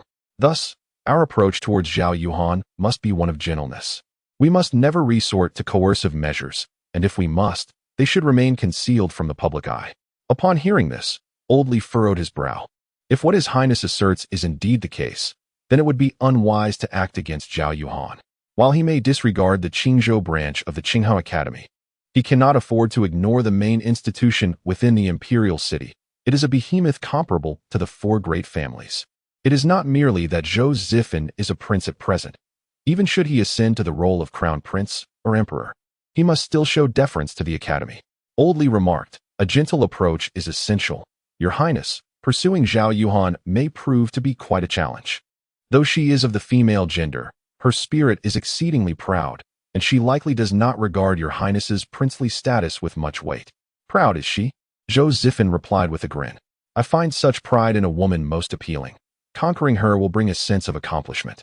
I look forward to seeing whether that delicate visage of hers retains its frosty demeanor when she submits to my embrace. Does this imply that your Highness has devised a strategy to win over Zhao Yuhan? Old Li chuckled. He knew Zhou Zifen too well. Such words would not be spoken without substantial confidence. Zhou Zifen did not directly respond to Old Li's inquiry, instead speaking in a contemplative tone. I have yet to conceive a specific plan, but it shall come soon. Given Zhao Yuhan's extraordinary talent, she will likely soon venture to the Imperial City for further cultivation. That will be our opportunity. Old Lu, perplexed, interjected, Your Highness, the Imperial City lies under the watchful eye of the Academy. Would it not be even more challenging to act then? It was understandable that he was confused, If action were necessary, Qingzhou seemed the more suitable locale. The distance from the emperor makes it unlikely that anyone could oppose them there. Zhou Zifen elucidated, though it appears that Zhao Yuhan enjoys superior protection in the imperial city. The reality is quite the opposite. The power dynamics within the city are intricate and tumultuous, rife with audacious individuals who care little for the academy. Only amidst such murky waters can I effectively navigate and manipulate, employing others to do my bidding. However, in Qingzhou, we lack such instruments and must act on our own. If we were to directly confront Zhao Yuhan, I assure you that within half a month, the Qinghao Academy would trace it back to us. After all, few dare to act against the Academy's interests within Qingzhou. A simple inquiry into who visited the region during that time would suffice to reveal the culprits. This is precisely why we cannot act in Qingzhou. We must wait until we are in the imperial city. Old Lu's expression shifted to one of understanding, prompting him to inquire further. Has your highness already determined which weapon to wield? Zhou Zifen shook his head. Not yet, but I genuinely hope to avoid such an escalation. He paused, gazing skyward, and sighed. I can only hope that Zhao Yuhan demonstrates some sense of practicality when the time comes. Otherwise, she may find herself not merely at my mercy, but at the mercy of many. A cold smile flickered across Zhou Zifen's face. A favored daughter of heaven. True talent emerges only through growth. Deceased prodigies are of no consequence. The valiant may transgress laws, yet not everyone wishes to see an ice spirit body flourish without hindrance, including my own father. Should Zhao Yuhan fail to forge a union with the royal family, I am certain my father would be the first to take action. For the sake of the throne, he has shown no hesitation in turning against his own blood. How much less regard would he have for an outsider? Chapter 44. That year, that sword, that woman. Lin Shuang's small courtyard. As Lin Yun stepped into the quaint courtyard, his gaze was immediately drawn to Mu Shui, who was awkwardly walking while clutching her backside. A flicker of surprise crossed his face, and he intended to approach her for an inquiry. However, just as Lin Yun lifted his foot, the young girl dashed towards him like a gust of wind. At that moment, she fixed her bright, inquisitive eyes upon him, scrutinizing him as if she were examining a rare artifact. Perhaps deeming mere observation insufficient, she boldly began to poke and prod, her hands exploring here and there. This left Lin Yun utterly bewildered, unsure of the whimsical antics of this peculiar girl. Noticing her gaze lingering on his face, he chuckled and asked, "What's the matter? Is there something on my face?" With a playful grin, Mu Shui replied, "Well, there are no flowers on your face, Lin Yun Gij. But I bet your heart is blooming with joy, I assenti it." After saying this, she playfully blinked at him, conveying a sense of shared understanding. Lin Yun subtly shook his head, perplexed by the meaning behind the other's words. At that moment, Mu Shui leaned her petite head close to Lin Yun's ear and whispered, "What do you think? My mother is quite wonderful, isn't she?" After speaking, the young girl took a step back, covering her mouth as she laughed, her eyes sparkling with a radiant light. Lin Yun suddenly understood. Casting a glance at the young girl, he chuckled, "I believe your mother has been rather lenient with you." Mu Shui, seemingly oblivious to the underlying implication in Lin Yun's words, continued to smile brightly and asked, "Should I call you Brother Lin Yun or Father from now on?" Lin Yun waved his hand dismissively and replied nonchalantly, "Suit yourself." Being a person of significant stature, he was naturally indifferent to such trivial matters. After all, it was merely a title. In front of others, I shall call you Brother Lin Yun, but in private, I shall refer to you as Father. The young girl blinked her eyes, as if she had conceived a brilliant idea, and a joyful smile spread across her delicate face. Lin Yun was rendered speechless, breaking into a soft laughter. Suddenly, Mu Shui leaned closer to Lin Yun's ear and whispered, "Father, as your dutiful daughter, I have a secret to share. Though my mother appears solemn on the surface, she secretly enjoys wearing certain in Mu Yeong's chamber." The beautiful woman, upon noticing Lin Yun's gaze fixated upon her, felt a flicker of unease cross her charming face. After a considerable pause, seeing the man still staring intently, she could not help but speak up. "What, pray tell, are you looking at?" After uttering these words, Mu Yeong discreetly checked her attire for the day. Everything seemed in order. Lin Yun withdrew his gaze, still struggling to associate the gentle and graceful Mu Yirong before him with the bold and alluring image of the flirtatious widow described by the young girl. Lin Yun took a sip of tea, and inexplicably, a figure began to emerge in his mind, one that was gradually becoming hazy. As he gazed at Mu Yeong, memories of the past began to resurface.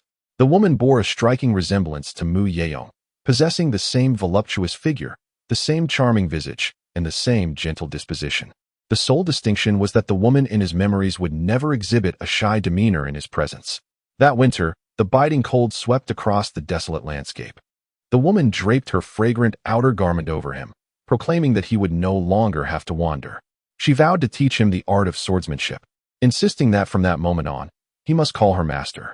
When she inquired about his name, he confessed that he had none. In response, the woman broke a branch from a peach tree and inscribed the characters Wui in the thick snow. She declared that this would be his name henceforth, Wui, a seeker of the boundless path and the endless pursuit of the sword. She bestowed upon him a new life, granted him a name, and imparted the wisdom of swordplay and the principles of existence. Those days spent honing his skills at the Sword Sect were some of the happiest moments of his life. However, ever since he shifted his focus to the emotionless sword path, those joyous times had vanished without a trace. The influence of the emotionless Tao had rendered him detached, free from all ties, leaving no one and nothing capable of stirring the depths of his heart. Consequently, those memories gradually faded away, akin to childhood toys cloaked in dust, forgotten and unrecalled. With the resurgence of these memories, a tinge of solitude and melancholy began to envelop Lin Yun. The essence within him surged tumultuously like crashing waves, and even the profound rhythms surrounding him began to exhibit signs of instability. Mu Yeong noticed this shift and, with concern in her voice, asked, "What is troubling you?" Lin Yun waved his hand and said, "It's nothing, it will be fine shortly." Upon concluding his words, Lin Yun closed his eyes, surrendering himself to the tumultuous onslaught of fragmented memories. In that moment, a piercing essence of sword intent emanated from his being. Mu Yeong, beside him, felt her pupils constrict and abruptly rose from her seat, her chest heaving with intensity. Sword intent. She was astonished to perceive it within a mere 20-year-old youth. What manner of creature was this? After an indeterminate passage of time, when Lin Yun finally opened his eyes, he found Mu Yeong gazing at him with an expression of peculiar intrigue. The woman stared at him for an extended duration before ultimately yielding to her curiosity, inquiring, "Have you comprehended the sword intent?" Lin Yun had no intention of concealing the truth and merely nodded, although she had already felt quite certain. Hearing the man's admission caused Mu Yeong to gasp in astonishment. At present, her swordsmanship had reached the third realm, the unity of man and sword. To attain the realm of intention, she first needed to comprehend the concept of momentum. However, not only had she yet to grasp this understanding, but she remained utterly perplexed about what momentum truly entailed. Yet, here was a mere youth of 20, who had managed to grasp a sword intent that no one in the entire eastern wilderness had comprehended. It was simply unfathomable. Lin Yun was unaware of the astonishment residing within Mu Yeong's heart. At that moment, he rose to his feet and approached the woman. His expression tinged with a hint of melancholy as he inquired, "May I embrace you?" Mu Yeong was momentarily taken aback, but soon replied, "Of course. We have shared far more intimate moments. A mere hug is trivial in comparison." Furthermore, she discerned that the young man before her was not quite himself. Upon hearing this, Lin Yun embraced the voluptuous figure in his arms. This embrace lingered for quite some time. Even Mu Shui could not resist peeking in, as Lin Yun and Mu Yuerong had been alone together for a rather extended period. However, upon witnessing the intimate embrace shared between the two within the room, a smile graced the girl's lips, and she quietly withdrew. At that moment, Mu Yuerong sensed a hint of melancholy emanating from Lin Yun, prompting her to inquire, "Are you reminded of someone?" Lin Yun nodded and said, "Indeed." "What kind of person was she?" "A woman as beautiful as you," Mu Yeong replied, a slight smile gracing her lips before she inquired, "Is she deceased now?" "No, but I once forsook her. She must have been heartbroken." "Indeed. She made me kneel in the snow for 3 days and nights as punishment. She must have loved you dearly." "Love?" Lin Yun's face momentarily reflected a sense of bewilderment. His master had always preferred to conceal her emotions deep within her heart.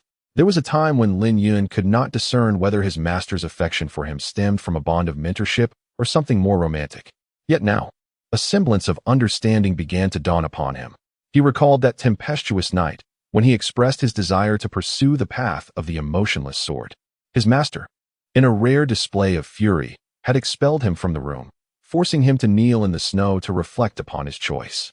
He had never witnessed his usually gentle and serene master exhibit such wrath. even when he had lost her cherished autumn water sword in his youth.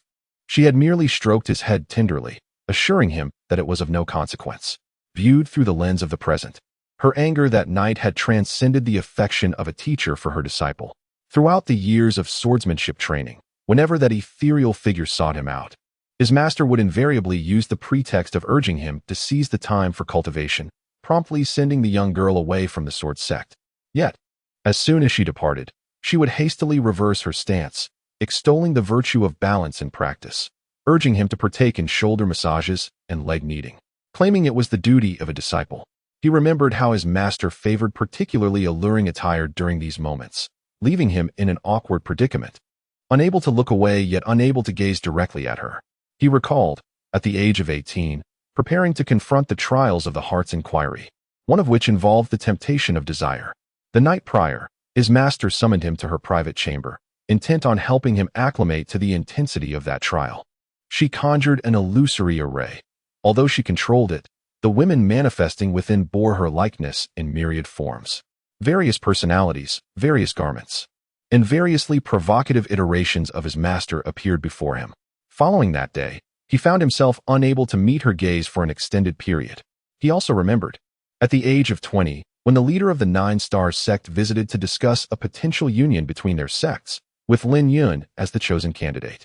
Without a moment's hesitation, his master had sent the leader sprawling out of the Sword Sect's gates, thus dissuading any further notions regarding him. At 25, he had seized a ring from a female cultivator of the Harmony sect, yet had not the chance to organize its contents. In the presence of his master, he awkwardly revealed a set of exceedingly provocative garments, which she mistakenly believed were a gift for her. To his surprise, she did not react with anger. Instead, that very evening, she donned the alluring dress and appeared before him, leaving him restless throughout the night. Chapter 45. A toast to the past. On the second day of the second month, the dragon raises its head. The dragon's horn shifts to the east, and a cool breeze stirs. The sky is a tumult of dark clouds, hinting at impending rain. 3 days prior, his cousin Lin Shuang and her mother Mu Yirong had embarked on their journey back to the Lingxiao Sword Sect. Initially, they planned to depart after the Lantern Festival, but their stay had been extended due to his circumstances. Their identities as disciples of the sect necessitated their return. Lingering too long outside was not permissible. With their departure, life seemed to revert to a tranquil routine reminiscent of earlier days. Lin Yun now lay quietly in a rocking chair within the small courtyard, his eyes half closed, gazing at the clouds drifting across the sky. At a certain moment, a pair of bare, delicate feet tread upon the carpet of fallen leaves, approaching Lin Yun's side. Before her presence was felt, he was already enveloped by a subtle, ethereal fragrance, neither perfume nor artifice, but the natural scent of a young girl. Within the confines of their home, Zhao Zi had always maintained a habit of going barefoot, a practice that persisted. Upon entering, the first thing she would do was casually kick aside her embroidered shoes. However, in her earlier days, Zhao Zi had exhibited a modicum of restraint, remaining barefoot only within the confines of the house. Yet, since her cultivation had ascended to the later stages of qi gathering, and her mastery of true energy had become increasingly adept, she had grown dissatisfied with merely being barefoot indoors, expanding her freedom to encompass the entirety of the small courtyard. As a cultivator of qi gathering, she was cloaked in true energy, ensuring that her delicate feet remained untouched by the dirt of the earth. Lin Yun looked up, unable to see the young girl's delicate face, as his line of sight was obstructed. This made him silently reflect on how his efforts during this period had not been in vain. Zhao Zi no longer needed to seek validation from her cousin, Lin Shuang. Lin Yun wore a gentle smile, his arms slightly outstretched, and the young girl instinctively understood his gesture. Before long, a fragrant figure nestled into his embrace. In the courtyard, the boy and girl pressed their cheeks together, leaning closely against one another. Not far away, the two maids responsible for tending to the little courtyard remained impassive, seemingly accustomed to such scenes. At one moment, Zhao Zi caressed the man's face and, in a soft voice, inquired, "Brother Yun, I have noticed that your spirits seem somewhat diminished these past few days. Could you share with me what troubles you?" Lin Yun did not anticipate that Zhao Zi possessed such keen powers of observation. Ever since he began to recollect memories from his childhood, he had indeed undergone a transformation. Embracing a spectrum of emotions, joy, anger, sorrow, and happiness, that one would expect of an ordinary person. He did not resist this change, for it seemed he had discerned a clearer path toward further enlightenment. If the second realm of the emotionless sword path is characterized by an ultimate relinquishment, forsaking family, friends, and even the sword in hand, then he could now surmise the essence of the third realm, that of reclamation. Reclaiming family, reclaiming friends, reclaiming the sword that had once been cast aside. He harbored a profound intuition that when he gathered together all that he had forsaken in his past life, he would step into the third realm of the emotionless sword path. Lin Yun did not directly address Zhao Zi's inquiry. Instead, he posed a question to the young girl. "Z, do you believe there is a distinction between having something lost and then regained, and never having lost it at all?" Although perplexed by the man's sudden line of questioning, Zhao Zi refrained from pressing further. After a moment of contemplation, she responded, "There must be a difference. The former at least understands the value of cherishing, while the latter, having never experienced loss, may not comprehend the intricacies and hardships involved. Indeed, only through loss can one truly learn to treasure what they possess.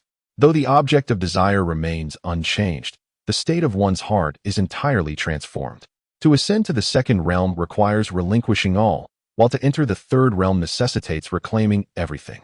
It must be acknowledged that the path of the merciless sword is fraught with suffering and difficulty. Time alters all, and the world shifts. The youth fades, and beauty diminishes with age.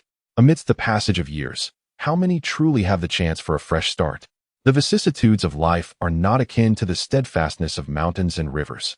Some individuals and possessions, once abandoned, may never be encountered again. Some farewells are indeed final, while others signify everlasting separation.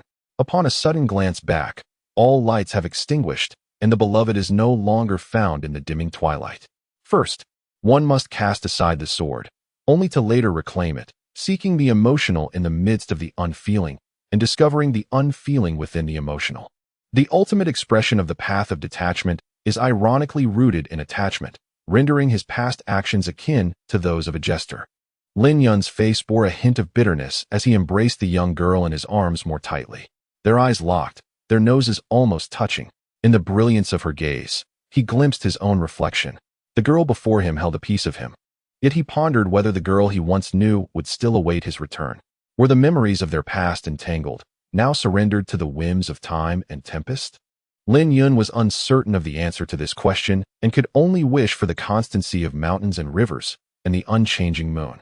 Just as he was lost in his thoughts, a servant entered the small courtyard, respectfully presenting him with a letter. The correspondence bore no signature. Upon opening the envelope, he found only a single line of elegant script, "In the bamboo grove at the old place." As he read those words, a cool and ethereal figure surfaced in his mind, prompting him to instinctively glance at the young girl in his arms. For that figure bore a resemblance to Zhao Zi. "Brother Yun, who is looking for you?" the girl inquired, her eyes blinking with curiosity. She was well aware that her man had no friends. Lin Yun assisted Zhao Zi in rising from the rocking chair and smiled. "This individual is not a stranger to you. She is your sister, Zhao Yuhan." Upon hearing Zhao Yuhan's name, the young woman's heart involuntarily tightened, not out of fear that Lin Yun might rekindle old feelings, but rather out of concern for her beloved's well-being. Zhao Zi was acutely aware that her sister, Zhao Yuhan, while appearing cool and indifferent on the surface, harbored an exceedingly proud disposition within. Now that the two were to meet, she feared that numerous complications might arise. "May I accompany you?" Zhao Zi clung to her man's arm, her voice tinged with trepidation.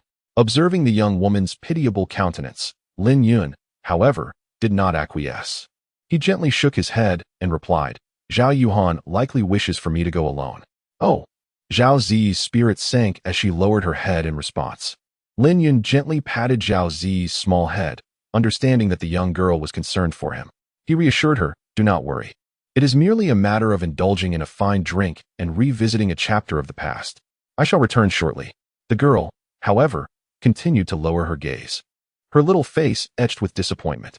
Lin Yun chuckled in silence. After a considerable pause, he leaned down and whispered softly into the girl's sparkling ear, breathing warmth against her skin. "Be a dear and go inside to apply the most exquisite makeup, then don your most alluring attire and await my return." Reclining gracefully on the bed, Zhao Zi's delicate face flushed with a rosy hue as she obediently nodded. With a smile gracing his lips, Lin Yun turned and stepped out of the small courtyard. The moment he crossed the threshold, a rumble of thunder reverberated through the sky. Shortly thereafter, a gentle drizzle began to descend from above. Amidst the misty rain, Lin Yun's slender figure vanished into the sprawling architecture of the Lin residence. Inside the house, Zhao Zi sat poised before a mirror, commencing her grooming ritual. The young maiden possessed bright eyes and pearly teeth, her willow-like brows delicately arched, radiating a captivating charm. As she applied lip color, her naturally rosy lips took on an even more vivid hue, tempting one to steal a kiss. The girl pursed her crimson lips, blinked her eyes, and allowed the corners of her mouth to rise slightly. Chapter 46. There is no undefeated individual, only an undefeated spirit. The Emerald Bamboo Grove is a private garden owned by the Lin family, located not within the Lin residence, but at the far western edge of Qingzhou City. The garden is adorned with lush bamboo, presenting a picturesque landscape, occasionally graced by family members who come to stroll and admire the scenery. Presently, Lin Yun was ascending the damp stone steps leading up the mountain. A cold breeze swept through, causing the bamboo forest to sway, producing a rustling sound. As the rain intensified, a curtain of precipitation completely enveloped the distant Qingzhou city. The narrow mountain path was shrouded in swirling mist, thick and nebulous, obscuring the view ahead. At a moment, a young man emerged from the dense fog. He was tall and well-proportioned, though an unnatural pallor lingered on his face, with a trace of blood at the corner of his mouth, indicating he had recently sustained an injury. Upon seeing this individual, Lin Yun's expression shifted to one of surprise. Not due to the man's wounds, but because this was Lin Yuan, once the leading figure of the younger generation of the Lin family. He never expected to encounter Lin Yuan in such a place, and in such a state of disarray. Although they were of the same clan, Lin Yun was not well acquainted with Lin Yuan, and thus had no intention of inquiring further. He merely cast a casual glance before resuming his appreciation of the surrounding scenery. At that moment, Lin Yuan also noticed Lin Yun's presence, and a complex expression crossed his face. Once, he had been the brightest star among the younger generation of the Lin family. Yet, after a year had passed, he found himself not only dethroned from his position, but unable to even secure a place among the top two. Losing to Lin Shuang was painful, but within the realm of acceptance. He could still see her back and felt he had a chance to catch up. However, the sudden emergence of his cousin Lin Yun filled him with a sense of despair, akin to facing Zhao Yuhan, who possessed an ice spirit. Defeating Wang Peng, who had comprehended the essence of martial arts, was beyond his current capabilities. Even with a breakthrough to the mid or late stages of the Kaiyuan realm, it would remain an impossibility. Yet Lin Yun had accomplished it effortlessly. With tangled thoughts, their distance narrowed until, just as they were about to pass each other, Lin Yuan halted his steps. Lin Yun also paused, sensing that Lin Yuan had something to convey. Indeed, Lin Yuan spoke, glancing towards the mountaintop behind him. He reluctantly remarked, "Cousin Yun, Zhao Yuhan's current cultivation is unfathomable. It would be wise for you to avoid engaging with her. Just moments ago, I could scarcely withstand even a single move from her." Upon seeing his cousin, Lin Yuan surmised the purpose of his visit and thus offered a gentle reminder. In truth, he had learned from others that Zhao Yuhan was inquisilent today, prompting him to make a special trip to witness the prowess of this celebrated prodigy from Qingzhou. However, he was taken aback by the unexpected severity of his defeat. Lin Yun cast a glance at Lin Yuan, observing that this once prominent figure of the Lin family's younger generation now exuded an aura of instability, with his true essence in disarray and even the resonance of the great Tao showing signs of collapse. The contrast with the calm, composed, and self-assured Lin Yuan of yore was striking. He subtly shook his head, recognizing that the other had succumbed to the inner demons. A sword forged solely from confidence, once met with defeat, ultimately leads to its own destruction and the demise of its wielder. At times, confidence can elevate a person, yet at other times, it can lead to one's ruin. At the Lin family annual gathering, Lin Yuan suffered a defeat at the hands of Lin Shuang, and in the Lantern Festival competition, he was bested by Chen Zuoqing. Now, he has faced a disheartening loss to Zhao Yuhan. Clearly, the once unshakable confidence of this prodigy from the Lin family has dwindled, giving rise to self-doubt. The notion of cultivating the Tao without nurturing the heart aptly encapsulates Lin Yuan's current predicament. This also elucidates Lin Yun's long-standing philosophy of prioritizing the profound over mere cultivation. He has always believed that as long as one practices a commendable technique and possesses ample resources, steady diligence will inevitably lead to improvement over time. However, comprehension of the Tao cannot be accumulated through time alone. It often hinges upon a fleeting moment of enlightenment. For instance, had he not made the resolute decision to reincarnate and begin anew, or if he had not recalled his past experiences in Mu Yirong's room, he might have remained forever oblivious to the path leading to the third realm of the heartless sword Tao. At a certain moment, Lin Yun raised his right hand and rested it upon Lin Yuan's shoulder. Gazing intently at his cousin, he inquired, "Do you understand how a sharp sword is forged?" Lin Yuan wore a perplexed expression. Lin Yun spoke. "It is through relentless tempering and repeated trials that one can forge a sword capable of cutting through the world. If a few defeats can taint your resolve, it merely signifies your unworthiness to become a true warrior. Remember, there exists no invincible individual in this world, only an indomitable spirit."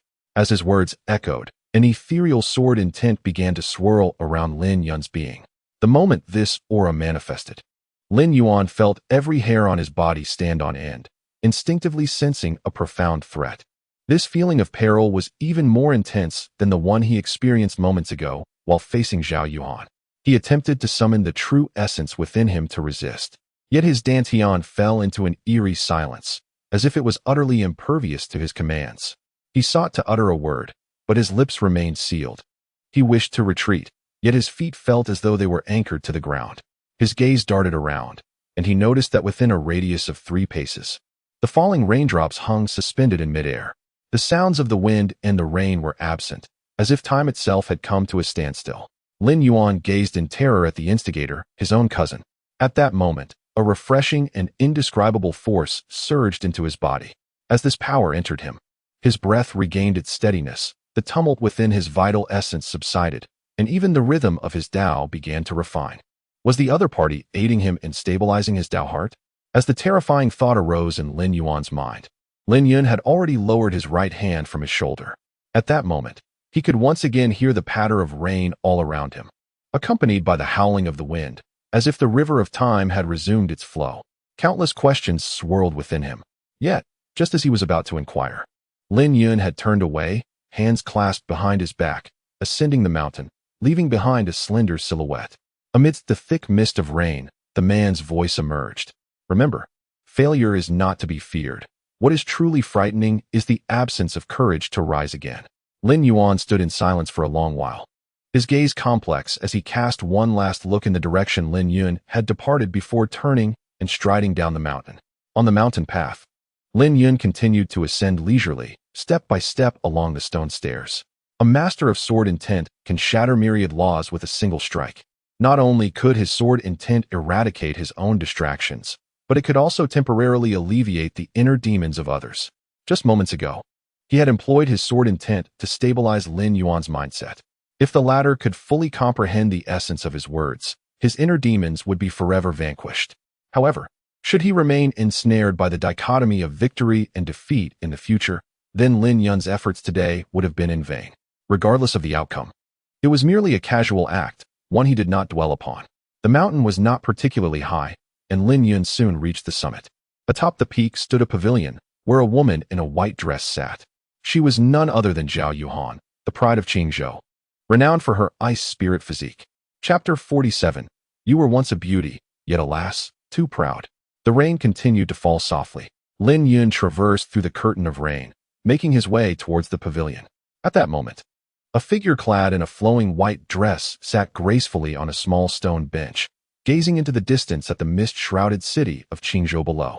As his footsteps approached, the woman's delicate earlobe stirred slightly.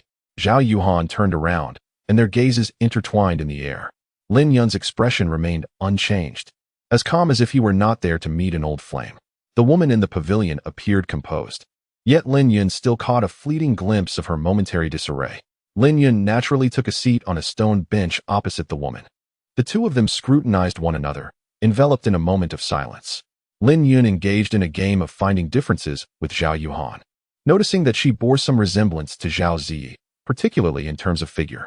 However, the woman before him exuded a colder, more aloof demeanor, akin to a flower blooming on a lofty peak, lacking a semblance of earthly warmth. After years apart, not only had Zhao Yuhan's cultivation advanced, but her character also seemed to have undergone a significant transformation. What Lin Yun was unaware of was that Zhao Yuhan's astonishment was no less than his own. She realized that the man before her had indeed changed significantly compared to the past, at the very least. His calm and composed demeanor now stood in stark contrast to the Lin Yun she once knew. For an extended period, the two remained silent. Ultimately, it was Zhao Yuhan who broke the silence, recalling the rumors she had heard upon entering the city. With a serene expression, the illustrious woman remarked, "I have not returned to Qingzhou City in quite some time. I have heard that many events have transpired recently. Could you enlighten me?" "Of course," Lin Yun replied succinctly. Zhao Yuhan cast a meaningful glance at the man and inquired, "I have heard that at the Lantern Festival competition held at the City Lord's mansion, you defeated Wang Peng, who had mastered the essence of power with a single move." Lin Yun remained silent, merely nodding his head. However, scarcely had he completed this gesture when an overwhelming chill surged towards him.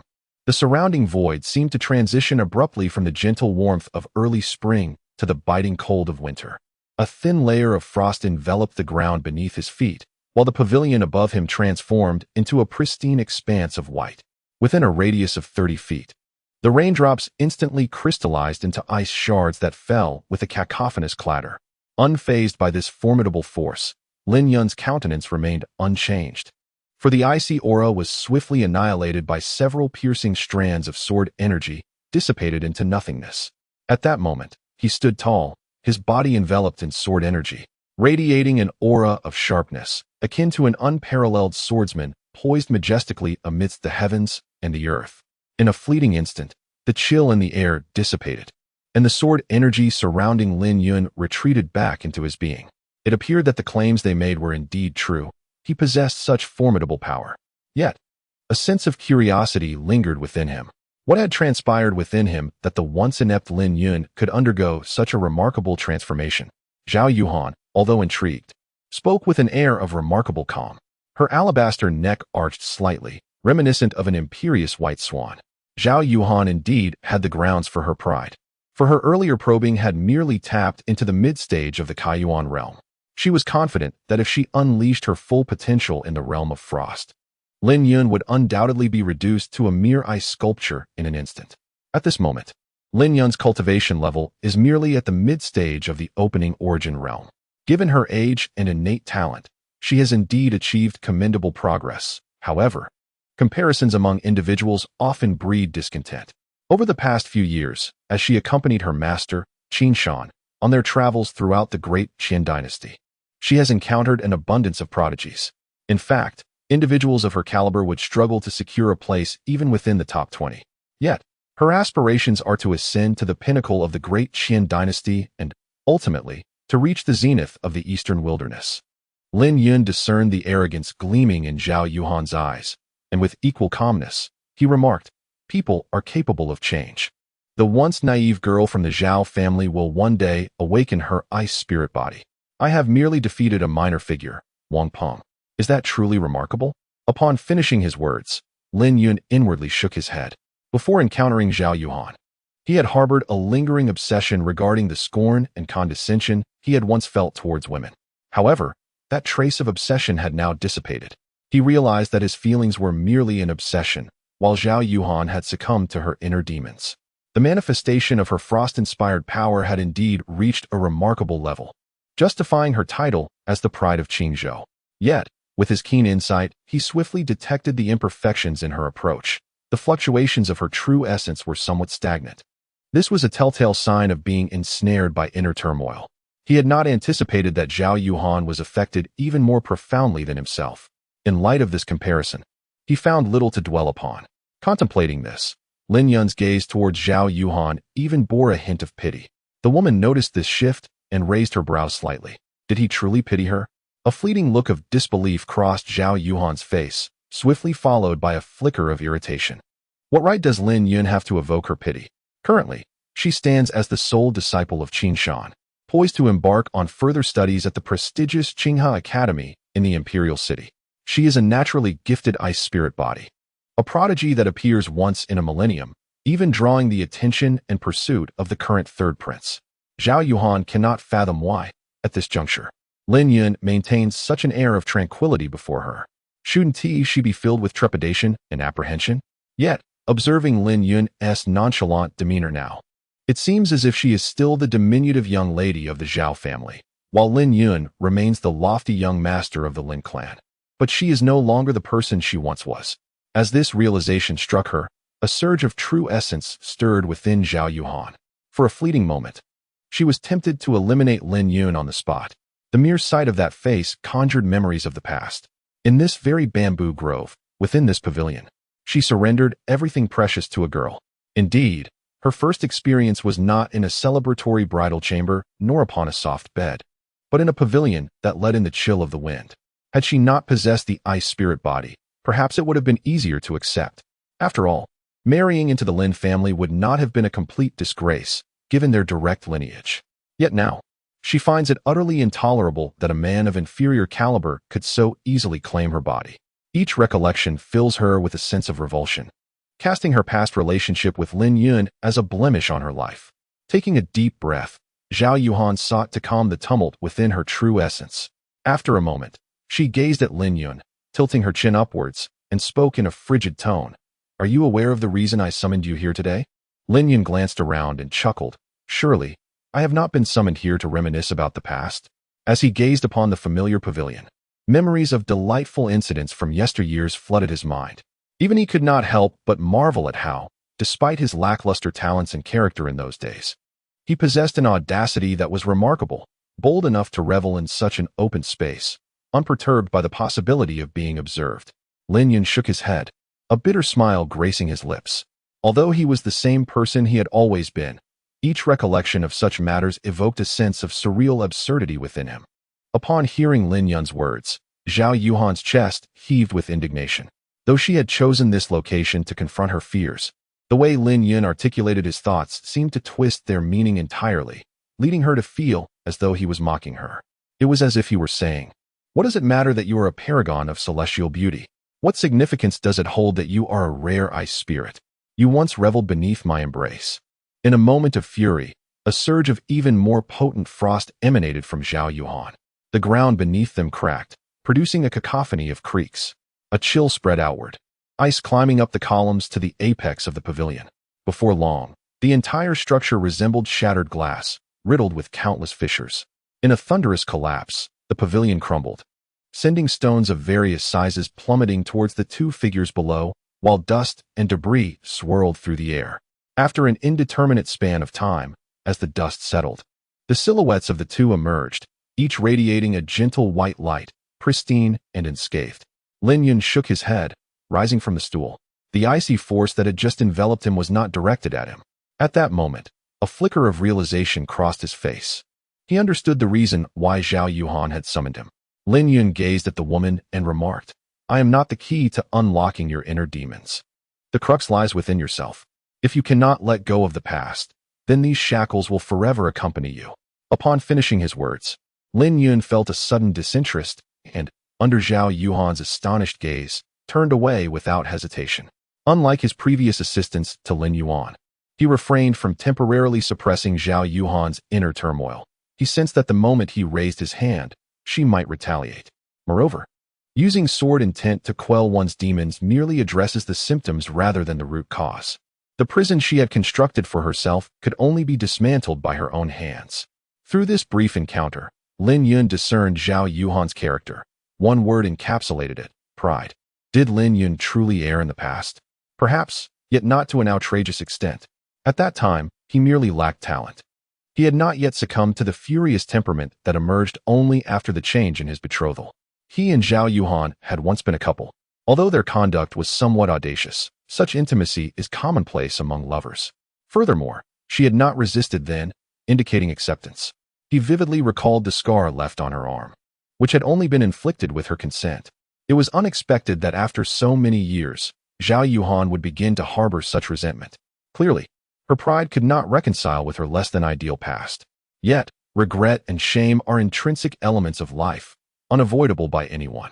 In his previous life, he had once wet the bed while sleeping beside his master, enduring prolonged ridicule that made him hesitant to drink water before sleeping for quite some time. Although the gravity of these two incidents differs greatly, the underlying principle remains the same. In this life, one cannot confront the past, and thus cannot reach the future. Bound by the shackles of the heart, one remains ensnared in the mundane prison of existence. A beauty at heart, yet tragically proud. Chapter 48. Visitors from the Yi family. Ascending to the heavens amidst the gentle rain and breezy winds, Lin Yun exited the bamboo grove and made his way directly back to the Lin family estate. He had not forgotten that a young girl awaited him in bed. However, as he approached the gate of the Lin residence, he detected an unusual aura. The once grand entrance had vanished, and the stone pavement was littered with splintered wood, accompanied by a conspicuous pool of blood. The guards who had previously stood watch were nowhere to be seen. Lin Yun furrowed his brow, pondering the unfolding events, when an elderly man with a ruddy complexion approached him in haste. This elder was none other than Huang Xiang, the chief steward of the Lin residence. Before he could reach Lin Yun, Huang Xiang, with an anxious expression, exclaimed, "Young Master Yun, you have finally returned. Quickly, we must leave at once. Do not allow those individuals to discover your return." With that, Huang Xiang grasped his hand, eager to lead him out the door. Lin Yun was filled with confusion. How could this be happening? He inquired, "Butler Huang, what on earth is going on?" Butler Huang appeared to have reservations, refraining from providing a direct response. Instead, he urged, "Young Master Yun, I shall explain the reasons in due course, but for now, you must leave the Lin residence." After speaking, the elder grasped Lin Yun's arm, guiding him toward the exit. As he did so, he frequently cast anxious glances back at the Lin residence, his countenance betraying a sense of dread, as if something terrifying lurked within. Lin Yun, increasingly intrigued, directly halted the actions of Steward Huang, shaking his head and stating, "Steward Huang, unless you elucidate the reason, I shall not depart." Upon witnessing Lin Yun's unwavering resolve, Huang Xiang sighed and replied, "Young Master Yun, members of the Yi family have arrived. Upon their entrance, they specifically demanded to see you, and upon failing to locate you, they have begun to resort to violence. These individuals possess formidable strength, with some even reaching the celestial realm. Not even the master is a match for them in a confrontation. Thus you must ensure that they do not discover your whereabouts." Lin Yun was taken aback upon seeing Steward Huang still attempting to persuade him to leave. He waved his hand dismissively and said, "Steward Huang, there is no need for further discussion. Please take me to meet them directly." Huang Xiang's expression faltered. Not only was he unwilling to leave, but he was also willingly walking into danger. He realized that ever since the Lantern Festival competition, he had found it increasingly difficult to comprehend this former young Master Yun. In the Lin family's reception room, the atmosphere was laden with tension, bordering on despair. The seats traditionally occupied by the family patriarch or the esteemed elder had been taken by an imposing old man clad in yellow, his expression stern and unforgiving. The vice seat was similarly devoid of the Lin family's higher echelons. Instead, it was occupied by an unfamiliar middle-aged man, with a young girl in pink standing beside him. Her face was contorted with indignation as she glared at the yellow-clad elder seated at the head of the table. Meanwhile, Lin Hongru, the family patriarch, and Lin Yuehao, the ancestral elder, stood in the center of the room, blood staining their lips, their faces pale, and their expressions filled with suppressed fury directed towards the unwelcome guest in the high seat. "Zhou Gongfu, have you chosen to disregard my words?" The first to shatter the oppressive silence was the young girl, her voice sharp and laced with fury. As she spoke, her delicate features were marred by anger, and her teeth were clenched in indignation. In response to her accusation, the elder, Zhou Gongfu, remained unperturbed, leisurely sipping his tea. After swallowing, he set down his cup and replied in a measured tone, "Miss Yi Lin, it is already a considerable concession for the family patriarch to have summoned you here. I kindly ask that you refrain from interfering with our proceedings. We are merely acting under the orders of the patriarch." Yi Lin's chest heaved with indignation, and she retorted mockingly, "Is it part of your uncle's instructions to smash down doors upon arrival and to inflict harm at the first meeting?" Zhou Gongfu chose to ignore her provocations, dismissing her words entirely. While the patriarch had not explicitly commanded such behavior, as subordinates, they were expected to intuit their master's desires. Though unspoken, they understood that their master wished such actions to be taken, and thus they complied. At this juncture, Lin Yuehao spoke, his countenance dark and foreboding. "Our Lin family is merely a small clan in a remote area. My grandson has not offended the Yi family. May I inquire as to the purpose of your visit?" Zhou Gongfu cast a derisive glance at Lin Yuehao and replied, "You certainly lack the standing to provoke the Yi family. However, the patriarch does not wish to hear any tidings regarding your Lin family. It would have sufficed for your grandson to remain a quiet waste." Yet with the Lantern Festival competition approaching, and his recent victory over Wang Peng, who has grasped the essence of power, it appears that this little miscreant is responsible for it all. The patriarch is exceedingly displeased. Do you comprehend this? Upon hearing this, Lin Yuehao first experienced a moment of astonishment, swiftly followed by a visage of indignation. He had presumed that the Yi family had long since forgotten Lin Yun's existence. To his surprise, they had been vigilantly observing him all along, seemingly intent on stifling his ascent. He found it perplexing. Indeed, Lin Yun was his grandson. Yet he also bore the blood of the Yi family. Could the so-called prestige of the aristocracy truly hold such paramount importance? Important enough to suppress a mere child, yet to spread his wings? At this moment, Lin Yuehao's heart was a tumult of alarm and trepidation, fervently wishing that someone would intervene and prevent Lin Yun from returning. However, it appeared that what one fears often comes to pass. Before long, a youthful and elegant figure entered, accompanied by an elderly gentleman. It was none other than Lin Yun and Huang Xiang.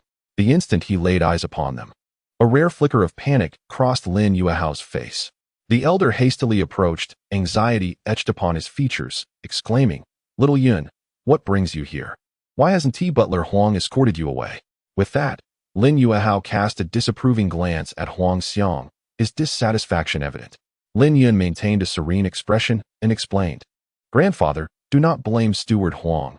It was my own decision to come here." At this moment, Lin Yuehao struggled to articulate his thoughts and let out a deep sigh. The individuals from the Yi family, with the exception of the young lady, did not arrive with benevolent intentions. His only hope rested on the fact that they might show some restraint, considering that Lin Yun shared a lineage with the Yi family. However, the elder in yellow and the middle-aged man both possessed formidable strength at the ascendant realm, leaving him unable to offer any protection. As Lin Yuehao pondered how to ensure his survival in the imminent confrontation, Lin Yun spoke up. He cast a fleeting glance at the uninvited guests in the living room before turning his gaze to Lin Yuehao, his tone frigid as he inquired, "Grandfather, who has inflicted this harm upon you?" Lin Yuehao was momentarily taken aback, unable to comprehend the meaning behind his grandson's words. From the tone of his grandson, could it be that he harbored intentions of avenging him? In the presence of two formidable experts from the ascendant realm, let alone seeking revenge, merely preserving his own life would be a remarkable achievement. Before Lin Yuehao could respond, a burst of hearty laughter echoed through the living room. Lin Yun turned to the source of the laughter, discovering that it belonged to the middle-aged man among the uninvited guests. As for the elderly man seated at the head of the table, while he did not burst into laughter, a smirk played upon his lips, revealing a hint of mockery, as if he had just heard something exceedingly amusing. Lin Yun seemed oblivious to the mockery hidden within that laughter, his expression serene as he approached the group of individuals. Ultimately, he came to a halt at a distance of 10 feet from the middle-aged man. Lin Yun stood with his hands clasped behind his back, gazing calmly at the middle-aged man before him. "Did you harm my grandfather?" The man was momentarily taken aback, but then licked his lips and replied with a sinister tone, "Indeed, I sit here. Are you seeking revenge for your grandfather?" As he spoke, a chilling smile crept across his face, as if to suggest that any unsatisfactory response from Lin Yun would provoke him to violence. Yet, Lin Yun merely nodded and shifted his gaze to the venerable Zhou, seated prominently at the head of the assembly. "And you? What have you done?" Zhou replied in a low voice, "Everything he has done was at my behest." Following this declaration, Zhou's right cheek twitched involuntarily. In this moment, even he struggled to suppress a chuckle. A mere mid-stage Kaiyuan practitioner dared to question them. It was indeed a farcical situation. It appeared that while this young scoundrel was no longer a complete fool, he had transformed into a simpleton. Lin Yun was oblivious to the thoughts of the two. Even if he were aware, it would not concern him. At that moment, he turned his gaze towards the girl in the pink attire and inquired, "What about you?" Before Yi Lin could respond, Lin Hongru, standing behind Lin Yun, hurriedly interjected, "Xiao Yun, this young lady has not only refrained from causing us harm, but has also consistently spoken on our behalf. Do not misunderstand her intentions." Lin Hongru lowered his head after speaking. Although he had stepped forward to provide an explanation, he found his nephew's behavior to be utterly absurd. Lin Yun nodded slightly, casting his gaze once more towards the middle-aged man and the venerable Zhou. "So it is only you two, is it?" The middle-aged man's eyes narrowed, a smile curling at the corners of his lips. Yet, their grin lasted but a fleeting moment. In the next instant, an overwhelming sword intent emanated from Lin Yun, soaring towards the heavens. The sword intent resembled a celestial dragon breaking dawn, as if it could rend the very fabric of the void, causing the surrounding air to tremble and emit a low, resonant hum. The spiritual energy within the room began to stir, boiling like water in a kettle. With a single step, his aura surged dramatically, the radiance of his sword amplifying. At that moment, his figure appeared both diminutive and grand, as if he had transcended the realm of mortals, embodying a deity who wielded the principles of the sword. From the late stage of opening yuan to the pinnacle of opening yuan, advancing through the initial, mid, late stages, and ultimately reaching the peak of the bright god realm. At a certain moment, Lin Yun's right foot struck the ground, accompanied by a sharp crack, marking his ascension to the celestial sovereign realm. Crossing two major realms from the mid-stage of opening yuan to celestial sovereign required but a single step. At this juncture, he regarded the middle-aged man and the elder with an overwhelming sword intent.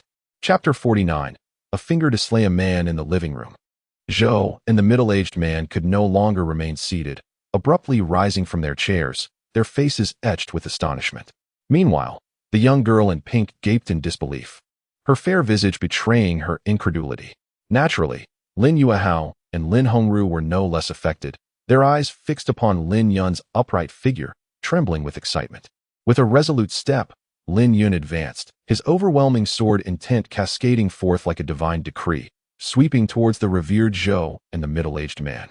Faced with this sudden turn of events, both Zhou and the middle-aged man felt their pupils constrict as they prepared to channel their true essence in resistance. However, as this thought emerged, their internal essence inexplicably fell into a profound silence, leaving them unable to sense the presence of their inner realm. Having never encountered such a phenomenon, a flicker of panic crossed their faces, compelling them to flee this uncanny place.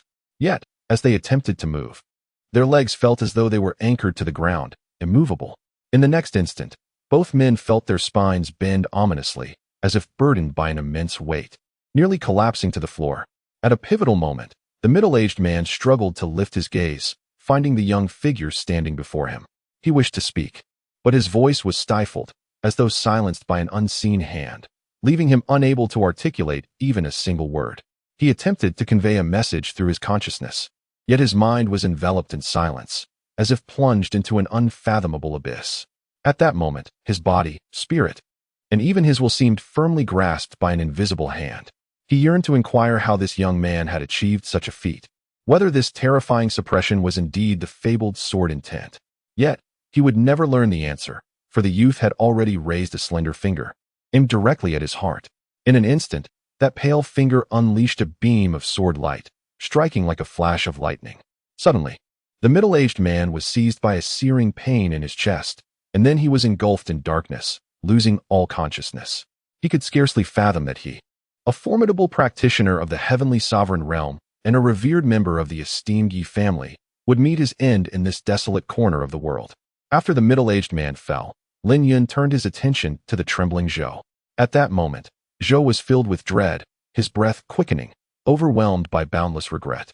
If he could relive his life, he would never have volunteered to confront the so-called offspring of the Yi family in Qingzhou. His cultivation was superior to that of the middle-aged man, and his experience more profound. He understood all too well that the display of power before him was indeed the legendary sword intent. It was said that those who comprehended sword intent were invincible among their peers, as the emergence of sword intent would heavily suppress the opponent's body, soul, and will. Akin to fighting with shackles, such was their plight at that moment. He could not comprehend why he encountered a sword immortal, a figure unseen in the eastern wilderness for millennia, in this modest Qingzhou city. Zhou dared to lift his gaze to Lin Yun, who now stood mere feet away, swallowing hard as fear and despair washed over his features. He truly did not wish to perish. After dedicating his life to cultivation, he had only just ascended to the heavenly sovereign realm and had yet to truly savor life. Yet, Lin Yun harbored no sympathy for his adversaries. The moment they struck against the Lin family, they had sealed their fate. In a scene reminiscent of the earlier encounter, Lin Yun raised his hand, and Zhou met the same fate as the middle-aged man. With a finger, he vanquished a foe, as effortlessly as slicing through vegetables. As if these two were not formidable practitioners, but mere meat on a chopping block. As the two men perished, the sword intent that had enveloped the surrounding void surged back into Lin Yun's being. The spiritual energies within the room ceased their turmoil, restoring tranquility. In the next moment, Lin Yun staggered, nearly collapsing to the ground. "Xiaoyan, are you all right?" Lin Yuehao exclaimed, rushing forward to steady his grandson. At that moment, Lin Yun's complexion was pale, his eyes revealing profound fatigue. Nevertheless, he mustered the strength to wave dismissively, saying, "It's nothing serious, merely the after-effects of employing a secret technique. A brief rest will suffice." Both Lin Yuehao and Lin Hongru, along with Yi Lin, exchanged bewildered glances, realizing that it was indeed the consequence of using a secret method.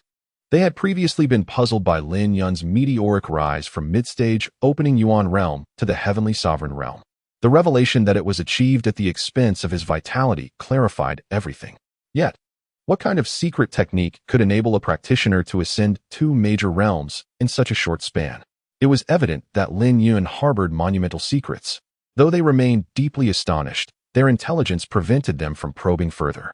Although Lin Yun claimed to be largely unscathed, Lin Yuehao nonetheless presented several bottles of healing elixirs for his grandson to consume.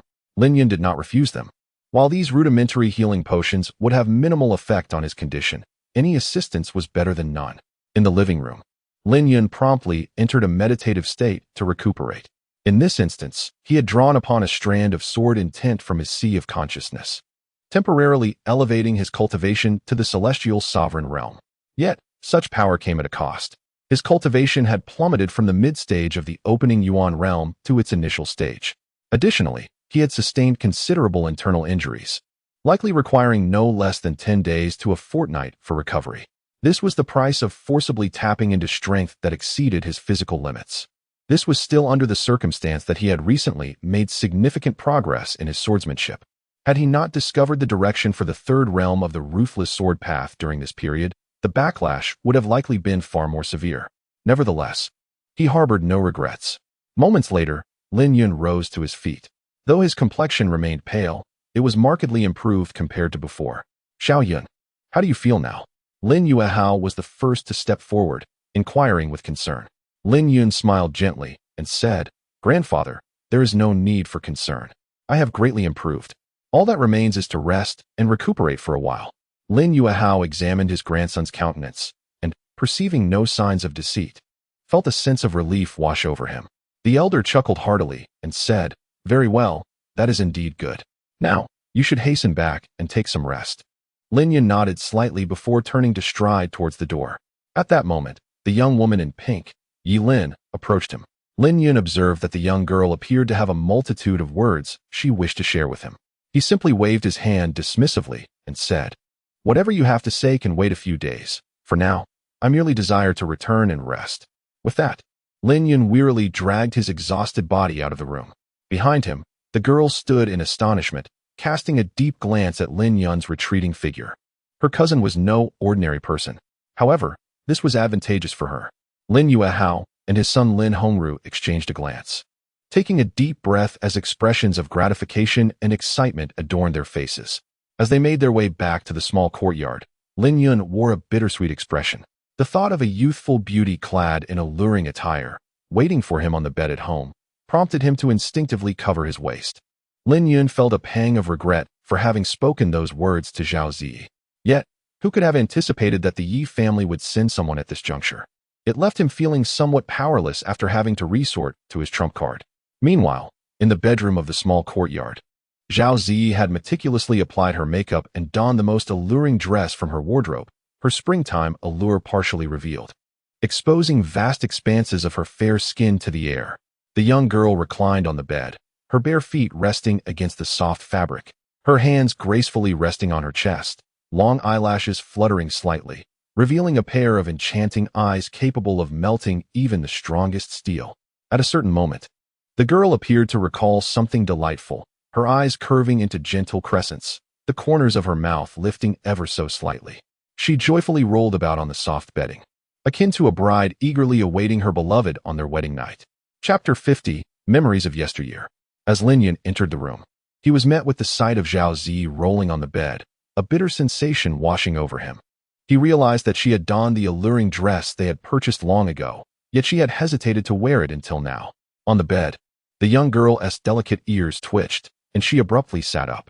Upon noticing her beloved man's pallid complexion, the joy on Zhao Zi's face vanished without a trace, replaced by an expression of deep concern and anxiety. The girl leaped off the bed, her bare feet padding swiftly towards Lin Yun. In a matter of moments, she threw herself into his embrace, cupping his face in her hands, her eyes glistening with unshed tears as she exclaimed, "Brother Yun, are you all right? Did Zhao Yuhan hurt you?" Feeling the warmth of her concern, a gentle surge of warmth blossomed within Lin Yun's heart. Lin Yun shook his head gently and provided a brief explanation.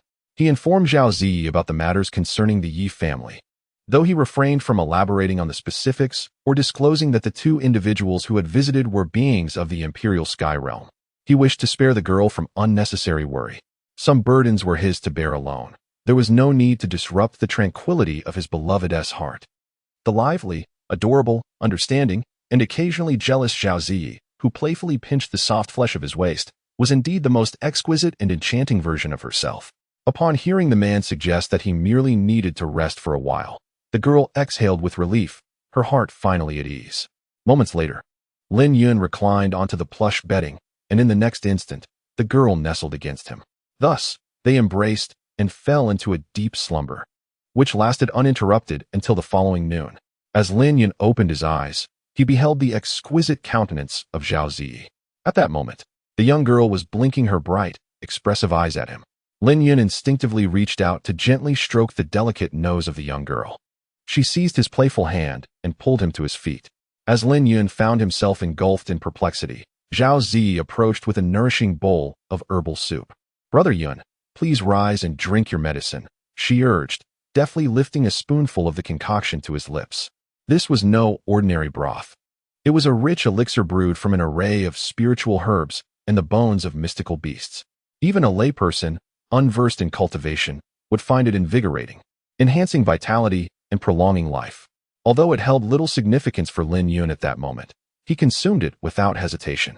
The modest amount in Zhao Zi's delicate bowl could have been downed in a few swift gulps, yet the young lady seemed to relish the act of feeding him, taking her time to offer each spoonful leisurely. Occasionally, she would blow gently on the soup or taste it herself, claiming to ensure it was not too hot for him. Lin Yun couldn't help but chuckle at the absurdity. What concern would a cultivator of the open origin realm have for such trivial warmth? Nevertheless, embracing the delightful absurdity of life, he played along with her little performance. At one point, after swallowing another spoonful, he looked at Zhao Zi and remarked, "It's a bit hot." Hearing this, a playful smile graced her lips as she delicately took the spoon into her mouth. Finally, the sweet broth was finished, leaving one to ponder whether its effects were indeed remarkable or if something else was at play. Lin Yun's breath became somewhat hurried. The young girl witnessed this scene, covering her small mouth as she let out a melodious laugh, her eyes curving into gentle crescents. Suddenly, she playfully flicked the man's forehead with her delicate fingers and said with a smile, "Brother Yun, you mustn't do that during this time." Lin Yun, feeling helpless, had no choice but to accept reality. In response to the girl's teasing, he gently tapped her fair forehead, retorting with mild annoyance, "Then please refrain from parading around in that outfit before me all day." The girl blinked innocently, feigning ignorance as she replied, "Brother Yun, isn't this what you asked me to wear?" Following her words, she shot a provocative glance at the man. He could only shake his head and smile wryly. In the small courtyard, Lin Yun reclined languidly in the familiar rocking chair. After a couple of days of recuperation, he no longer felt the constant drowsiness that had plagued him at the beginning. Aside from his still somewhat pale complexion, he appeared much like any other person. At a certain moment, a girl clad in pink entered the courtyard. Upon her first glance at him, she remained silent, instead taking a moment to observe him closely. Throughout her scrutiny, her eyes sparkled with intrigue, and eventually, the corners of her mouth curved into a smile. After a while, she finally spoke. "You probably don't know my name yet.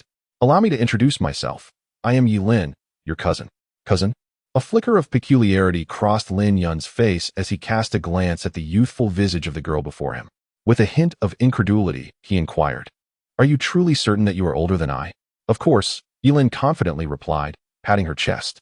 My aunt has already shared your birth details with me. I am merely a couple of months your senior." As she spoke, the girl extended two slender, pale fingers, emphasizing her truthfulness. Lin Yun, however, paid little heed to her claims. A couple of months older was inconsequential. As long as she did not produce evidence to the contrary, he was unfazed. At a certain moment, Lin Yun ventured to speak. "You hail from the imperial city, correct? Could you enlighten me about the circumstances of my parents?" The girl appeared to have anticipated such a query from the man. After a brief contemplation, she responded, "My aunt's situation is not dire. She is simply confined within the family home, lacking freedom. As for my uncle, I am less informed. The only certainty is that he is undoubtedly alive. For over the years, I have occasionally heard my elders mention his name." Lin Yun fell into silence. As the young girl revealed that the information she had shared bore little difference from that imparted by his grandfather, Lin Yuehao. Perhaps the sole glimmer of hope lay in the confirmation that his father, Lin Zhe, was still alive. Subsequently, Lin Yun posed another question, gazing intently at the girl. "If my parents were forcibly separated by the Yi family due to their lineage, what about the present? Why does the Yi family still persist in pursuing someone as inconsequential as me, a mere novice in the Kaiyuan realm? Is there some hidden truth behind this?" Reflecting on the two formidable practitioners from the Yutian realm he encountered the day before, Lin Yun began to sense an unsettling discrepancy in the Yi family's response, which seemed excessively disproportionate. Indeed, he had displayed a modicum of talent during the Lantern Festival competition, yet the Yi family, one of the four prestigious families of the imperial city, with a legacy spanning millennia, had no justification for such an exaggerated reaction. After all, where in the world are there so many tales of the youth being underestimated due to their poverty? He was not surnamed Xiao. Lin Yun could hardly believe that the head of the Yi family would send two formidable heavenly realm warriors merely to suppress him due to his modest talents. Although these two warriors were at the initial stage of the heavenly realm, their prowess was sufficient to dominate many prefectures, rendering their deployment somewhat excessive. At this moment, Yi Lin began to elucidate the situation. There were indeed elements unknown to you.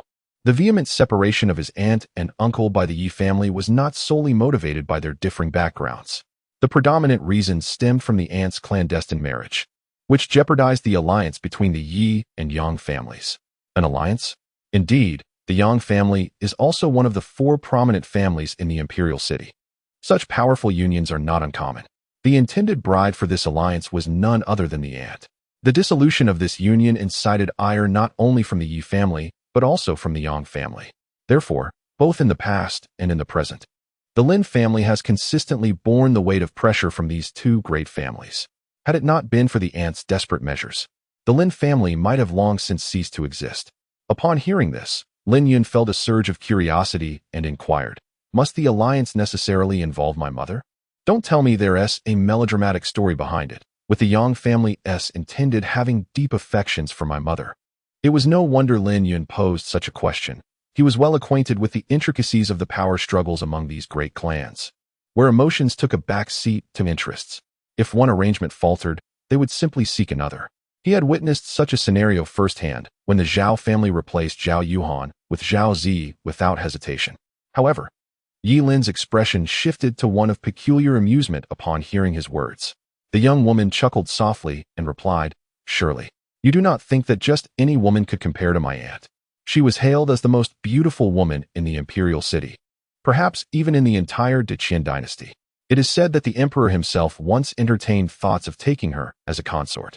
Had it not been for the opposition from other families who feared the imperial family's continued ascendancy, my aunt might have truly entered the palace as a concubine."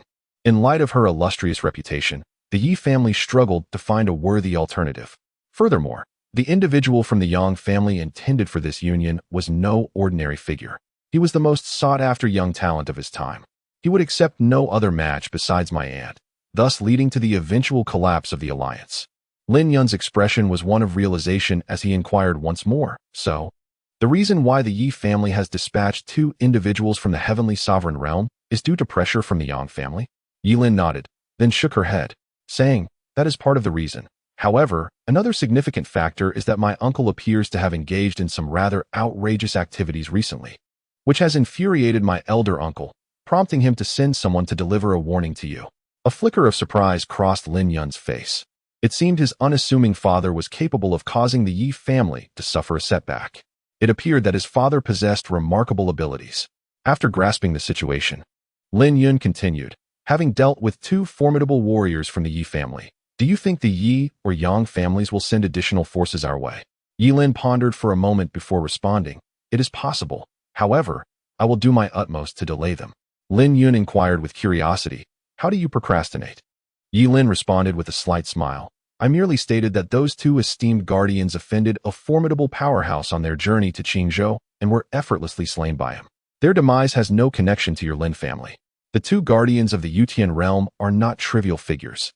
I trust that my uncle will refrain from sending anyone for a while. Lin Yun said with a peculiar expression, two beings of the Imperial Sky realm have perished. Yet you remain alive. Do you believe they will accept this? Yi Lin feigned an air of mystery and replied with a playful smile.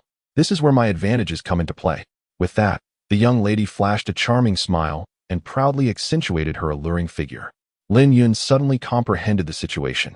In such circumstances, a beautiful woman indeed possesses a unique advantage, particularly in the art of self-sacrifice for survival.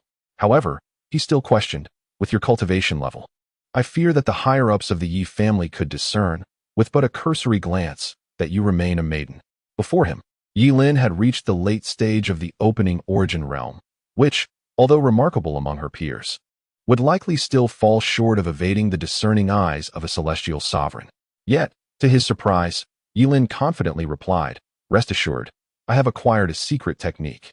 This technique possesses no offensive capabilities, yet it can alter one's aura. Creating the scent of yang and filth is, for me, an effortless task. Upon hearing this, Lin Yun finally felt a sense of relief. He indeed required additional time for his growth and wished to avoid an early confrontation with the Yi family. With this buffer period, he began contemplating whether to provide further safeguards for the Lin family, perhaps by cultivating a few masters in the Imperial Sky realm. In the quaint courtyard, Lin Yun reclined in a rocking chair, lost in contemplation about how to enhance the strength of the Lin family.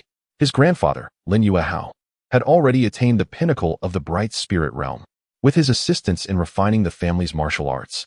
A breakthrough to the Imperial Sky realm in the near future should pose no challenge. However, aside from Lin Yuehao, there were no other peak bright spirit realm experts within the Lin family. His uncles, whom he had previously assessed, were not promising. The eldest uncle, Lin Hongru, had only recently entered the late bright spirit stage, with a considerable distance still to cover before reaching the pinnacle. Even with the aid of martial arts, a breakthrough to the Imperial Sky realm in the coming years seemed implausible. As for his other two uncles, they were even less impressive, both being at the mid-bright spirit stage. Thus, within the Lin family, he could at most cultivate a single Imperial Sky expert, which was evidently insufficient. After all, the Yi family had dispatched two Imperial Sky practitioners, and who could say whether more would follow? Unless he could remain within the Lin family indefinitely, the risk of being oppressed by others would persist. With limited internal potential to exploit, he must seek external allies. The city lord, Lu Bushing, appeared to be a promising ally. He had previously assisted Lin Yun in refining his martial arts, and a recent advancement to the Imperial Sky realm should not be beyond reach. However, with Lu Bushing, there would only be two Imperial Sky experts. Lin Yun did not include Zhou Tianlin in his calculations, as he had other uses for the elderly man. At this moment, Lin Yun pondered how many peak bright spirit realm experts he could potentially recruit within the city. After considerable thought, he realized there were indeed none left.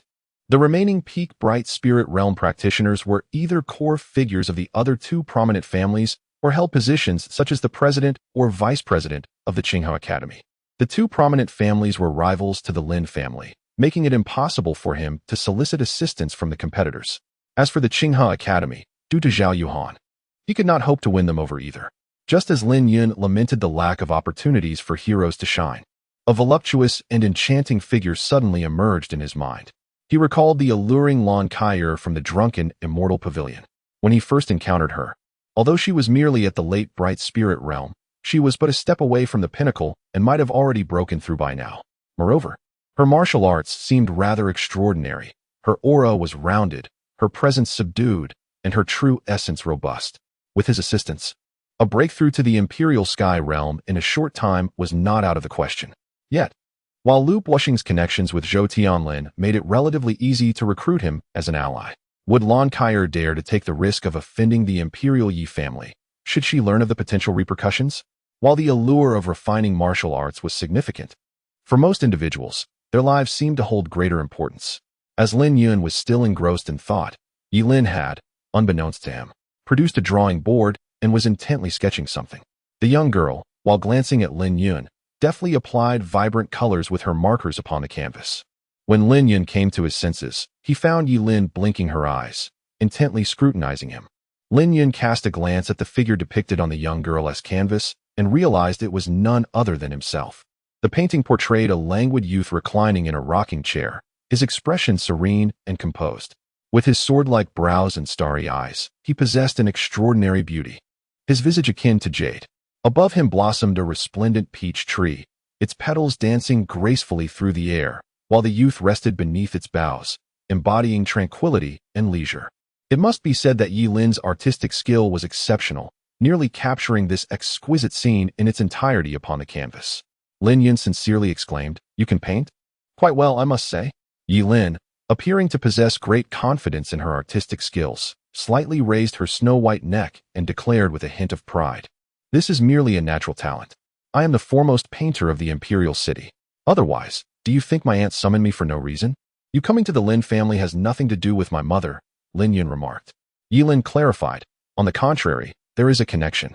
My aunt has not seen you in a long while, and before our departure, she repeatedly urged me to capture your most splendid moment on canvas, so that I may present it to her upon my return." Lin Yun fell into silence. If his grandfather had not erred in his recollection, it had indeed been 17 or 18 years since the mother and son had last laid eyes upon each other. How lamentable it is, the heart of a parent, that due to the so-called disparity in family backgrounds, one is unable to meet their own flesh and blood, ultimately reduced to alleviating their longing through mere portraits. Although Lin Yun had little impression of his rumored mother, it was evident that she must have cherished him dearly. Before long, Yi Lin completed the painting and carefully stored it within her spatial ring. At that moment, Lin Yun rose from the rocking chair and addressed Yi Lin, requesting her to wait for a moment before assisting him with another illustration. Although puzzled, Yi Lin nodded in agreement. In the bedroom, upon learning that she would be taking a picture with her beloved man to gift to her future mother-in-law in the distant imperial city, Zhao Zi felt a surge of panic. She hurriedly dashed to the wardrobe to select her attire. Observing the flustered state of Zhao Zi, Lin Yun teased, "What are you changing for? The outfit you're wearing is quite lovely." With that, he began to appraise the youthful woman's revealing spring dress. A hint of a smile gracing his lips, Zhao Zi shot him an exasperated glance amidst her flurry of activity. After all, this portrait was intended for her future mother-in-law. She could not possibly wear such a garment, fearing to be perceived as a woman of loose morals. While it might be acceptable in the privacy of their love nest, even without any attire, she would never dare to don such clothing in front of outsiders, especially in the presence of her husband's mother. Moments later, Zhao Zi emerged clad in a modest white gown, her hair elegantly styled to reveal her smooth, alabaster neck. She adorned herself with earrings, applied lip balm, and meticulously shaped her brows. From a distance, she resembled a graceful and poised young matron. Lin Yun's smile radiated with increasing brilliance as he embraced the young girl, whispering warm breath beside her delicate ear, "You should dress like this tonight." Upon hearing his words, Zhao Zi's charming face flushed with a rosy hue, and she obediently nodded. When Lin Yun appeared in the courtyard, holding Zhao Zi's small hand, Yi Lin's eyes sparkled with delight as she approached them, exclaiming, "Is this your cousin? She is truly beautiful. If Aunt knew she had such a lovely daughter-in-law, she would undoubtedly be thrilled." Earlier, Lin Yun had briefly introduced Yi Lin to Zhao Zi inside the house. Thus, upon hearing Yi Lin's praise, Zhao Zi shyly replied, "Cousin, you flatter me. You are also very beautiful." Yi Lin seemed quite fond of Zhao Zi, resembling someone who regretted not meeting her sooner, as she directly began to whisper to the girl in front of Lin Yun. Before long, the courtyard was filled with the melodious laughter of the young girls.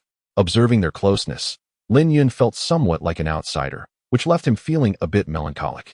He couldn't help but marvel at the inexplicable bond between women. Despite this being their first meeting, they were already as familiar as old friends. After chatting for some time, the two girls finally remembered the matter at hand. Moments later, Yi Lin, assuming the role of a little instructor, began to guide Lin Yun and Zhao Zi on their seating and standing positions. Initially, Zhao Zi simply wanted to sit closely beside Lin Yun.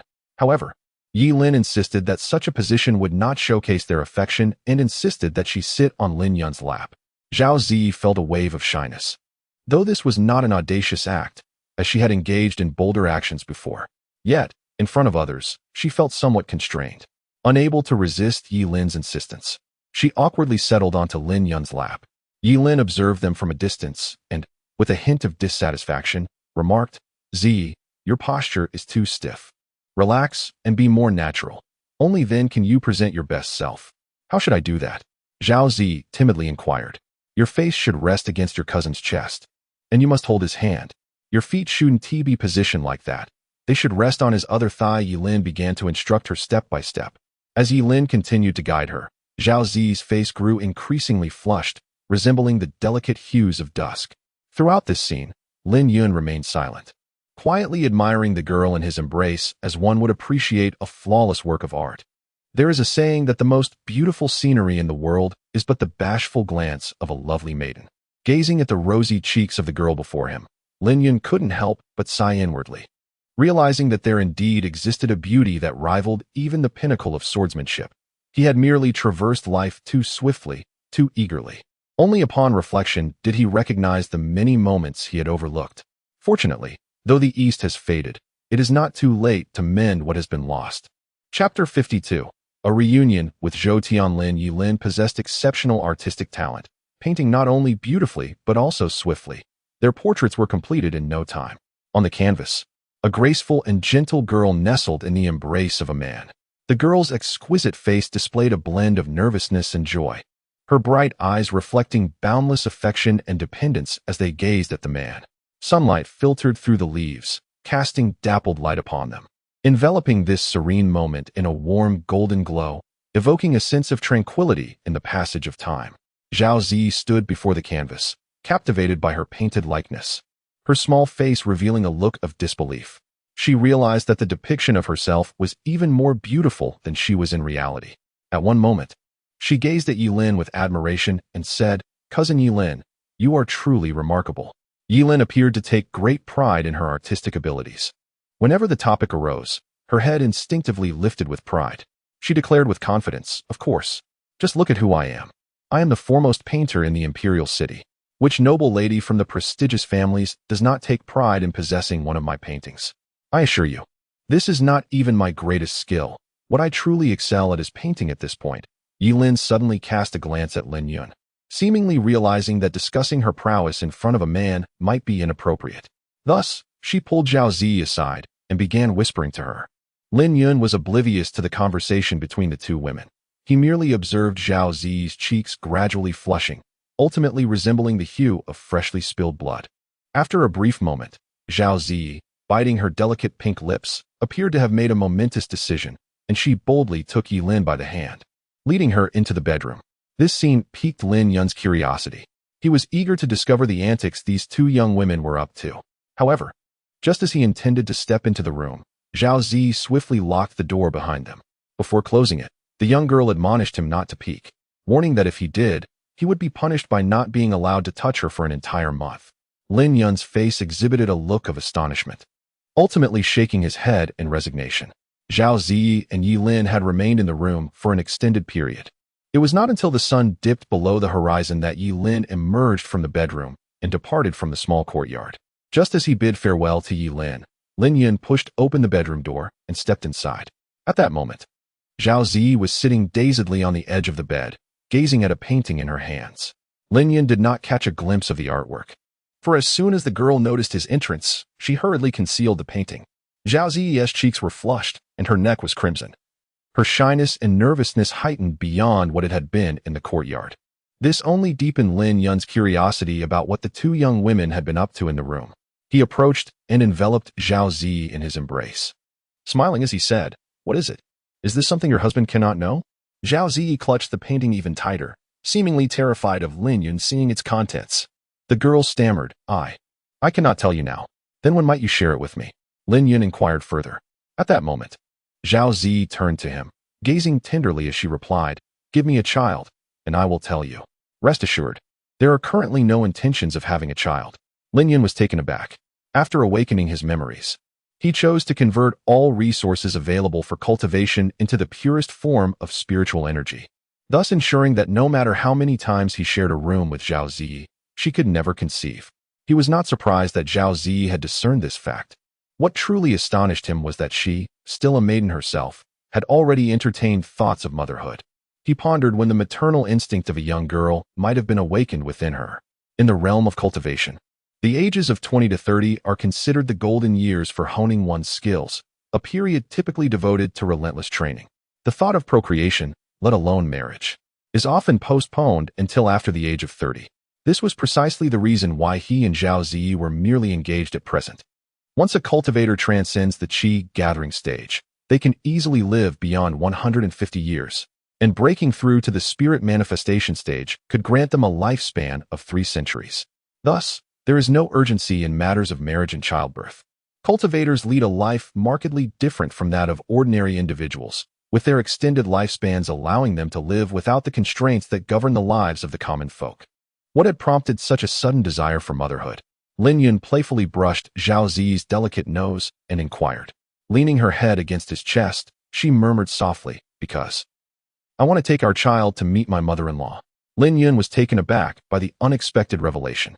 Clearly, Yi Lin had shared a plethora of thoughts with the young girl, stirring profound emotions within this kind-hearted soul. When Zhao Ziyi expressed her modest desire, Lin Yun did not refuse. He nodded and said, "Then let us have a child." Upon hearing this, the girl's eyes sparkled with joy, curving into gentle crescent moons. Moments later, Lin Yun gently laid her upon the bed. Their gazes locked, and they embarked on a monotonous yet not unenjoyable endeavor. Unbeknownst to Zhao Ziyi, despite Lin Yun's verbal affirmation, he harbored doubts within. At that moment, both he and the girl practiced supreme cultivation techniques, without the aid of corresponding celestial resources. Conceiving a child had become an arduous task.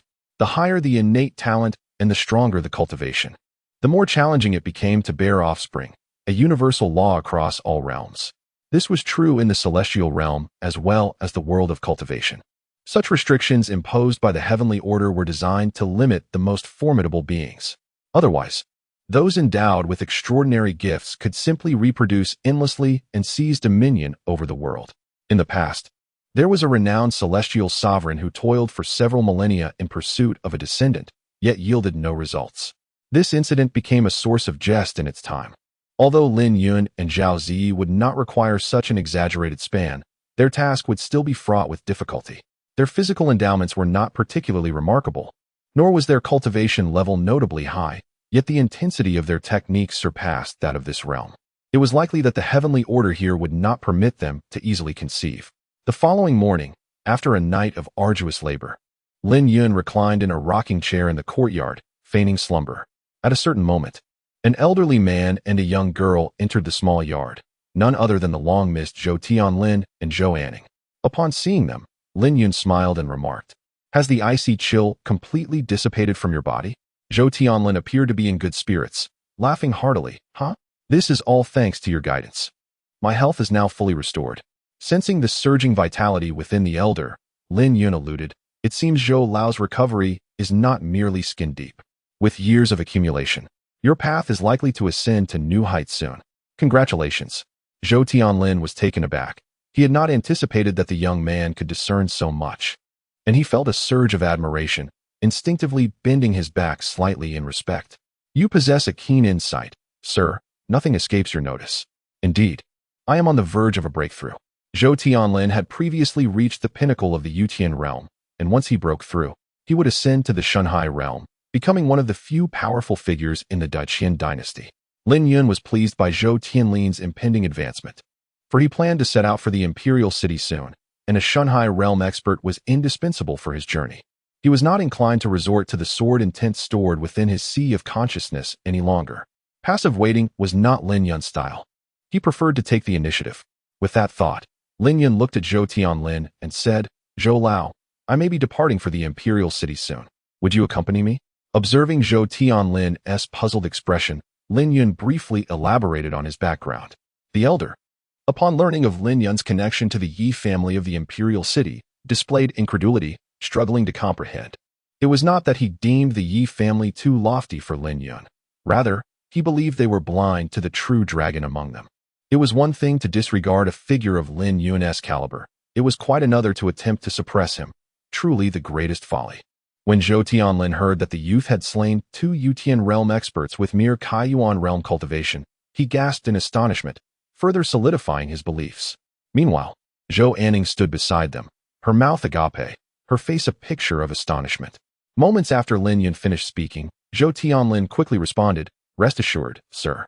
Just give me half a month. Once I break through to the Shanghai realm, I will personally accompany you to the imperial city and ensure no one dares to harm you." As soon as he finished speaking, a formidable pressure emanated from the elder, distorting the air around them. In the affairs of the mortal world, fortune and misfortune are intertwined. The poison of the Xian Ying cold had hindered the elder for over a century, yet it had simultaneously honed his profound foundation. One could only imagine that once Zhou Tianlin broke through, he would be a formidable presence unmatched among his peers. Lin Yun felt a profound satisfaction with the elder's declaration, for the benevolent bond forged by the banks of the Qinglan River had not betrayed his expectations. With Zhou Tianlin as an ally, his journey to the imperial city would undoubtedly proceed with greater ease. Chapter 53. The maid's duties. Is old Zhou part of the royal family? Although Lin Yun had formed a rough conclusion in his mind, he sought confirmation. In the Daqian dynasty, Zhou was indeed the imperial surname. Bearing the surname Zhou and possessing mastery at the pinnacle of the Yutian realm, it was difficult to dissociate him from the royal lineage. Upon hearing this, Zhou Tianlin tapped his forehead, a hint of vexation crossing his features as he admitted, "It was my oversight. I have yet to properly introduce myself to you, sir. You have surmised correctly. I am indeed of royal blood, once known as Prince Lin." At this thought, a fleeting look of nostalgia passed across the elder's face, as if he were recalling the glorious days of yore. Prince Lin, a title signifying dominion over all. Was old Zhou a brother to the current emperor of the Daqian dynasty? Zhou Tianlin nodded, his expression a mixture of complexity as he affirmed, "Indeed. He is my biological brother, and the poison of the Xianbing Han Sha that afflicts me is a gift from him." Lin Yun's face displayed an unusual expression. His original intention was to have Zhou Tianlin accompany him to the imperial city to assist in dealing with some nefarious individuals. However, given the current circumstances, they had offended one of the most powerful figures in the Daqian dynasty before even setting out. Zhou Tianlin, noticing Lin Yun's demeanor, smiled and reassured him, "Rest assured. My affairs will not impede your plans. I suspect my elder brother is nearing his end. His combat prowess must be significantly diminished. To wear the crown, one must bear its weight." The immense collective spiritual energy of the billions of subjects in the Daqian dynasty indeed propelled him swiftly into the divine sea realm. Yet such an attainment, achieved through shortcuts, ultimately does not belong to him. Consequently, the lifespan of each emperor in the Daqian dynasty has been tragically brief. By my calculations, my brother is on the brink of exhaustion. Moreover, the reason he initially plotted against me was merely out of fear of losing his throne to me. Now, with his days numbered, he has no need to provoke me further. Upon hearing this, Lin Yun nodded. Although he was not averse to trouble, he preferred that it did not incessantly seek him out. Subsequently, Zhou Tianlin engaged Lin Yun in conversation for a while before taking his leave, eager to devote his time to breaking through to the divine sea realm. However, while the elder departed, Zhou Anning remained. At this moment, the once headstrong young lady stood beside Lin Yun, her face flushed and demeanor shy. Whenever Lin Yun cast a glance her way, she would immediately lower her head in a flurry, akin to a startled little rabbit. At one point, Lin Yun, feigning ignorance, inquired, "Miss Anning, do you have something to discuss?" Zhou Anning's eyes widened. She was acutely aware that the man was teasing her, a mix of embarrassment and indignation flooding her heart. Pouting, the young girl displayed a look of grievance on her delicate face. As a princess, Zhou Anning had been nurtured in an environment of familial adoration and praise, and she had never encountered such a profound sense of injustice. Given her status, she found herself not only serving as another's maid but had also approached voluntarily. Despite having mentally prepared herself, the more she pondered, the more aggrieved she felt, her eyes beginning to glisten with unshed tears. Observing this scene, Lin Yun recognized that he had perhaps gone too far in his jesting and remarked with a smile, "Do you know what a qualified maid should do?" Upon hearing Lin Yun finally broach a serious topic, Zhou Anning secretly sighed in relief and, adjusting her emotions, responded, "Yes, yes, it merely involves washing clothes, sweeping floors, making beds, pouring tea, and cooking." She rattled off a lengthy list, concluding with a proud gaze directed at Lin Yun. "These are the essentials, am I correct?" After finishing, she even playfully blinked at Lin Yun, exuding confidence in her answer. However, Lin Yun shook his head and replied, "While what you mentioned is indeed valid, you have overlooked the most crucial aspect." "What is it?" Zhou Anning eagerly inquired. Lin Yun cast a fleeting glance at the young girl and said softly, "Whatever the master commands, be it reasonable or not, must be obeyed." Zhou Anning's expression momentarily froze, as if a thought had struck her. Her neck was instantly tinged with a rosy hue. The young girl's heart raced, her hands gripping the hem of her skirt, struggling to articulate a response. Though she had anticipated this moment, hearing the man express it aloud filled her with a profound sense of shyness.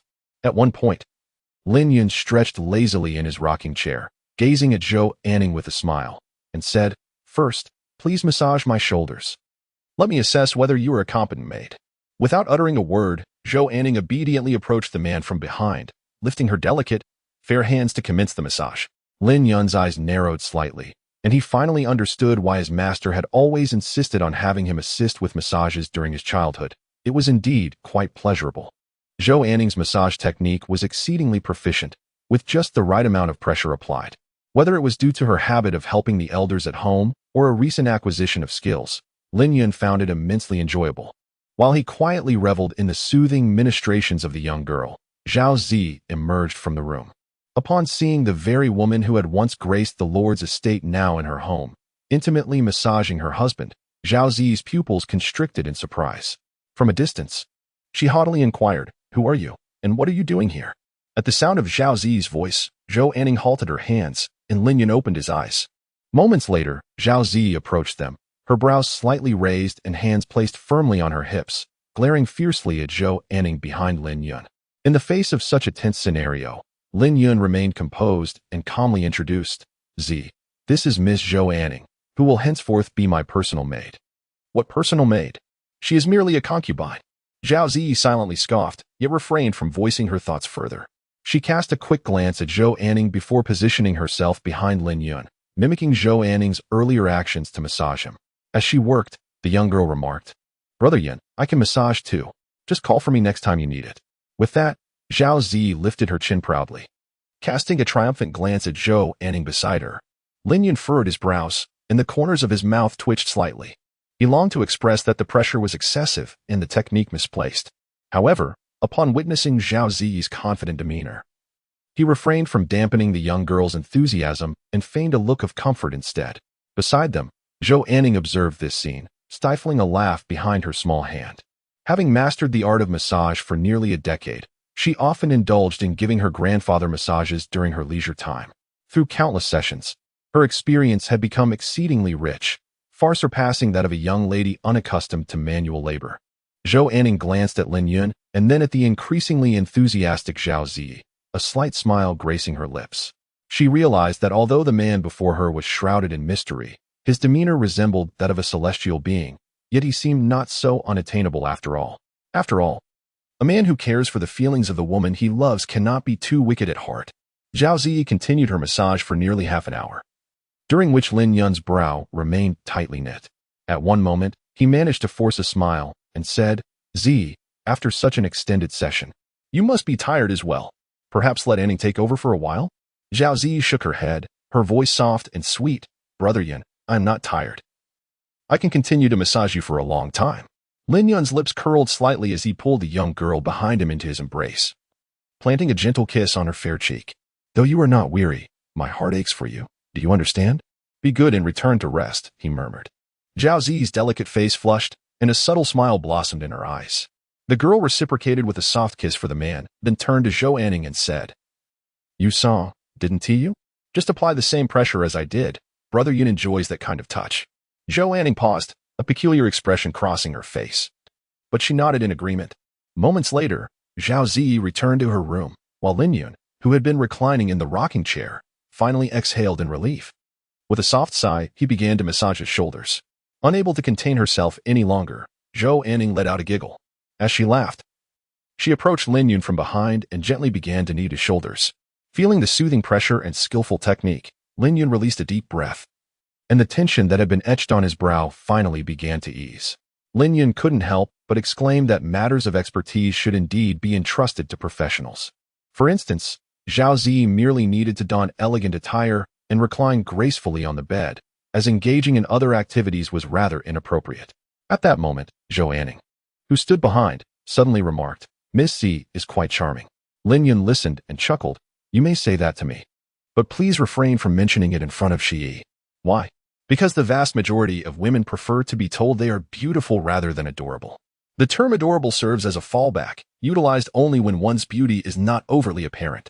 I perceive a subtle antagonism from Shi towards you. Should you wish to cultivate a rapport with her, it would be prudent to compliment her figure during your next encounter, as she is particularly concerned about her physique." Zhou and Ning silently committed this advice to memory. Chapter 54. Awaiting the storm the following morning, as Lin Yun awoke from his slumber, he found the warmth of a neighboring presence had vanished. This absence rendered him somewhat disoriented, as he had grown accustomed to the sight of the young girl's charming visage each morning. After dressing, he stepped out of his bedroom, pondering Ji Yi's whereabouts. Just then, he was greeted by the sound of cheerful laughter emanating from the adjacent room. "Ji Yi, your figure is truly remarkable. What secret methods have you employed? Please, do share with me. And how do you achieve such exquisite eyebrows? Is there a particular technique involved?" "Ah, don't rush. I shall reveal everything to you, one step at a time." Outside the door, Lin Yun shook his head, bemused by the complexities of female relationships. However, Zhou and Ning proved to be quite astute, grasping the essence of his words with remarkable speed, an impressive feat for one of royal descent. Although she had previously appeared somewhat headstrong, her intellect was undeniably formidable. Moments later, Lin Yun left the small courtyard in search of his grandfather, Lin Yuehao. He was no stranger to the Lin family's martial arts techniques. Yesterday, he took a little time to refine them. When he presented the perfected techniques to the elder, Lin Yuehao's hands trembled, nearly causing him to drop the item to the ground. Had the former Lin Yun claimed he could refine the Lin family's martial arts techniques, asserting that by practicing the improved methods he could swiftly ascend to the heavenly sovereign realm, Lin Yuehao would have dismissed him as jesting. However, following the Lantern Festival competition and Lin Yun's recent formidable execution of two heavenly sovereign adversaries, Lin Yuehao had come to wholeheartedly trust Lin Yun's words. The elder, without even reviewing the techniques, joyfully patted Lin Yun's shoulder and exclaimed, "Excellent, excellent. You have not disappointed your grandfather." Lin Yun smiled in response, "Grandfather, this incident with the Yi family is unlikely to be the last. It is imperative that you strive to break through to the Yutian realm soon, to ensure that the Lin family possesses a modicum of resistance. Although my uncles have not yet reached the pinnacle of the Mingxin realm, you can still guide them to cultivate the improved techniques at the earliest opportunity, thereby enhancing their strength. Rest assured, grandfather understands." After parting ways with Lin Yuehao, Lin Yun proceeded directly to the drunken immortal tower. When he produced the jade token that Lon Kaio had entrusted to him, shortly thereafter, a middle-aged man clad in the attire of a steward approached him. The steward's face radiated warmth as he respectfully addressed Lin Yun. "I am Wu Haiping. You may simply call me Steward Wu. May I inquire on which floor you wish to partake in your banquet? I would be honored to escort you personally." Wu Haiping clearly recognized Lin Yun's esteemed identity and exhibited utmost courtesy. Lin Yun smiled and said, "Deacon Wu, I did not come here to dine. Rather, I seek an audience with Miss Kyer.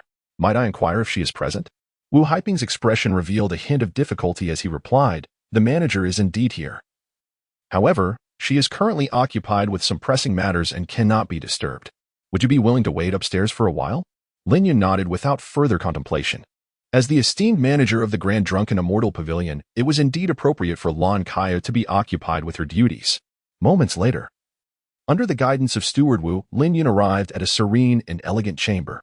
After the steward instructed a servant to bring tea, he gracefully withdrew. Lin Yun remained unhurried, seated gracefully in a chair while savoring his tea. Yet, this moment of tranquility extended for nearly an hour. Lin Yun furrowed his brow, about to summon someone for clarification when Steward Wu awkwardly entered. The steward of the Drunken Immortal Pavilion appeared visibly embarrassed as he spoke. "Young Master Lin, I sincerely apologize. The shopkeeper has indeed been entangled in some trivial matters." Noticing that Steward Wu did not seem to be lying, Lin Yun inquired with curiosity, "What exactly is Miss Kai doing? Would it be convenient for you to share?" After a moment of hesitation, Steward Wu sighed and replied, "There is nothing inconvenient about it. Since you wish to know, I have no reason to conceal the truth." Today, a group of young individuals arrived at the Drunken Immortal Pavilion. They seemed to have heard of the shopkeeper's renowned beauty and insisted on having her attend to them. When she refused, they began to cause a commotion. Despite their youth, their cultivation levels are quite impressive, with the most formidable among them having already reached the realm of enlightenment. Given the shopkeeper's strength, she need not fear these young men. However, they appear to be backed by a considerable influence, causing her to hesitate in taking action. Lin Yun's expression shifted to one of realization as he gazed calmly at Steward Wu and said, "Lead me upstairs. I am eager to see from whence this little pest originates." He was not one to meddle in others' affairs, yet in his pursuit of winning over Lan Kaier, it was essential to demonstrate a modicum of sincerity. At that moment, the ruckus created by the group was akin to a pillow arriving just as he felt drowsy.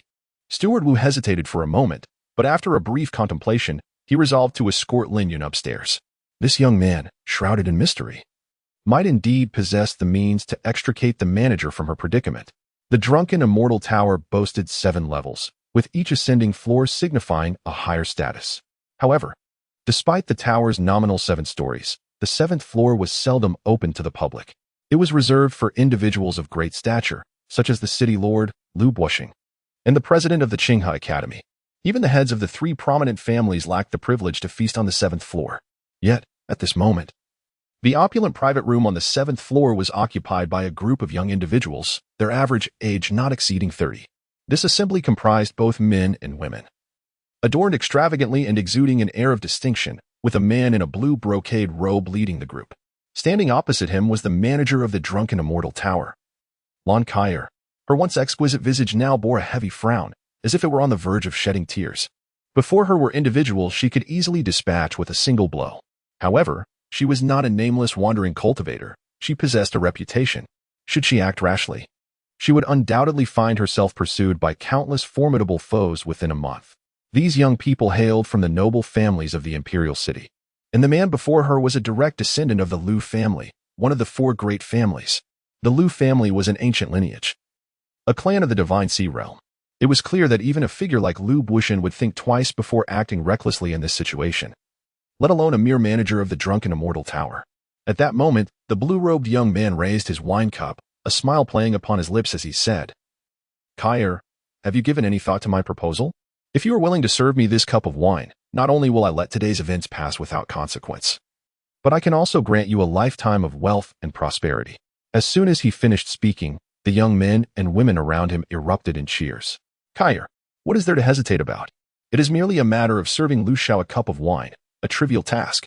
Indeed, Lu Xiao is a direct descendant of the Lu family, with an unparalleled status. Do you not wish to ascend to greater heights? Listening to their words, Lan Kai's expression grew increasingly grim. If it were merely a matter of toasting with a cup of wine, it would be manageable. However, this individual sought to have her warm the wine with her lips before he drank. Lan Kaier was a person of renown in Qingzhou City. How could she possibly engage in such an embarrassing act? Would that not reduce her to the level of a courtesan? Yet, she was reluctant to refuse. Although the individuals before her were not particularly powerful, they clearly had formidable backing, which gave them the audacity to act so brazenly. Just as Lan Kaier found herself in a quandary, a sharp sound echoed as the door to the room swung open. Everyone turned to look, and a handsome young man entered the Drunken Immortal Tower, accompanied by a steward. Lan Kaier was taken aback, silently wondering, why is he here? Though the youth before her possessed only the cultivation of the opening Yuan realm, inexplicably, upon seeing him, she felt a sense of reassurance. The others, however, furrowed their brows, for they had previously instructed that no one should be allowed entry. Before Lu Xiao could utter a word, a figure surged forward from the crowd, hastening toward Lin Yun. The assailant was a slightly stout man, who launched a lethal strike, unleashing a torrent of violent true essence aimed directly at Lin Yun's head. The punch had not yet arrived, yet the overwhelming force had already enveloped Lin Yun entirely. This man was at the late stage of the opening Yuan realm. It was evident that if Lin Yun were an ordinary cultivator of the opening Yuan realm, he would undoubtedly meet his demise unprepared. However, Lin Yun merely cast a glance and waved his hand, causing a brilliant light to erupt within the room as a fierce sword energy sliced through the air toward the man. The sword light, akin to a flash of lightning, arrived before the man could react, and in the next moment, a thud echoed as he collapsed to the ground, lifeless. All present were momentarily stunned. The initial stage of the opening Yuan realm had just vanquished the late stage. At that instant, the gaze of the crowd shifted toward Lin Yun. But not out of fear. Rather, it was one of fury. How dare someone kill members of their esteemed families? In their worldview, it was only permissible for them to take lives. Others were meant to submit to their fate. Suddenly, a wave of immense pressure surged toward Lin Yun like a tumultuous tide. The floorboards, crafted from purple cloud ironwood, creaked under the weight of the oppressive aura. Lin Yun maintained his composure, yet beside him, Lon Kyer grew increasingly anxious. Among the myriad of oppressive forces surrounding them, several emanated from beings of the Mingxin realm. While Lin Yun's cultivation was merely at the Kai Yuan stage, how could he possibly withstand such pressure? Without a moment's hesitation, Lon Kyer unleashed her domain, enveloping Lin Yun within its protective embrace. The oppressive forces dissipated as swiftly as winter snow under the blazing sun. Witnessing this spectacle, the noble youths from the royal city furrowed their brows in discontent, with the young master Lu expressing his displeasure. Miss Kyer, are you truly intent on safeguarding this individual? Though fully aware that offending the opposing party was ill-advised, Lon Kyer nodded resolutely. It was that person who initiated the conflict. Young Master Lin acted solely in self-defense. However, Lu Yun was unwilling to entertain Lon Kyer's explanations. He had no interest in who struck first. His only concern was that their own had fallen. Regardless of the reasons or who bore the initial provocation, the slayer must pay the ultimate price for taking a life. In Lin Yun's eyes, he regarded her as a mere specter, a soul already departed, whether early or late. At that moment, he had no desire to acknowledge a ghost. Lu Yun rose from his seat and approached Lon Kyer, saying, Miss Kyer, if you're willing to spend the night with me, I can choose to overlook the earlier incident. I hope you contemplate this carefully. This is your final opportunity. As he spoke, his neck arched slightly, reminiscent of a haughty monarch. Before Lon Kyer could respond, Lin Yun interjected, there is no need for consideration. She will not acquiesce. As Lin Yun spoke, he maintained a steady gaze upon Lu Yun, his countenance adorned with an air of nonchalance. Lu Yun merely cast a fleeting glance at Lin Yun, remaining silent. Lon Kyer observed Lu Yun, who awaited her response, and then turned her attention to the serene young man beside her. After a moment of contemplation, she bit her crimson lip and, with a complex expression, declared, I refuse. Very well. Lu Yun's demeanor shifted to one of profound indifference. He uttered no further words and departed the room with unwavering resolve. Once Lu Yun had left, the others followed suit, their glances directed at Lin Yun and Lon Kyer imbued with a hint of schadenfreude, akin to spectators witnessing the demise of two souls.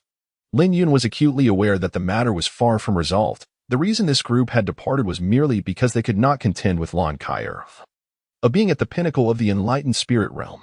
Indeed, just as Lin Yun had surmised, Lon Kyer had truly ascended to the peak of the enlightened spirit realm during this period. As everyone took their leave, at one moment, Lon Kyer let out a sigh and said, Young Master Lin, we are about to encounter significant trouble. Although trouble loomed, it was not insurmountable. I shall handle it. Lon Kyer, with an unusual expression, inquired, Are you aware of their identities? There is no need to know. After Lin Yun finished speaking, he walked over to the window. From this vantage point, one could behold the entire landscape of Qingzhou City. The streets within the city crisscrossed, lined with an abundance of houses. And the bustling marketplace was teeming with people. However, perhaps due to the overcast sky and the impending rain, many vendors hurriedly packed up their goods. Passers-by and pedestrians moved swiftly, while the shops saw a dwindling number of customers. At one moment, Lon Kyer leaned closer and inquired, What are we waiting for now? Lin Yun gazed upward at the swirling dark clouds above, softly murmuring, waiting for the wind and rain. Chapter 55. The Temptation of Beauty as the Storm Approaches. Young Master Lin, do you already possess a solution? Lon Kyer could not help but inquire, observing Lin Yun's composed demeanor. Lin Yun nodded, for he had just crushed a communication talisman to notify Zhou Tianlin. Yesterday, while in the courtyard, the elder had given him several talismans. Fearing he might encounter further complications with the Yi family affairs, little did he expect they would come into use so swiftly. The group of young individuals before him clearly were not the products of ordinary families. It was nearly inconceivable that they lacked a formidable powerhouse from the realm of heavenly sovereigns behind them. Thus, Lin Yun had no intention of taking matters into his own hands, as he did not wish to experience that overwhelming sense of helplessness once more, particularly with Zhao Zi often flaunting that alluring dress in front of him. Although Lin Yun had provided her with an affirmative response, Lon Kaier still cautioned him.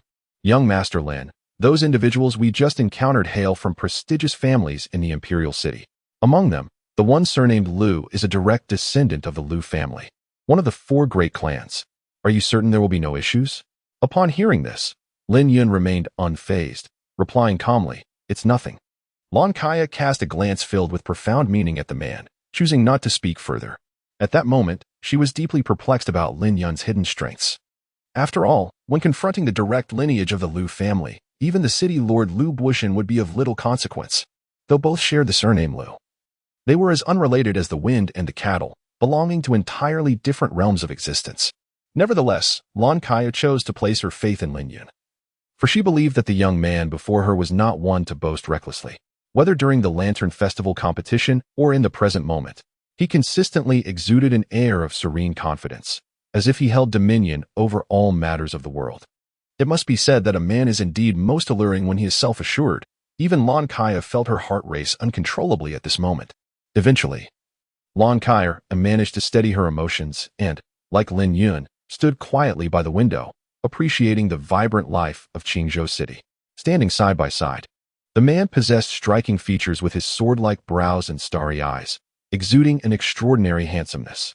The woman, with her fair complexion and enchanting allure, was equally captivating. From a distance, they appeared as a pair of perfect match. As a gentle fragrance wafted into the air, Lin Yun turned his gaze towards the resplendent Lon Kaier beside him. This renowned proprietress of the Drunken Immortal Pavilion, unlike her usual self with her hair tied up, had let her luscious hair cascade down. As the breeze swept by, her silken locks danced gracefully, carrying with them a refreshing and intoxicating scent. Lin Yun, filled with curiosity, inquired, "Why is Miss Lon Kaier not tied up her hair today?" Lon Kaier, casting a flirtatious glance at Lin Yun, coyly replied, "It is because someone has taken my hairpin and has yet to return it." Lin Yun was momentarily taken aback, but soon realized that it was indeed the case. In the next instant, he swiftly retrieved the hairpin he had borrowed from Lon Kaier on the day of the Lantern Festival from his spatial ring. Lin Yun presented the exquisitely crafted hairpin before Lon Kaier, stating, "It is now returned to its rightful owner." Lon Kaier did not reach out to take it. Instead, she smiled radiantly and replied, "I wish for you, young Master Lin, to adorn me with it personally." With that, she playfully blinked, her enchanting visage radiating an alluring charm. Although Lin Yun was uncertain of her intentions, he felt no inclination to refuse such a trivial request. Just as he was about to make a move, Lon Kaier had already leapt into his embrace, reminiscent of how Zhao Zi would often rush into his arms upon his return home. The sole distinction was that while he and Zhao Zi were betrothed, his connection with the woman before him was merely one of fleeting encounters. Lin Yun remained composed. He was no longer the naive man who would stiffen at the slightest touch from a woman. Under Zhao Zi's guidance, he had become well-versed in such matters. Soon, a wave of intoxicating fragrance enveloped him, more alluring than the finest spirits of the mortal realm. The beauty's dimples were devoid of wine, yet a mere glance from her could enchant countless souls. At that moment, their chests were pressed together, their noses nearly touching, with only a hair's breadth separating them from Lon Kaier's enticingly soft red lips. With the slightest movement, Lin Yun could have savored the sweetness of her presence. However, he refrained from such actions, instead casually placing his hand on the woman's back, caressing Lon Kaier's smooth, flowing hair. He deftly fashioned it into an elegant bun. Gently securing it with a hairpin, Lon Kaier's fair and delicate neck was once again exposed to the air, the fine hairs swaying gently in the soft breeze. Lin Yun discovered that Lon Kaier, with her hair elegantly styled in a bun, possessed a certain charm that was more captivating. Although her long hair cascading down to her hips made her appear youthful, it somehow lacked a certain quality that left something to be desired. Lin Yun lowered his head, unable to see the woman's feet. Lin Yun looked up, meeting the woman's gaze, which seemed capable of melting even the most hardened steel with its watery brilliance. His heart was as calm as still water, and he jested, "Miss Kaier, have you taken a liking to me? I am, after all, a married man." Lon Kaier remained unfazed, exhaling gracefully like an orchid, and replied, "I do indeed enjoy enticing married men." Lin Yun took a step back, raised his finger, and playfully flicked the woman's fair forehead, saying with a smile, "You, a blossoming maiden, need not pretend to be a seasoned heartbreaker before me. A glimmer of surprise flashed in Lan Kai's eyes, curious about how Lin Yun had discerned her true nature. Ever since her arrival in Qingzhou, she had adorned herself as a married woman, all to deter the advances of overly zealous suitors. Her current cultivation stood at the pinnacle of the Ming-Shun realm. Even someone at the zenith of the Yutian realm would struggle to ascertain her virginity, wouldn't they? Lan Kai found Lin Yun increasingly enigmatic, her intrigue for the exceptionally handsome youth deepening. Naturally, Lin Yun noticed the woman's gaze. He continued to jest as always, Miss Kai, it would be best if you didn't harbor any curiosity about me. Why? The woman inquired. Lin Yun remarked nonchalantly, because when a woman becomes intrigued by a man, it marks the beginning of her downfall. Isn't that so? Upon hearing this, Lan Kai appeared utterly indifferent. Instead, she leaned closer toward him, re-establishing that ambiguous proximity between them once more. With warm breath whispering against Lin Yun's ear, the woman murmured, "Young Master Lin, are you aware that in my homeland, when a man helps a woman fasten her hairpin, it is a sacred act reserved for the morning after the wedding night. Only after this ritual is completed does it signify that the man and woman are formally bound as husband and wife, destined to share life's hardships together." Lan Kai's implication was unmistakable. By assisting her with her hairpin moments ago, Lin Yun had, in the customs of her homeland, already become as good as her husband. Lin Yun had no intention of probing the veracity of this tale. Instead of uttering the words the woman longed to hear, he wore an apologetic expression and remarked, "It seems I should not have placed that hairpin for Miss Kai." Lan Kai's smile blossomed like a flower as she replied, "Then, might young Master Lin be willing to complete the ritual that precedes the pinning of the hairpin? The ritual before pinning the hairpin, that would be the bridal chamber." Faced with such brazen seduction, Lin Yun responded evasively, "Perhaps another time." With that, he turned to gaze upon the scenery below the drunken immortal pavilion. It was not that he embodied the virtue of Lu Xiaohui, unmoved by temptation, but rather that he could not discern whether the woman before him was sincere or merely playing a role. Just as he had previously assessed Lan Kai, her heart was veiled by too many layers, rendering it inscrutable to him. Though her beauty was undeniable, if it lacked genuine intent, he had no desire to entangle himself in such complications. Lan Kai stood quietly beside Lin Yun, her lips curved in a faint smile, as though the earlier flirtation had never occurred. At one point, she cast a deep glance at him and exhaled inwardly in relief. She had not misjudged him. Had Lin Yun behaved like other men, consumed by lust, she would have merely regarded him as an acquaintance, nothing more. Yet to her surprise, he had remained unshaken by her advances, his composure undisturbed. Such restraint elevated her esteem for him and kindled within her a peculiar sentiment. A sudden chill swept through the air as the brooding storm clouds above reached their breaking point. Soon, a gentle drizzle descended, draping the ancient city in a veil of misty enigma. The fine rain wove through the air, whispering over the cobblestone streets. Droplets danced upon the eaves, their delicate chime a melody in the quiet. In the distance, the silhouettes of grand mansions flickered through the rain, their crimson lanterns swaying in the haze, casting a soft glow. Nearby, the bustling streets bloomed with oil paper umbrellas of myriad hues, like vibrant blossoms adrift in the downpour. Pedestrians hurried along, heads bowed against the weather. Vendors bustled about, packing away their wares with reluctant resignation. Such was the tapestry of human existence, diverse and unending. Then, a searing bolt of lightning tore through the heavens, illuminating the vast expanse of sky. Lin Yun looked up and murmured, "The storm is coming." As soon as the words left his lips, the door behind them was forcefully kicked open. Chapter 56. The beauty warming wine with the door thrown open.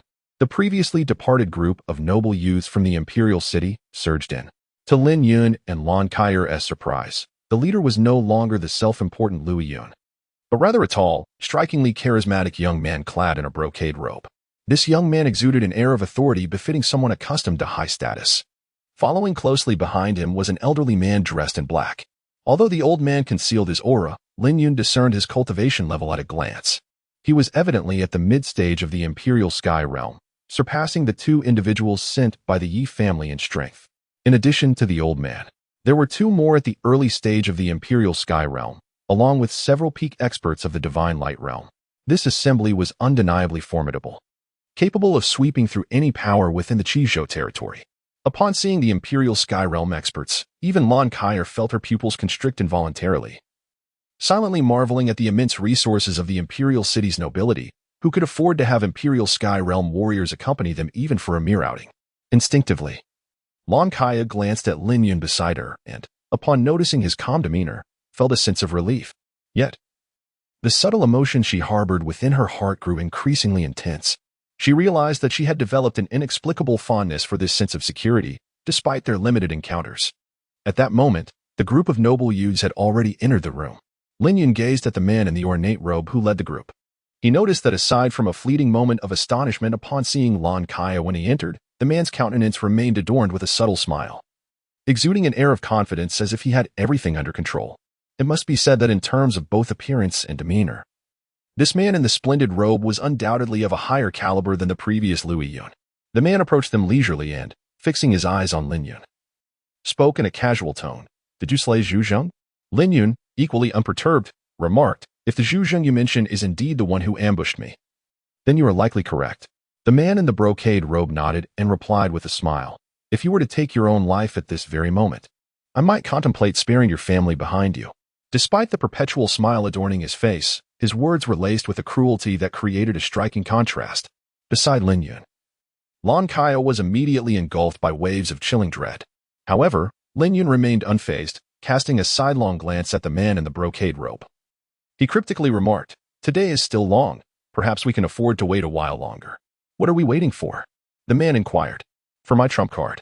Upon hearing this, the man in the brocade robe replied with a hint of amusement, "And what might your trump card be?"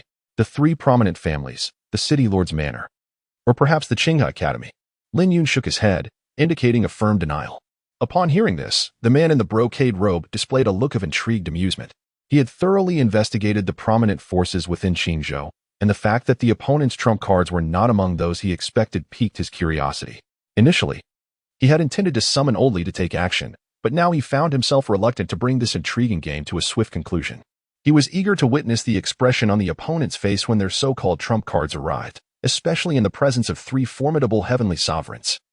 It promised to be quite entertaining. With this thought in mind, Zhou Zifen settled into a chair, a playful smile gracing his features.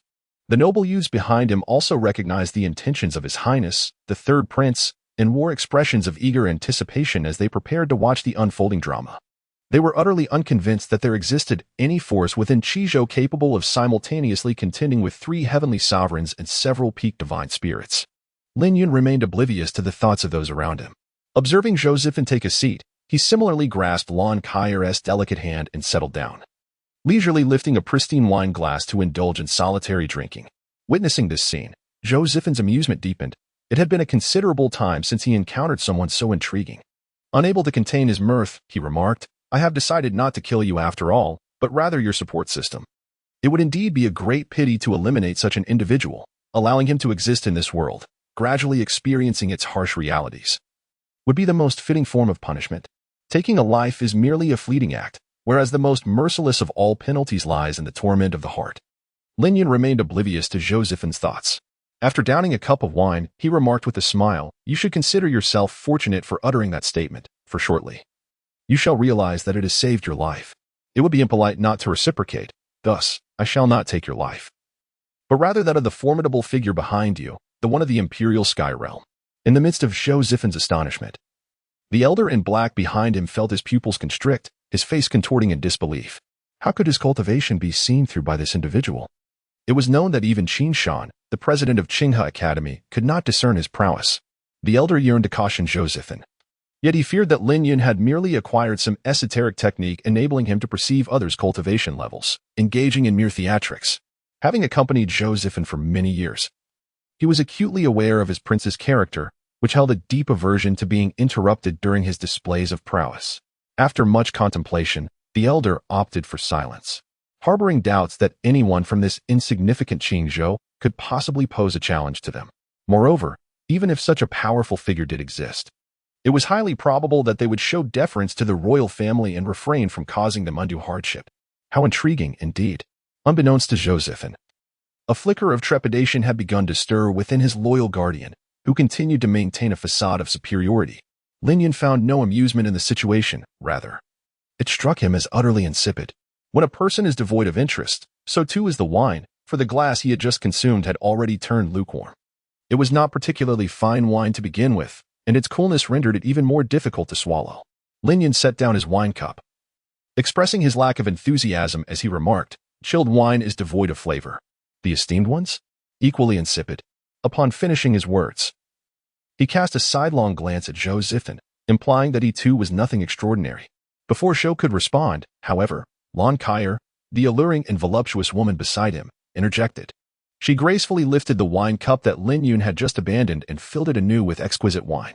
With sultry eyes, she gazed at Lin Yun and sweetly suggested, "Since you find the wine lacking in warmth, might I offer my assistance in warming it for you?" Lin Yun was still pondering the meaning of her words when Lan Kaier had already downed the wine in her cup. A moment later, Lin Yun felt a warm sensation on his lips. He inhaled the subtle fragrance emanating from Lan Kaier, blinked in surprise, and realized the true implication. Lin Yun was perplexed by the woman's intentions, yet he found himself without grounds to refuse her. At that moment, the audience was captivated, their eyes wide with astonishment. Among them, Lui Yun was particularly incensed, her eyes reddening with fury and her breath becoming rapid. Despite his earlier threats and temptations, the woman had remained unfazed. Now, she merely uttered a casual remark about the cool wine, and yet she willingly offered her lips to warm it for another. This scene struck Lin Yun like a hammer to the heart, igniting a pang of jealousy within him. He could not comprehend what he lacked in comparison to her. As he took a sip of the wine, he had to admit it possessed a unique flavor, both fragrant and sweet. Perhaps it was this spectacle that provoked Zhou Zifan. The esteemed third prince now wore a dark expression, his eyes gleaming with cold light. At one moment, Zhou Zifan murmured ominously, "Li Lao, take action."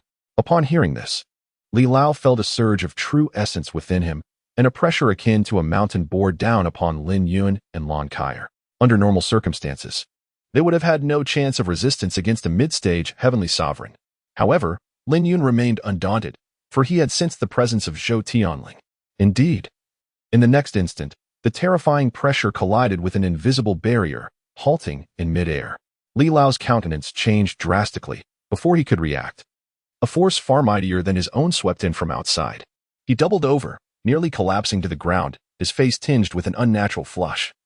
Beads of sweat pouring down. Even a mid-stage heavenly sovereign like Li Lao was rendered powerless, leaving the others with no hope of resistance. Apart from the two remaining heavenly sovereigns struggling to hold their ground, nearly everyone else in the room was pinned to the floor by the overwhelming field of pressure. Even Zhou Zifan was no exception. The once arrogant third prince now resembled a defeated creature, limbs pressed to the ground, gasping for breath as he struggled against this sudden onslaught of terrifying power. His mind screamed in disbelief, questioning why such a formidable figure had emerged from the humble Qizhou. A series of resounding footsteps echoed ominously. The heavy treads sent cold sweat cascading down Zhou Zifan and his companions, as if each step were crushing their hearts. The sound approached steadily, and soon a gaunt figure, white-haired and bearded, appeared at the door. Many wished to look up and discern the identity of the newcomer. Yet the oppressive aura bore down upon them like a mountain, rendering even the simple act of lifting their heads an unattainable luxury. Their limbs felt as though they were nailed to the ground, immobilized. Among the crowd, only the three heavenly sovereigns could muster a modicum of resistance. They strained to lift their heads, and upon seeing Zhou Tianling, their pupils constricted in horror. They had not anticipated that the newcomer would be a peak heavenly sovereign. And judging by the fluctuations of his true essence, he was but a step away from the divine sea realm. After the initial shock came a wave of profound confusion. Who was this suddenly appearing elder?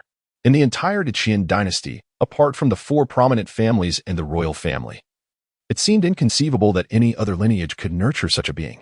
His power was now comparable to that of the ancestors of the four great families and the emperor himself. At this moment, even Lan Kaier was enveloped in curiosity, her bright eyes reflecting intrigue. She too was astonished at the presence of such a formidable ally beside Lin Yun, and she turned to him, seeking an explanation. Lin Yun remained silent, instead directing his gaze towards the wine glass resting on the table. Lan Kaier understood the unspoken sentiment. A delicate blush softly adorned her fair neck. The beauty, with her ruby lips and pearly teeth, exuded an enchanting allure, her every glance imbued with a tantalizing charm. She lifted her slender, graceful hands and gently poured the fine wine into the glass. The exquisite maiden sipped the wine before offering it to Lin Yun's lips. Lin Yun reclined in his chair, gazing at the exquisite beauty before him, languid and indulgent. Before him lay a group of scions from noble families, while in his embrace rested a flower-like beauty. This scene, at first glance, seemed incongruous. At one moment, Lin Yun gently squeezed Lan Kai's delicate hand and softly said, "Soon, I shall introduce you to Elder Zhou." Lan Kai beamed, her smile more radiant than the blossoms of spring. Her heart fluttered like a startled fawn, a mixture of shyness and delight coursing through her. She was thrilled at the prospect of meeting a figure as formidable as Elder Zhou, yet embarrassed at the thought of willingly serving wine to a man. A moment later, Zhou Tianlin approached Lin Yun and Lan Kai. As she prepared to rise in greeting, Zhou Tianlin respectfully addressed Lin Yun first. "My apologies for my tardiness, sir. I hope you will not hold it against me." Witnessing this interaction, Lan Kai trembled slightly, her enchanting visage reflecting astonishment. She had assumed Lin Yun's connection with the elder was merely casual, perhaps even equal in stature, and that he might owe some debt of gratitude for the elder's assistance. However, the scene unfolding before her shattered her assumptions. This was no mere acquaintance but a clear display of hierarchical deference. Li Lao and the other two could discern Zhou Tianlin's immense cultivation, and so could she. A pinnacle existence at the peak of the ascendant realm. Only a step away from the divine sea realm, such a figure undoubtedly stood atop the hierarchy of the entire Deqian dynasty. She could not fathom why someone of such stature would extend such courtesy to Lin Yun, even going so far as to ingratiate himself. Lan Kai turned her gaze back to Lin Yun. Lin Yun glanced once more at the wine cup on the table. The beauty's delicate face flushed a deeper shade of crimson, yet she did not refuse. Moments later, after savoring a sweet and fragrant wine, Lin Yun took Lan Kai's hand and stood to introduce her. "Miss Kai, allow me to present to you. This is Zhou Tianlin, Elder Zhou."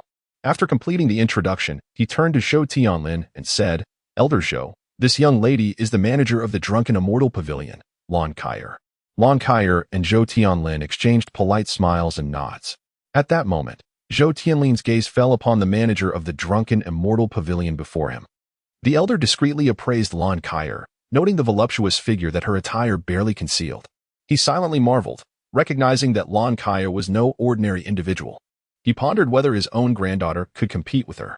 Initially, he had felt quite confident in Zhou Anning, but after seeing Lan Kai today, his confidence wavered unexpectedly. The allure of this woman was simply too potent. It wasn't he just the young and vigorous man, even if he were several hundred years younger.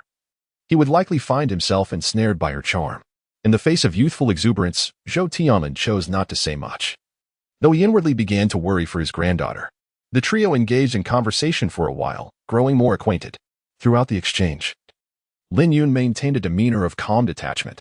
However, Lan Kai displayed utmost deference towards Zhou Tianlin, addressing him as senior repeatedly, showcasing the exquisite social grace of the manager of the Drunken Immortal Pavilion. Although Zhou Tianlin harbored no fondness for Lan Kai, recognizing her as a rival to his granddaughter, he could only respond with a smile, adhering to the adage of not striking those who smile. Thus, they grew more familiar with one another.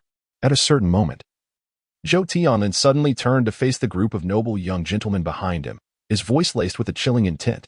"Gentlemen, shall we eliminate them all?" Earlier, while conversing, Zhou Tianlin had discreetly silenced the surrounding noise, leaving Zhou Zifan and the others unaware of their discussion.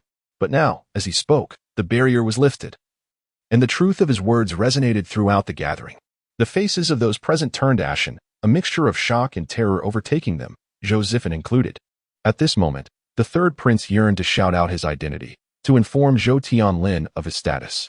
Yet, his cultivation level was far too low. Under Zhou Tianlin's oppressive aura, he found himself unable to utter a single word.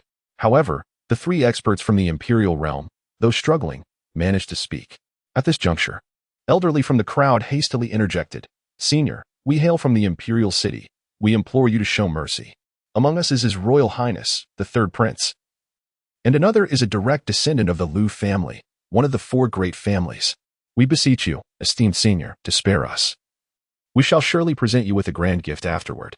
Indeed, they pleaded for leniency, stating that if they had offended in any way, they would promptly apologize to the esteemed senior. Upon witnessing the sudden emergence of the elder harboring murderous intent, the three experts from the imperial realm quickly sought to beg for mercy. However, aside from a slight shift in expression upon hearing the mention of the third prince, Zhou Tianlin's murderous aura remained unwavering. At this moment, he turned his gaze back to Lin Yun, as if awaiting the young man's nod to proceed with the merciless eradication of the noble offspring before him. Lin Yun cast a glance at the elderly man and remarked with a smile, "Although Master Zhou harbors some grievances against the current emperor, Does he truly intend to spare no one, not even his own nephew? Zhou Tianling, maintaining an impassive demeanor, coldly replied, "From the moment he disrespected my esteemed teacher, he has already sealed his own fate." Lin Yun smiled, feeling quite pleased with Zhou Tianling's response. At that moment, he began to contemplate whether he should assist the other in perfecting his cultivation technique, thereby elevating his path to greater heights. A sword that could be wielded for one's own purpose is undoubtedly better when it is sharper. Their conversation was devoid of any pretense, allowing everyone present to hear their exchange.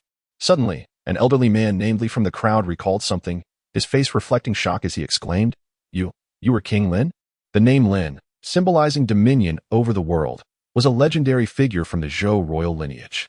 Zhou Tianling was not only the youngest celestial sovereign in the history of the Zhou family, but also the only individual who remained unbeaten among his peers since his debut. He had once been the pride of the royal family, representing the younger generation of the dynasty, and was regarded as the future emperor. Li did not anticipate encountering the long-vanished King Lin in this remote land of Qishou after more than a century of silence. Chapter 58. The kneeling of the crowd following the initial shock, a profound fear swiftly ensued. If the newcomer were another formidable figure, there might still be some hesitation in the face of the royal family's might. However, if it were this King Lin, the outcome could be entirely different.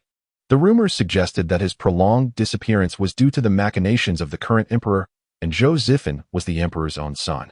In such circumstances, could they expect to be spared? Li's realization was mirrored in Zhou Zifan, whose expression had transformed from mere fear to something far more complex. His face had turned pale, and he trembled uncontrollably. He was terrified that this legendary uncle of his might choose him as the first sacrifice. Lin Yun harbored no intentions of indiscriminate slaughter. He merely cast a glance at the cloaked elder behind Zhou Zifan and declared, "Let us first deal with this." Zhou Zifan had previously stated that he would only eliminate his trump card without taking his life. Hence Lin Yun resolved to reciprocate by targeting the opponent's ace. In matters of conflict, one must respond in kind. If the adversary sought to extinguish his spirit, he too would seek to extinguish theirs. Upon hearing these words, Zhou Tianling did not inquire further. With a casual gesture, he unleashed a torrent of formidable energy, akin to a cannonball, directed at elderly. The elder's pupils constricted. Just as he prepared to retaliate, an overwhelming pressure enveloped him, intensifying severalfold, as though he were ensnared in a mire. With no means of evasion, he could only brace himself. Clenching his fists, he unleashed a fierce gale towards the oncoming energy. Boom! A deafening explosion reverberated, sending nearby tables and chairs flying, while dishes clattered to the ground in a cacophony of sound. The residual force of the explosion sought to extend outward, but just as it began to surge, it was abruptly suppressed by an overwhelming domain power, ensuring that the shockwave remained confined to a minuscule area. As the echoes faded, Zhou Tianling maintained his composure and turned his gaze back to Lin Yun. In stark contrast, elderly, a mid-level practitioner of the celestial realm, lay lifeless. His chest caved in with a gaping wound, blood trickling from his lips, devoid of any breath. A single strike had sufficed to extinguish the life of a mid-level celestial realm expert. A profound silence descended upon the scene, with many faces betraying expressions of despair. If the mightiest among them, elderly, had fallen, who among them would be next? Meeting Zhou Tianling's gaze, Lin Yun refrained from speaking, instead turning to the side to address Lan Kaya, asking, "Whom do you wish to eliminate among these individuals?" Lan Kaya shook her head gently, her crimson lips parting to say, "They do not deserve death. A mere apology will suffice." Lin Yun cast a glance at the woman, understanding her desire to keep the matter discreet, and nodded in agreement. However, although the woman merely suggested that these individuals offer their apologies, Lin Yun resolved to impose additional conditions, for it would be too lenient otherwise. The next moment, Lin Yun rose to his feet and addressed the gathered young gentlemen. "Each of you shall bow 3 times before Miss Kyer and extend your apologies. This shall conclude the matter." As soon as Lin Yun's voice faded, Zhou Tianlin retracted his imposing aura, allowing the individuals to regain their mobility. However, although Zhou Zifan and the others managed to rise, their expressions were exceedingly grim. Lin Yun unexpectedly commanded them to bow and apologize to an obscure woman. If this were to spread, their reputations would be utterly tarnished. Observing the hesitation and turmoil etched on their faces, Lin Yun remained unperturbed, reclining languidly in his chair as if in a state of repose. He held firm in his belief that these individuals would ultimately make the right decision. It was merely a matter of time. In life, aside from death, there are no grave matters. He was convinced that there existed individuals who would rather die than submit. Yet it certainly would not be this current assembly of debauched aristocrats. Indeed, it was not long before a frail young man emerged from the crowd. The slender figure approached Lon Kyer directly and knelt before her, striking the ground thrice with his forehead. As he bowed, he earnestly exclaimed, "Miss Kyer, I was in the wrong. I should not have been disrespectful to you. Please forgive my transgressions." Although his voice trembled slightly, his tone was sincere, leaving no room for reproach. Lon Kyer, having never encountered such a scene, found herself at a loss for words, gazing vacantly at Lin Yun. Lin Yun gestured dismissively at the man, saying, "All right, you may leave now." The frail man appeared as if granted a reprieve, expressing his gratitude while hastily exiting the oppressive chamber. Like a chain reaction of dominoes, spurred by this slender figure, the others soon abandoned their pride, bowing an apology to Lon Kyer, including none other than Liu Yun. Lin Yun observed the remarkable expression on Liu Yun's face as he bowed and apologized. As time passed, only 6 individuals remained in the arena: the third prince, Zhou Zifan, 2 members of the Imperial Sky Realm, and 3 noble youths. Zhou Zifan, confident in his royal lineage, stood apart, while the 2 from the Imperial Sky Realm found it difficult to lower their pride. The 3 noble youths, driven by their own sense of dignity, hesitated in silence. Noticing the prolonged stillness, Lin Yun lifted his gaze. The remaining individuals shuddered involuntarily. Moments later, a refined gentleman emerged from the crowd, one of the 3 noble youths. Approaching Lon Kyer, he maintained a calm and composed demeanor, exuding the grace of a distinguished scholar. Following the actions of those before him, he bowed and apologized, appearing untroubled. However, just as this elegant gentleman was about to depart, Lin Yun called out to him. Before Lin Yun could utter a word, the refined gentleman took the initiative to speak, inquiring, "May I ask, young sir, what matter compels you to call upon me?" His tone was neither servile nor arrogant, and his expression remained composed. Lin Yun subtly shook his head, his sword slicing through the air. In the flickering brilliance of the blade, the refined gentleman clasped his hands around his neck, his figure staggering. "Why?" The gentleman gazed at Lin Yun, his eyes betraying a mix of rage and resentment. Lin Yun spoke softly, "It is because I sensed a murderous intent within you." The refined gentleman's pupils constricted. He could hardly fathom that there existed someone capable of perceiving such an ethereal notion as the will to kill. Indeed, he had entertained thoughts of vengeance for the future. Yet in that moment, he found himself devoid of any future. With a dull thud, the elegant man's lifeless body crumpled to the ground. Upon witnessing his demise, the remaining individuals were stripped of any semblance of luck or thoughts of retribution. The oppressive aura emanating from Lin Yun was overwhelmingly potent, capable of discerning even the most subtle murderous intent. One by one, they hastily approached, bowing their heads in apology, including the 2 formidable warriors of the Yutian realm. Ultimately, only the third prince, Zhou Zifan, remained. At that moment, Zhou Zifan clenched his fists, trembling with a mixture of rage and fear. As a prince, he had always been the one to command others to kneel. Aside from his father, the emperor, he had never prostrated himself before anyone. It was easy to imagine that should he indeed kneel, and word of it spread, his aspirations for the highest throne would be irrevocably dashed. The Dacian dynasty had no need for an emperor who bowed to others. Observing Zhou Zifan's pallid countenance, Lin Yun smiled slightly, teasingly remarking, "I have stated before that if you do not kill me, I shall not kill you. However, in this world, there are many fates far more unbearable than death itself. You may choose not to bow or apologize, but ponder carefully whether you can endure the consequences of your defiance." Zhou Zifan was taken aback, contemplating for a moment before tremblingly lowering his proud head. He approached Lon Kyer, his spirit broken, and knelt before her.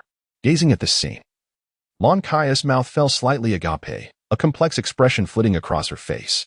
She had never anticipated that one day she would compel a prince to kneel and apologize, and she was engulfed by a surreal sense of disbelief. Raising her delicate chin, she glanced at Lin Yun beside her, her eyes sparkling with intrigue. All of this transpired because of that diminutive man. After a brief moment, the room was left with only Lin Yun, the 3 of them, and the single corpse. At a certain point, Zhou Tianlin turned to Lin Yun and inquired, "Sir, would it not be better to eliminate them all?" Lin Yun chuckled. "Does old Zhou believe I am overly compassionate?" Zhou Tianlin, fearing such a notion, quickly waved his hands, exclaiming, "No, no. Your actions surely stem from your profound reasoning. I merely find it a bit perplexing. By releasing these individuals, one cannot guarantee that they will not harbor vengeful intentions upon their return." Lin Yun elucidated. "One cannot eradicate humanity entirely. Even if one extinguishes individuals, their families remain. Even if I possessed ample time to obliterate the primary lineage of these clans within the imperial city, they would still have numerous branches, countless relatives intertwined by blood.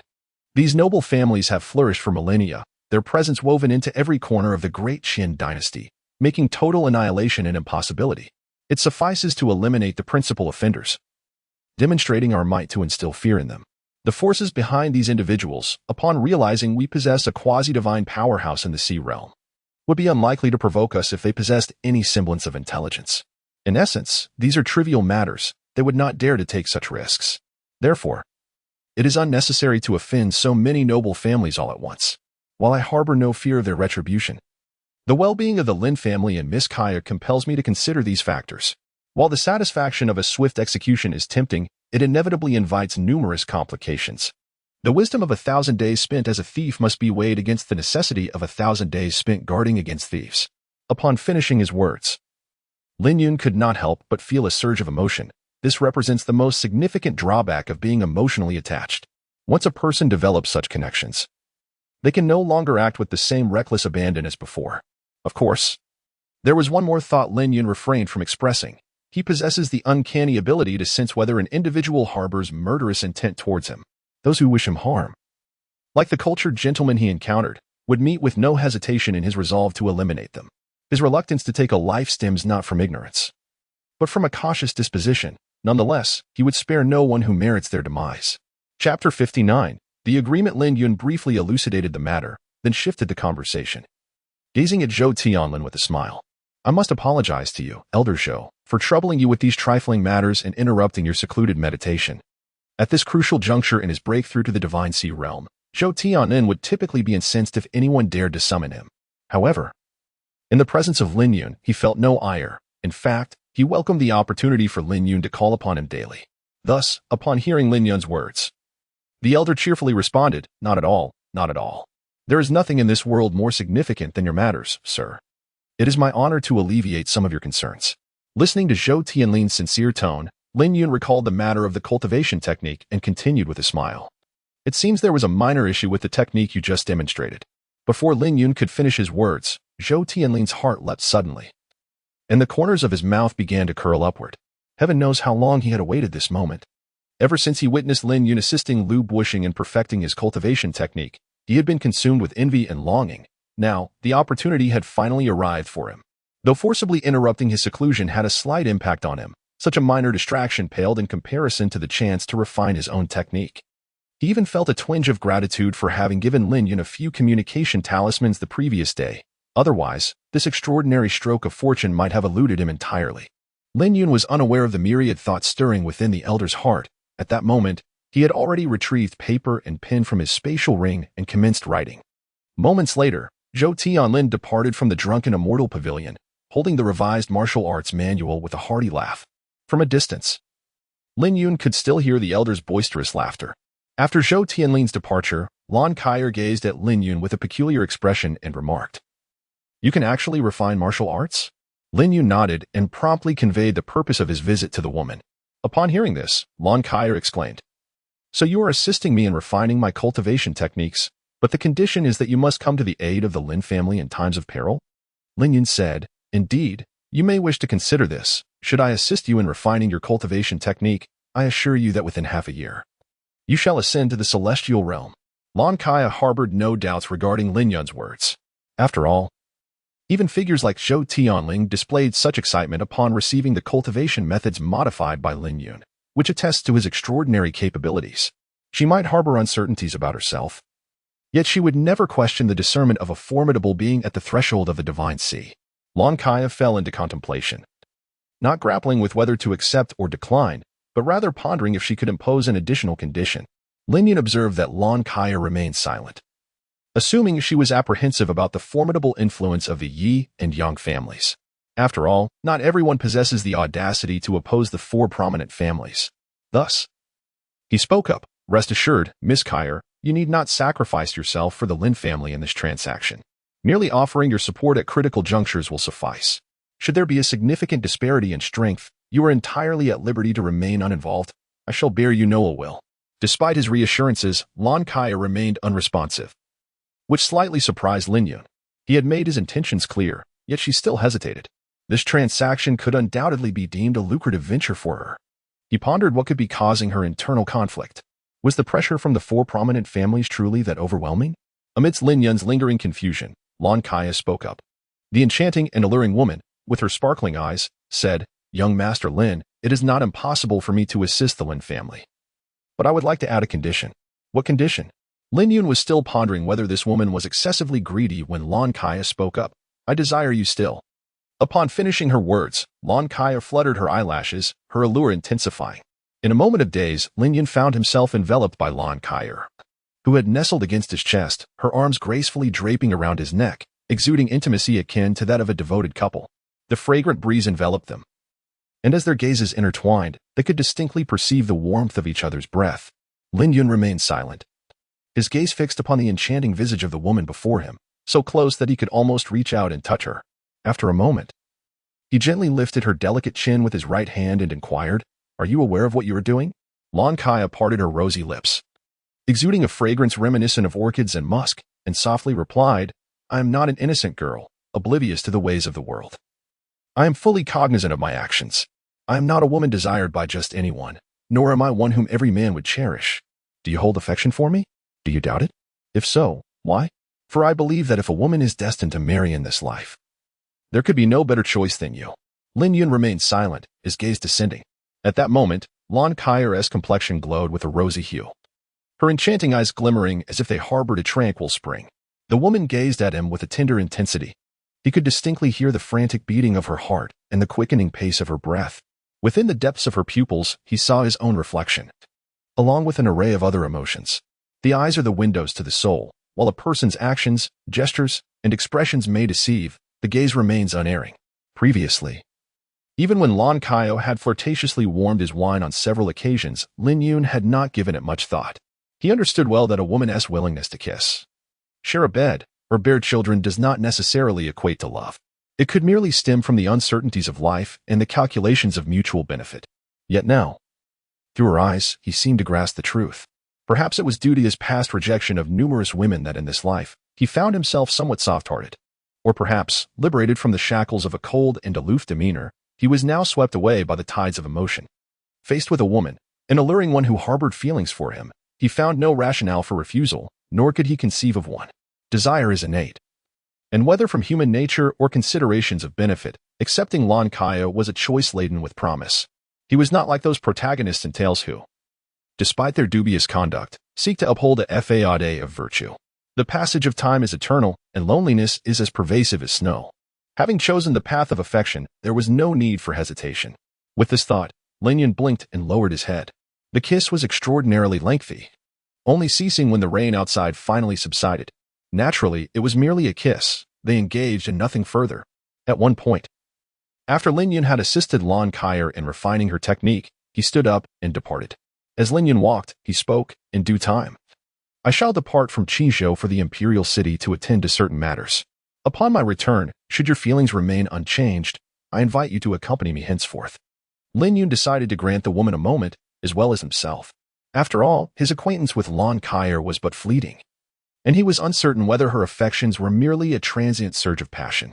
Within the room, the woman's delicate face was tinged with a rosy hue, and the corners of her lips curved slightly upwards. After Lin Yun departed, Lan Kaya approached the window. She gazed downwards and beheld the silhouette of the youth emerging from the drunken immortal pavilion. She stood there motionless, her eyes fixed on the direction in which he had vanished, until he diminished to the size of an ant, obscured by layers of buildings, until he was no longer visible. The breeze following the rain was cool and damp. The refreshing wind caressed the woman's exquisitely flawless visage. The warmth from her face gradually dissipated, yet the fervor in her heart intensified. In her childhood, her mother had advised her that if she ever encountered someone who made her heart race, she must not be shy, she must seize the opportunity. Her mother proclaimed that love in this world often does not blossom from daily companionship and the gradual accumulation of feelings, but rather from a fleeting moment of exhilaration. If missed, it would be lost for a lifetime, with no chance of return. She wholeheartedly believed her mother's words, which is why she acted as she did today. Her cultivation method was unique. She could not break her chastity before reaching the celestial realm, or her progress would plummet. After expressing her feelings to the youth, she had intended to explain that he should not rush to claim her, but to her surprise, Such an explanation proved unnecessary, for she discerned reason and respect in his eyes. This was in stark contrast to the men who, upon seeing her, could only think with their baser instincts. She became even more convinced that she had not misjudged him. Previously, she had thought that only two kinds of individuals could remain unmoved in the face of her allure, women and eunuchs. Yet now, Lin Yun was neither a woman nor a eunuch. Her certainty stemmed from the prolonged embrace they had shared, during which she distinctly sensed the manly essence within him. Lin Yun is not merely a man, he embodies the very essence of masculinity. Upon reflecting on this, Lon Kyer, whose heart had previously settled into tranquility, felt it begin to race with fervor once more. Her breath became suddenly rapid, and her fair neck was once again tinged with a rosy hue. The rain had ceased, and the air was imbued with the fragrant essence of grass and earth. As Lin Yun stepped into the courtyard with his left foot, a pair of delicate bare feet, small enough to be held in one's palm, came dashing toward him, crushing the droplets of water on the ground. Before the person even arrived, Lin Yun caught a faint, ethereal fragrance in the air. Out of habit, he instinctively spread his arms open, just as he anticipated the familiar embrace of that soft figure. The graceful and enchanting silhouette halted 3 feet away from him. The owner of those jade-like feet scrutinized his face for a long moment, her expression shifting from delight to melancholy. His own countenance, too, transformed from expectation to bewilderment. At one point, the young maiden let out a displeased huff before turning on her heels and scurrying back toward the house, her tiny feet splashing through the puddles along the way, sending droplets flying in all directions. Watching her retreating figure vanish, Lin Yun stood frozen in place, perplexed as to why she had suddenly become jealous again. Moments later, Zhou Anning emerged from the house. Spotting him, she pointed meaningfully at her own lips. Following her gesture, Lin Yun subconsciously touched his own mouth. When he pulled his hand away, his palm bore the unmistakable traces of lip rouge. His lips twitched slightly. This was undoubtedly left by Lon Kyer. Chapter 60. Secrets within an opulent pavilion of Qinghe Academy. Third Prince Zhou Zifan sat at the head of the room, his expression dark and brooding. Below him were the noble scions who had been humiliated at the drunken immortal pavilion earlier that day. The atmosphere in the chamber was stifling, with none daring to utter a word. In the past, after suffering such a disgrace, they would have already been clamoring for revenge. After all, they were the ones who bullied others. When had the tables ever turned so drastically? Yet now, faced with Lin Yun, who was under the protection of a quasi-divine sea realm expert, not one of them dared to speak a single threatening word. A figure of such stature was beyond their reach. Even their fathers and grandfathers would hesitate to provoke such a foe. It was clear that this humiliation was one they would have to swallow. Their families would never risk making such a formidable enemy over petty grievances. Rather than dwelling on the impossibility of vengeance, their curiosity now centered on why the legendary Prince Lin would follow an unknown nobody like Lin Yun. At that moment, all eyes turned toward Zhou Zifan. If anyone present could unravel this mystery, it would be the third prince himself. Zhou Zifan's gaze flickered with contemplation. He had already pieced together some of the truth. Years ago, most only knew that his father had gravely wounded Prince Lin, forcing him to abandon his claim to the throne. But few were privy to the finer details. As it happened, Zhou Zifan had investigated the matter and uncovered many secrets. His father's victory had not been honorable. He had resorted to poisoning to barely secure the throne.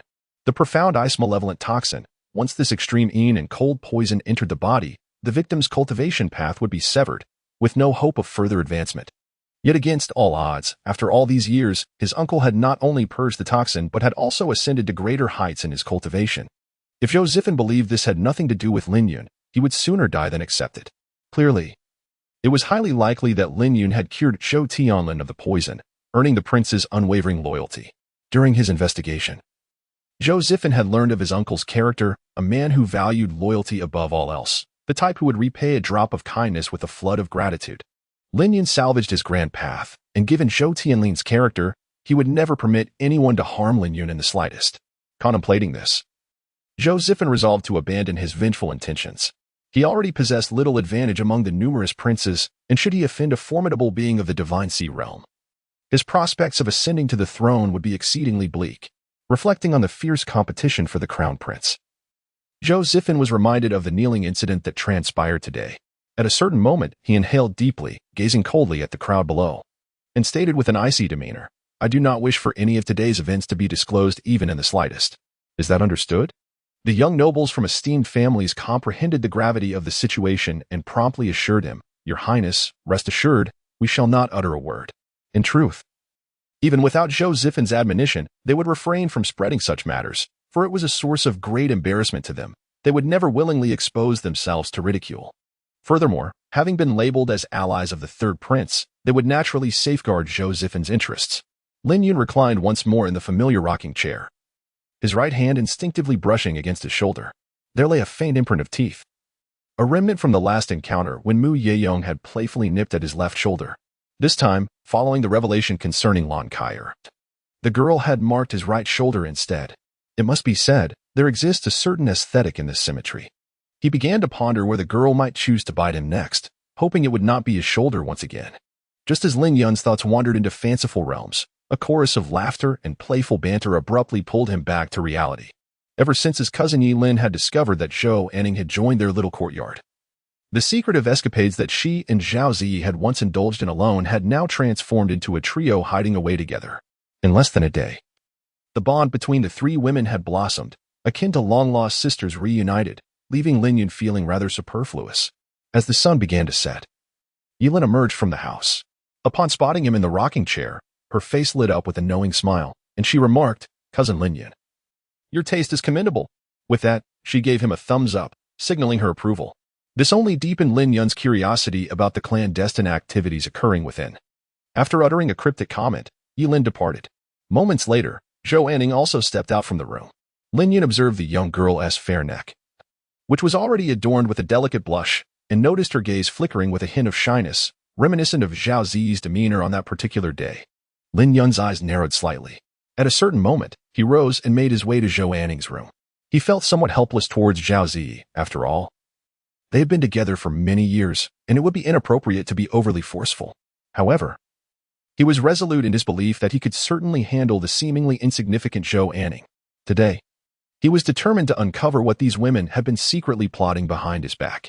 Zhou Anning's room was just adjacent to the master bedroom, and Lin Yun lightly knocked on the door. Before long, he was greeted by a visibly flustered Zhou Anning. Lin Yun remained composed as he casually chose a chair to sit upon. He gently sipped his tea, then gazed at Zhou Anning with an air of contemplation and said, "Anning, is there something you are concealing from me?" Zhou Anning's heart raced, yet she feigned calmness as she replied, "No, there is nothing." Lin Yun raised an eyebrow and beckoned to Zhou Anning. When the young girl approached him, Lin Yun swiftly pulled her into his embrace. Caught off guard, Zhou Anning's body stiffened slightly, yet she made no attempt to resist. Lin Yun inhaled the faint, delicate fragrance emanating from the young girl and softly inquired, "Is there truly nothing? Truly nothing at all?" Lin Yun, noticing that Zhou Anning remained stubborn, insinuated, "Anning, do you recall what I once told you about the qualities of a qualified maid?" Zhou Anning's delicate face stiffened, for she certainly remembered. Before the young girl could utter a word, Lin Yun had already begun to jog her memory. Leaning closer to the girl's glistening ear, Lin Yun whispered softly, "You must obey any command given by your master, regardless of its reasonableness." Upon hearing Lin Yun's words, Zhou Anning noticed a change in her expression. He exerted further pressure, declaring, "If you dare to withhold the truth, I shall claim you now." Zhou Anning felt her neck flush crimson, as if stained with blood. Suddenly, she rose and retrieved a rolled-up, intricately painted scroll from her spatial ring, presenting it to Lin Yun. Her decisive action was not born from a lack of affection for men, but rather from an absence of readiness. To surrender herself so hastily seemed overly abrupt, lacking the necessary sense of ceremony. Although those who cultivate do not adhere to excessive formalities, Zhou Anning still yearned for her first night to unfold in a more romantic setting. Lin Yun cast a fleeting glance at Zhou Anning before taking the painting from the young girl's hands. At this moment, his curiosity had reached its zenith. He recalled that Zhao Ziyi had also held a painting in that room. As the scroll gradually unfurled, Lin Yun's pupils constricted. Instinctively, he brushed his fingers against his nostrils. Fortunately, with his composure, no blood trickled down. The painting depicted a woman, an extraordinarily beautiful woman, one who could not ordinarily be seen. He examined the artwork in his hands, then turned his gaze back to Zhou Anning before finally grasping the meaning behind his cousin Yilin's earlier words. It became clear that Yilin's true talent lay not in merely transplanting the scenery before her onto the canvas, but in magnifying the admirable traits of individuals while concealing their mediocrity. As Lin Yun scrutinized her, Zhou Anning felt an overwhelming urge to dig a hole and hide. Utterly mortified by the attention, clutching the hem of her dress, she stammered, could I have the painting back, please?" Lin Yun tucked the painting into his spatial ring, blinking his eyes as he said, "What painting?" I didn't see anything. Zhou Anning's eyes widened, her face briefly reflecting disbelief. After a moment, the young woman finally came to terms with the reality. She moved closer to Lin Yun, tugging at the sleeve of his garment, and implored, You can look at it yourself, just don't let anyone else see. Lin Yun naturally responded with enthusiasm, for he and the Green Party had always been sworn enemies. Having resolved a small perplexity in his heart, his spirit soared as he prepared to take his leave. However, just as he reached the doorway, he turned back and gazed at Zhou Anning, saying, Anning, could you ask Yulin to create more of these paintings? I find them delightful. At his words, Zhou Anning's fair face flushed, radiating beauty. Chapter 61. Zhou Tianlin's breakthrough, and so, the days passed one after another. During this time, Lin Yun's collection in the storage ring had grown to over a dozen pieces. Initially, when he requested paintings from Zhou Anning, the young girl was somewhat bashful and hesitant. As time progressed, however, she became quite at ease discussing the aesthetics of her work and any possible improvements. This made him marvel at the remarkable adaptability of human beings. He was genuinely pleased with Zhou Anning's transformation, yet he lamented that his cousin, Yilin, had departed for the imperial city just yesterday, abruptly halting his collecting endeavors. At this moment, Lin Yun reclined in a rocking chair, while Zhou Anning stood behind him, providing a soothing shoulder massage. Zhao Ziyi had brought a small stool to sit beside him, her delicate hands kneading his thigh. Through this period of learning and the arduous efforts he had exerted, Zhao Ziyi's massage technique, though still inferior to Zhou Anning's, had improved sufficiently to avoid causing him discomfort. The attentive care of both young ladies made Lin Yun's life exceedingly pleasant, fostering a desire for time to come to a standstill. Yet, he understood that the river of time flows relentlessly forward, indifferent to joy or sorrow.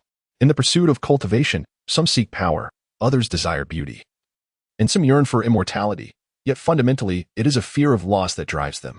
The simple wish not to lose one's life, loved ones, or dear friends is perhaps the most profound and challenging aspiration. For in this world, unless one possesses the strength to dominate all, what one holds dear is prone to vanish in an instant. Lin Yun recognized that he was not yet strong enough. To avoid loss, he must grow stronger. In his past life, he believed the sharpest sword was the one devoid of emotion. Now, he perceives the most formidable sword as one of protection. It is precisely because he wishes to avoid loss that he must forge ahead relentlessly. A heart unburdened by attachments, fixated solely on becoming stronger, cannot nourish the entirety of one's being.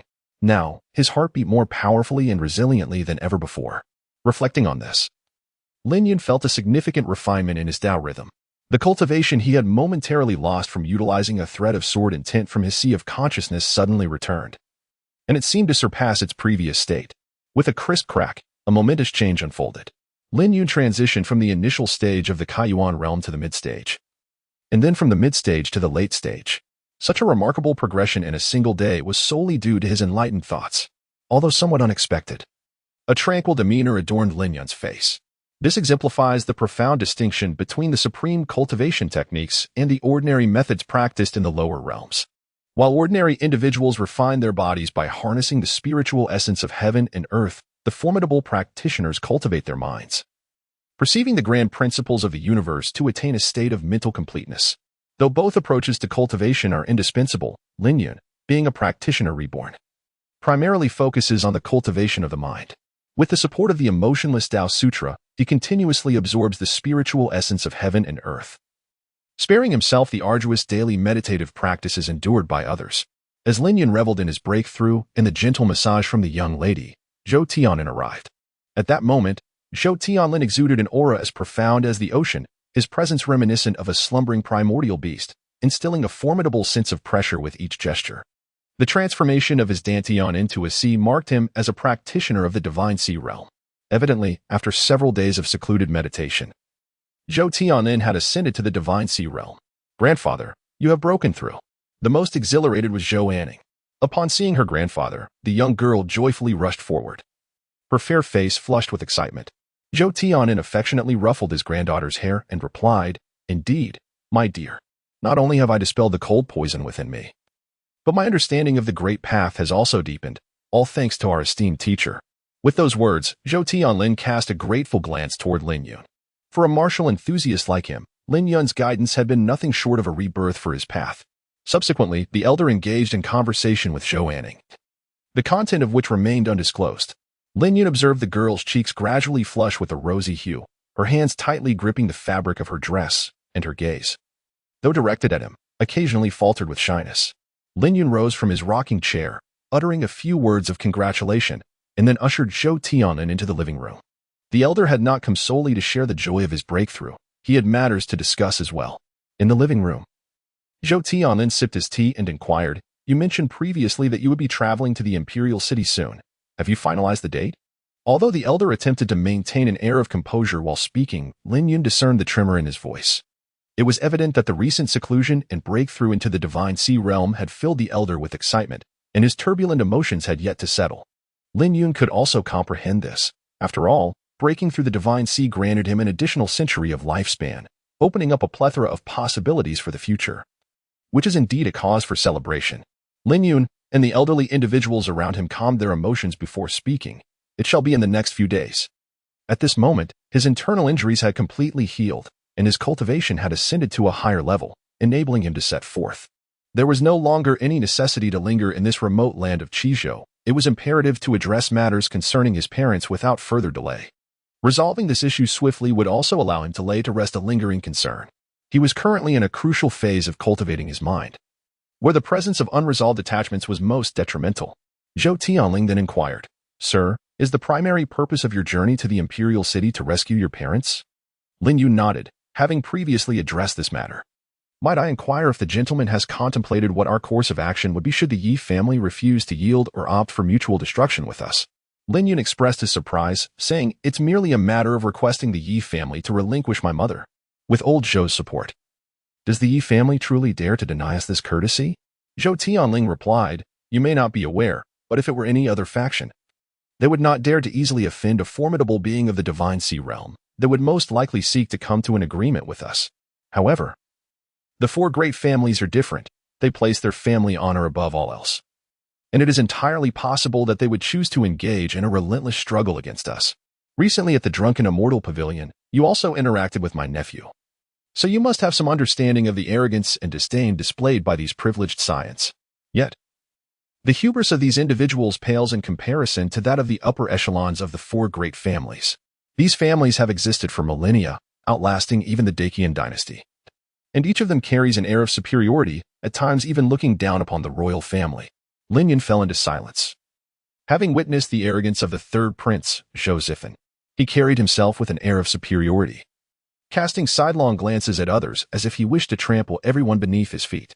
Yet, surprisingly, even such a Zhou Zifan exhibited considerable restraint. Frankly speaking, after Zhou Tianlin's breakthrough into the Divine Sea realm, Lin Yun had anticipated that this journey to the imperial city would require no effort to resolve. However, according to the elder's words, the situation proved to be far more intricate than he had imagined. Nevertheless, Lin Yun remained undaunted, should the need arise. He would not hesitate to wield that strand of sword intent from his sea of consciousness once more. With this thought in mind, Lin Yun spoke, "No worries. Let us proceed as planned. If the Yi family desires dignity, we shall grant them that dignity. If they shun it, we shall still assist them in maintaining it." As Lin Yun spoke, his expression remained calm, yet a subtle aura of lethal intent quietly enveloped the space around him. The moment this killing intent was sensed, even Zhou Tianlin felt a shiver run down his spine. The elderly man was secretly astonished. What hidden cards did this young man possess that he was unaware of? As a being of the Divine Sea realm, he felt an overwhelming sense of danger emanating from Lin Yun's words, as if the latter could effortlessly slay him, which was truly unfathomable. After calming his thoughts, Zhou Tianlin said, "Sir, let us first assume the situation unfolds in the worst possible manner, leading us to confront the Yi family and even the Yang family directly. To my knowledge, each of the four great families has an ancient being of the Divine Sea realm at their helm. We may find ourselves at a significant disadvantage. Therefore, I propose that we seek additional allies to assist us in opposing these two families.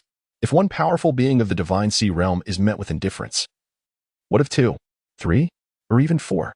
Surely they would not dare to disregard us." Lin Yun cast a fleeting glance at the elderly man, a contemplative expression flitting across his face. Zhou Tianlin, noticing the look on the youth's visage, discerned that Lin Yun had already surmised his intentions. He continued, "Though I have been afflicted by the poisonous chill of the Xianbing for over a century, which has stunted my cultivation, I have still managed to forge a few genuine friendships. If you, sir, could assist them in perfecting their techniques and advancing their paths, I believe my old friends would be exceedingly willing to serve you." Upon finishing his statement, Zhou Tianlin quietly observed Lin Yun's reaction. While his suggestion appeared to be entirely for Lin Yun's benefit, it was tinged with a hint of selfishness. For his friends had been trapped at the pinnacle of the Yutian realm for many years, with some nearing the end of their lifespans. Without the opportunity to break through, they would likely face demise in the near future. He sought to lend a helping hand to these old companions. Lin Yun did not dwell on the matter for long. Refining the cultivation technique was merely a trifling task for him. Moreover, it would yield several formidable allies who could later assist in overseeing the Lin family. Such an arrangement was undeniably advantageous. Thus, without a trace of hesitation, Lin Yun responded, "Very well, if Elder Zhou can vouch for their character, I shall agree to this arrangement." Upon hearing this, Zhou Tianlin's face brightened with joy as he exclaimed, "Rest assured, my esteemed friend, these old acquaintances of mine share a bond forged through life and death. Even when I face defeat in my bid for power, they extended their support to me, and their integrity is beyond reproach."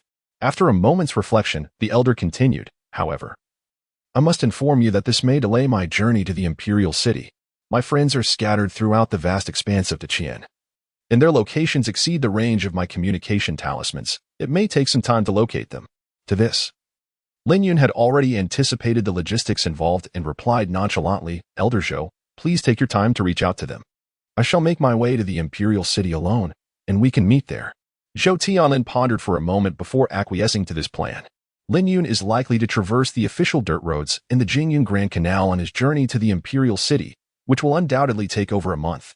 As a formidable expert in the Divine Sea realm, he possesses the ability to soar through the skies. Perhaps by the time he gathers all his old friends to head to the imperial city, they will fortuitously converge with Lin Yun. Regarding safety on the journey, he harbors no concerns.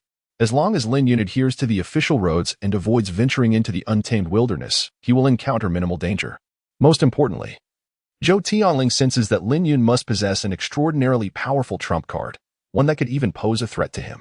Thus, rather than worrying about Lin Yun, he finds it more prudent to be concerned about those who might harbor ill intentions towards him or the beasts that lurk in the shadows. After a brief confirmation of their journey to the imperial city, Zhou Tianling took his leave. Lin Yun stepped out of the house and observed Zhou Tianlin, who was leaning down, whispering to his granddaughter, Zhou Anning. It was unclear what the elder had said, but it mirrored the earlier situation, as the young girl's porcelain neck was tinged with a delicate blush. Once Zhou Tianlin departed, Lin Yun waved to the girl. As Zhou Anning approached, curiosity prompted him to inquire, "Anning, what did old Zhou just say to you?" Zhou Anning froze momentarily, burying her head in embarrassment. At that moment, she silently criticized her grandfather. How could he insist on pushing her towards Lin Yun? He claimed that happiness must be actively pursued and that one should seize the initiative once a goal is identified. But she was a young girl, after all. Such matters should not be initiated by the female. She couldn't fathom what had gotten into her grandfather today, as he spoke such absurdities. Zhou Anning realized that the longer her grandfather spent with Lin Yun, the more intent he seemed to push her into the latter's embrace. She even suspected that had she not been his sole granddaughter, he might have considered a two-for-one deal, eager to bundle her off to Lin Yun. At a certain moment, Zhou Anning stole a glance at Lin Yun and, with a heart full of contradiction, replied, "It's nothing, just a casual chat." Lin Yun harbored no desire to inquire further. He simply nodded before exiting the courtyard. He intended to inform his grandfather, Lin Yuehao, about his impending journey to the imperial city. Behind him, Zhou Anning gazed at the retreating figure of the man, a myriad of complex emotions flickering across her delicate features. At this point, she had long since accepted Lin Yun. Just as her grandfather had remarked, if a woman is destined to marry, then uniting with an aspiring sword immortal is hardly undesirable. Moreover, the situation unfolded precisely as her grandfather had predicted. Although she was nominally Lin Yun's maid, he had never regarded her as such. Aside from occasionally requesting her assistance with a massage, she had not engaged in any menial tasks during this time, and just a few days ago, he had even arranged for 2 handmaidens to attend to her. When has a mere maid ever been afforded the luxury of 2 attendants? This clearly indicated that Lin Yun had never looked down upon or underestimated her. However, Zhou Anning found herself troubled by the fact that Lin Yun had yet to claim her. Were it not for the somewhat stifled voice of Zhao Zi that echoed through the night, she might have begun to doubt his masculinity. During their time in the courtyard, the most intimate encounter they had shared was a brief embrace during his request for a painting. In this moment, Zhou Anning felt a twinge of regret. Had she firmly refused to relinquish that painting, would he have truly taken her then? Although she bore the label of being Lin Yun's woman, she remained untouched, which left her feeling somewhat uneasy and insecure. This sense of disquiet intensified, especially after her grandfather had mentioned that Lin Yun had another enchanting woman outside. She began to ponder whether she ought to take a more proactive approach. Lin Yun remained oblivious to the multitude of thoughts swirling in Zhou Anning's mind. In truth, his decision to take her as a maid was not motivated by any romantic intentions, it was merely a whimsical choice made in the moment. He found it both amusing and aesthetically pleasing to have a lovely young maiden by his side. Thus, he accepted her without further contemplation. Given his status, he acted on impulse, disregarding any convoluted considerations. If every action required excessive deliberation and timidity, what would be the point of his 8 centuries of cultivation? What significance would there be in his ascension to the celestial realm? Only the mundane would ponder whether a woman is worthy of affection, whether she should be taken into his fold, or whether such a decision might destabilize his harem. These trivial concerns are beneath him. The path of enlightenment stretches infinitely through the eons, as does life itself. The pursuit of cultivation is often solitary, akin to the quiet of falling snow. A mortal's finite existence may accommodate but one woman, one family, yet he is not bound by such limitations. What he does today may merely be a drop of inconspicuous water in the vast river of time. In a specific moment, an event may seem monumental, however. When viewed across the expanse of the ages, it is but a speck of dust. To measure the actions of a formidable celestial being by the standards of ordinary mortals inevitably leads to a narrow conclusion. In this life, he remains fundamentally unchanged from his previous existence, one driven by emotion, the other devoid of it, both guided by the heart's desires. Tomorrow marks the beginning of a new venture. This chapter bears a didactic tone, and the reasons for it can be found in the author's note. Chapter 63, Eve of Departure. In the tranquil courtyard of Lin Yuehao. Upon hearing Lin Yun mention that he would soon embark on a journey to the imperial city, the elder furrowed his brow, expressing concern. Xiao Yun. Could this be a tad too hasty?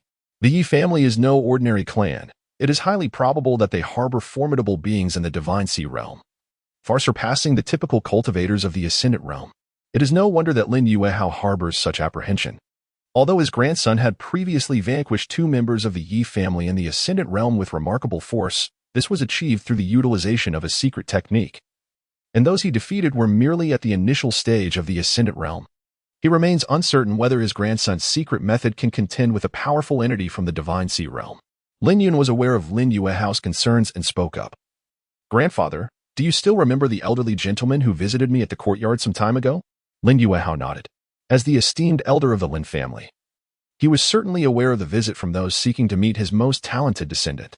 Indeed, ever since Lin Yun had displayed his prodigious gifts, his grandfather received daily reports about the individuals his grandson encountered. This was not mere surveillance, but rather a precautionary measure to safeguard Lin Yun from potential harm. He was familiar with the elder mentioned by Lin Yun, having heard that he was the grandfather of the maid his grandson had taken under his wing. Although he could not discern the elder's cultivation level, he sensed an air of mystery surrounding him. The fact that his grandson brought him up at this moment suggested that the individual was likely not an ordinary person. Upon observing the expression of the elder, Lin Yun began to elucidate. Grandfather, the elderly gentleman is named Zhou Tianlin. His grandson once lent him a small favor, and thus, during this journey to the imperial city, he has graciously agreed to accompany me.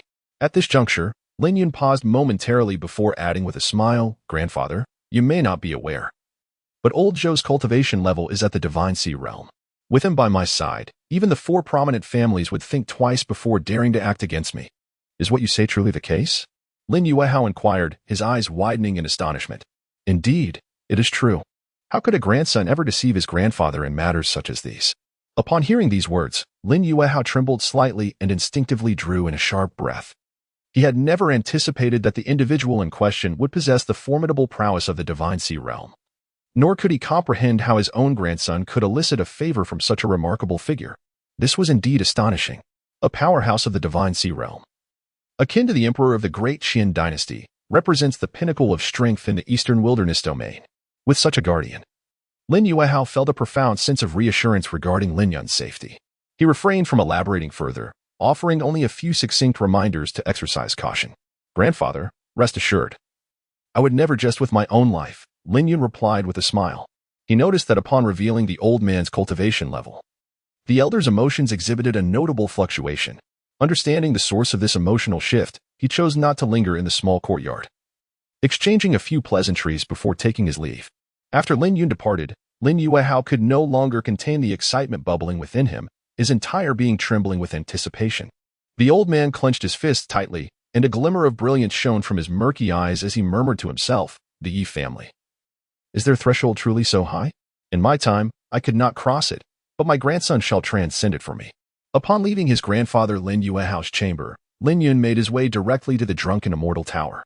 He encountered Lan Kaier in her private quarters.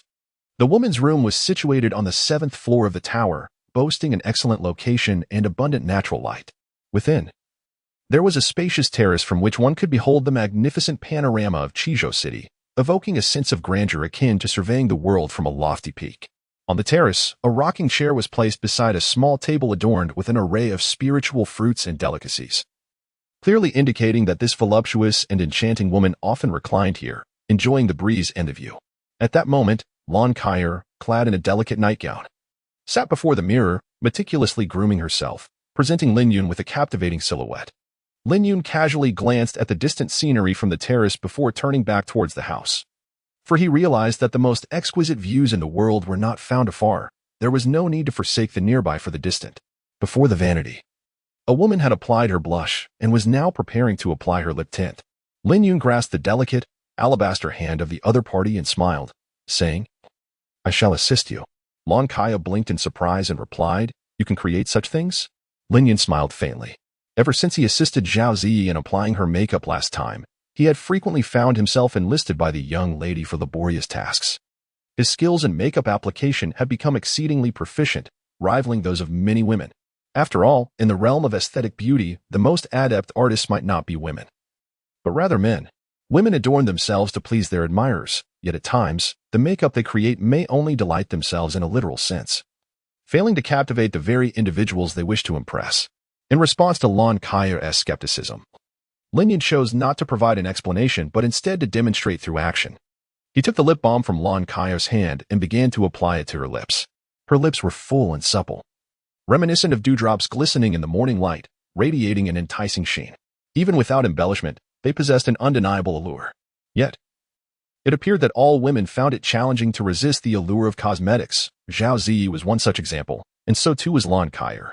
As Lin Yun gently applied the balm, it wasn't long before a delicate, rosy mouth, imbued with a soft luster, appeared in the mirror. At that moment, the woman's lips resembled the freshly bloomed petals of cherry blossoms, tender and glistening with an irresistible charm and gentleness, evoking an overwhelming desire to savor them. A myriad of emotions danced in Lan Kai's eyes as she turned her gaze toward the man, seemingly asking, "What else do you possess that I do not know?" Lin Yun remained silent, picking up an eyebrow pencil from the vanity and began to delicately shape the woman's brows.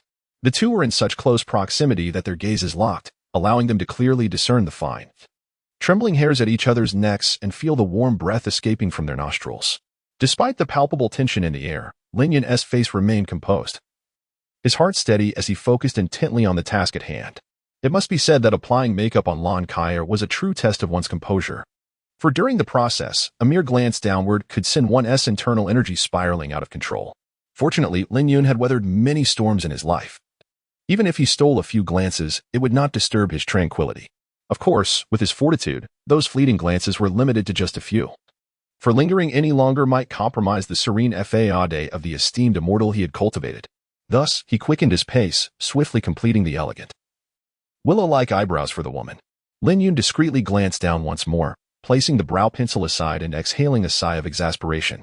At that moment, Lan Kaier possessed rosy lips and pearly teeth, her willow-like brows arching gracefully, and her smooth, delicate visage flushed with a hint of crimson, resembling a fairy that had stepped forth from a painting. Gazing upon the enchanting face he had meticulously crafted, Lin Yun nodded in satisfaction. In this world, while men may not be the most perceptive of women, when it comes to feminine beauty, no amount of words can rival the persuasive power of a man's slightly hurried breath. A man's words may deceive, yet his intentions remain evident. At that moment, Lan Kaier found herself entranced by her reflection, her appearance more radiant than usual. She had not anticipated that this small man before her possessed such remarkable skills. After regaining her composure, a subtle smile graced her lips. She gracefully rose, wrapping her arms around the man's neck, and sweetly remarked, "You may gaze for as long as you wish." During her makeup application, she had certainly noticed his gaze subtly drifting downward. This realization brought her a sense of delight. Her figure still held a modicum of allure. Lon Kaio had no inclination for other men to observe her body, yet this man was a notable exception. This was precisely why she had chosen to don this sheer garment, as she had initially intended to wear something else today, despite her playful antics being exposed. Lin Yun maintained his composure, nodding with an air of tranquility before allowing his gaze to wander once more. At that moment, Lon Kaio's doe-like eyes arched into gentle crescents. After a brief interlude, warmth blossomed at the corner of Lin Yun's mouth, prompting him to silently lament the fleeting moment, not for the beauty lost to his eyes, but for the time spent applying the lipstick now smeared across his abdomen. Time slipped away, and the vibrant red that adorned Lon Kaio's lips had found its way to Lin Yun's belly. The moon hung low over the willows, its cool light spilling onto the floor of the room from the terrace. The woman's voice resonated within the spacious chamber. "Stay with me tonight." Lin Yun pondered for a moment before acquiescing. He had just shared with Lon Kaio the news of his imminent journey to the Imperial City. Today might very well be their last meeting for the foreseeable future. Thus, despite the knowledge that he would likely face the biting temperament of Zhao Ziyi once again on the morrow, he did not decline. On the bed, the two were dressed modestly, with Lon Kaio resting her head against his chest. At this moment, she was still at the pinnacle of the mind realm. And until they transcended to the celestial realm, they could not take that final step together. Therefore, they were truly just sleeping. In the room, the luminous pearl cast a gentle glow. The woman's soft voice broke the silence. "Do you wish to know about me? Allow me to share my story with you." "Very well," the man replied languidly. "In truth, I am not a native of the Great Qian. My homeland lies within the Great Yu dynasty." Lin Yun raised an eyebrow, astonished to discover that Lon Kaio hailed from another dynasty. No wonder he had never heard of the tale she shared about the coiffure adorned with hairpins. He had assumed it was a whimsical fabrication of hers. Yet if it were a custom from a different dynasty, it would elucidate the matter. My ancestral family, the Lon clan, once stood as a prominent and illustrious lineage in the Great Yu, but after a grievous misalignment in allegiance, the entirety of the Lon clan was ruthlessly annihilated by enemies. Only a scant few direct descendants survived, and I am one of them. Lin Yun was taken aback to discover that Lon Kaio had endured such a tragic fate. And instinctively, he tightened his embrace around the woman in his arms. Subsequently, I serendipitously arrived into Qian. Qingzhou was not the first provincial capital I had inhabited, as I had come from the Imperial City. After departing from Diyu, I had the fortune of meeting Sister Jing Xian, the proprietress of Tianyin Workshop, where I resided for an extended period. Tianyin Workshop is renowned in the Imperial City as one of the most illustrious music establishments, where the musicians are known for their artistry rather than their physical allure. However, one fateful day, an arrogant scion from a prominent family brazenly laid hands on the sisters of the workshop. Unable to tolerate such disrespect, I took it upon myself to administer a lesson to that debauched heir. Lin Yun raised an eyebrow, silently lamenting yet another cliché plot. "You have likely guessed correctly.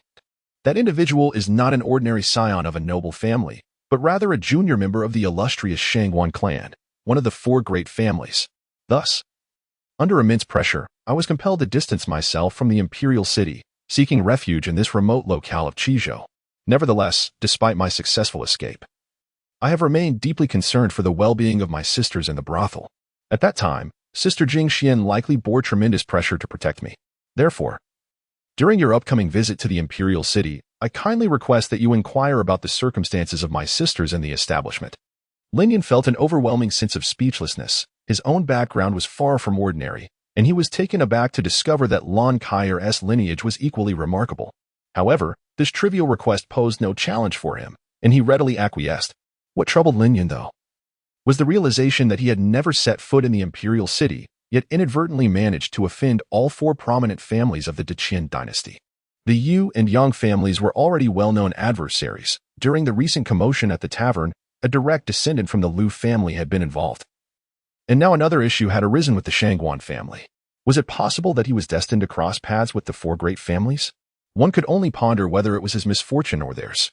For an extended period, Lon Kaio spoke while Lin Yun listened attentively. He understood that at this moment, his role was merely to be a quiet audience. After a lengthy discourse, her voice eventually fell silent, signaling the conclusion of her tale. Lin Yun has come to understand a more authentic and vivid side of Lon Kaio. Previously, his assessments of women were superficial, lacking insight into their hearts. However, through their conversation this evening, he not only glimpsed into her soul but also ventured deep into her emotions. After a moment of silence, Lon Kaio's voice softly echoed in Lin Yun's ears. Her words seemed to possess an immense enchantment. Lin Yun's eyes sparkled with intensity as he suddenly lowered his gaze to the woman nestled in his embrace. Yet, she had buried her head into his chest, rendering her face invisible. Nevertheless, even without sight, Lin Yun could discern from Lan Kai's slightly hurried breaths that she likely wore a bashful expression. In the thick darkness of the night, the unmistakable sound of clothing being shed shattered the tranquility. Joyous moments are always fleeting. Lin Yun felt as if he had barely managed to sleep for half an hour. The following morning, as he opened his eyes, he was greeted by Lan Kai's enchanting visage. At that moment, she resembled an octopus, draped over him, her bright eyes unwaveringly fixed upon him. He attempted to rise, only to be firmly held down by her. He wished to speak, yet his lips were silenced. Ultimately, with no other recourse, he surrendered to the situation. After an indeterminate period, Lan Kai, with sultry eyes, murmured, "Stay with me a little longer." "All right," Lin Yun replied with a nod. At that moment, Lan Kai was simply irresistible to any man. Time slipped by unnoticed, and the sun began its descent in the sky. Though she claimed to want Lin Yun's company for just a while, that companionship extended from the morning until dusk. As the day waned, Lin Yun finally departed from the drunken immortal pavilion. As before, the moment he left, Lan Kai, with her bare feet, glided to the edge of the terrace. She gently arched her graceful body, leaning against the railing, her gaze fixed intently on the tall figure below. She continued to watch until he vanished into the vast sea of humanity, no longer visible. When Lin Yun returned to the Lin family's small courtyard, the sky had completely darkened. Within the courtyard, the dim light illuminated a large area, piercing through the night and revealing the tranquil surroundings. Beside the window of the master bedroom, a small figure stood, gazing blankly towards the courtyard gate. Upon seeing the man's return, the delicate form shivered slightly, and a flicker of joy crossed her exquisite face.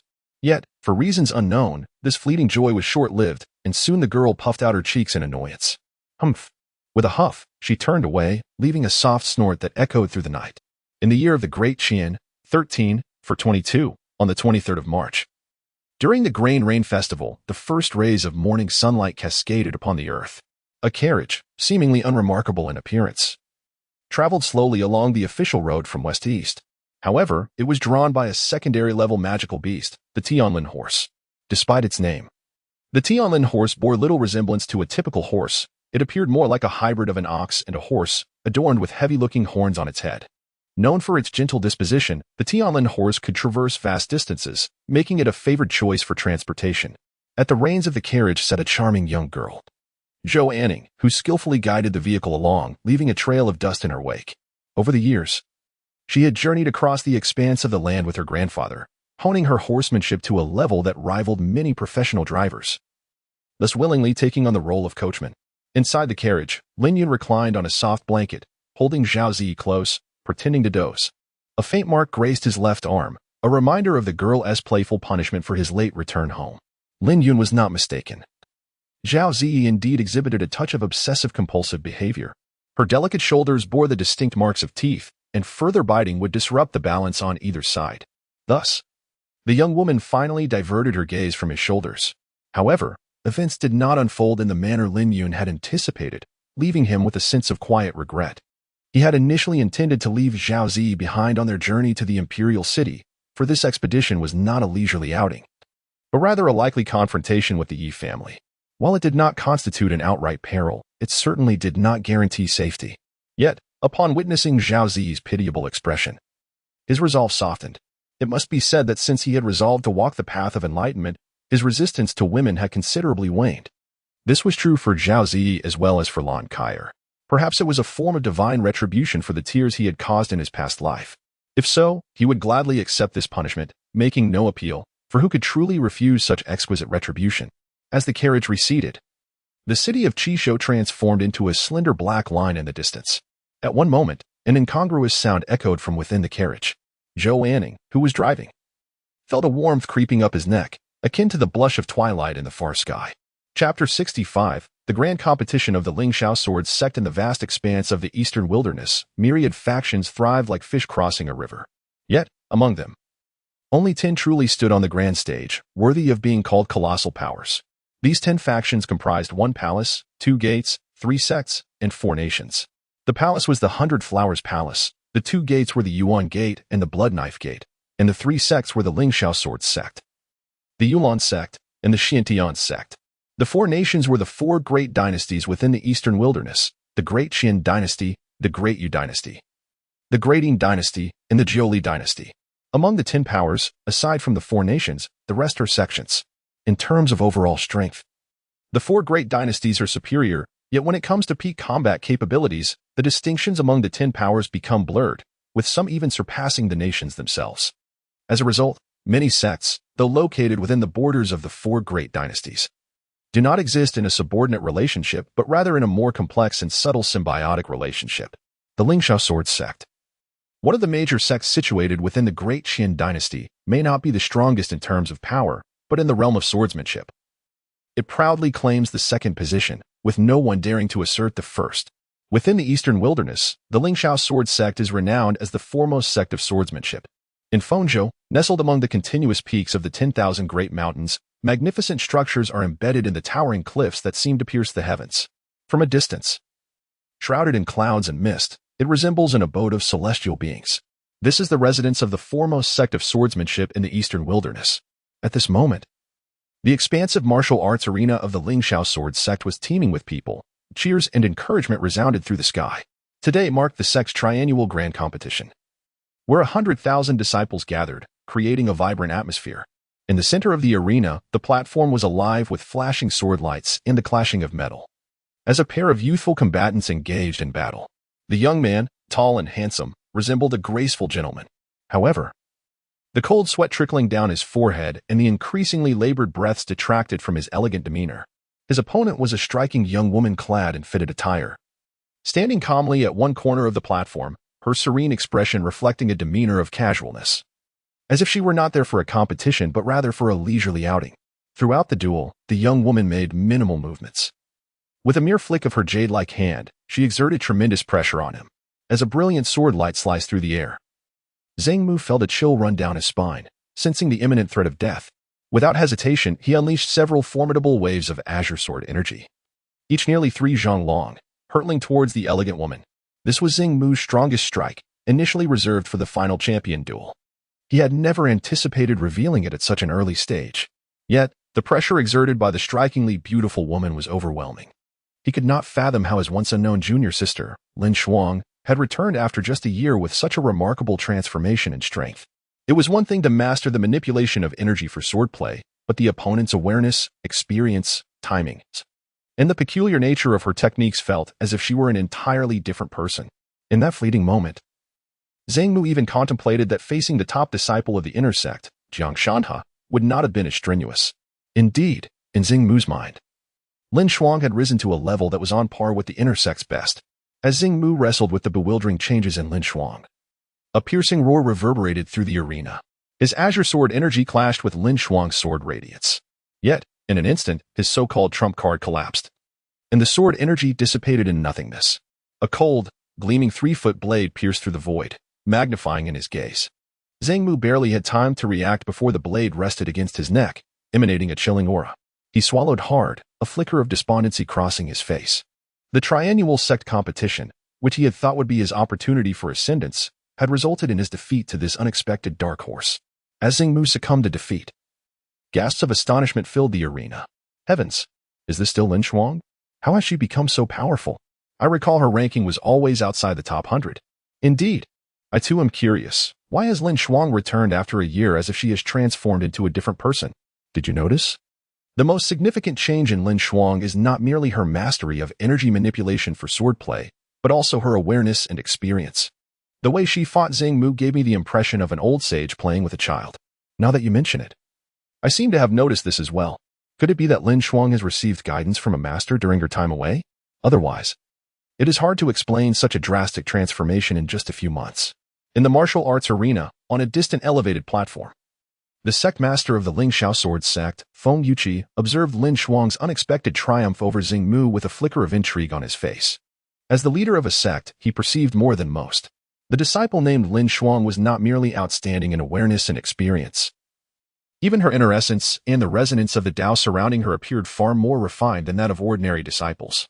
After a moment, he turned his gaze toward a beautiful woman in a blue palace attire seated below, smiling as he spoke. Elder Shin, your disciple is impressive.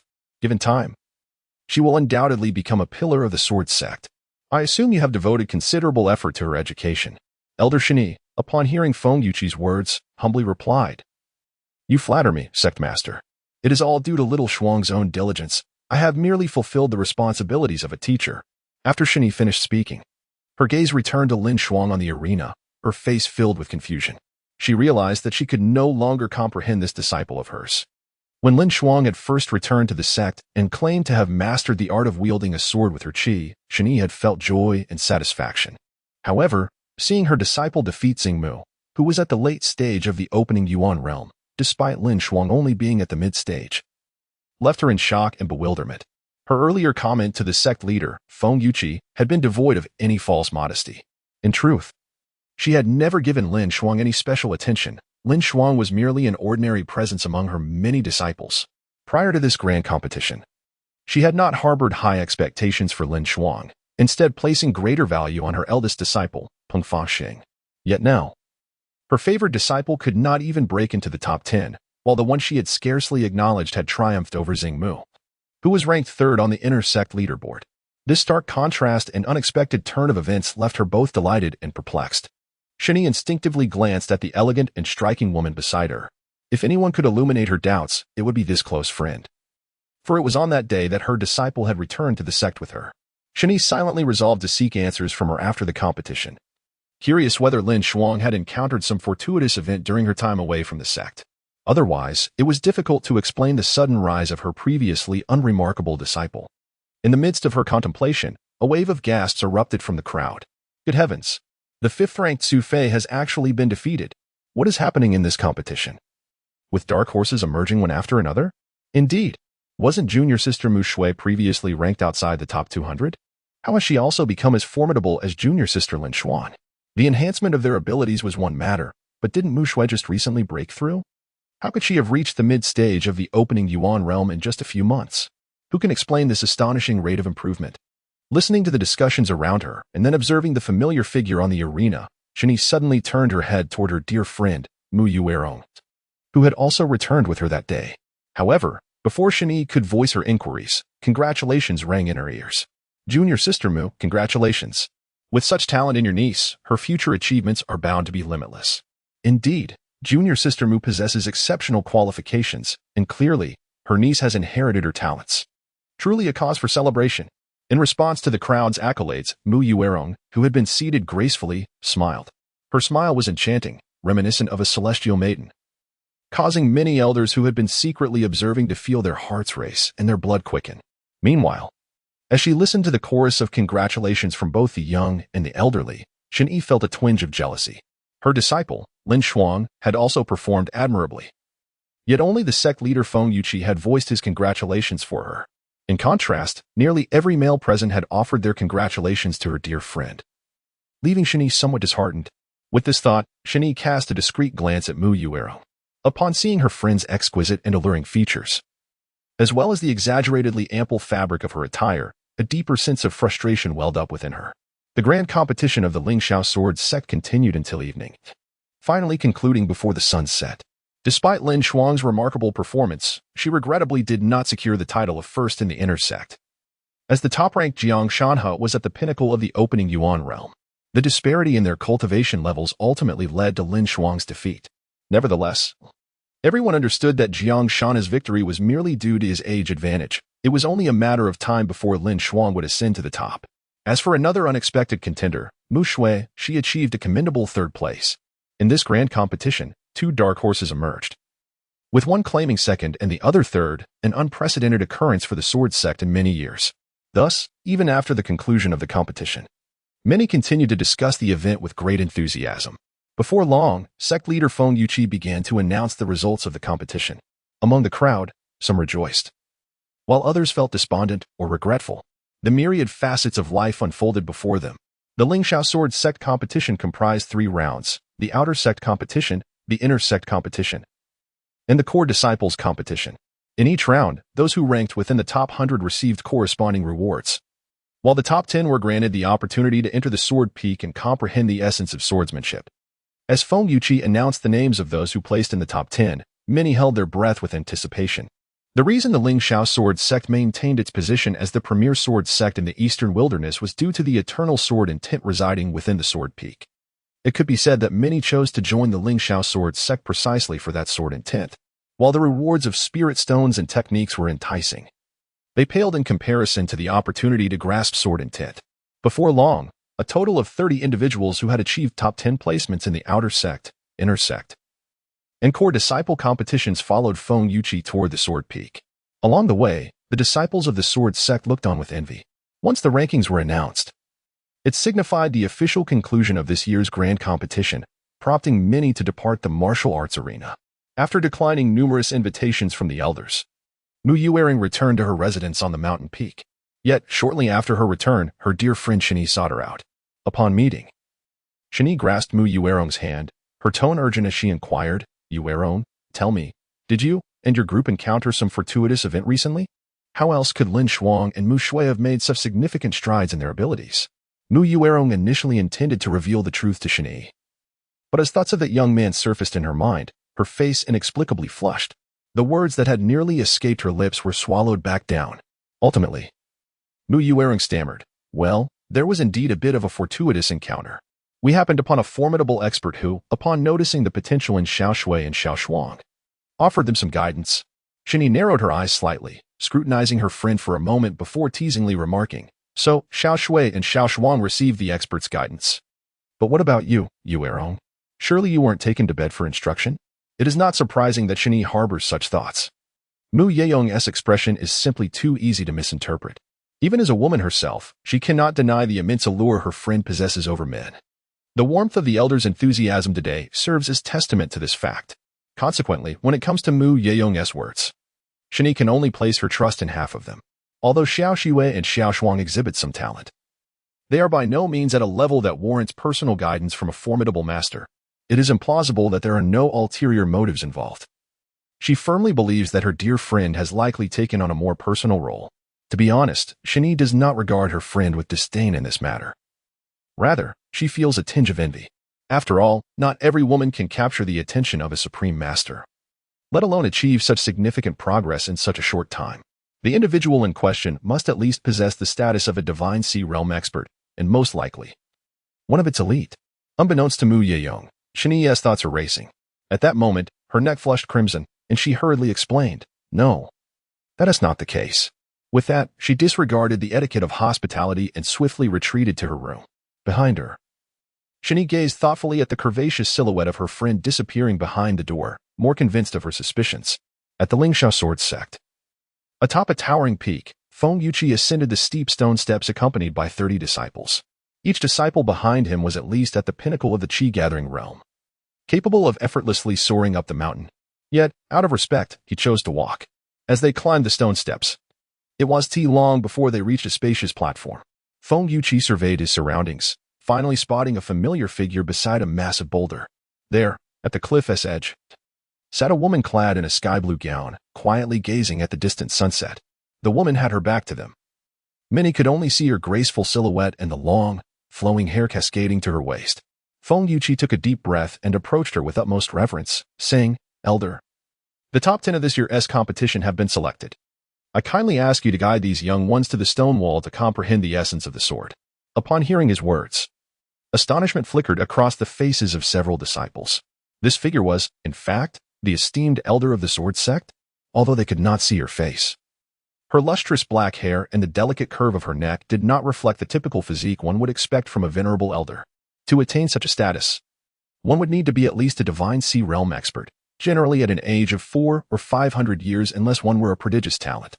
In ordinary circumstances, maintaining a youthful appearance at that age is nearly impossible. Cultivation may slow the aging process, but it cannot reverse it or grant eternal youth.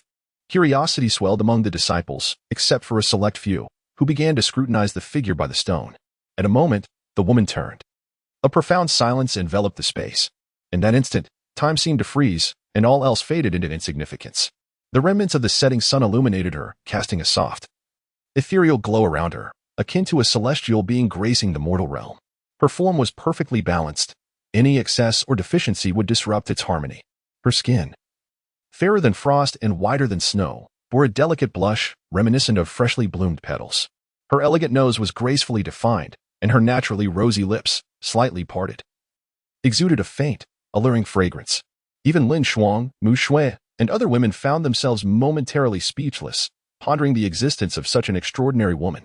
Meanwhile, the male disciples exhibited less composure, some breathing heavily, their eyes betraying a hint of desire.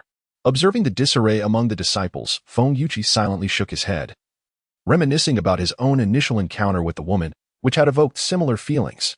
Yet, that was a mere few centuries ago. Time had transformed him from a naive youth into a white-haired elder, while she remained as captivating as ever, as if time itself was reluctant to diminish her beauty. The woman by the stone remained silent, nodding succinctly. A moment later, her delicate, bare feet graced the fallen leaves on the ground.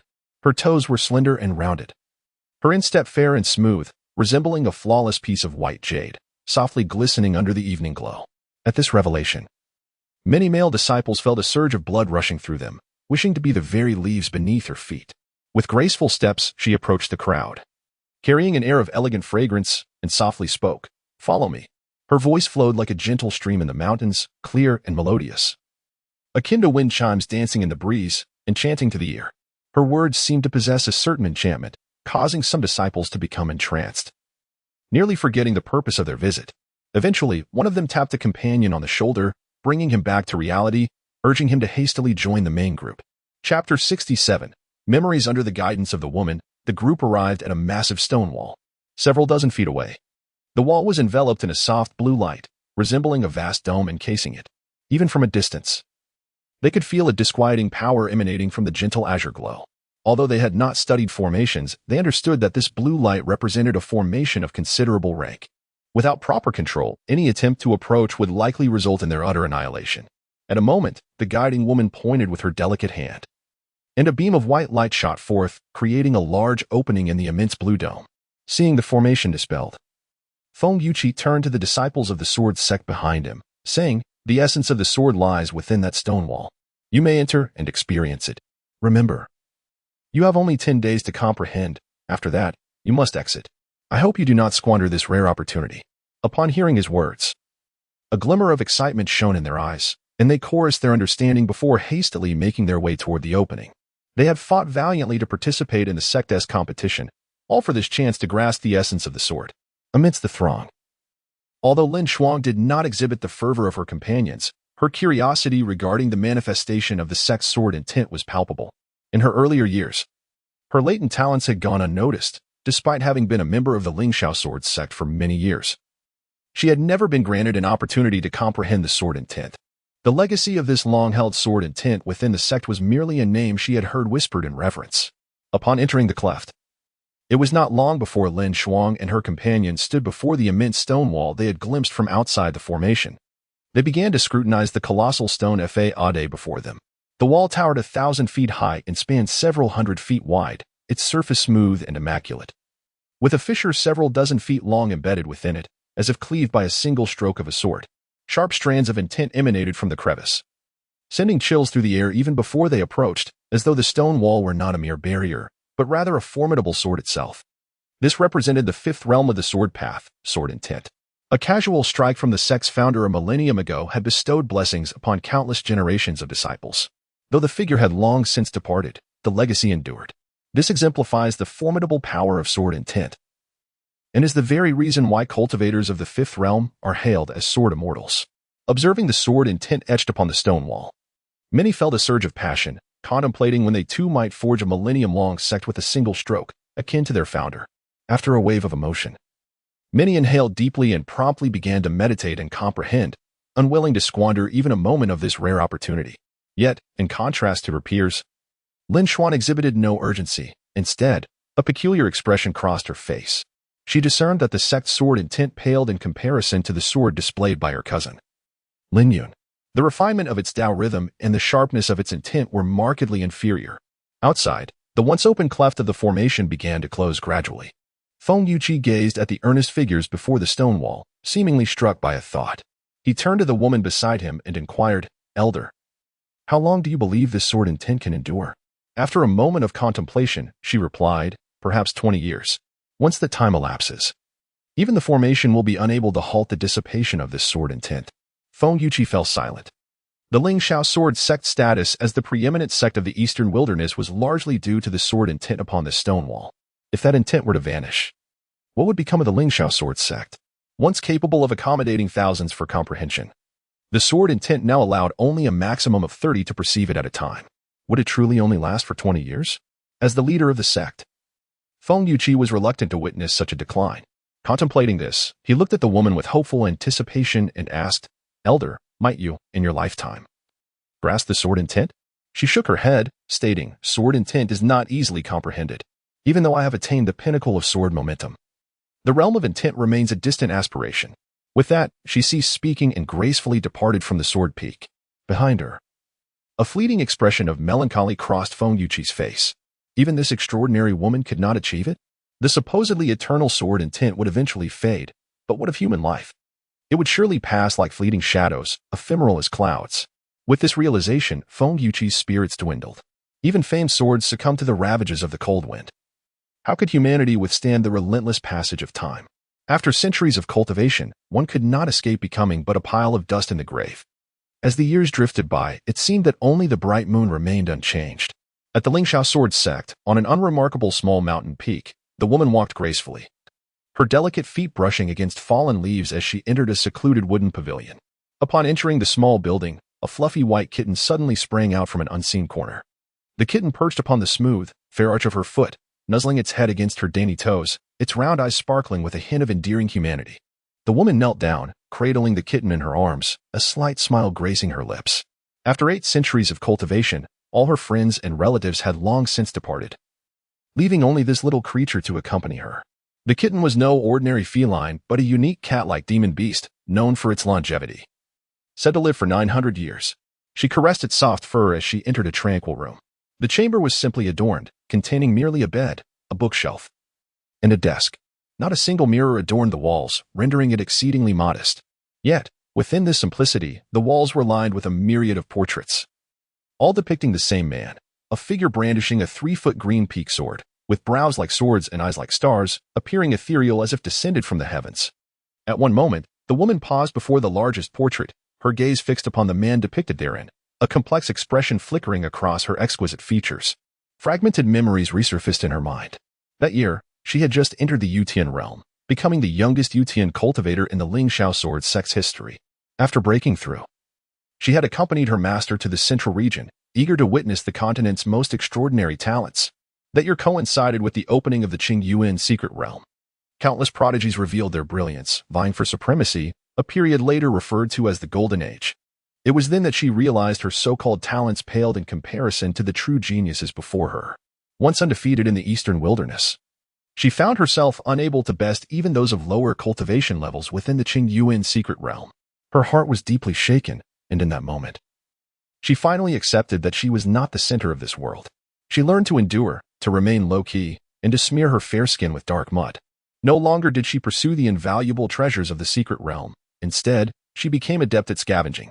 She avoided crowded places, and in solitude, she treaded carefully, mindful of every step. Yet even so, she found herself ensnared in the maelstrom of clashes among the continent's top talents. Chapter 68. Lu Lingxiao. No one knew why the ordinary tree she had rested beneath transformed into the legendary Imu Qiling fruit tree.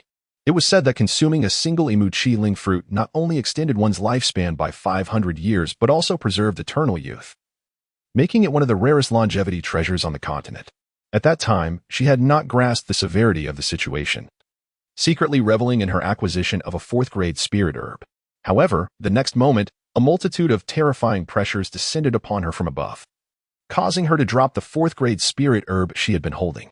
Though those dozens of individuals appeared to be of a similar age, the overwhelming aura they exuded could effortlessly crush her to dust.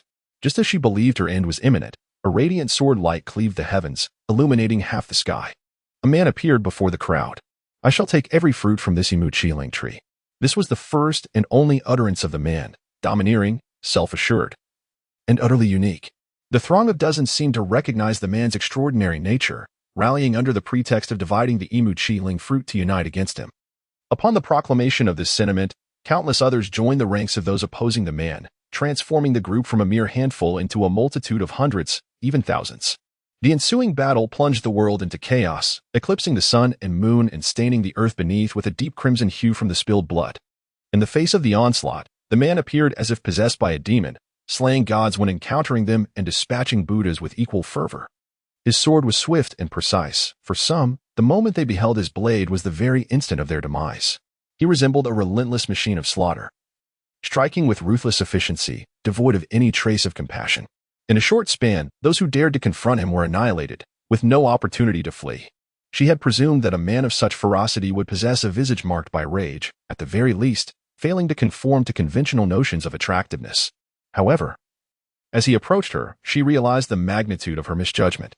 The moment she laid eyes on him, her long-dormant heart surged with unexpected fervor. The man casually discarded his blood-stained outer garment and donned a clean outfit. Upon noticing her, he furrowed his brow and coldly remarked, "So weak. Are you here to commit suicide?" Faced with his derision, her cheeks flushed crimson, rendering her speechless. He shook his head dismissively, effortlessly collecting all the emu chi-ling fruits from the trees into his spatial ring. Before departing, he tossed her one of the fruits, stating as he walked away, "Considering you refrained from attacking me, this fruit is yours." In that moment, she stood in stunned silence, gazing at the emu chi-ling fruit in her hand. Her expression a tapestry of disbelief. It was not that she had hesitated to join the assault. Rather, her legs had turned to jelly, her mind blank, leaving her no room for contemplation. If only at that moment,